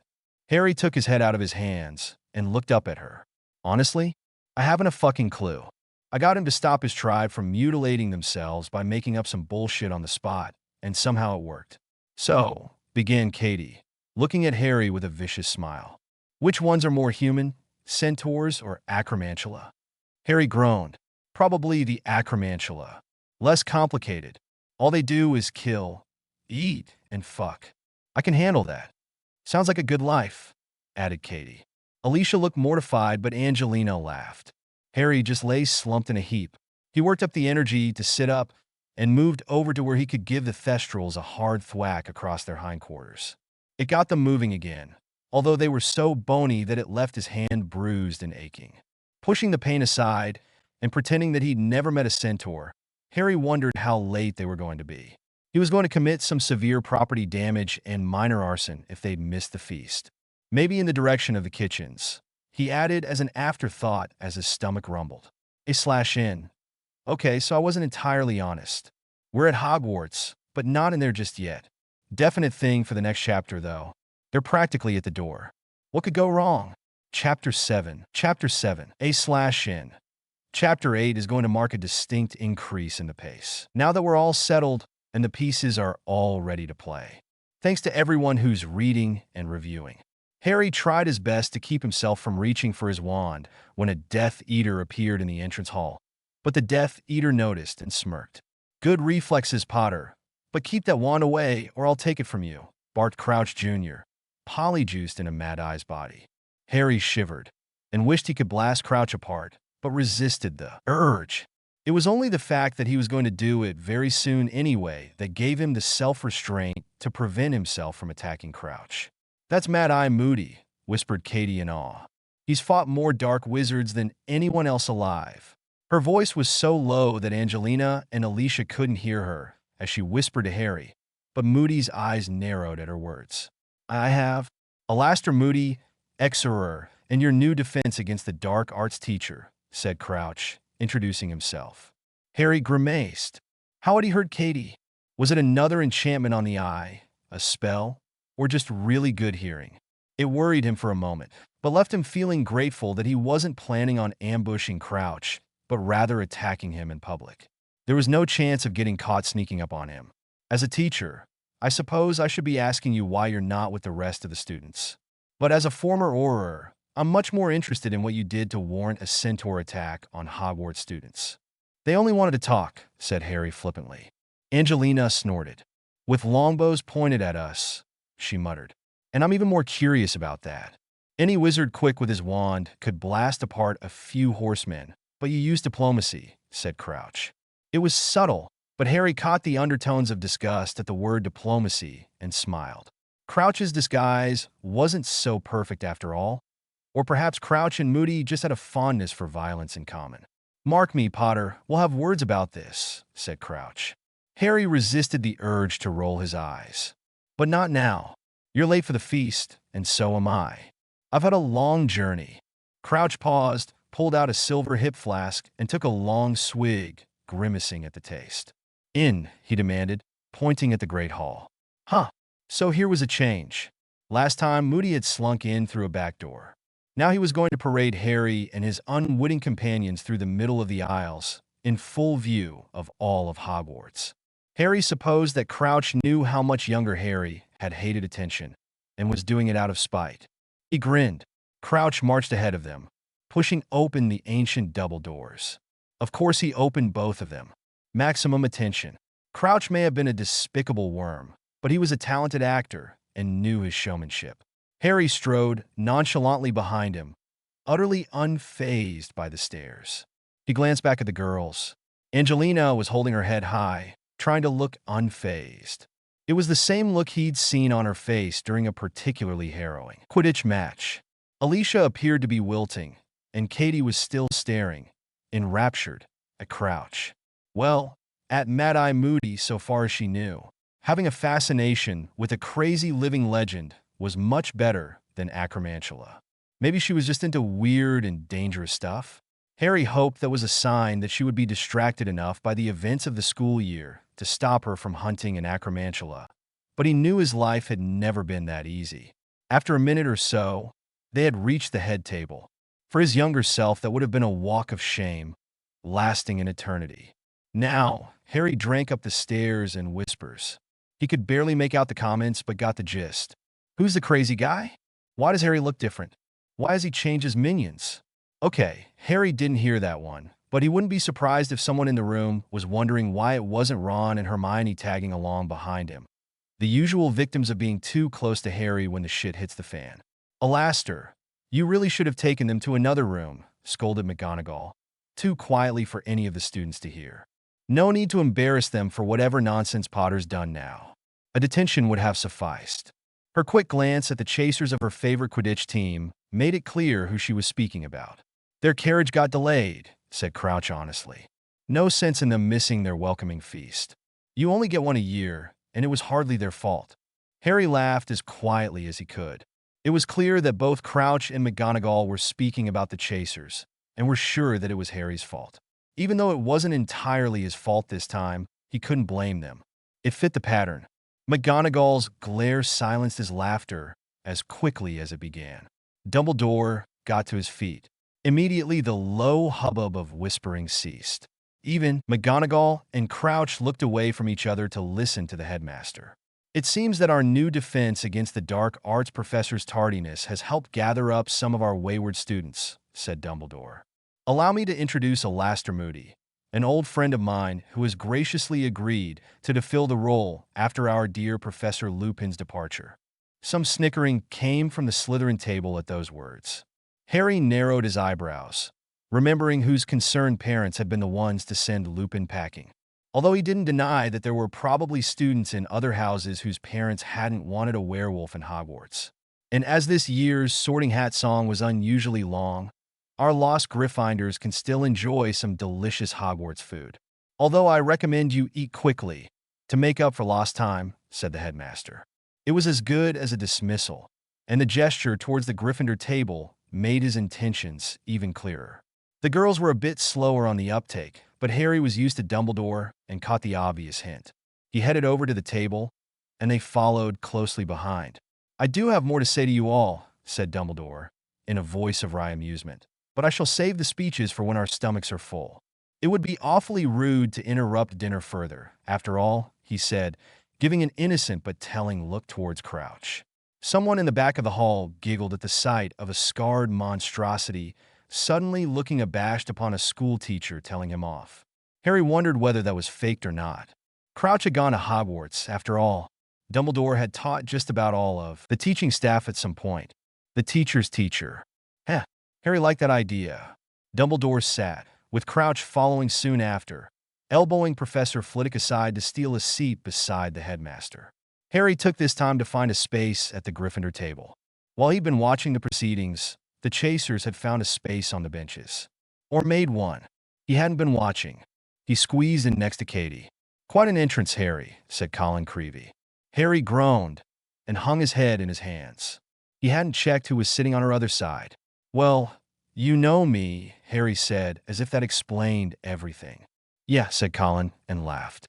Apparently it did. Well, that was useful. Hogwarts had gotten used to Harry Potter doing weird things. It would make it a lot easier for them to cope with the storm he was going to set brewing. I read all the articles about your accident, Colin exclaimed. Harry shuddered.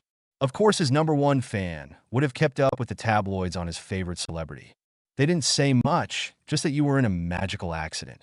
And Rita Skeeter keeps speculating about the Department of Mysteries and Time Turners.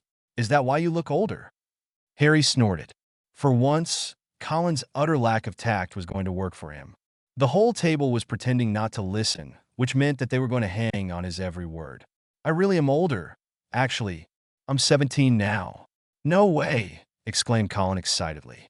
There were snorts of disbelief further along the table, but Colin's shout had been pure enthusiasm. That's so cool. Bullshit, muttered a fifth-year Harry couldn't put a name to. He was sure that a lot of others shared the same sentiment, but he couldn't care less. He didn't need people to believe him, even if it was true. He just needed the suggestion and doubt to spread. It would make other people off balance and leave him free to act while the rest of the wizarding world tried to catch up.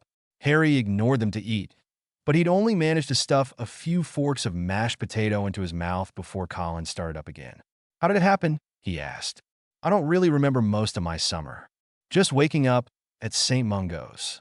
The Unspeakables said I'm not allowed to speak about what happened in case anyone tries to copy it, but I don't even know what it was, Harry lied smoothly. What are Unspeakables? They work in the Department of Mysteries, cut in Katie. They study strange magic. Things like mind magic, death, love, and time, she said, giving Harry a long look at the last word. All I know is that unspeakable croaker is a pain in the arse, grumbled Harry.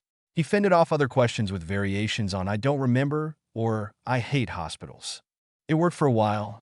So, why were you late? I've never seen a carriage stop before.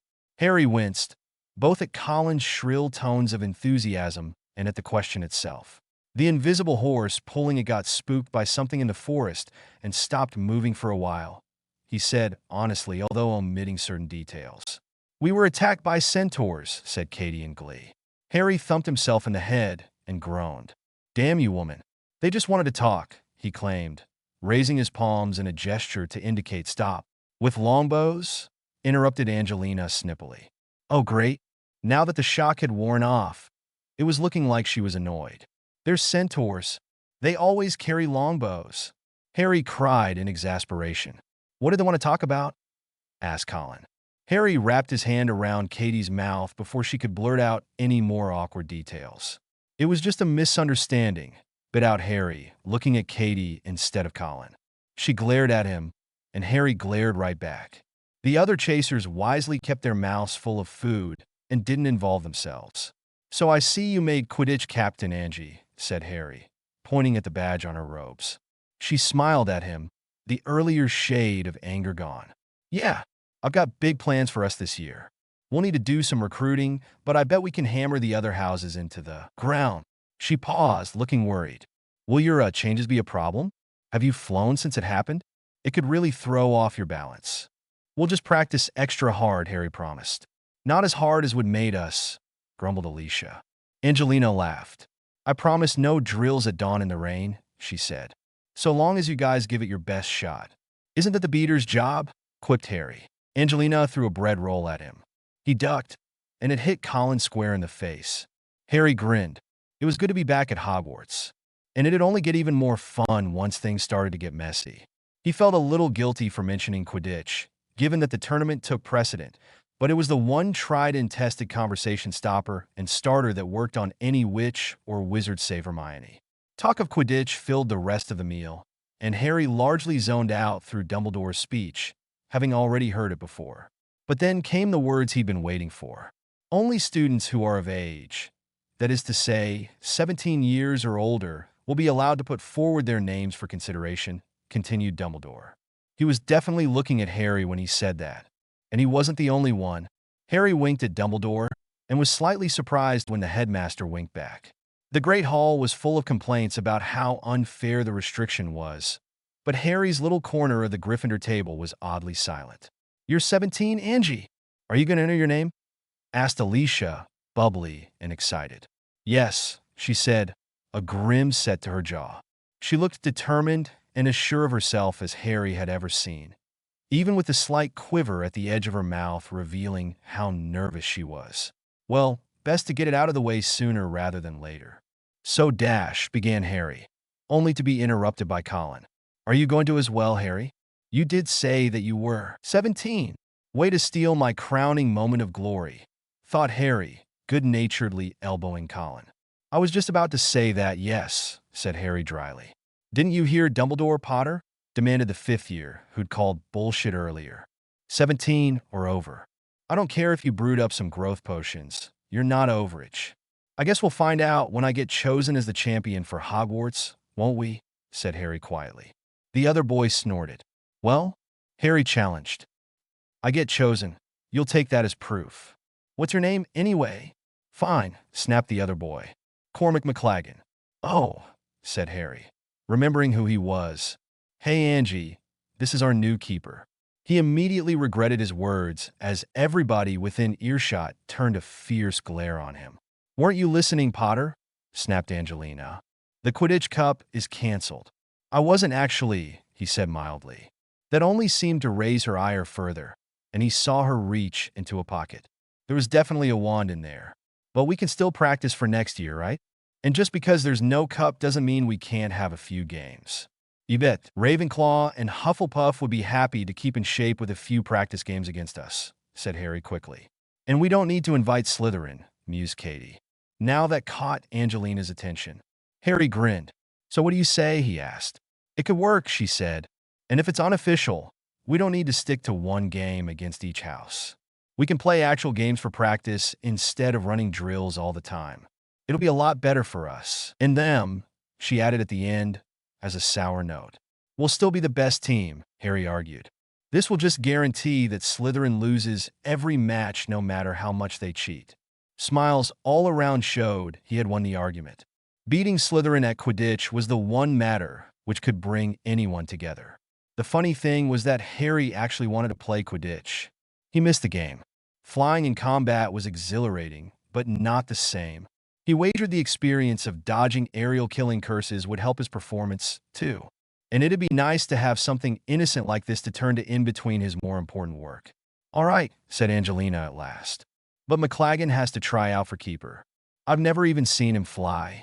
Neither have you, added McLaggen, giving Harry a curious look. What can I say? I've got good instinct for Quidditch, said Harry. You've got the build of a keeper, and something tells me you can handle a broom. McLaggen shrugged. I was going to try out anyway, he said.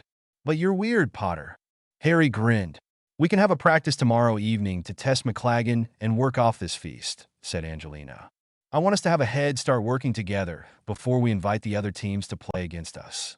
Harry thought it was a little odd how their plans for underground Quidditch games had so completely taken over any thoughts of the Triwizard Tournament.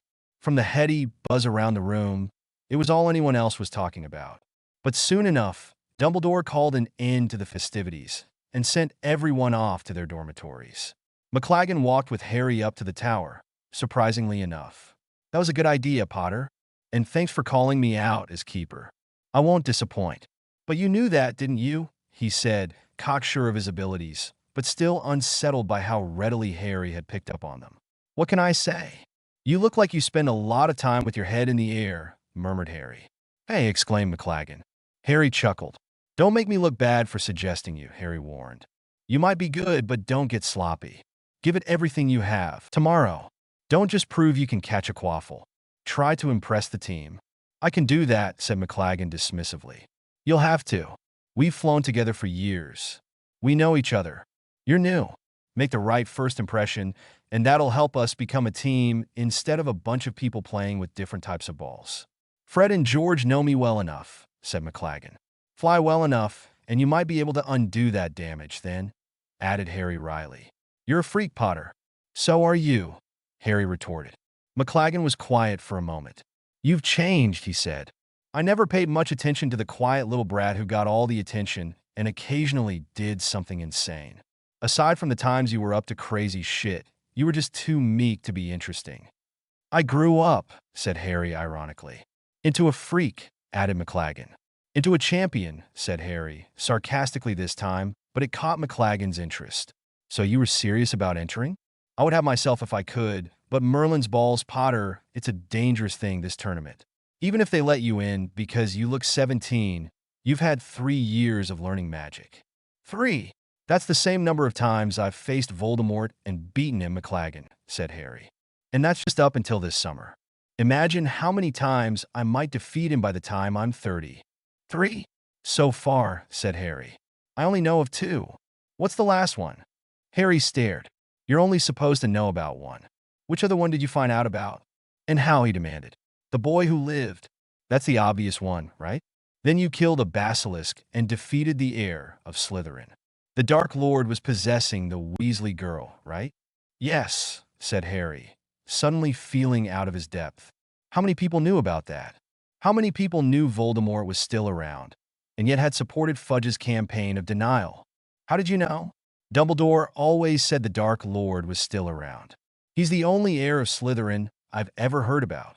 Not many people believe Dumbledore, said Harry. Uncle Tiberius does. My dad believes Uncle Tiberius. He can't be a ghost if he can do things like that, so he must be some kind of wraith, right? That was Uncle Tiberius' guess. Yes, said Harry, more than a little stunned. How come more people don't know this, then? I know your uncle is high up in the ministry. They don't hear what they don't want to hear, Potter. People don't like thinking about things they don't like. Surely you've noticed that by now, said McLaggen. Yeah, said Harry. I've noticed. Fuck. I never expected to run into someone else who knew he was around. Cormac snorted. The people in the know tend not to talk about it.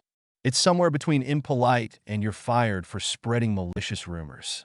Figures, muttered Harry. I had no idea that the censorship started this early. What? Asked Cormac sharply. Never mind me, said Harry quickly, covering his slip. You wanted to know the third time? It was actually the second. Voldemort was possessing Quirrell. Quirrell, exclaimed Cormac. Guess that explains what he was constantly terrified of, then.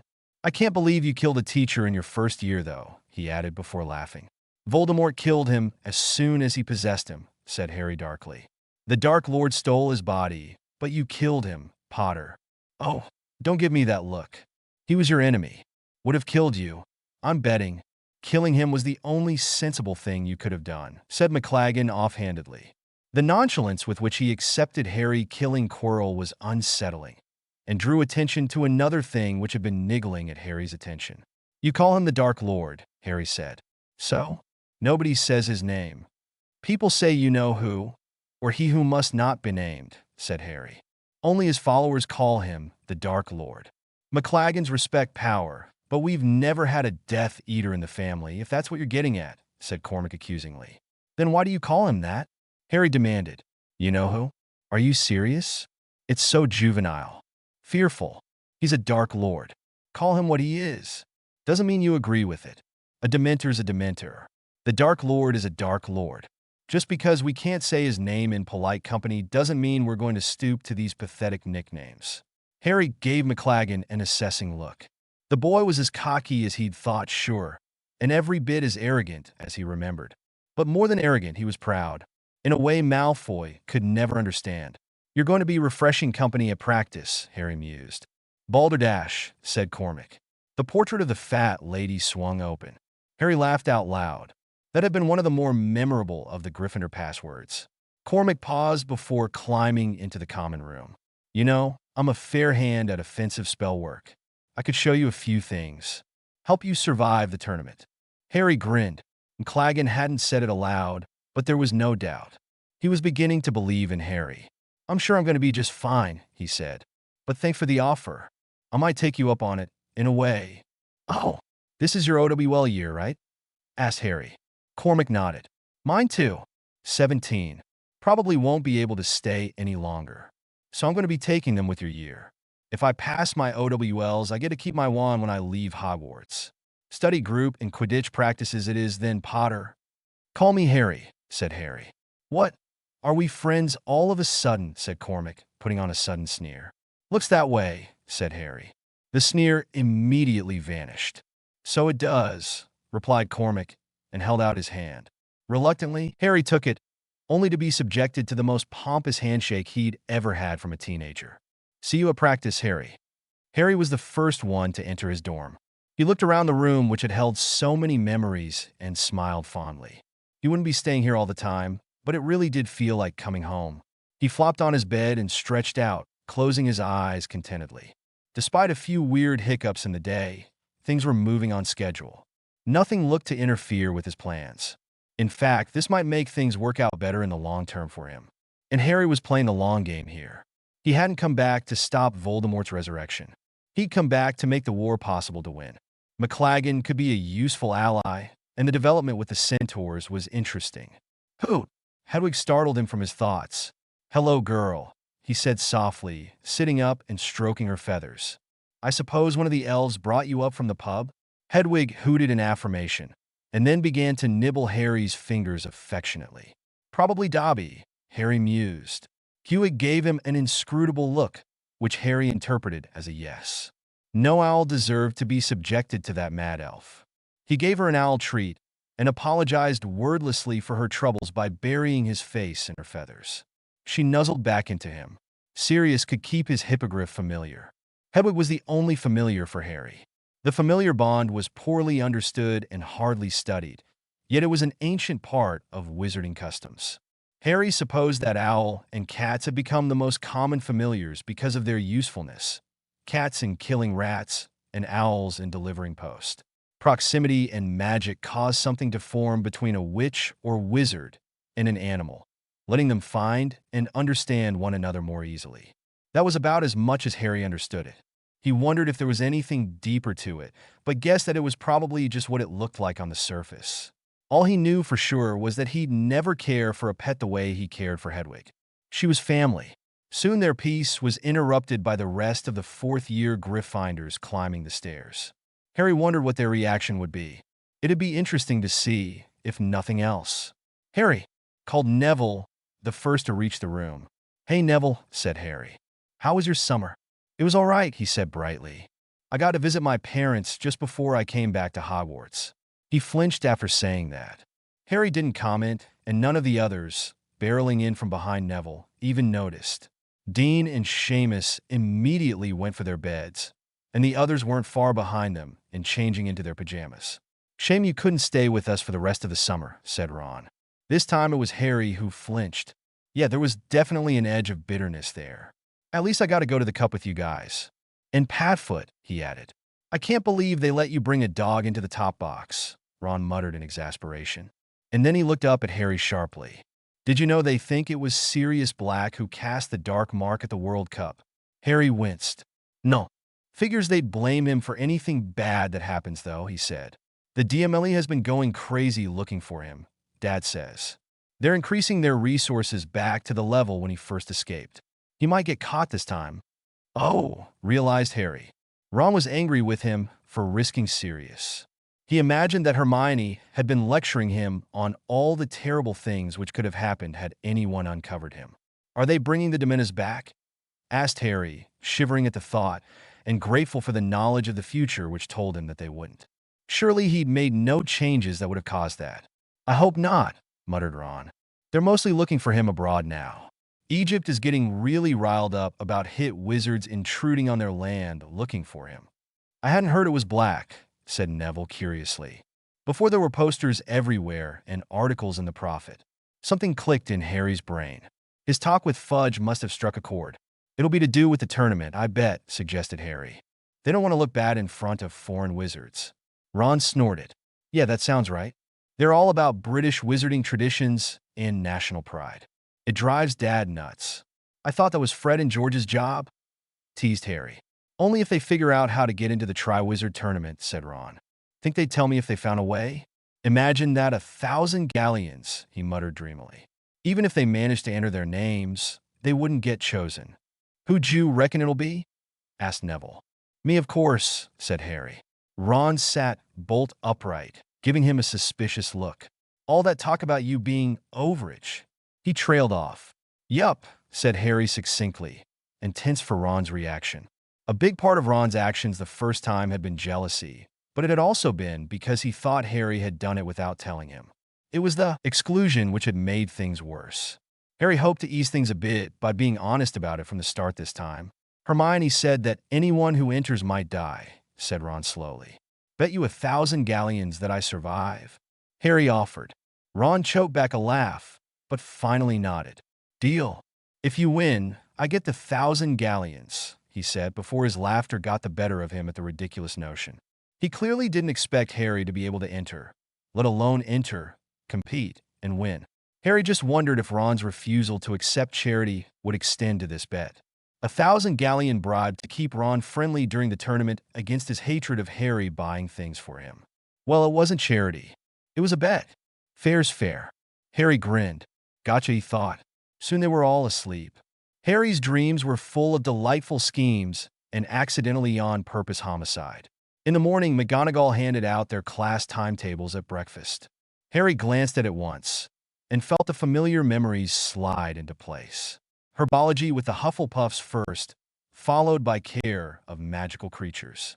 I won't be in herbology, he said to Ron, interrupting his friend's complaints about double potions.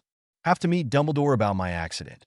But I'll see you and Hagrid in care of magical creatures. And you'll see the beyond in double divination after lunch, said Ron with a groan, buying Harry's blatant lie. Maybe I'll predict being kidnapped. Then leg it when Trelawney isn't looking, Harry suggested. Top marks for an accurate prediction, and I bet I can do it in 5 minutes tops. Can you predict us both being kidnapped? Asked Ron petulantly. I guess I'll bring my invisibility cloak to class, said Harry. Ron immediately perked up. Seriously? What's the worst that could happen? A detention? Worth it to get out of double divination, right? Offered Harry. Ron flashed him a grin. You are not skipping class on the first day, Harry, insisted Hermione, slamming her books down beside his plate. Good morning to you too, he said in an amused tone. But I really do have to see Dumbledore during herbology, although I can walk with you as far as the greenhouses. You know that's not what I meant, cried Hermione in exasperation. Just following your example in how to behave in divination lessons, Hermione, reminded Harry. She turned pink at the reminder and muttered under her breath. You still shouldn't skip classes just because they're a load of tosh. You'll get in trouble, she reasoned. Trouble is my first name, said Harry. Hermione frowned. Don't you mean your middle name? She asked. No, my middle name is James. Like my dad. Hermione groaned and buried her face in her pile of books. Literally. Boys, she snarled from inside her papery mound. Harry and Ron cackled at her frustration.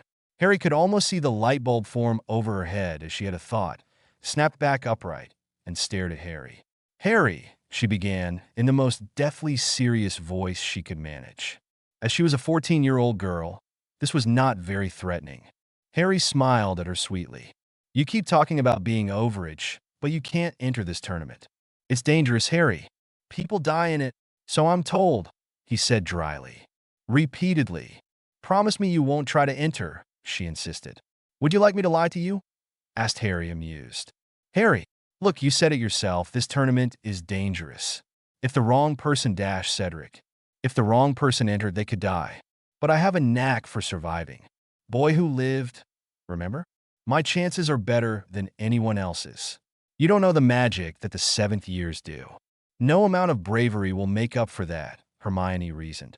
You're brave and quick on your feet and good at surviving impossible things. But you just don't have the education for this. So that was it? Education. Typical Hermione. At least she accepted his uncanny knack for survival. She just thought he was a partially educated teenage brat like her. The irony wasn't lost on him, and his lips quirked upwards in the ghost of a smile. This tournament has been won by wizards under 17 in the past. It's not like an exam. It's not about what you know. It's about what you do with it, said Harry. And what do you expect to do with nothing? Demanded Hermione. Harry faked an expression of shock. I'm shocked to see you of all people call 3 years of education nothing, Hermione. She spluttered incoherently at that, and Harry laughed. I'm entering Hermione, and I'm going to win. And you owe me 1,000 galleons when you win, said Ron. Harry smirked.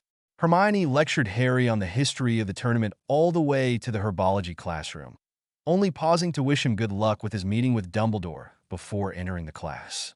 Ron gave him a bemused expression and shrugged, following Hermione into class. Harry made sure they were seated, facing away from the path, before he continued on his journey. He was about to head towards the Whomping Willow when he paused, considering his options. Hell, I may as well let the old man know, muttered Harry. He turned around and went back to the castle. In the entrance hall, he was cornered by Professor McGonagall. Shouldn't you be in class, Mr. Potter? She asked, lips thin enough to be invisible. That's not a question, is it, Professor? He replied cheekily. Let me rephrase that. Why are you not in class? And why should I not be giving you the first of what I suspect will be many detentions to come this year? What's the password to Dumbledore's office? Harry asked, evading her questions. The password to Professor Dumbledore's office isn't given out as easily as detentions, Mr. Potter, said McGonagall. Harry grinned. Oh, she may pretend to be stern and proper, but he wasn't fooled by her expression. That had just been a joke, told to amuse herself, not the naughty student she saw before her. But Harry was quicker on the uptake than he'd been at 14. He'd caught her in the act, and she was furious with him for it. Mr. Potter, she began, about to launch into a tirade he had no chance of stopping. So he cut her off before she began. I need to speak to Professor Dumbledore. Urgently. Whatever about? Tell me your message, and I'll pass it on. Get back to class, she said, refusing to back down. It's about Sirius Black, said Harry. Why bother lying when an outrageous truth can accomplish just as much? Ice mice, Mr. Potter, she said faintly. Do hurry back to class afterwards. Harry strode off towards the nearest staircase. Oh, and Mr. Potter? She called, having recovered from her shock. Detention. 8. My office. For being out of class. I had a legitimate reason, argued Harry. Then for disrespecting a teacher, Potter. Off with you. Harry laughed but continued on his way unfazed. He wondered whether he'd tender detention or not. It was another potential opportunity to set some more chaos blazing around Hogwarts, a chance to collect an ally to his side, or an opportunity to skip detention and demonstrate precedent for the fact that he was now outside the rules that everybody else followed. They were all good options. Ice mice, he said to a suit of armor in passing. It took him a while to find the gargoyle guarding the entrance to Dumbledore's office. He'd forgotten just how big Hogwarts was. Ice mice, he repeated, to the correct inanimate object this time. It promptly animated and opened the stairway to the headmaster's office. At the top of the stairs was Dumbledore's familiar door of burnished oak wood. Harry raised a hand to the handle, then stopped. Ice mice, he tried. Nothing happened. Harry swore. He'd been hoping Dumbledore was as mad as he was, but he supposed that they were mad in different ways. He could live with that. He reached up again and turned the handle. Harry, I had expected to see you before too long, although not quite this soon, said Dumbledore, sitting behind his ludicrously oversized desk. Fawkes trilled in agreement and greeting. I assume you've come to ask what prompted the behavior of the centaurs last night. Harry blinked. Not at all. I know what centaurs are like, although that was unexpected, he said. My apologies. I have been acting as a liaison to our magical brethren in the Forbidden Forest for some time, and hoped I could shed some light on the matter, said Dumbledore. And learn what riled them up like that, suggested Harry. Dumbledore merely smiled, which was as good as a yes. Everything's under control with the centaurs. Don't worry. I came about Sirius. Oh, said Dumbledore, popping an unrecognizable piece of candy into his mouth. He'll be staying with me in Gryffindor Tower as a pet dog, said Harry. Dumbledore choked. After a few moments of wheezing, he managed to swallow whatever it was he'd been trying to eat, although there were tracks of moisture at the corners of his eyes from the strain. I feel utterly certain that I must have misheard you, and yet my hearing has yet to leave me even in my considerable age, said Dumbledore. He needs to be in a familiar, happy environment to heal the damage done by the Dementors. Left alone and on the run, he could become as mad as any other Azkaban inmate. Harry proceeded to explain the dissonance between Sirius and Padfoot and their respective mental health. Dumbledore frowned. I see your reasoning, Harry, but having Sirius here will only give more life to his Padfoot persona, as he'll have to remain in the form of a dog. It won't help Sirius heal. The familiar environment will help him recover memories of his days at Hogwarts, rebuilding the lost feelings in his memories, argued Harry. This castle is a big part of what shaped his soul. Being here will remind it of what it is. Sirius Black, Gryffindor and Nimmagus, not a stray dog. There is some merit to what you say, allowed Dumbledore, although I'm not entirely convinced. We'll also be able to spend time together in his human form discreetly and build new memories. Between my map, my cloak, and our combined knowledge of the castle and sneaking around it, we'll never be caught. If you're caught, the consequences will be dire. Perhaps for both of you, warned Dumbledore. You are not the Harry Potter people remember. If you are caught openly consorting with Sirius Black, how long will it be before they claim you are an imposter? The minister may prove a little more sympathetic, given time. I'm making friends, said Harry lightly. Dumbledore sighed. I do not condone this, but very well. I cannot protect you or Sirius if you are caught. I'll keep him on a short leash, Harry promised. Be sure that you do. And I suggest you bring him with you to your detention with Minerva tonight, said Dumbledore. How do you know about that? Asked Harry, incredulously. Do the portraits report my every movement to you? Dumbledore chuckled but didn't answer.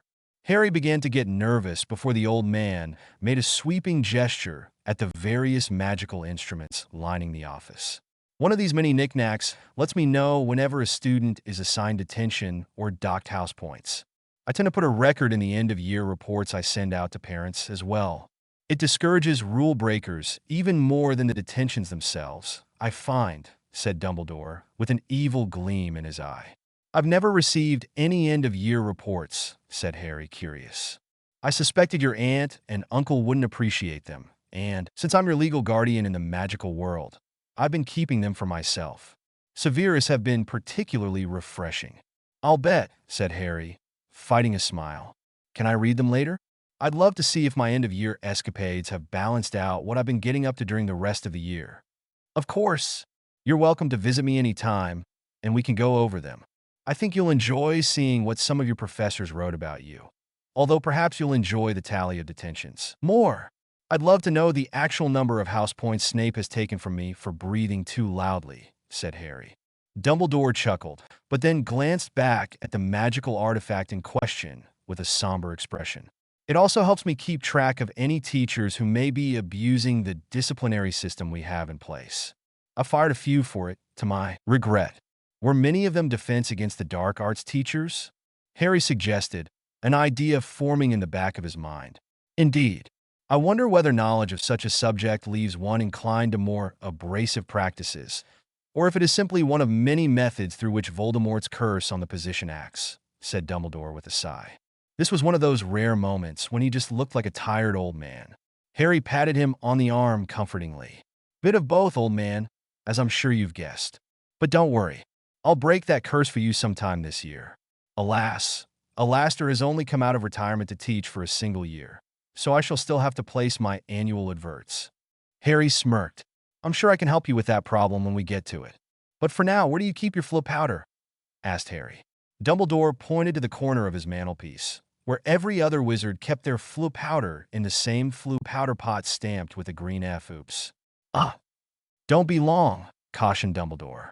If you could keep it to one Miss class, I won't have to make a note on your records to warn whoever might read them about the consequences of not attending lessons. We should probably revisit the subject of me not attending lessons later in the year, said Harry, having no intention of wasting all his time repeating fourth-year classes. He just had to bear it for a couple of months for his plan to work. Much later, I hope, sighed Dumbledore. The Hog's Head, replied Harry in a conversational tone. Dumbledore looked at him in confusion for a moment, and then the fire flared green, and Harry disappeared in a swirl of green light and Dumbledore's laughter. Aberforth hit Harry with a broom. The regular kind, used for sweeping. Ow, complained Harry. You're getting soot all over my floor, grumbled Aberforth. Move! It's already covered in straw to soak up mess. Harry argued.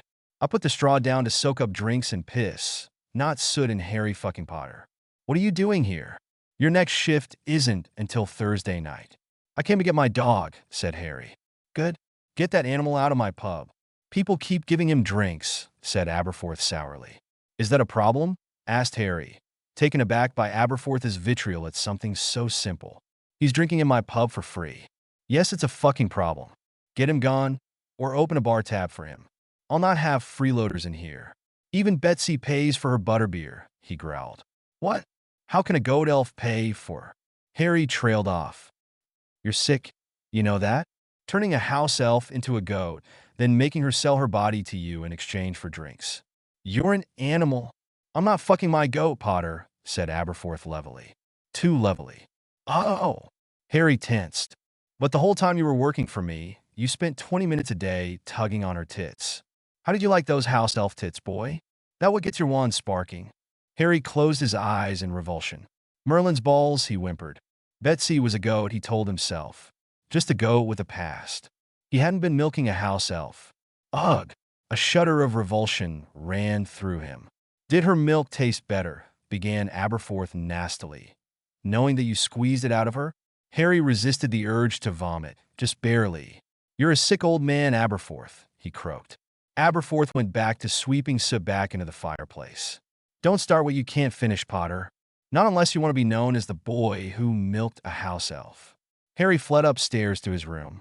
Sirius, having heard everything, was delirious with laughter, stuffing his fist in his mouth to prevent the noise from reaching Aberforth. Harry kicked him in the gut. It didn't change a thing. The tears around Sirius' eyes were still from laughing, not pain. Harry grimaced and waited it out. It took an unbearably long time.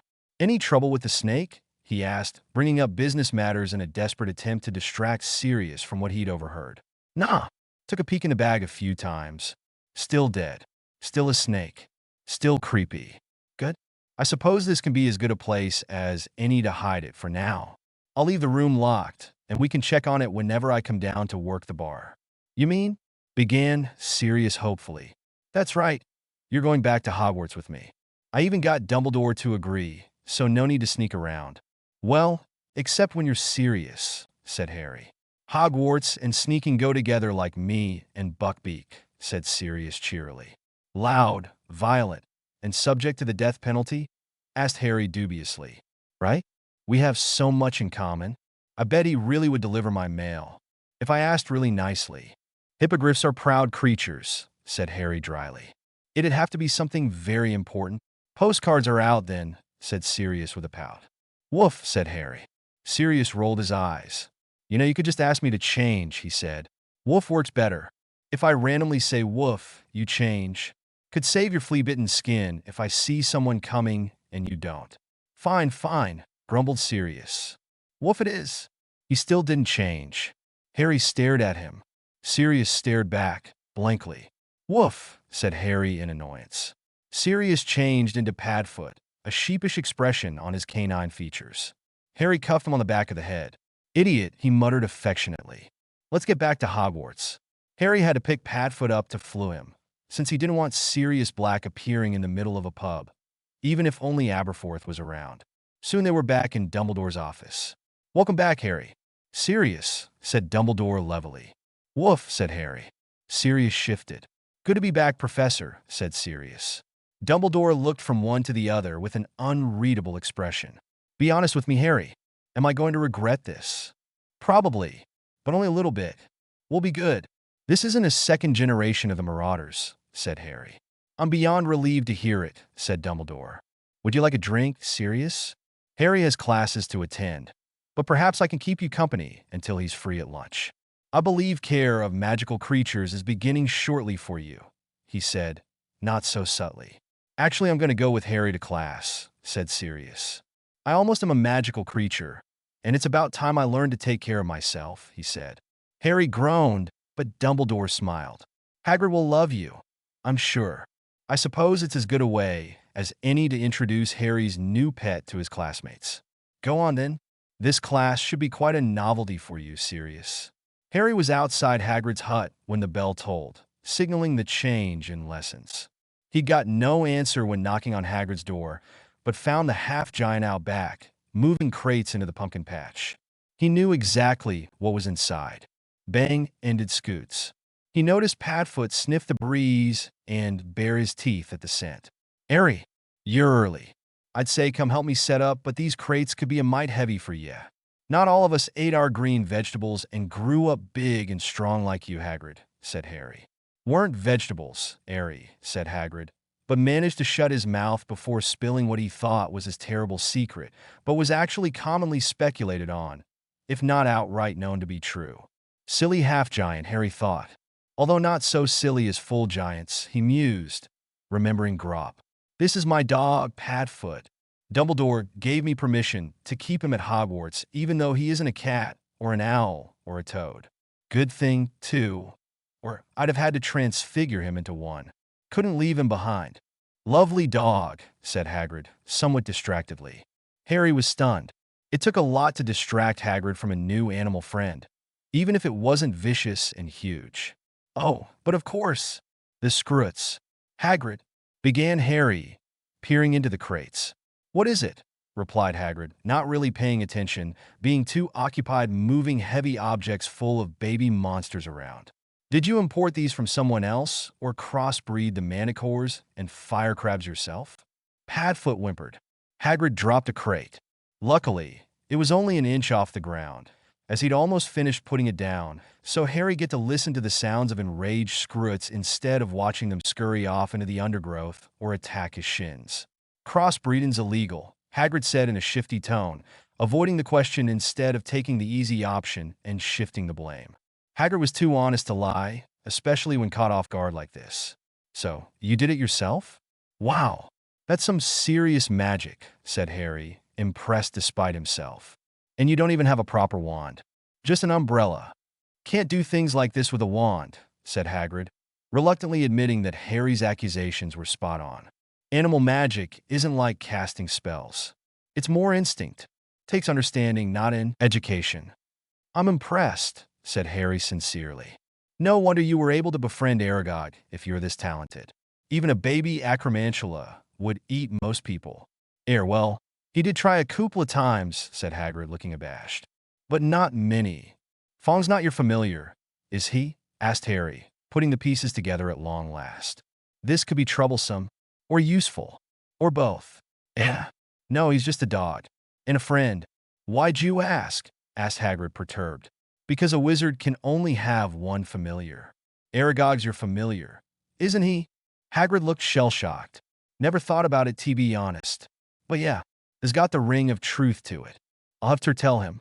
"Wonder if he knows," Hagrid mused to himself. "If he is, he'll definitely know," said Harry. "And probably be shocked that you didn't."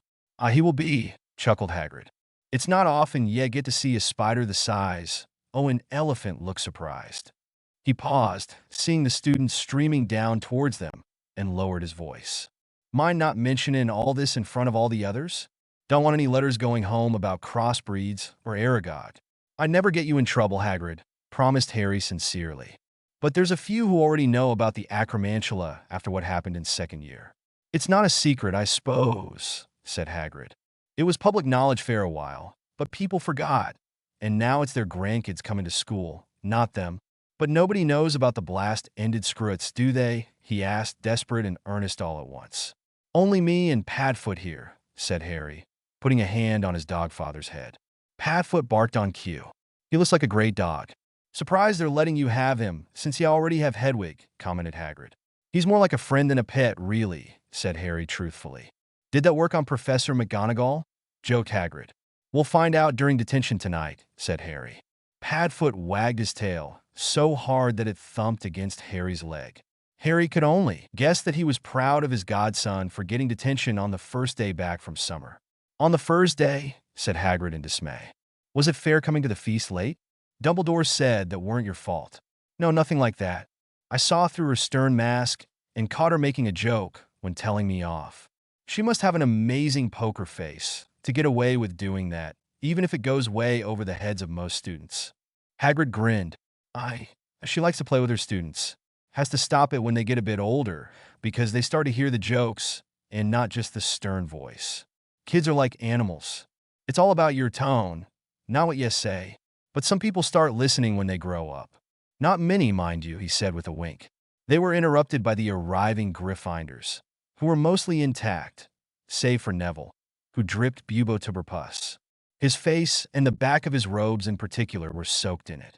Wait a minute. Something was wrong with that image. Neville was good with plants. And Harry remembered what bubotuberpus was mainly used for. Getting rid of bad acne. He remembered that it was around this time that Neville's spots had begun to clear up. Harry caught Neville's eye and burst out laughing. Neville turned red, so Harry quickly walked over to him. "I know what you did." "Good idea," he said. Neville turned even more red, if that was possible, blushing under the compliment. Thanks," he said. "Don't tell anyone?" "Please." "Don't tell anyone what?" asked Ron. "Why Neville's covered in bubotuberpus," said Harry. Ron looked nonplussed. Well, he squeezed it too hard, and then he dropped it down his back trying to get rid of it, he said dubiously. Hermione, meanwhile, wore an expression of brief shock, which turned into a knowing smile. Harry winked at her. Trust her to figure it out. Then again, it had been explicitly said out loud in the lesson for everyone to hear. Harry could remember being 14, but couldn't remember just how ignorant of everything going on around him he'd been back then. "Why's Padfoot here?" exclaimed Ron, distracted from Neville's sodden and smelly form. "That's why I was with Dumbledore. I got permission to have Padfoot stay in our dorm. We can buy him a little doggy basket when we get our first Hogsmeade weekend," explained Harry. "But that doesn't explain why," said Hermione. "He was a stray," said Harry. "I couldn't leave him outside and alone with nowhere to go. It's a cold and empty life, like a Dementor is standing next to you. If he stays somewhere warm and happy for a while, he can recover from being a stray for so long." "Looks like he's in pretty good health to me," said Ron. "Only on the outside," said Hermione softly, meeting Harry's eyes. He nodded. She caught the hints he'd dropped in that cover story for any eavesdroppers. "It'll be wicked to have a dog in our dorm," said Seamus, hovering nearby. "I always wanted one, but me ma'am never let me. Wouldn't be able to see it anyway at Hogwarts all year." Harry grinned at Seamus.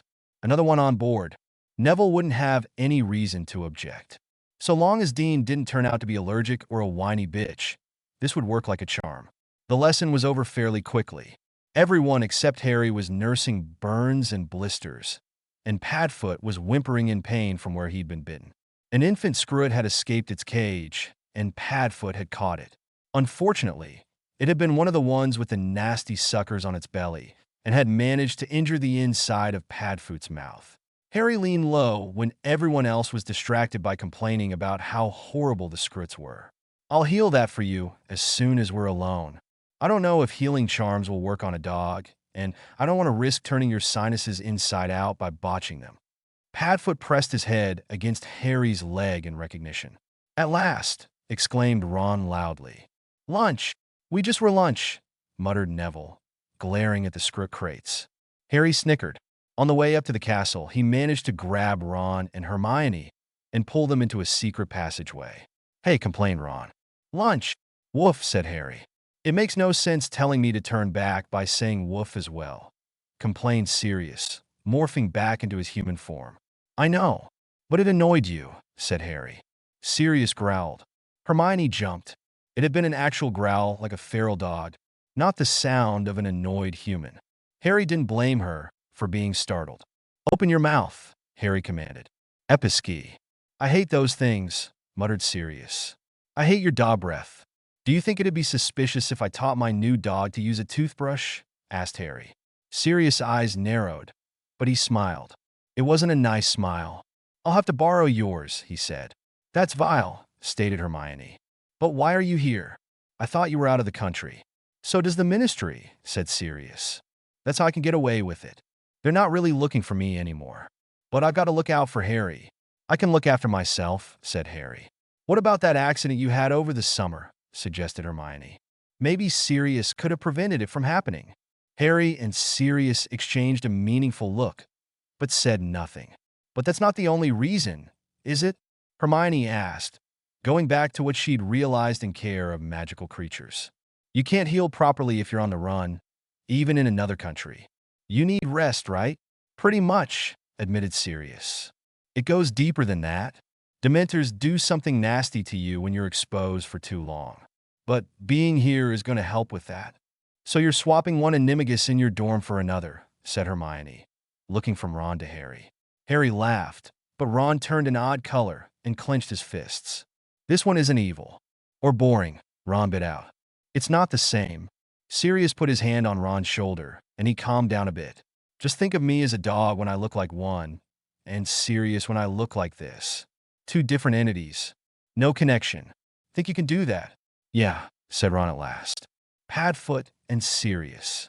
"That's the ticket," said Sirius, grinning. "Now then, lunch. I haven't had a Hogwarts lunch in years." "Woof," said Harry sternly. Padfoot whined, ears drooping. "Oh, don't be that way. We'll put a plate on the floor for you," said Harry. Padfoot's tail immediately started wagging. "Attaboy. Now heel." Sirius shifted back into his human form for just long enough to flip Harry off before reverting to Padfoot. Ron stifled a laugh, and the four of them headed off in search of food. After lunch, they headed in their separate directions. Ron and Harry climbed most of the way to divination together with Padfoot loping behind them, when Ron suddenly paused. "How do we get Padfoot up the ladder?" he asked. "Levitation charm," said Harry. "And don't worry, I brought my cloak." Ron looked at him in a mixture of surprise and glee. "You mean we're really going to do it?" Harry didn't respond except to chuckle to himself. Several minutes later, they were at the top of the divination tower. Padfoot was covered by the invisibility cloak, and Harry levitated him surreptitiously up the ladder between himself and Ron. The heady fumes of the classroom were giving Harry a headache only 5 minutes in, so he couldn't imagine how bad it was for Padfoot. He decided that enough was enough and leaned under the table to whisper to Padfoot, "Climb onto the table. Don't knock anything. Make sure the cloak stays on." The quiet scratching of claws against wood were the only indication that Padfoot had done as he'd asked. When Harry was sure he was in position, he raised his hand. "Professor Trelawney?" "Yes, dear?" she asked, warbling in that horrible voice of hers. "I found the Grim." As predicted, she immediately bustled over to peer into his teacup. A moment later, she straightened and looked at Harry with the most serious expression he'd ever seen her take. "My boy, you cannot possibly hope to read tea leaves when you have not drunk the tea." Her full attention was on Harry, so she didn't see him pull the invisibility cloak off Padfoot, who raised his hackles and looked as fierce as he could. "I didn't find him in my cup," said Harry, pointing. Trelawney turned. Padfoot growled, baring his teeth wide. And then Professor Trelawney's eyes rolled back in her head, and she fell bonelessly to the floor in a faint. Harry and Ron burst into simultaneous laughter, echoed by the thumps of Padfoot's wagging tail. "That may have been a bit much for her," Ron mused. "Still, an omen of death appeared. It must have come to carry us away to the next life," said Harry. "Is it out of this classroom?" asked Ron. "I expect so," said Harry. Padfoot knew his cue, and so leapt down from the table and pawed at the trapdoor. Harry opened it. Suddenly, Lavender shrieked at the back of the room. "Harry, Ron, no. That's a Grim. If you go with it, you'll die," she shouted. "It's a dog," muttered Seamus, looking annoyed. He was sitting close enough that she might have perforated an eardrum with that shriek. Harry was sure he'd see the funny side soon enough, and exactly as predicted, Seamus smiled as he realized what Harry and Ron were doing. "It's an omen of our fate, Lavender," said Harry in a morose voice. "Nobody can avoid their fate," added Ron. Padfoot jumped down through the trapdoor. Harry cast a silent, cushioning charm to save his pad feet from becoming bruised feet. Upon hitting the ground, Padfoot barked twice. "2 barks," whispered Lavender. "For 2 of you." She was pale and looked almost as if she was going to mimic Trelawney and faint. Harry and Ron managed to keep their faces solemn as they climbed down the ladder. Once they were out of earshot, they burst out laughing. "We're so dead when McGonagall finds out," wheezed Ron. "Worth it," said Harry. Padfoot barked in agreement. They snuck out to the grounds through secret passages and eventually made it outside without being seen. The 3 of them lazed on the lakeshore all afternoon, in a spot so covered by trees that Sirius was able to spend some time in his human shape. There was a patch on the shore where rich sunlight broke through the foliage, and the 3 of them stayed there for hours, enjoying the feeling of being free. Soon the sun began to hang low in the sky, and they headed back to the castle for dinner. Sirius was reluctant to turn back into Padfoot, and it was that reluctance that made Harry sure of it. Although they'd hardly done or said anything, those few hours of companionship and freedom had been a new, happy memory for him, helping to repair his broken mind and soul. Dinner was soon over, mostly spent introducing his new dog to curious students. Just about every Gryffindor wanted to fawn over Padfoot, and a few brave Hufflepuffs even came over to pet him. "This is a great dog, Harry. How do you manage it?" asked Cedric. Harry struggled to meet the eyes of somebody who'd haunted him for over a decade. "I got lucky. Dumbledore has a soft spot for lost strays, so he let me bend the rules a bit. It helped that I'm a bit of a stray myself."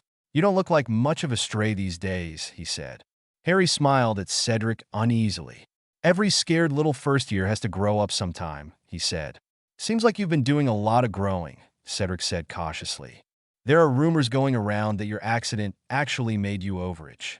Ah, there it was. Cedric was scouting out the competition. You're thinking of entering the tournament, aren't you? Asked Harry. And you're wondering if I'm going to put my name down for it. Guilty, said Cedric, flushing a little bit pink, but not looking ashamed. I wanted to know who I'm up against. I'm going to enter, and I'm going to win. If it's any consolation, I'm sure that you'd have been the champion if not for me, said Harry, smiling nervously. Cedric scowled suddenly. Yeah, me too. What? Asked Harry, surprised. I'm a damn good wizard. Better than any 6th or 7th years I know about. It would have been me, Cedric said bitterly. I was sure it was going to be me. And even if you do enter, you're a 4th year, no matter what age you might be. Surely you couldn't be chosen over me. But then I remember who you are. I'm sorry if you feel like I'm stealing your chance, Harry said uneasily. Don't be, said Cedric, suddenly smiling again. You haven't beaten me yet. You're just the only one I was unsure about. It could still be me. Should still be me. We'll see, said Harry. But Harry, Cedric asked, hesitantly, if it is you, make sure you win. Whoever gets chosen, Hogwarts wins. I'll agree to that if you do. I won't have you get chosen and then lose after talking like that about how good you are, said Harry, smiling. Cedric held out a hand. Harry clasped it firmly, sealing the promise. It felt like pulling a dead man out of his grave. And that was why Harry had to be the only Hogwarts champion. It was dead on 8 when Harry knocked on Professor McGonagall's door. She opened it by magic, not getting up from her desk. Harry strode in and took the chair in front of her. Padfoot clambered onto his lap. At least we need not add tardiness to the reasons for your presence here, Mr. Potter, she said distractedly, flicking through a sheaf of summer essays with an expression of loathing Harry had only ever seen on Snape before. I'm still not sure I earned a detention. If you needed help marking those essays, you only needed to ask, said Harry nonchalantly. Being out of class, talking back to a teacher, and having the temerity to laugh at a joke you were not supposed to recognize. I lose all authority when students hear a joke instead of the telling off they usually deserve.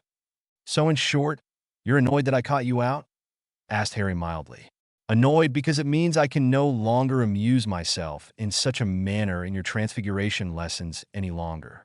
Perhaps I shall relieve the frustration of pounding knowledge into that thick Potter skull of yours like Professor Snape does. Do you mean the poor hygiene or the habit of constantly belittling my parents? Asked Harry.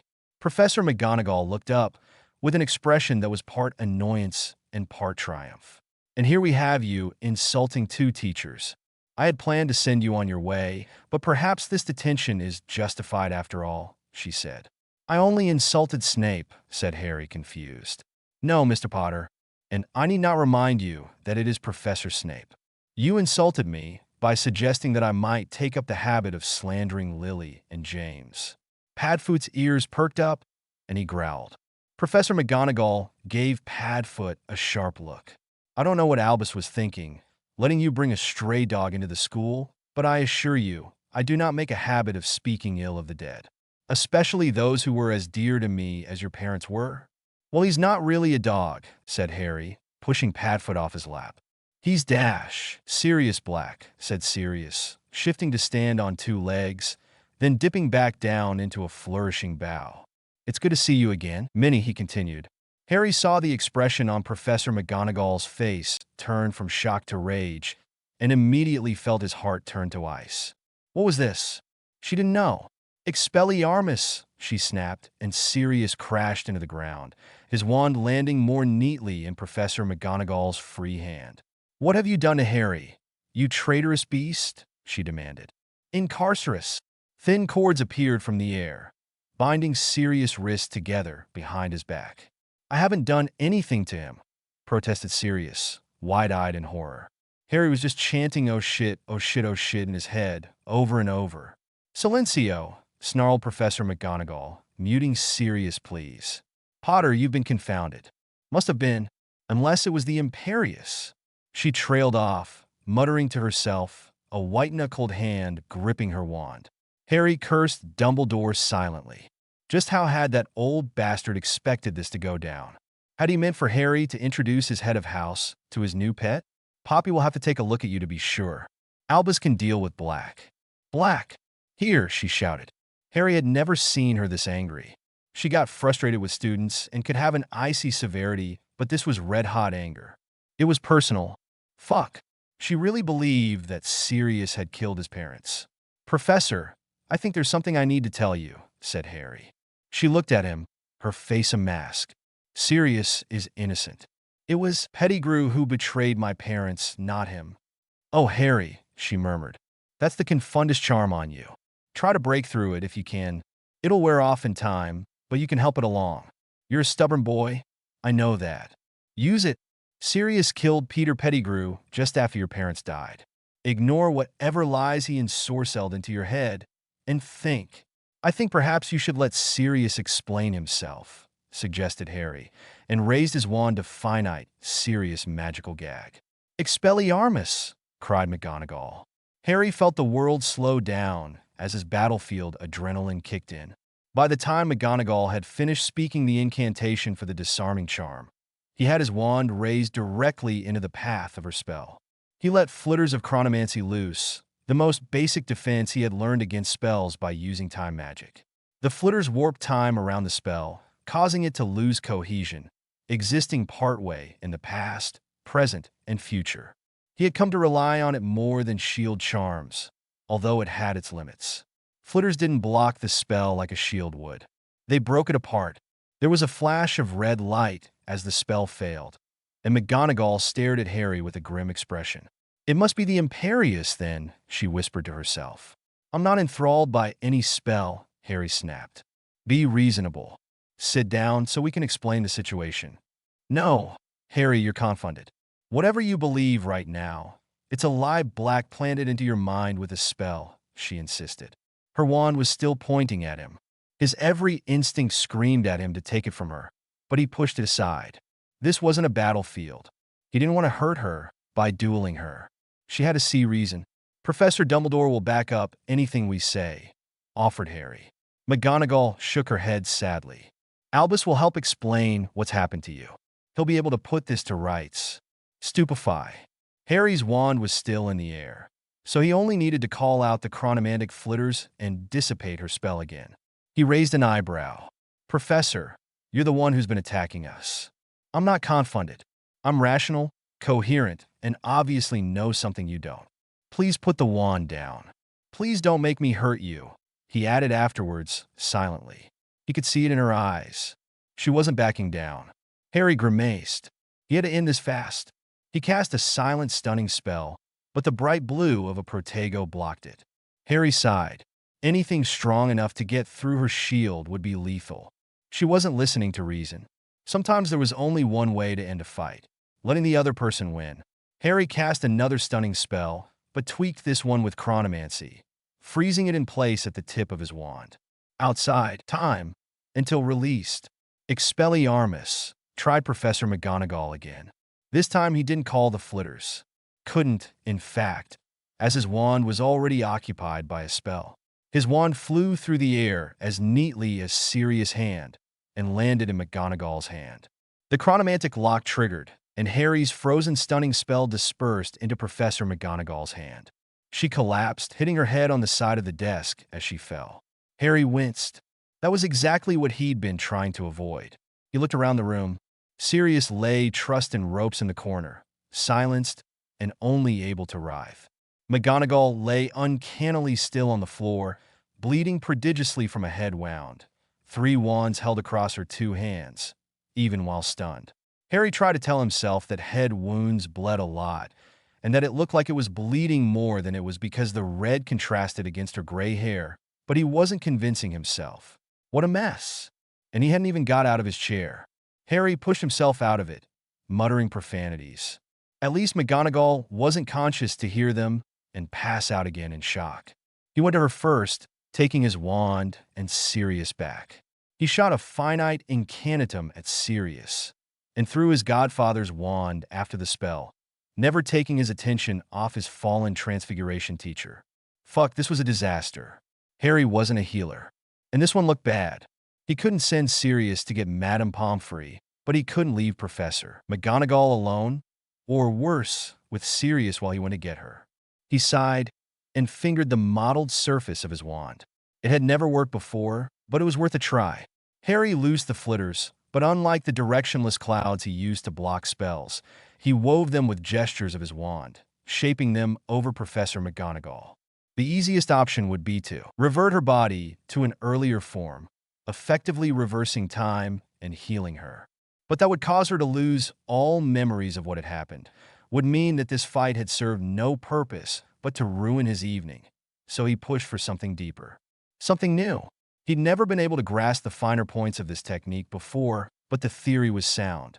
Now that he had his new wand, an instrument precisely tuned to chronomancy, he stood a chance. He separated her mind and body, holding her stunned consciousness outside time, while he reverted her body to an earlier state. The blood matting her hair didn't disappear, but the thick gash through which it had been leaking sealed in an instant. Harry sat back on his heels and let out a long sigh. "Is she going to be okay?" asked Sirius, his face ashen. "Yeah, but we're going to have a hell of a time explaining things," said Harry. He gathered McGonagall's mind with a shaped cloud of flitters and reattached it to her body. There was no visible change, but the magic felt right. It had worked. Needless to say, there would have been a sign if it hadn't. An explosive one. Harry groaned and rubbed his eyes with the sleeve of his robe. He was an idiot. If that hadn't worked, he'd have made things 1,000 times worse. A knock to the head is nothing compared to having your brain explode. He hit himself in the face several times, frustrated by the whole situation, by everything that had happened, and by what had not happened. "Sirius," Harry said hoarsely, "every now and then, remind me not to test new applications of chronomancy on people I like." His godfather tensed like a dog about to run. "Did something go wrong?" he asked, worried, angry, and scared, all at once. "I already said she'll be okay." "What fuck? I shouldn't have tried to heal her that way. If it had gone wrong, she'd be dead." "She's not dead," said Sirius, pulling her up into her chair. "She has a pulse, and she isn't bleeding anymore." "I know that," snapped Harry. "Sorry. Not your fault. But that was risky. I got cocky, but thank Merlin I got lucky as well. Or it would have been awful." They stood there, staring at the bloody patch on McGonagall's head, and both men mutely considered what had nearly happened.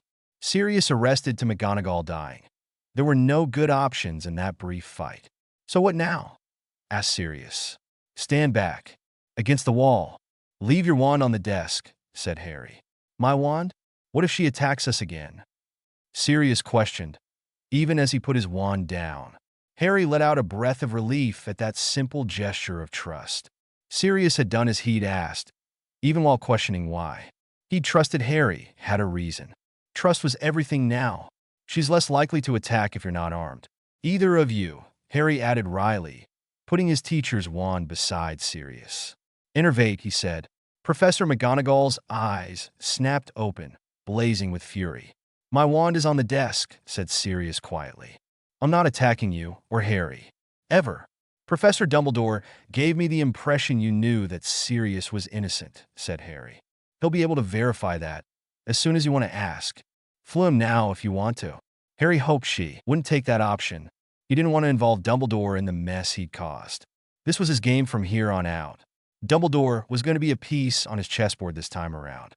"I'd rather you didn't, though." "And why's that?" asked Professor McGonagall in icy tones, folding her arms. The simple gesture made Harry almost sigh in relief. She wasn't reaching for her wand. With her arms folded, it'd be even harder to get to it. Inadvertent or not, body language could speak volumes. She was listening. "Before you insist that Sirius is guilty of betraying my parents, just consider that you were unconscious and knew about him. You're now awake, alive, and haven't had your memories tampered with. The criminal you've read fairy stories about in the Daily Prophet is not in this room. Is not real," urged Harry. "I never wanted to believe that Black did those terrible things, but he admitted it. When they brought him in, he was saying it over and over. Saying that he killed his best friends," whispered Professor McGonagall. "I killed Lily and James by suggesting that Peter be our secret keeper. I was a decoy, but Peter was the traitor," said Sirius. And I thought that I'd killed Peter that day in revenge, but he survived in hiding. This is too much, said Professor McGonagall. I forced myself to accept that awful truth, but now, it just isn't there anymore. She blinked, as if waking from a long sleep. So why wait so long to escape, she asked. Sirius gave her the long explanation of what had happened in Harry's third year. At the end, there were unshed tears in her eyes, but she was smiling. You boys animagi? It makes a teacher proud, she said. I helped you through the early stages, but I thought it was only you, and I never would have guessed that you succeeded, or why you did it. We weren't going to let Remus suffer alone, said Sirius simply. Professor McGonagall let out a muffled sob. I remember the little boy who came to me one evening in his first year and told me he was worried that he was going to turn evil because all his family were dark wizards. I never doubted your courage to be true to yourself until that night. Now I don't have to doubt anymore. I might have gone down that way if it wasn't for you, Minnie, Sirius said softly. I remember my early years at Hogwarts, too. The detentions that were really lessons. The way you pushed James towards me. That reckless fool who had no sense of who to befriend. A black and a werewolf. The only way it could get worse would be if we had a Death Eater among us. And look what happened to Peter. Harry remained silent, watching Sirius and McGonagall recant a history he'd never known about. You were the first person to look out for me, continued Sirius. The closest thing to a real mother I ever had. Idiot boy, she mumbled. Sirius pushed himself off the wall and crossed the room. Harry hesitated, hoping that the sudden movement wouldn't startle McGonagall into regressing, into undoing whatever progress was being made here. And then he stared as Sirius wrapped his Transfiguration teacher in an embrace. You're the one who showed me I didn't have to be a black, that I could be serious. Professor McGonagall was speechless. I don't think Dumbledore intended it to happen this way, but he suggested that I bring my new dog to this detention. Maybe he just wanted you to meet Padfoot, but we thought he'd told you about Sirius. Your new dog, Harry, she said softly. Harry guessed that Mr. Potter went out the window in situations like this.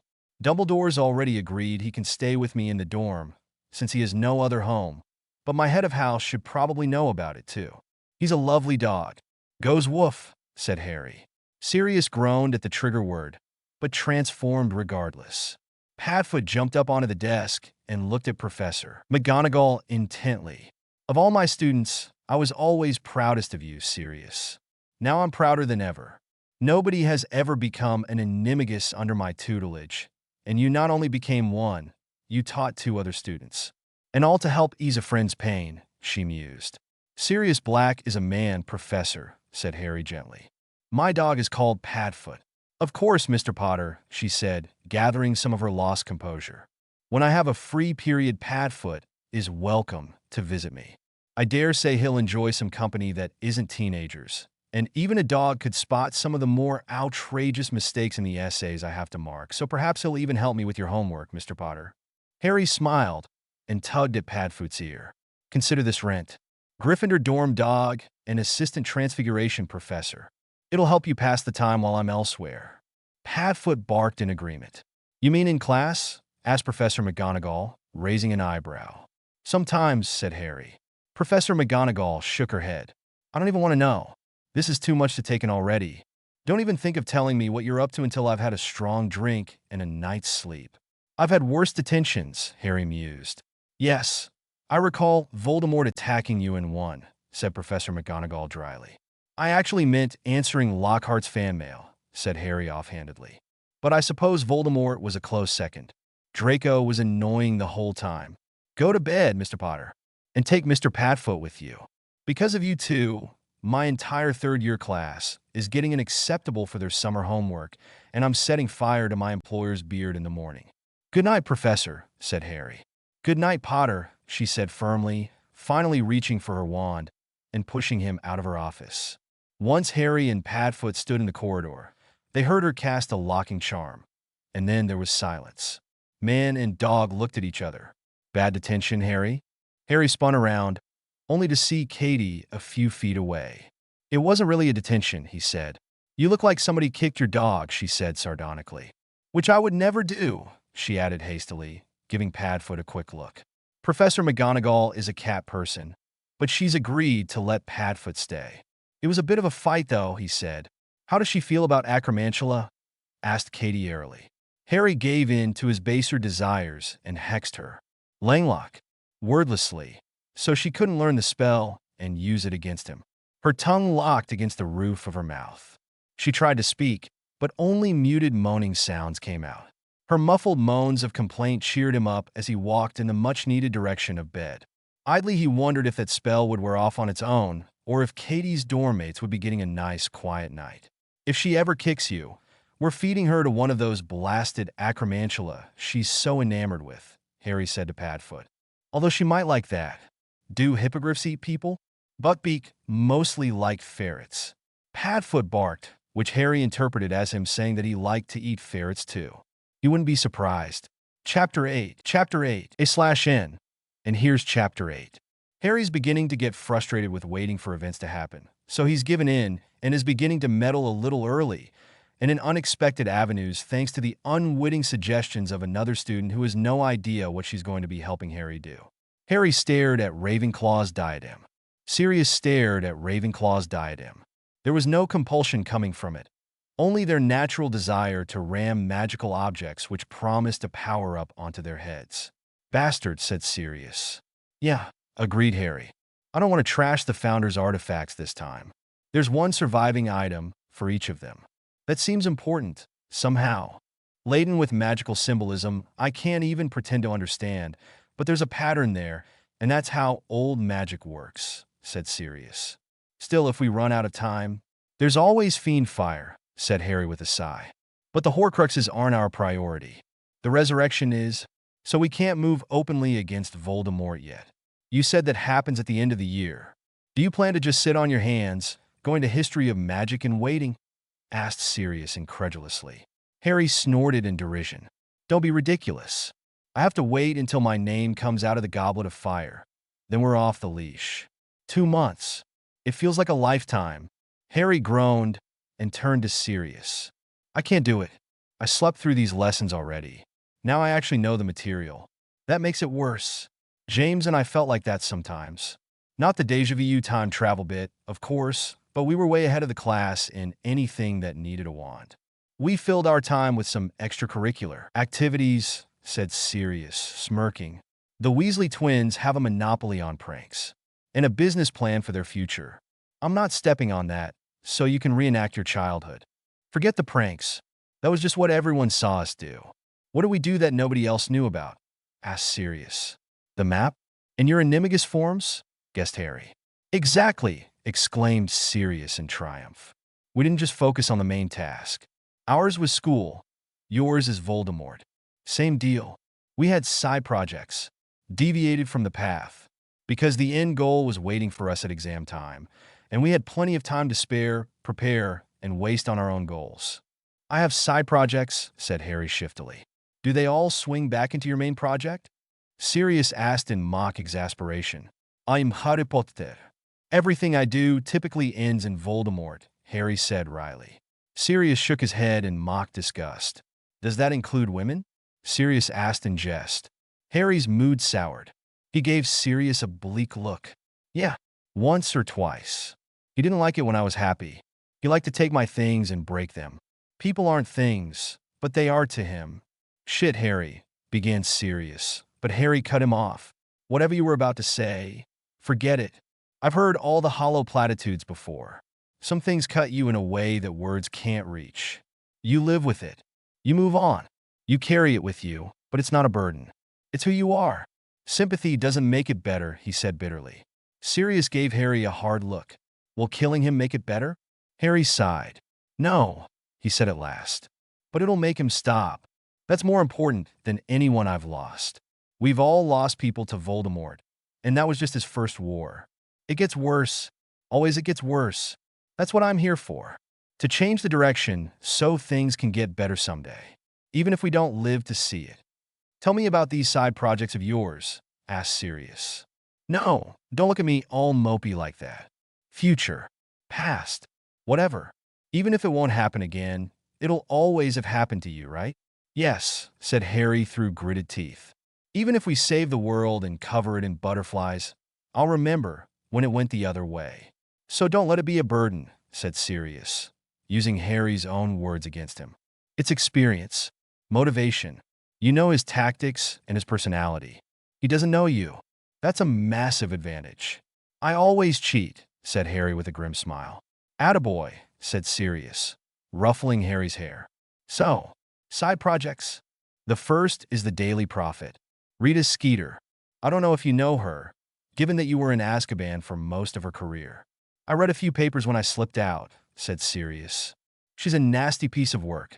Political bloodhound with nobody holding the leash. That pretty much sums her up.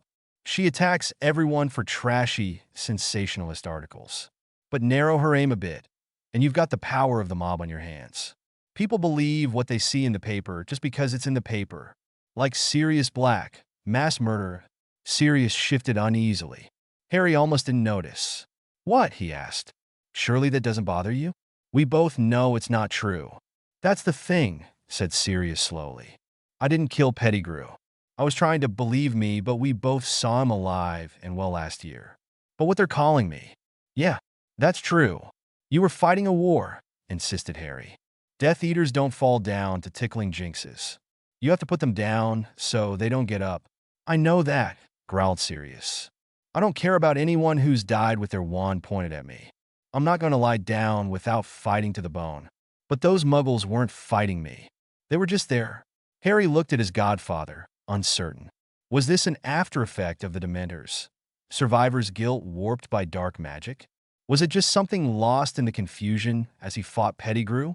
Or, Harry felt ice in his stomach, cold shards driving into him. A lot of spells get flung around in a duel. It could have been him just as easily as it could have been you. You don't know for sure, right? It's just guilt. Sirius was silent. Sirius? Harry asked. After a long time, Sirius finally looked Harry in the eyes. He was too fast. I could cast spells beyond his imagining, but I couldn't hit him with anything. I can fight, but he could run better than I could chase. Every spell, dodged by a hair or a mile. I got mad. I got stupid. Sirius took a deep breath and shuddered, remembering that day. I knew there was only one way I could take him out. I couldn't just attack where he was. You had to attack everywhere he could be, finished Harry softly. I've been chasing him for a while. I knew how far he could move after I cast a spell. The blast radius had to be that big to catch him. I doubled it to be sure. I've had to do something like that before, muttered Harry. I didn't even notice there was anyone nearby until they were all dead. It was just me and my target. Nothing else was real. You get collateral damage in war, but I destroyed a dozen innocent lives for revenge. Because I was selfish. I had to kill him myself, not wait for the Aurors to haul him in. Voldemort had just died, and I went out there and killed Muggles because I was too angry to miss my last chance before he got away, said Sirius. They're calling me by the right name, Harry. Mass murderer. And it was all for nothing, because that rat bastard got away. And again last year, Harry stood in stunned silence. He had never imagined this. Sirius Black was his innocent godfather, innocent of Peter Pettigrew's murder. But he wasn't innocent, after all. We're all capable of terrible things, Sirius, Harry managed at last. I won't tell you the things I've done. It's not a competition. I know that. Won't make it any better. But you're alive. I'm alive. That's what matters today. It's what matters most, Sirius said quietly.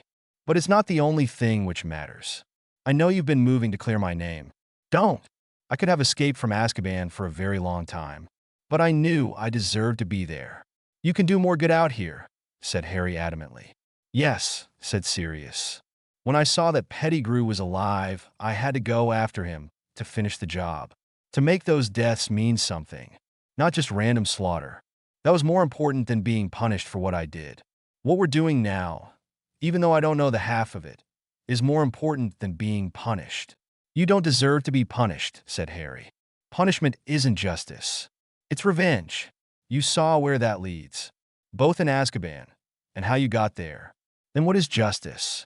Is there any, except a wand at your throat? Joked Sirius grimly.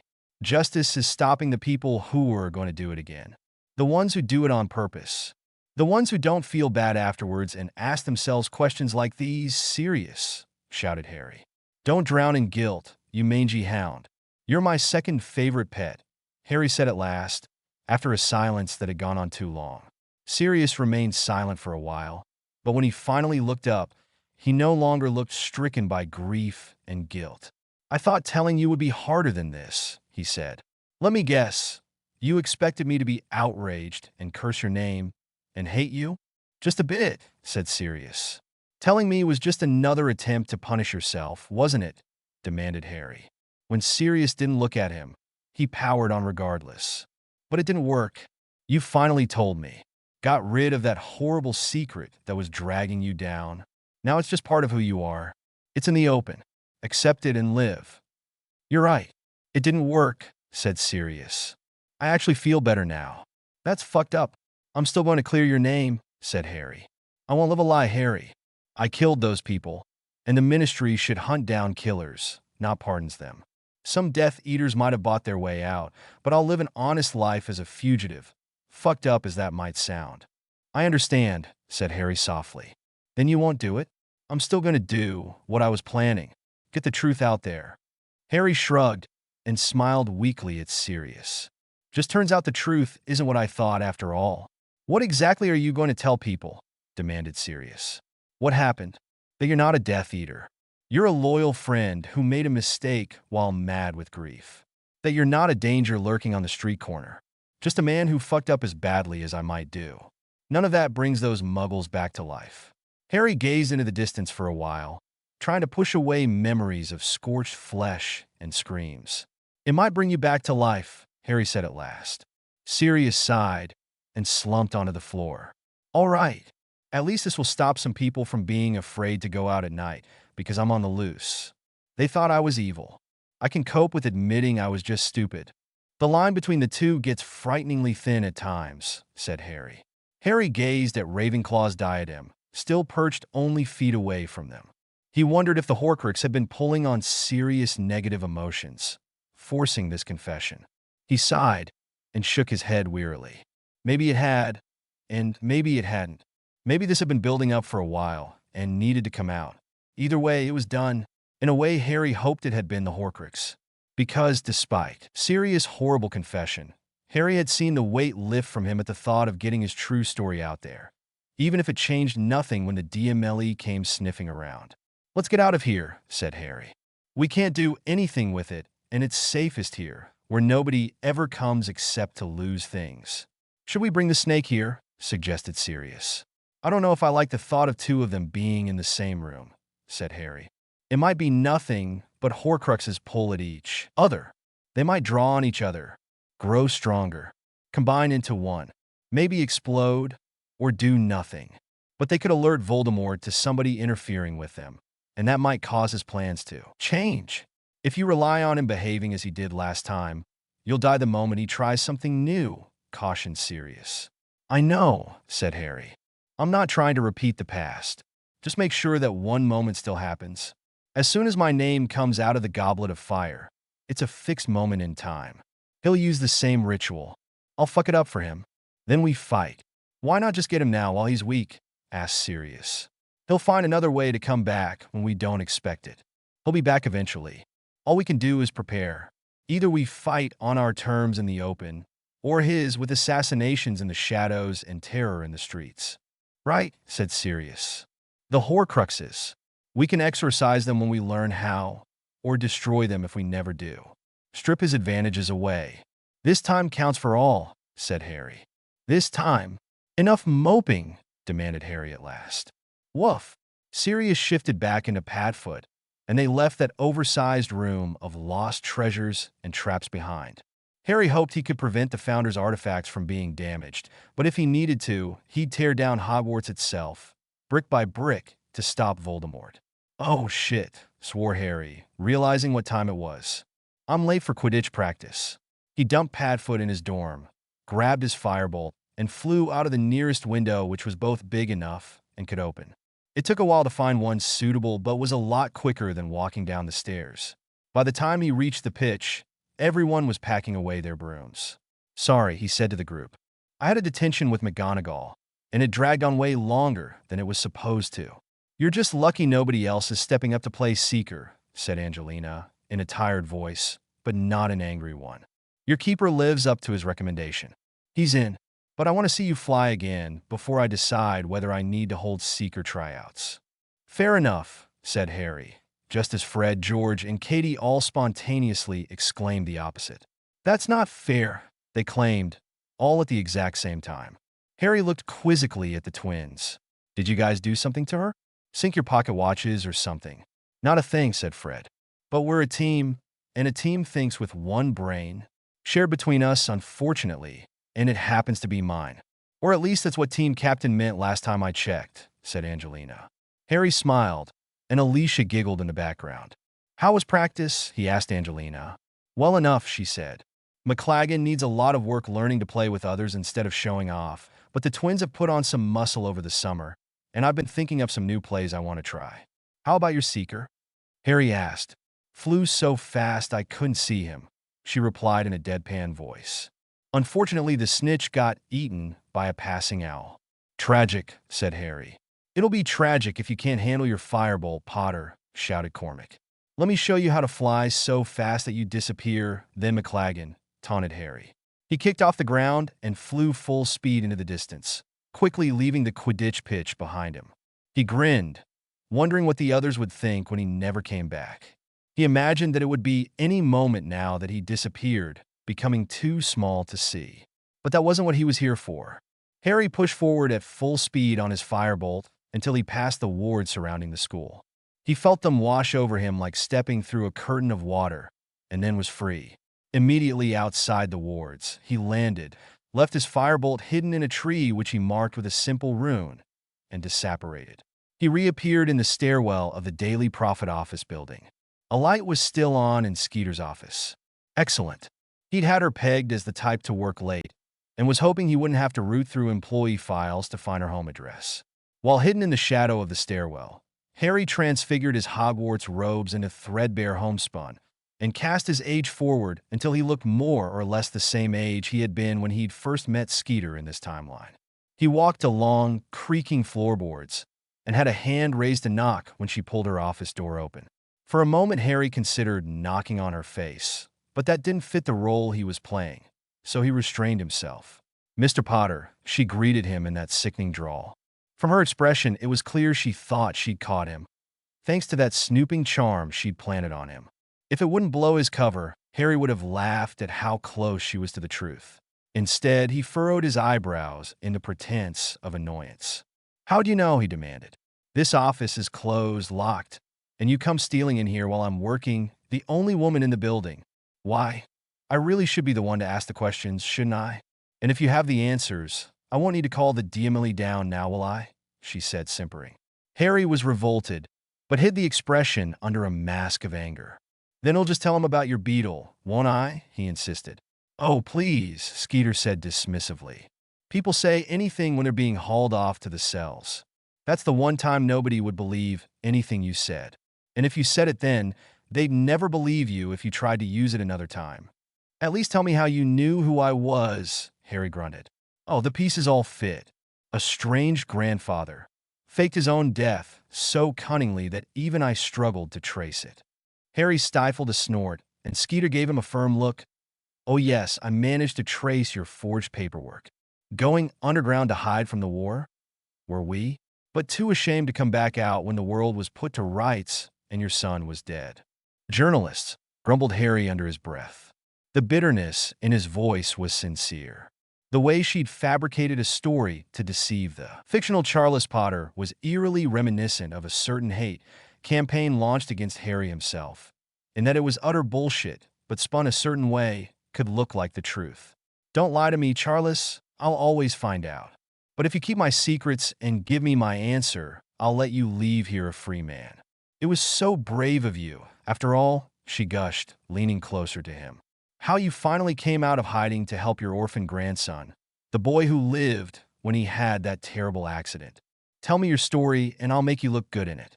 If you won't give me this, interview, I'll call the ministry and the article will be about Charles Potter, petty criminal and burglar, not the hero rising from the dead to save a boy.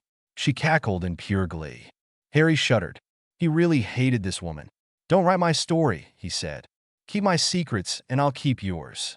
I came here to give you another story. Anonymous again, mind, he exclaimed. Let's hear what you have to say then, my dear Charles, said Skeeter, stepping out of the doorway and beckoning him into her office. Would you like a drink? Harry saw the tiny gleam of a potion bottle between the glasses she was carrying towards them. Not tonight, he said. Gotta keep a clear head if I want to get home this late.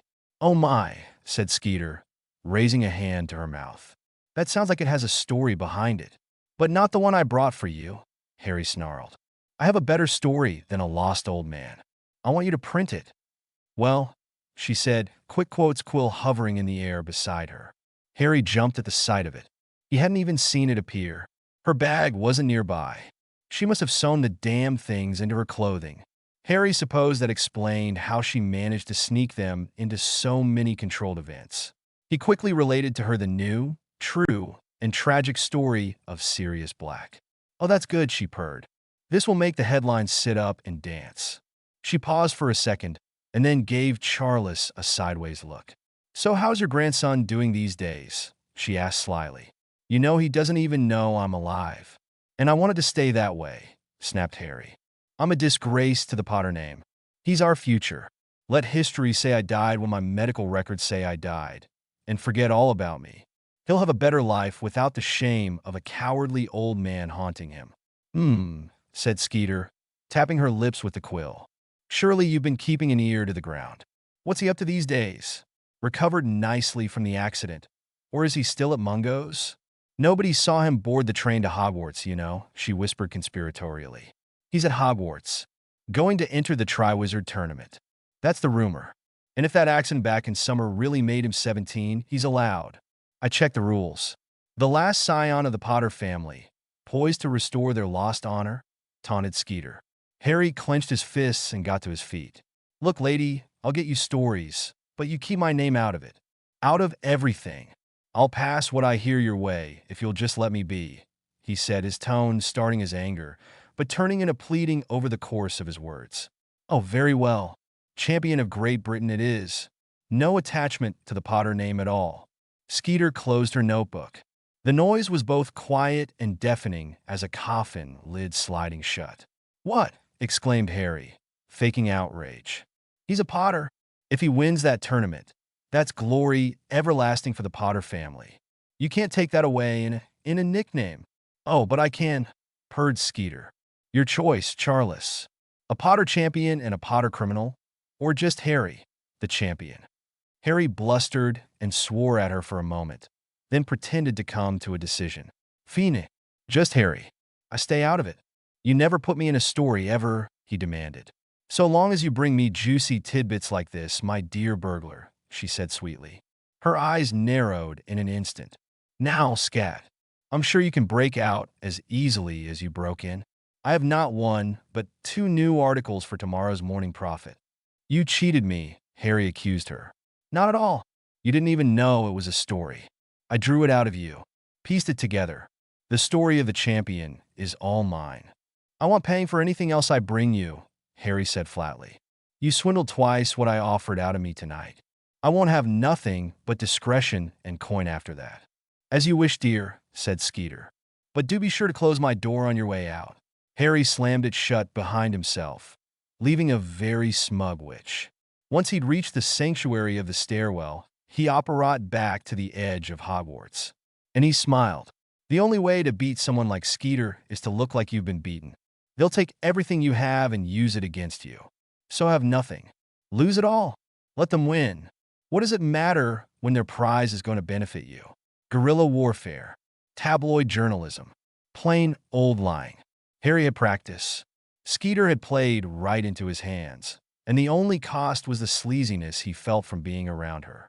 Well, and he also felt bad for using the mistaken identity of his grandfather as a disguise and slurring his name, even if only one which knew. Harry was fairly certain that Skeeter would guard her sources, like Charles had now become, as jealously as a dragon guards its eggs. Harry's remnant of a conscience twinged, and he resolved to apologize to his grandfather if he managed to get a working resurrection stone out of the ring Horcrux. It had worked last time after being stabbed with Gryffindor's sword, so that was a safe bet. Harry doubted the enchantments on the Founder's artifacts were so resilient, and he didn't really want to leave gaping sword holes in them. The hard part about the ring would be getting rid of the curse. It could have been because Skeeter wrote the article herself, rather than relying on her enchanted quill. But the story about Harry didn't turn up for a week. He'd been hoping it'd wait until his name actually came out of the goblet. But after a week of keeping his head down and doing his best impression of a bored and lazy student in classes, the Great Hall began to flood with the noise of rumors and outrage. Harry looked wearily up from his bacon, still exhausted from tending bar at the Hog's Head until the early hours of the morning, and saw that most of Hogwarts was staring at him. Over the frantic hubbub, he could hear one word being repeated again and again by students from every house and year. "Fuck," he said, loudly enough to make the students sitting around him jump. Padfoot growled upon hearing Harry's annoyance, and Harry slipped a second plate loaded with bacon under the table for him. "Champions don't swear like that," said Angelina primly. Harry turned around to find her behind him, hands on her hips, and a distinctly unamused expression on her face. "How should I swear?" asked Harry. "Why the fuck is there a Daily Prophet article proclaiming you as the undeniable shoe-in for the role of Hogwarts Triwizard Champion?" Harry narrowed his eyes at her and bit through the last of his bacon. "You just swore with the exact same word as me, you hypocritical witch," he said. "No, Harry, I embedded it into a sentence. You said fuck. I use fuck for emphasis. To emphasize how fucking weirded out I am by this article. I used fuck as a grammatical tool, whereas you just said a naughty word at the breakfast table. Cussing needs context, or it's not doing anything," she said, still looking as grim as before, but with a certain amused set to her lips. "Being lectured on the correct way to swear by my Quidditch captain is bound to be weirder than whatever Skeeter wrote about me," said Harry absently. "Have you read the article?" Angelina asked. "Do you see a paper?" asked Harry, raising an eyebrow. "The post just arrived. Here I sit, without a paper, without an article. So no, Angie, I haven't read it, though I intend to as soon as I can steal a copy from someone." "Then how'd you know that Rita Skeeter wrote it?" she demanded. "Oh, fuck," said Harry. Angelina didn't comment on his failure to add context to his fuck this time. He could tell when he'd been caught out. "Your question wasn't rhetorical, was it? You actually think I had something to do with this," he muttered to himself. "More and more with every word you say," said Angelina. "We've all heard you claiming that you're entering the tournament, but how the hell did you get that in the paper?" "On the front page," she exclaimed, thrusting her own copy into Harry's hands. "She tried to interview me after my accident this summer," said Harry. "The accident was a good fallback excuse. Nobody questioned it too deeply. It was weird, and it was magic, and although everyone knew there was more to the story than Harry was telling people, they weren't pestering him for answers. I didn't have much interesting to say, but one of her questions was about whether I was going to enter the Triwizard tournament now that I was. Overage. Explains how you found out about it early," said Angelina. Harry shrugged. "I said something vague about how I was used to competitions from Quidditch and had a habit of doing crazy things. I didn't even know what the tournament was when she mentioned it. Dumbledore explained it properly afterwards, and I decided I was going to go for it." Angelina frowned. "She seems pretty certain that you're competing from a few vague quotes about you having a competitive streak," said Angelina. "Did you talk to her again?" "Nope, litari. But I've not exactly been keeping it a secret. Most of the school has heard that I'm entering. Somebody probably wrote about it. You've got a big legend around you, but your classmates don't sell stories about you to the press," said Angelina dryly. "What?" exclaimed Harry. "No, I meant in a letter to their parents or something, and then they told someone else. The rumor got around to Skeeter somehow, and she put two and two together for what I said in the interview, I guess. Or she just made it up for a good headline," he added sourly. "Champion of Britain" was the headline.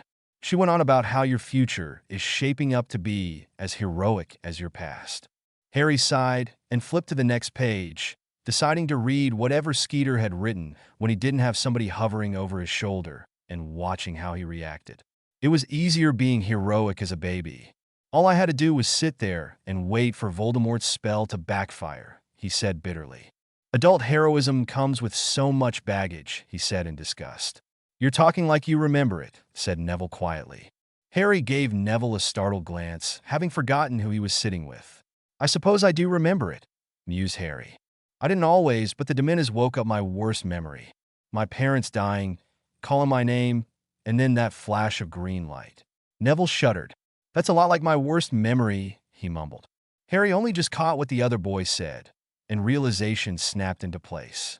It had only been a few days since Crouch had demonstrated the 3 unforgivables in class, and it seemed like the memory was still fresh in Neville's mind.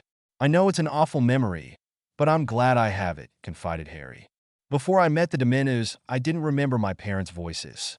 I got to hear my mother say my name. Angelina placed a hand on Harry's shoulder and squeezed it gently. "Oh, Harry," she whispered, eyes glistening. Harry reached up to pat her hand reassuringly and froze when he saw how white Neville's face had gone. "My parents were screaming like that spider," Neville whispered. "It went on for so long, but they never told the Death Eaters where they'd hidden me. The Dementors didn't let me hear them speak, only scream. But I heard the voices of the people who did it." Neville was gripping the edge of the table so tightly that his knuckles were even whiter than his face. "They're in Azkaban for it. I wonder what the Dementors make them here. What kind of memories would that sort of person have?" From his tone, it was clear that Neville didn't expect anyone to have an answer. Both Harry and Angelina were silent. Angelina was struck mute, stunned by the revelation. Harry, who already knew about the fate of Neville's parents, was just astounded that Neville had told them. "They wouldn't have any good ones anymore, even if they used to," said Harry. "The Dementors feed on the emotions until the memories are just hollow reflections, like it happened to someone else. Spend enough time in Azkaban, and all that you can remember is pain and regret," he said softly, thinking of Sirius. "Good," said Neville firmly. Harry almost started a discussion about how horrible it would be to inflict that on anyone who didn't deserve it, but stopped himself before the words formed. That was not what Neville needed to hear right now. Looking awkwardly away from Neville, he caught sight of the article on page 4. "Oh, hey, the Sirius Black article is finally out," Harry exclaimed. Angelina gave him a funny look. "Okay, so you definitely knew that one was coming? But it's not even about you." "What gives?" she demanded. "I gave the testimony," said Harry offhandedly, and enjoyed her agape stare. "What?" she exclaimed. "About a Death Eater who's been in prison since you were a baby? Did the Dementors unlock memories of him as well?" she asked incredulously. Harry snorted, shaking his head. "Nothing like that." "Did you read the article?" he asked. Angelina shook her head. "I came over here when I saw the front page," she said. Harry grimaced. "The story about Sirius should be on the cover, not Skeeter speculating about me becoming a champion." "Even if she's right for once," he grumbled. "Sirius wasn't a Death Eater. He never worked for Voldemort. He was my dad's best friend. The Ministry just assumed he was a Death Eater when they locked him away." "Why did they arrest him if he's not guilty?" asked Neville, breaking out of the pained reverie that he'd been trapped in. Harry scratched his head awkwardly. "Well, it's complicated," he began. Angelina snatched the paper out of his hands and began reading. "He was guilty," she told Neville, "just not of being a Death Eater." "This should really be on the front page," complained Harry again. "Why?" asked Angelina. "It's just a makeover on old news. Killer Azkaban escapee on the loose. Fudge the details. He killed people by accident when trying to get the Death Eater who betrayed my parents to Voldemort," said Harry quietly. "He was trying to avenge his best friend and caught a lot of innocent people in his spell." "Did you ever read that article about how he was arrested?" "I did," admitted Neville. "It said he was just standing there laughing madly, shouting about how he'd killed them. Your parents, the Muggles, Peter Pettigrew. Death Eaters don't confess and come quietly," added Angelina nervously. "They don't often mention the fact that he practically turned himself in. Much more exciting to write stories about the rabid murderer on the loose than about what really happened," said Harry bitterly. "Killing somebody deliberately is not the same as doing it by accident. Somebody still ends up dead," argued Angelina. "But Sirius did that in an attempt to avenge my parents, even if he fucked it up royally. He wasn't a madman killing for fun, like the prophet claimed he was. The whole country was living in terror of Sirius Black for a year, but he's just a man with a guilty conscience the size of Hogwarts," said Harry sadly. "Even if he did it by accident, he did a terrible thing," declared Angelina. "And he's the first wizard to escape from Azkaban. He should still be in there, and the Ministry was right to try to catch him when he got out. Harry gave her a sad smile, trying not to let the mix of fury and shame reach his face. But he wasn't a danger to anyone else.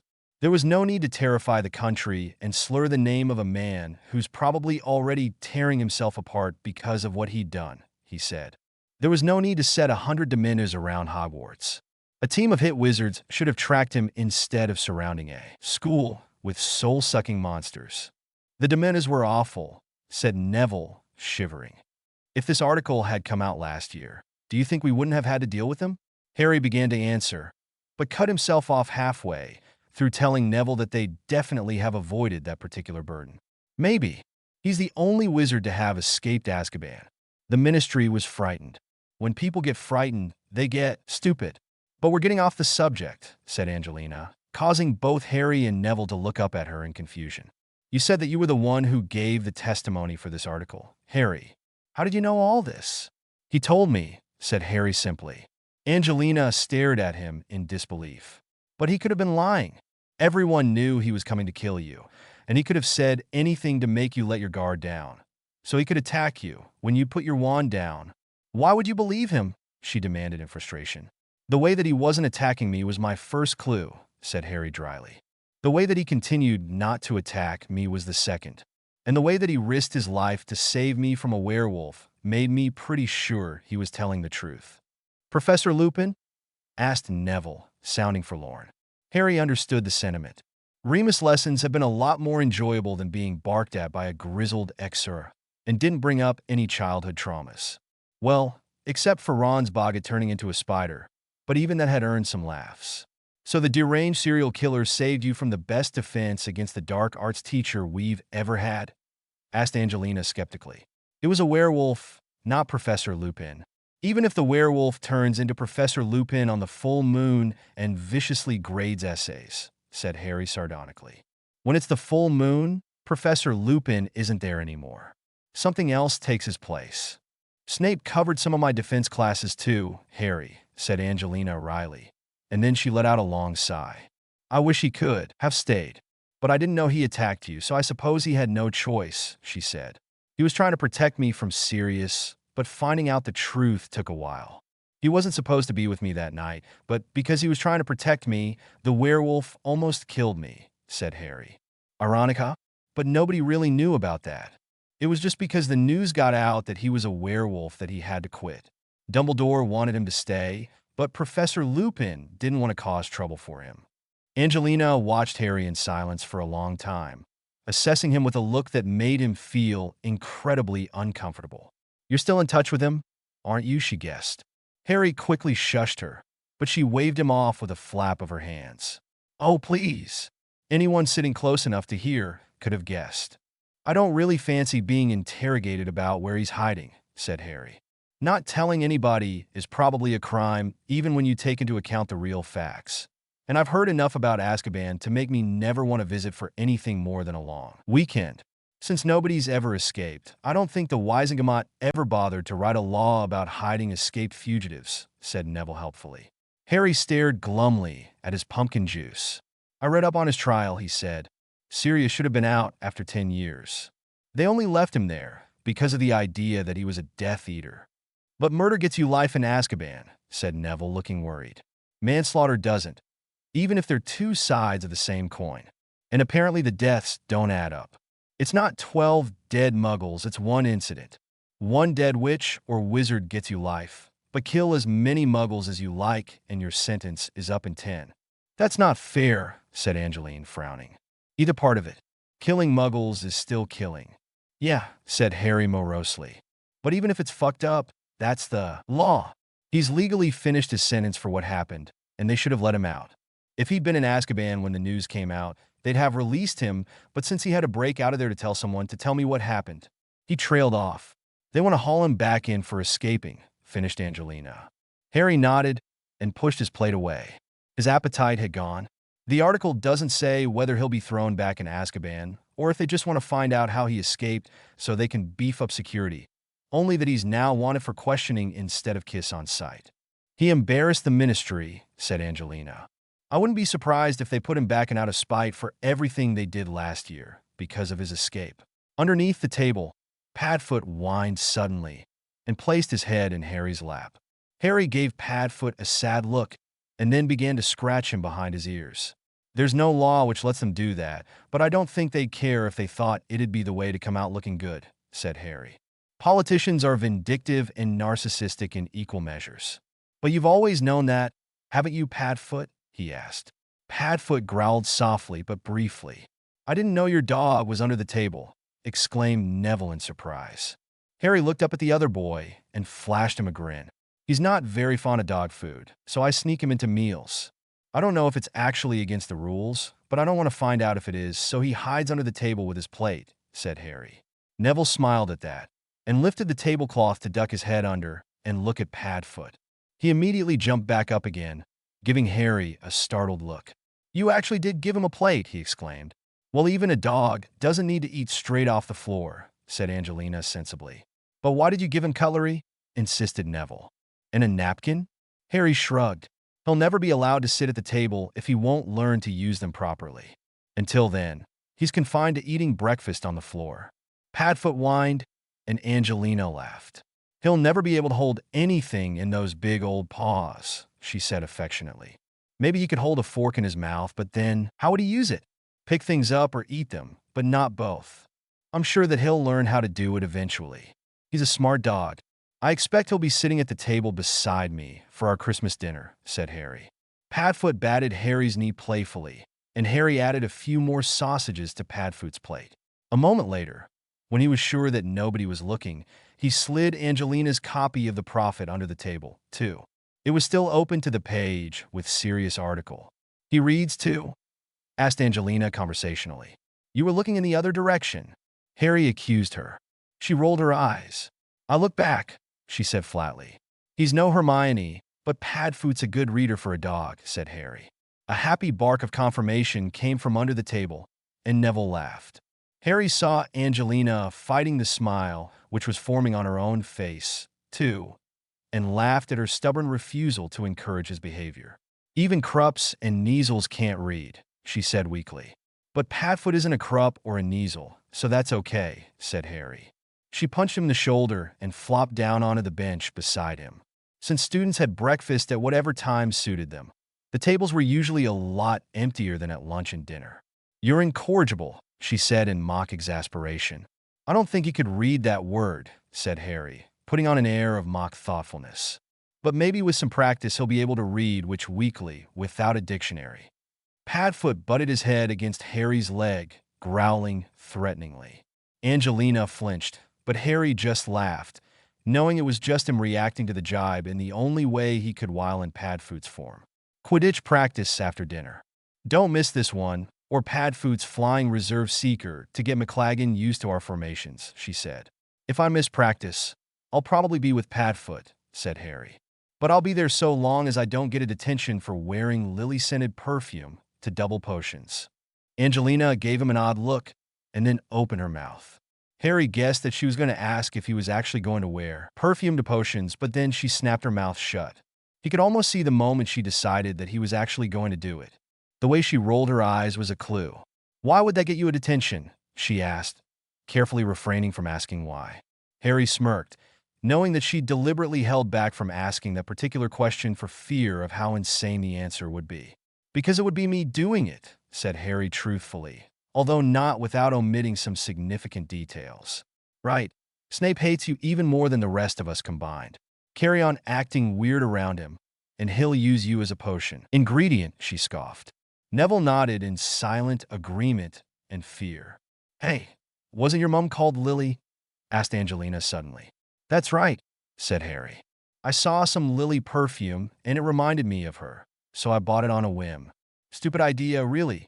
I'm never going to wear perfume, am I?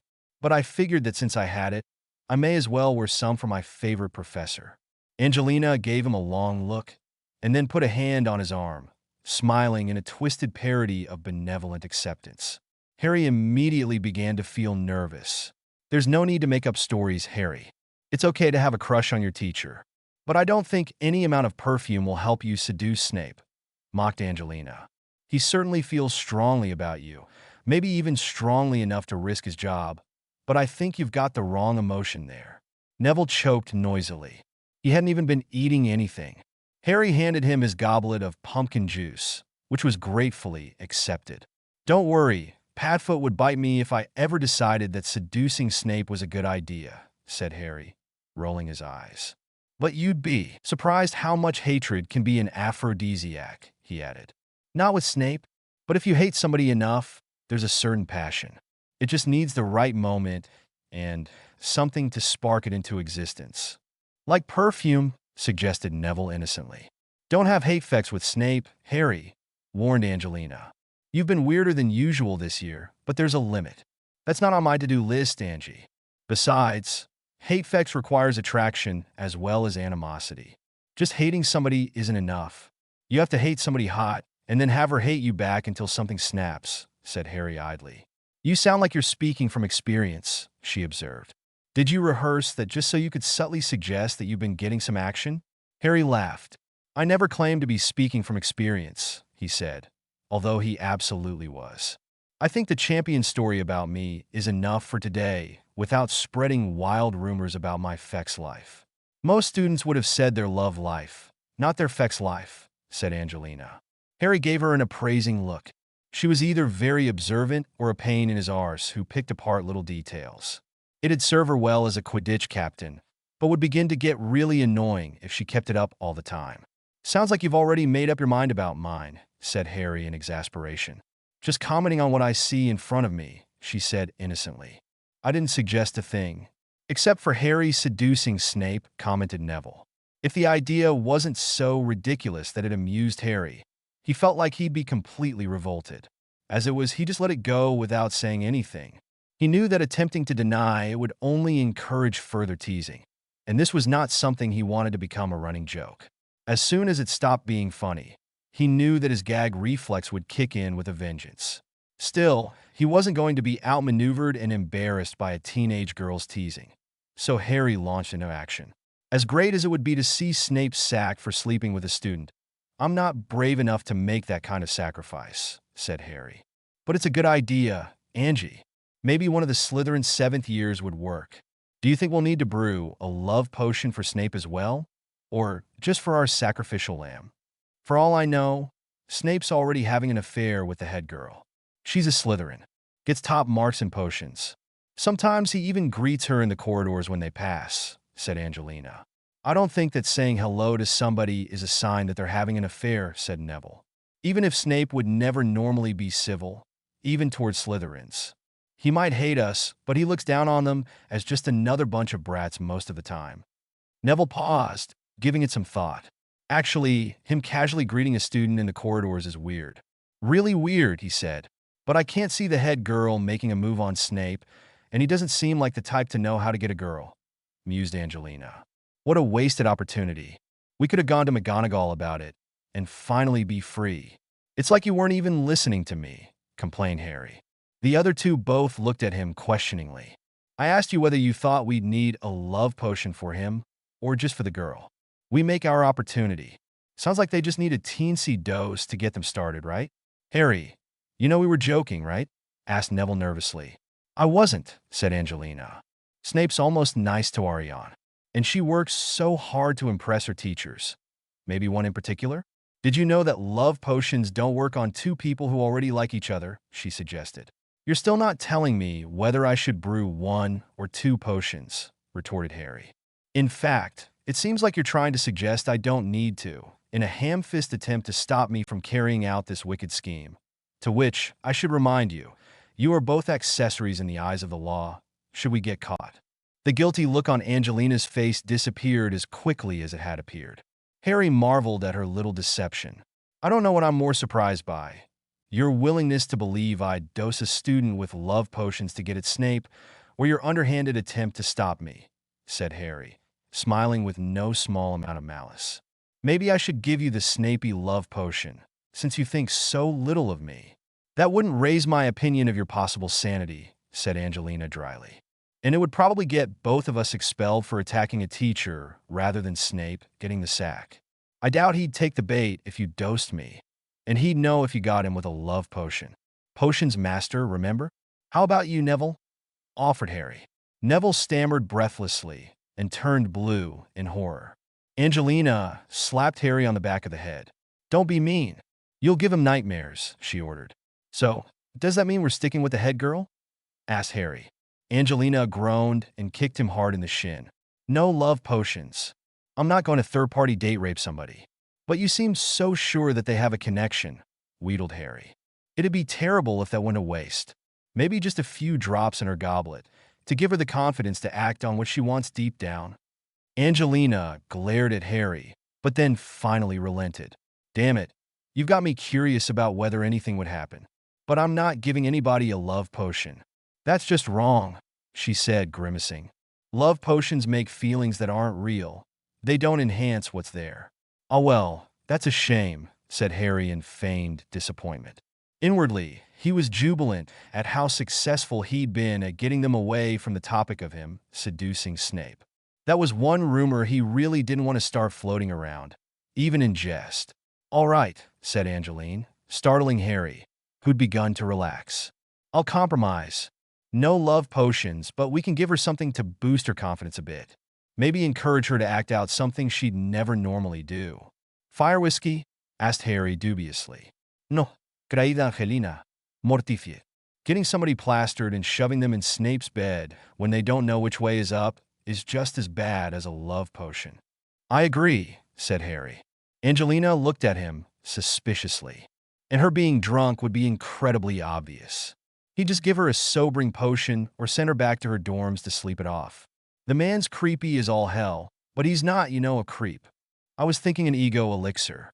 It makes you confident and reckless, acting on feelings on a whim, but taking things further than normal. I tried taking it to write one of my worst assignments last year. I didn't know anything that I didn't before, but it gave me the confidence to stop thinking and just act," said Angelina. "Did the absence of thought show in your grade?" asked Harry mildly. "Worst assignment of the year, but the best essay I've ever written," she answered smugly. "I got what I wanted against all the odds. Just like a hopeless crush on a teacher," said Neville. The revulsion on his face was plain to see. Neville couldn't understand how anyone could fancy Snape. Harry barely could, and that was only because he'd learned an important universal truth. People were attracted to weird, ugly, and nasty people all the time.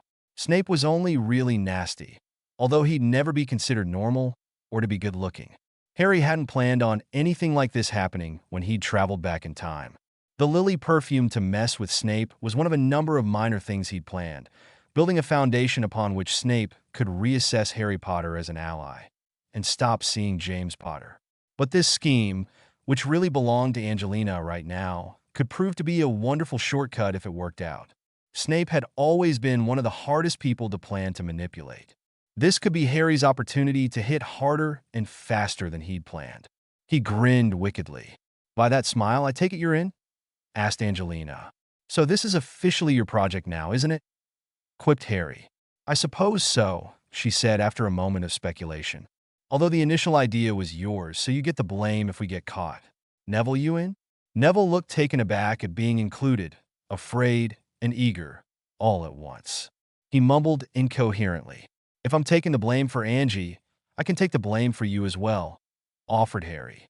"No sense in all of us going down, and if I'm already caught in the act and damned, I can at least pretend that it was only ever me." "All right," said Neville hesitantly before beaming widely. "All right, I'm in." Harry grinned at the sight of his younger friend. Last time around, Neville would never have had the courage to join in a fiasco like this. Turns out his confidence was there all alone, just waiting for an adventure to help him shake off his self-doubt. Just like last time, as a matter of fact, Harry remembered the man he knew as Neville and resolved to help the boy grow into him a little bit faster and with a little less torture along the way. There had never been any doubt that Harry would need Snape, not just as a spy, but also for his formidable prowess with dark magic. The cursed ring was a prime example of Snape's more practical skills. Harry knew of only one other wizard who could remove it, and that was the one who'd cast the curse. This idea had come together as idle joking over breakfast, but Angelina's curiosity had been roused, and Harry had the expertise to put the whole thing together. The one hitch in the plan was whether the head girl actually did have a secret crush on Snape. Angelina seemed to think it was possible enough to warrant trying. But Harry didn't even know who she was, let alone what her most embarrassing secret might be. He could find out easily enough. And if she didn't, well, the love potion idea was morally reprehensible and easily recognized when the potions wore off, but Harry had worked with less material on more dangerous missions before. The three of them left the breakfast table soon after Neville had agreed to their pact. Angelina had a free period, so Padfoot bounded after her outside, eager for a walk, but with the daily prophet he'd been reading held tightly in his jaws. Harry and Neville headed towards the dungeons, and Snape. For once, Neville's steps to potion weren't reluctant and dragging. He had a spring in his step and an evil smile on his face. Harry felt proud. Think he'd really get fired if something happened? He asked Harry. If he was caught by the wrong person and word got out, he probably would, said Harry. But depending on who catches him, the reaction could change. Might be hushed up, might be a firestorm of gossip, but no facts. Mind you, even if he doesn't get caught, it might put him in a good mood for once, and we'll know that we got one over on him, right? Yeah, agreed Neville, eager to beat Snape for once. Harry chose not to point out the irony in getting revenge by possibly getting Snape laid, as he didn't want to ruin Neville's mood, but he found the idea perfect. A little give, a little take. Snape and the girl would be happy, and Harry would have blackmail material, or they'd both be very unhappy, and Harry would have lots of blackmail material. Hell, he might not even need blackmail material if he continued with his other machinations. A willing ally in Snape was much safer than one under duress, as Voldemort had gradually learned. Harry dug in his bag for a while, until he finally found his perfume bottle. He sprayed it heavily on his wrists and neck, then put it away. Neville gave him a weird look. So you really are wearing lily perfume to potions? Why? Same reason we're doing the other thing. To mess with Snape, answered Harry. I thought we were trying to get him fired? Harry shrugged. Best not get our hopes up. That might happen. But we know for sure that we can mess with him and have a laugh at his expense, even if it's just watching him awkwardly turn down the head girl coming on to him. That's good enough to begin with for me. I want him fired, said Neville gloomily, but I'll settle for humiliated if that's what we can get. That's the spirit, exclaimed Harry.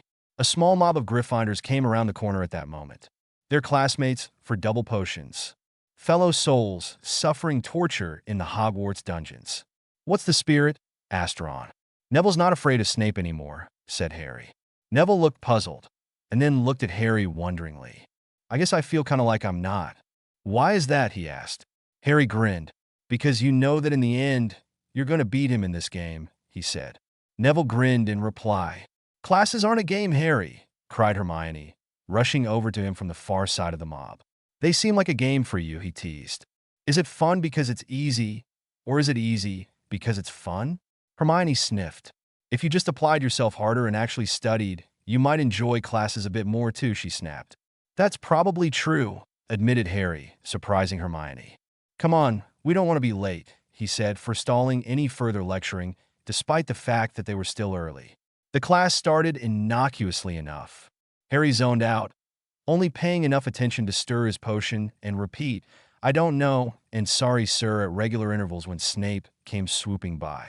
It was only a matter of time before Harry caught Snape lingering nearby, slightly longer than usual, a confused expression on his face. Harry grinned into his cauldron. He caught the bait. Snape made several utterly false excuses to check on Harry's potion, which was nearly good enough to earn a 4th year and O grade. Harry's original potions had been flawed enough that Snape could find legitimate reasons to swoop in and berate Harry. But this time around, Snape was spouting bullshit in a threatening voice as an excuse to be near Harry. In the end, frustration got the better of him.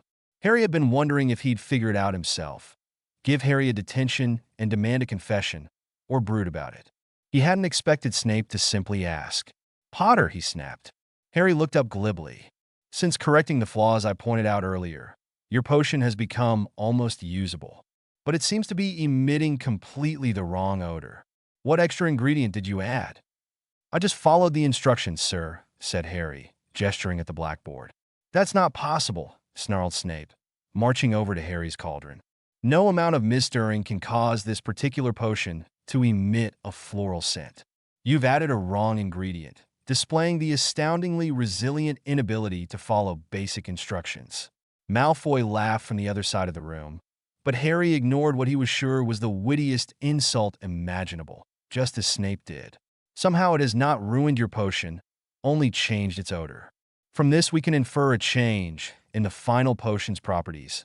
As you well know, review the correct ingredients and discover what else you added.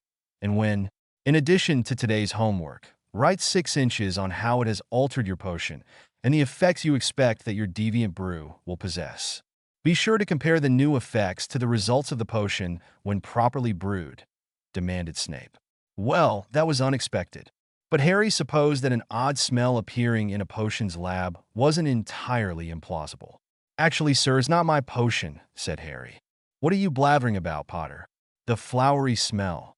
My aunt gave me something of my mum's this summer. I left it in my school bag by accident, and it leaked everywhere.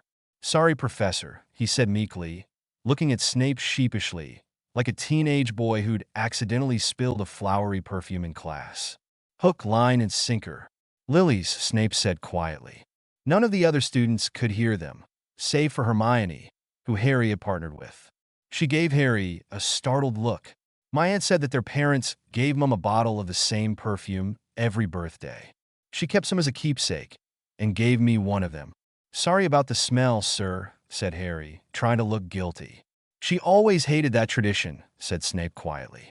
She smashed a bottle on your idiot father's head when he noticed and bought her one. Sir, said Harry, prompting Snape to continue without wanting to interrupt his thoughts or remind him of who he was speaking to. I am more than my name, is what she said to me afterwards. Although she did like the perfume, she hated being given it. So you knew my mum as well as my dad? Asked Harry innocently. We were in the same year at school, Snape said, curtly, breaking out of his memories and back into the present.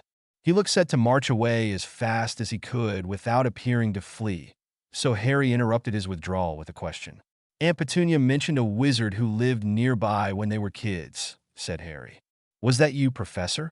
Snape curled his lip in distaste, looking disdainfully at Harry. And what on earth made you leap to that distant conclusion? There are not so few wizards in Britain that only I could have grown up where your mother did, Potter. There were 30 wizards in our year group. I do not care to know where they spent their youth. My aunt was descriptive, said Harry awkwardly. It sounded like it could have been you. Snape glared at him, no doubt guessing what the description might have been like, all grease and sallow skin and that giant nose. But still glaring, he finally relented. Yes, it was me, he said. I knew her before we attended Hogwarts. Now cease your inane prattling and bottle your potion. It's clearly finished, and simmering it further will serve no purpose, he snapped, stamping away in a swirl of robes and regret. Harry, what was that about? Whispered Hermione. Harry just shrugged, looking blankly at her. You heard as much as I did. Weird, huh? He was friend with Mum, but hates Dad and me so much. I wonder how that happened, he mused. From her expression, Hermione had guessed the obvious reason, the actual reason, but didn't say a word, pressing her lips firmly together as if afraid that her thoughts might escape out of her control. You look like you've got an idea, said Harry, understating the blatantly obvious. Just a guess, really? I shouldn't say. Not unless I'm sure, babbled Hermione. What is it? Asked Harry, leaning closer and whispering. Hermione bit her lip and then gave in. I think maybe you don't hate me for saying it, but maybe your mum broke up with Snape to go out with your dad, she whispered guiltily, as if she was accusing Lily Evans of dating Voldemort. All right, Harry reasoned, to his younger self, it might have had the same feeling of horror and betrayal as that implausible scenario, so maybe Hermione was right to be wary about telling him. All I know is that they started going out in their 6th or 7th year, but Mum couldn't stand Dad until then, said Harry. You're not mad about what I said? Asked Hermione, breathless with worry. Of course not, said Harry. I doubt Snape ever went out with my mum, but if he did, she had the sense to dump him and move on quickly. How old are people when they start dating, anyway? It depends, said Hermione. Some people grow up quicker than others. Maybe around 15? 16? So maybe Mom went to one Hogsmeade weekend with Snape, broke his heart by telling him that she thought that they were going as friends, and then got together with Dad, suggested Harry with a slight smile. I won't hold it against her, or you for thinking it. Hermione managed to smile in return. Harry was surprised by how nervous she was about telling him that. He supposed that children were a lot more easily shocked than adults and time travelers. They'd finished their potion early, so the two of them packed away their things and waited for the rest of the class to finish. And that was when opportunity figuratively dropped in his lap. The head girl bustled into the classroom with a stack of papers. She drew a few gazes, especially from the boys, as she entered, but the difficulty of the potion meant that they couldn't keep their attention on her for long. Harry looked her up and down leisurely, his potion safe and pink within a stoppered glass vial. She was certainly attractive in a lean, athletic sort of way. Harry was surprised that he didn't recognize her from the Slytherin Quidditch team, but then remembered that their team had a boys-only policy at the moment. He idly wondered what she did to get that figure. That wasn't the kind of body gained through ordinary dieting and exercise. It was an athlete's body, honed to a purpose, to be used, not just to look pretty. She moved to place the papers on Snape's desk. Before she could set them down, Snape grabbed her hand almost gently, stopping her. "I'm afraid there's been a rather infectious stain on my desk since Finnegan decided to explode his cauldron in my direction. I'll take those." The head girl handed the stack of paper wordlessly to Snape, who nodded emotionlessly at her in thanks. "Thank you for delivering these to me, Miss Cotterdale," said Snape in the same measured, civil tones he used when addressing another teacher. "I'm surprised you can thank me when I've just given you a huge stack of first-year reports to read," she replied. "I thank you for bringing them to me, Miss Cotterdale, not for what you brought. I assure you, no teacher is ever grateful for more paperwork, though we can be grateful for those who save us the arduous task of collecting it to begin with," said Snape. Harry held back from staring. That was not the same man who he'd been in a room with for 90 minutes. "Yes, sir," said the head girl. "Do you need anything else?" She touched her left hand with her right, in the exact spot where Snape had touched her. "Not at the moment. I suggest you return to your studies. Your new year has only just begun, and you are better off learning what you can now, and not in June." "Yes, sir," answered Cotterdale, before turning around and walking swiftly out of the room. Harry leaned as far back as he dared on his stool and wished the room was empty so he could let out a long, low whistle. Angelina be damned. The witch's hunch was right. Cotterdale was into Snape, and Snape, well, he thought of her as a person and not one of the sweaty, useless throngs of students. That much was clear. He could work with this. Snape probably wouldn't go along with Cotterdale's advances, even if Harry and Angelina managed to prompt them. He was too distant, too wary, and clung to his ancient hurt over Lily Evans as if it was a shield. But Harry knew ways of lowering inhibitions and fogging the past. He was a wizard who worked in a bar, for Merlin's sake. If he hadn't already begun to specialize his magic in chronomancy, he might have made that his field of study. Best of all, Cotterdale was overage. An adult. That made things both more practical and more ethical. Luxuries that Harry could do without, but preferred to use when possible. And now he even knew her name. That was the most important missing piece of the puzzle, so readily supplied by an unaware Snape. "They should have given you the front page," argued Harry. He was still annoyed about the Morning Prophet. Couldn't Skeeter at least have published them in separate editions of the paper, instead of sidelining Sirius' true story? "It doesn't really matter," said Sirius and yawned. "After a year of wanted posters, it wouldn't make much difference which page they put it on. As far as the world is concerned, I'm a dangerous lunatic." "You are a dangerous lunatic," retorted Harry. "But not because you like to go on muggle killing sprees." "How do you know I don't like it? I've never tried going out and killing muggles for fun. Maybe the Death Eaters were right, and it's hilarious," said Sirius idly. "You didn't seem to enjoy it the last time you killed muggles," Harry replied, giving his godfather an evil look. "But that wasn't on purpose. Just a big explosion. Maybe we should do it properly. Get some big nets and stampede thestrals through central London. Chase the muggles into a pit full of spikes and snakes." "And spiky snakes?" asked Harry. "Only at the mouth," answered Sirius. "That sounds more like a prank with a bloody finish than muggle baiting. You don't want to hurt people. You just want to mess with them and generally cause havoc." Sirius folded his arms and leaned against a tree. He looked almost petulant. "I could do both. I could murder people and cause havoc. They go quite well together, you know? Your heart's not in it, said Harry. You don't know that? Yes, I do. I can tell by the fact that we're having this ridiculous conversation. Besides, muggles are too easy to screw with and too easily frightened to cope with you letting off some steam. You wouldn't be satisfied unless it was witches and wizards that you were terrorizing. Sirius grimaced and let out a piercing whistle. Buckbeak descended from the sky in a maelstrom of feathers and talons. Harry blinked. Huh, he said. That familiar thing is working out for you, then? I reckon so, said Sirius. Look at the magnificent creature. He wouldn't just come when called like a pet, but he'd recognize the call of his partner. I'm pretty sure that distance isn't a factor here, either. Buckbeak can probably hear better than either of us, but I've yet to find a limit on how far away I can be and still call him.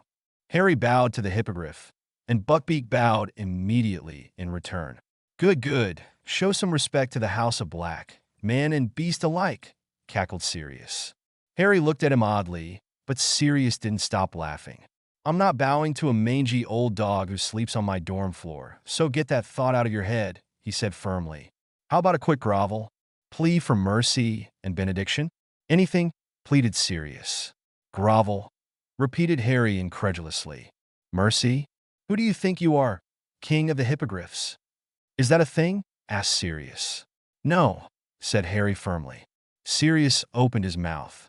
And no again. It will not become a thing. Hey, said Sirius. I'm your godfather. I'm older. Sort of. I should be the one in charge. Why are you the one telling me what I'm not allowed to do? Think of me as a cross between your only friend and a straitjacket, said Harry dryly. I imagine you were fucked in the head before Azkaban, because I'm fucked in the head and I've never been to Azkaban, but now you make a better dog than you do a person, so I have to babysit you until you can learn how to behave. Again. Behave? Whined Sirius. All right, fine. Hide your madness beneath a facade of charm, wit, and debonair good looks. Does that sound better? Asked Harry, exasperated. Aside from the hiding part, I like the sound of it. But at least I have Buckbeak as my second best friend to make up for you being a lousy first best friend and mothering me like this. I swear, you're worse than Remus, exclaimed Sirius. I promise that I'll stop once you're sane, said Harry. Sirius glared. Hey, that's not fair. No, I meant literally. As your mind heals, your leash grows longer. But it's better if you stick close for now. It's pretty delicate underneath that thick skull of yours right now, and I only have guesses and experiments to fix it with. Sounds risky. I'm in, said Sirius without a second thought. You realize that some of the ideas I'm contemplating using to heal you will explode your head if they go wrong, or are wrong to begin with, and will explode your head no matter how well I perform the magic. Sirius looked contemplative and then patted Buckbeak on the shoulder. Beaky will avenge me, and then complete your destiny to slay Voldemort, as you'll be dissolving in his gut. I see you have it all thought out. I'm impressed, said Harry. It's almost as complicated as my plan to travel back in time and hit Voldemort with a brick when he was a baby. Harry had actually tried to do that. It hadn't worked, and now that he'd mentioned it, he just knew that Sirius was going to pry. He sighed and waited for the inevitable question. Would that work? Asked Sirius. I can't travel that far back without some side effects. The not good kind.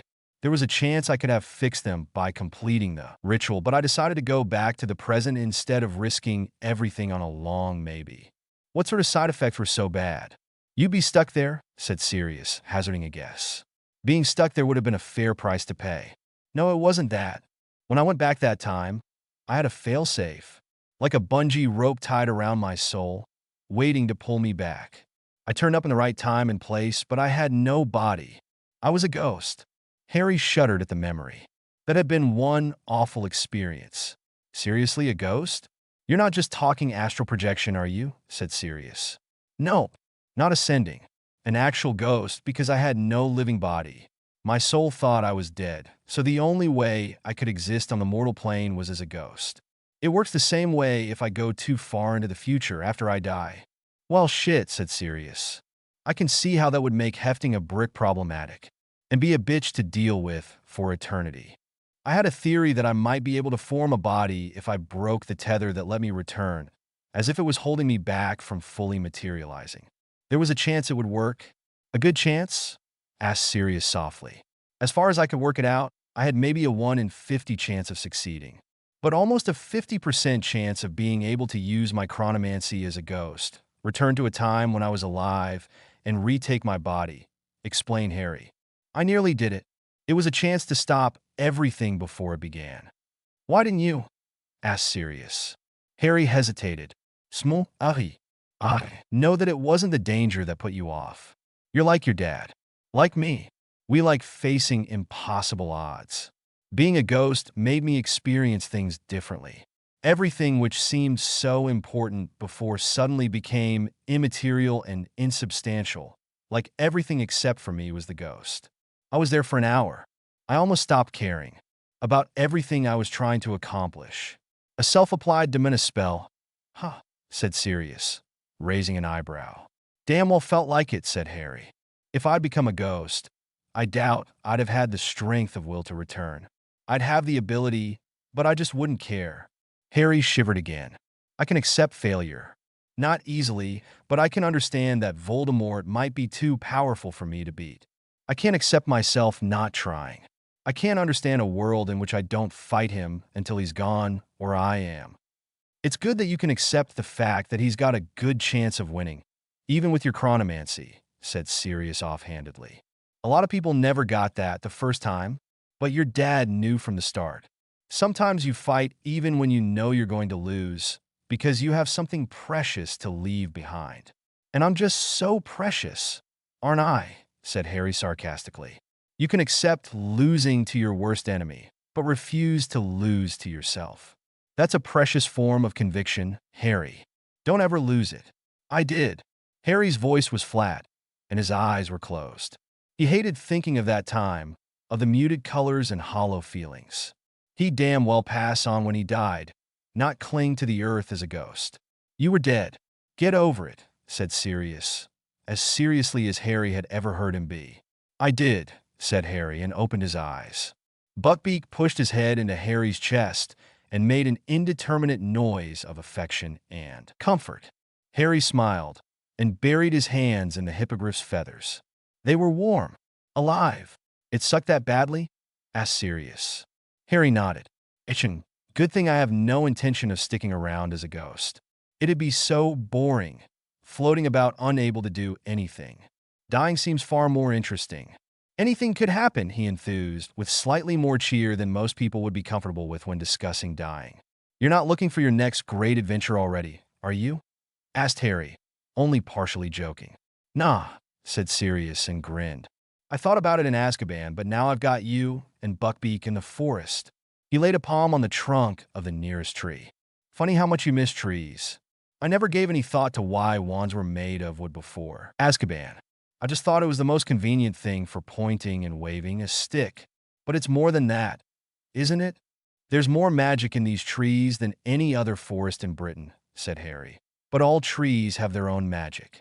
One of the few magical plants that muggles know exist. Thing is, wizards know less about them than muggles do, except a half-dozen wand makers spread over 3 continents. Speaking of wands, said Sirius, teasingly. I'm not making you one, said Harry. Why not? You have one. Ollivander's a better wand maker than I am, by a long way. Stick with it. I won't use it if it's no good. But I want you to make me one anyway, just so I can have a wand my godson made, said Sirius. Like you said, 6 wand makers. And you're one of them. Harry waved a hand dismissively. An apprentice. I can make my own wand, shaped to my magic, but I'm decades of practice away from making a proper wand. I could probably make you a wand that you can cast a single spell through effectively. Fancy a 1-spell wand?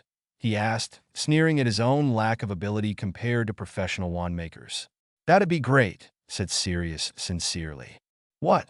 Asked Harry, surprised. Can I choose the spell? You'd have to, said Harry. But why would you want one? It'd be useless in almost every situation. I told you already. I want it because you'll have made it. Something to remember you by when you're not with me, he said. Oh, all right, said Harry, finally relenting. But don't complain when you try to cast another spell with it, and it leaves splinters up to your elbow. What spell do you want? The Patronus charm, said Sirius quietly. Harry looked up at him sharply. Yeah, I see why you want a Patronus handy at all times. Can you cast one? Sirius made an attempt, but only managed to produce white mist. He frowned, obviously frustrated, and the mist flickered as he lost his focus. Within a second it had dissipated. That memory always used to work for me, he said quietly. Was it from before Azkaban?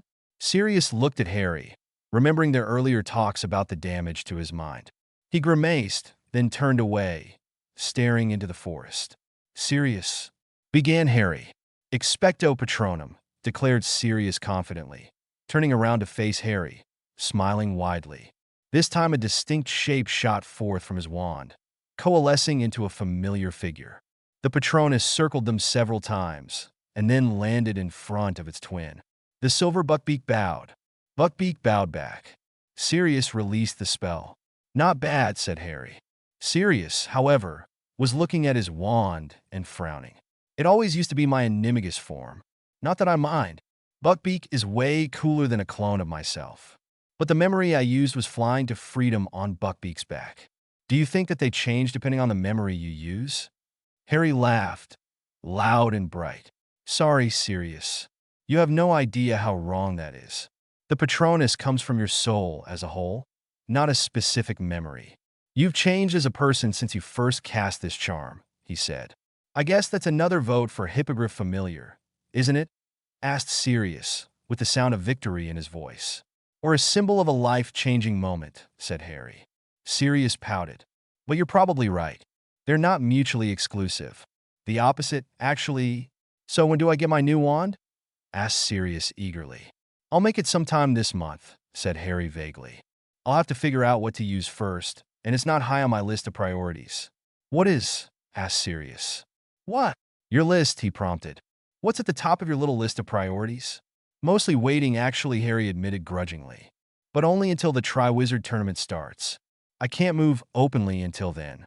The Horcruxes are either safely stored where we can get to them, or out of our reach. And they're not a priority. Don't fancy destroying the ones we have now, just in case, suggested Sirius. If it was just about preserving the Founder's artifacts, I already would have, said Harry after giving it some thought. But I want to make specific changes to Voldemort's ritual. The number of Horcruxes still extant in the world might affect it in ways I can't predict. So our best bet is destroying them after he resurrects, but before we destroy him, clarified Sirius. Sounds so simple, doesn't it? Asked Harry. So, what else is in the works? Trying to reduce the size of the war. Harry laughed. It wasn't a nice laugh. No, Sirius. I'm afraid that wouldn't work. We tried that the first time. We're going to make the war bigger. Draw on all the help we can get. He's not going to assassinate us from the shadows without risking himself. Not again. He's going to have to face the entire magical world in open battle. Subterfuge was always his play, despite how powerful he might be. I won't fight him on his terms. He's going to fight me on mine. We might need more than the Order, mused Sirius. That's what this year is all about. Do you think I'd look pretty on a recruitment poster? We can hang it next to my wanted poster in the kitchen, exclaimed Sirius. I'm not setting foot in that house until we get a house elf, said Harry. But no selling creature. We're going to need him for one of the Horcruxes. I hate that elf, muttered Sirius. Elves are fucking weird. Creature's an arsehole as well, added Harry. Know many elves, do you? Asked Sirius. My number one fan, an alcoholic after a bad breakup, Betsy the Goat and Creature. A wide and varied world. Try to find a normal one if you can, a quiet one. Don't milk it, warned Sirius. Go milk Buckbeak, you wretched vagrant. I'll make your wand so long as you never mention house elf milk again, deal? That's a deal, said Sirius happily. So, what are we going to do while you wait for the tournament to start? Now there's a question, murmured Harry. I was thinking about breaking into Azkaban. I have to lick my balls that night, said Sirius nervously. Harry laughed. Oh, don't worry. You can stay right here with your bird and your balls while I do it. I won't be gone long. How hard do you think breaking into Azkaban is going to be? Asked Sirius, surprised. I'm the only one to have ever escaped. It's infamous around the world. Well, you were there. You saw what the security is like. Up close and personal, growled Sirius. Breaking and dash, he broke off in sudden realization. That's it. It's going to be one of the easiest infiltrations I've ever done, said Harry. I could probably pull it off and be back for dinner. Aren't you supposed to be in history of magic right now? Asked Sirius. Harry nodded. That gives you about an hour and a half. I'll start counting when you leave the ground. What? Exclaimed Harry, laughing. Now, if it's that easy, said Sirius, may as well make the most of the moment. Take Buckbeak to fly over the wards and apparate once you're out. I'll see you at dinner. Harry stared at Sirius for a while, wondering what the mongrel was up to. Sirius smirked. I knew you were just bluffing, he said in satisfaction. Harry shrugged. All right, he said. See you at dinner. In one smooth movement, Harry pulled himself up on a Buckbeak. The hippogriff tensed at the sudden weight, and then burst into a gallop. When they were running fast enough, Buckbeak leapt into the air, and Sirius' excited whoops were muffled by the steady thwomp of wing beats. Harry landed Buckbeak before he apparat, unwilling to risk a mid-air cross-species splinching. Solid ground became a tall black pillar, rising from the crashing waves. The wind was almost strong enough to bow Harry over, all the way up here. He was standing still, but being buffeted by the gale forces of an intense Quidditch match. As he gazed around the top of the tower, Harry saw the immediate flaw in his plan. Azkaban didn't have any rooftop access. He pointed his wand at the inhumanely smooth stone. Alohomora, Azkaban, he muttered. That was when the roof exploded. Stolen. Stop. Read this. The wizard who meddled with time is not my story. It was originally written by Team Otters. This is neither a rewrite nor continuation like I did with Magic Knows No Boundaries by Cosette Amy. I am stealing this story, full stop. And the reason I am doing this is because it was deleted from FFNET. Fortunately, I backed up all of my absolute favorites with Fitchub. You should too. Just post the link to Chapter 1 into Fitchub, and it'll download the entire story as a PDF. Sometimes you have to download it as an HTML file instead, though. This story was, and is one of my greatest inspirations as a fanfiction writer, in style and humor. Anybody who has read any of my other stories will read this and see the resemblance. I even stole the Clauderdale OC from my own story, Much Deadlier Tournament. I could post this as my own, and all of you, save those who have read the original, would have thought it was mine, and then asked me when and who I got as a proofreader. I did not post it for views, reviews, or followers, just so the world doesn't miss out on it. This entire fanfic you just read was posted for posterity. I neither own Harry Potter, nor even this fanfic itself.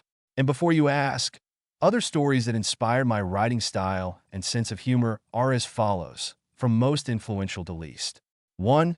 Harry Potter and the Rites of Blood by Daedros 27. 2. An Old and New World by Lens of Insanity. 3. The Havoc Side of the Force by Tsudo and IMH. 4. Throwing Out the Script by Formulaic. If you like my weird-ass humor and chaotic writing, go read those.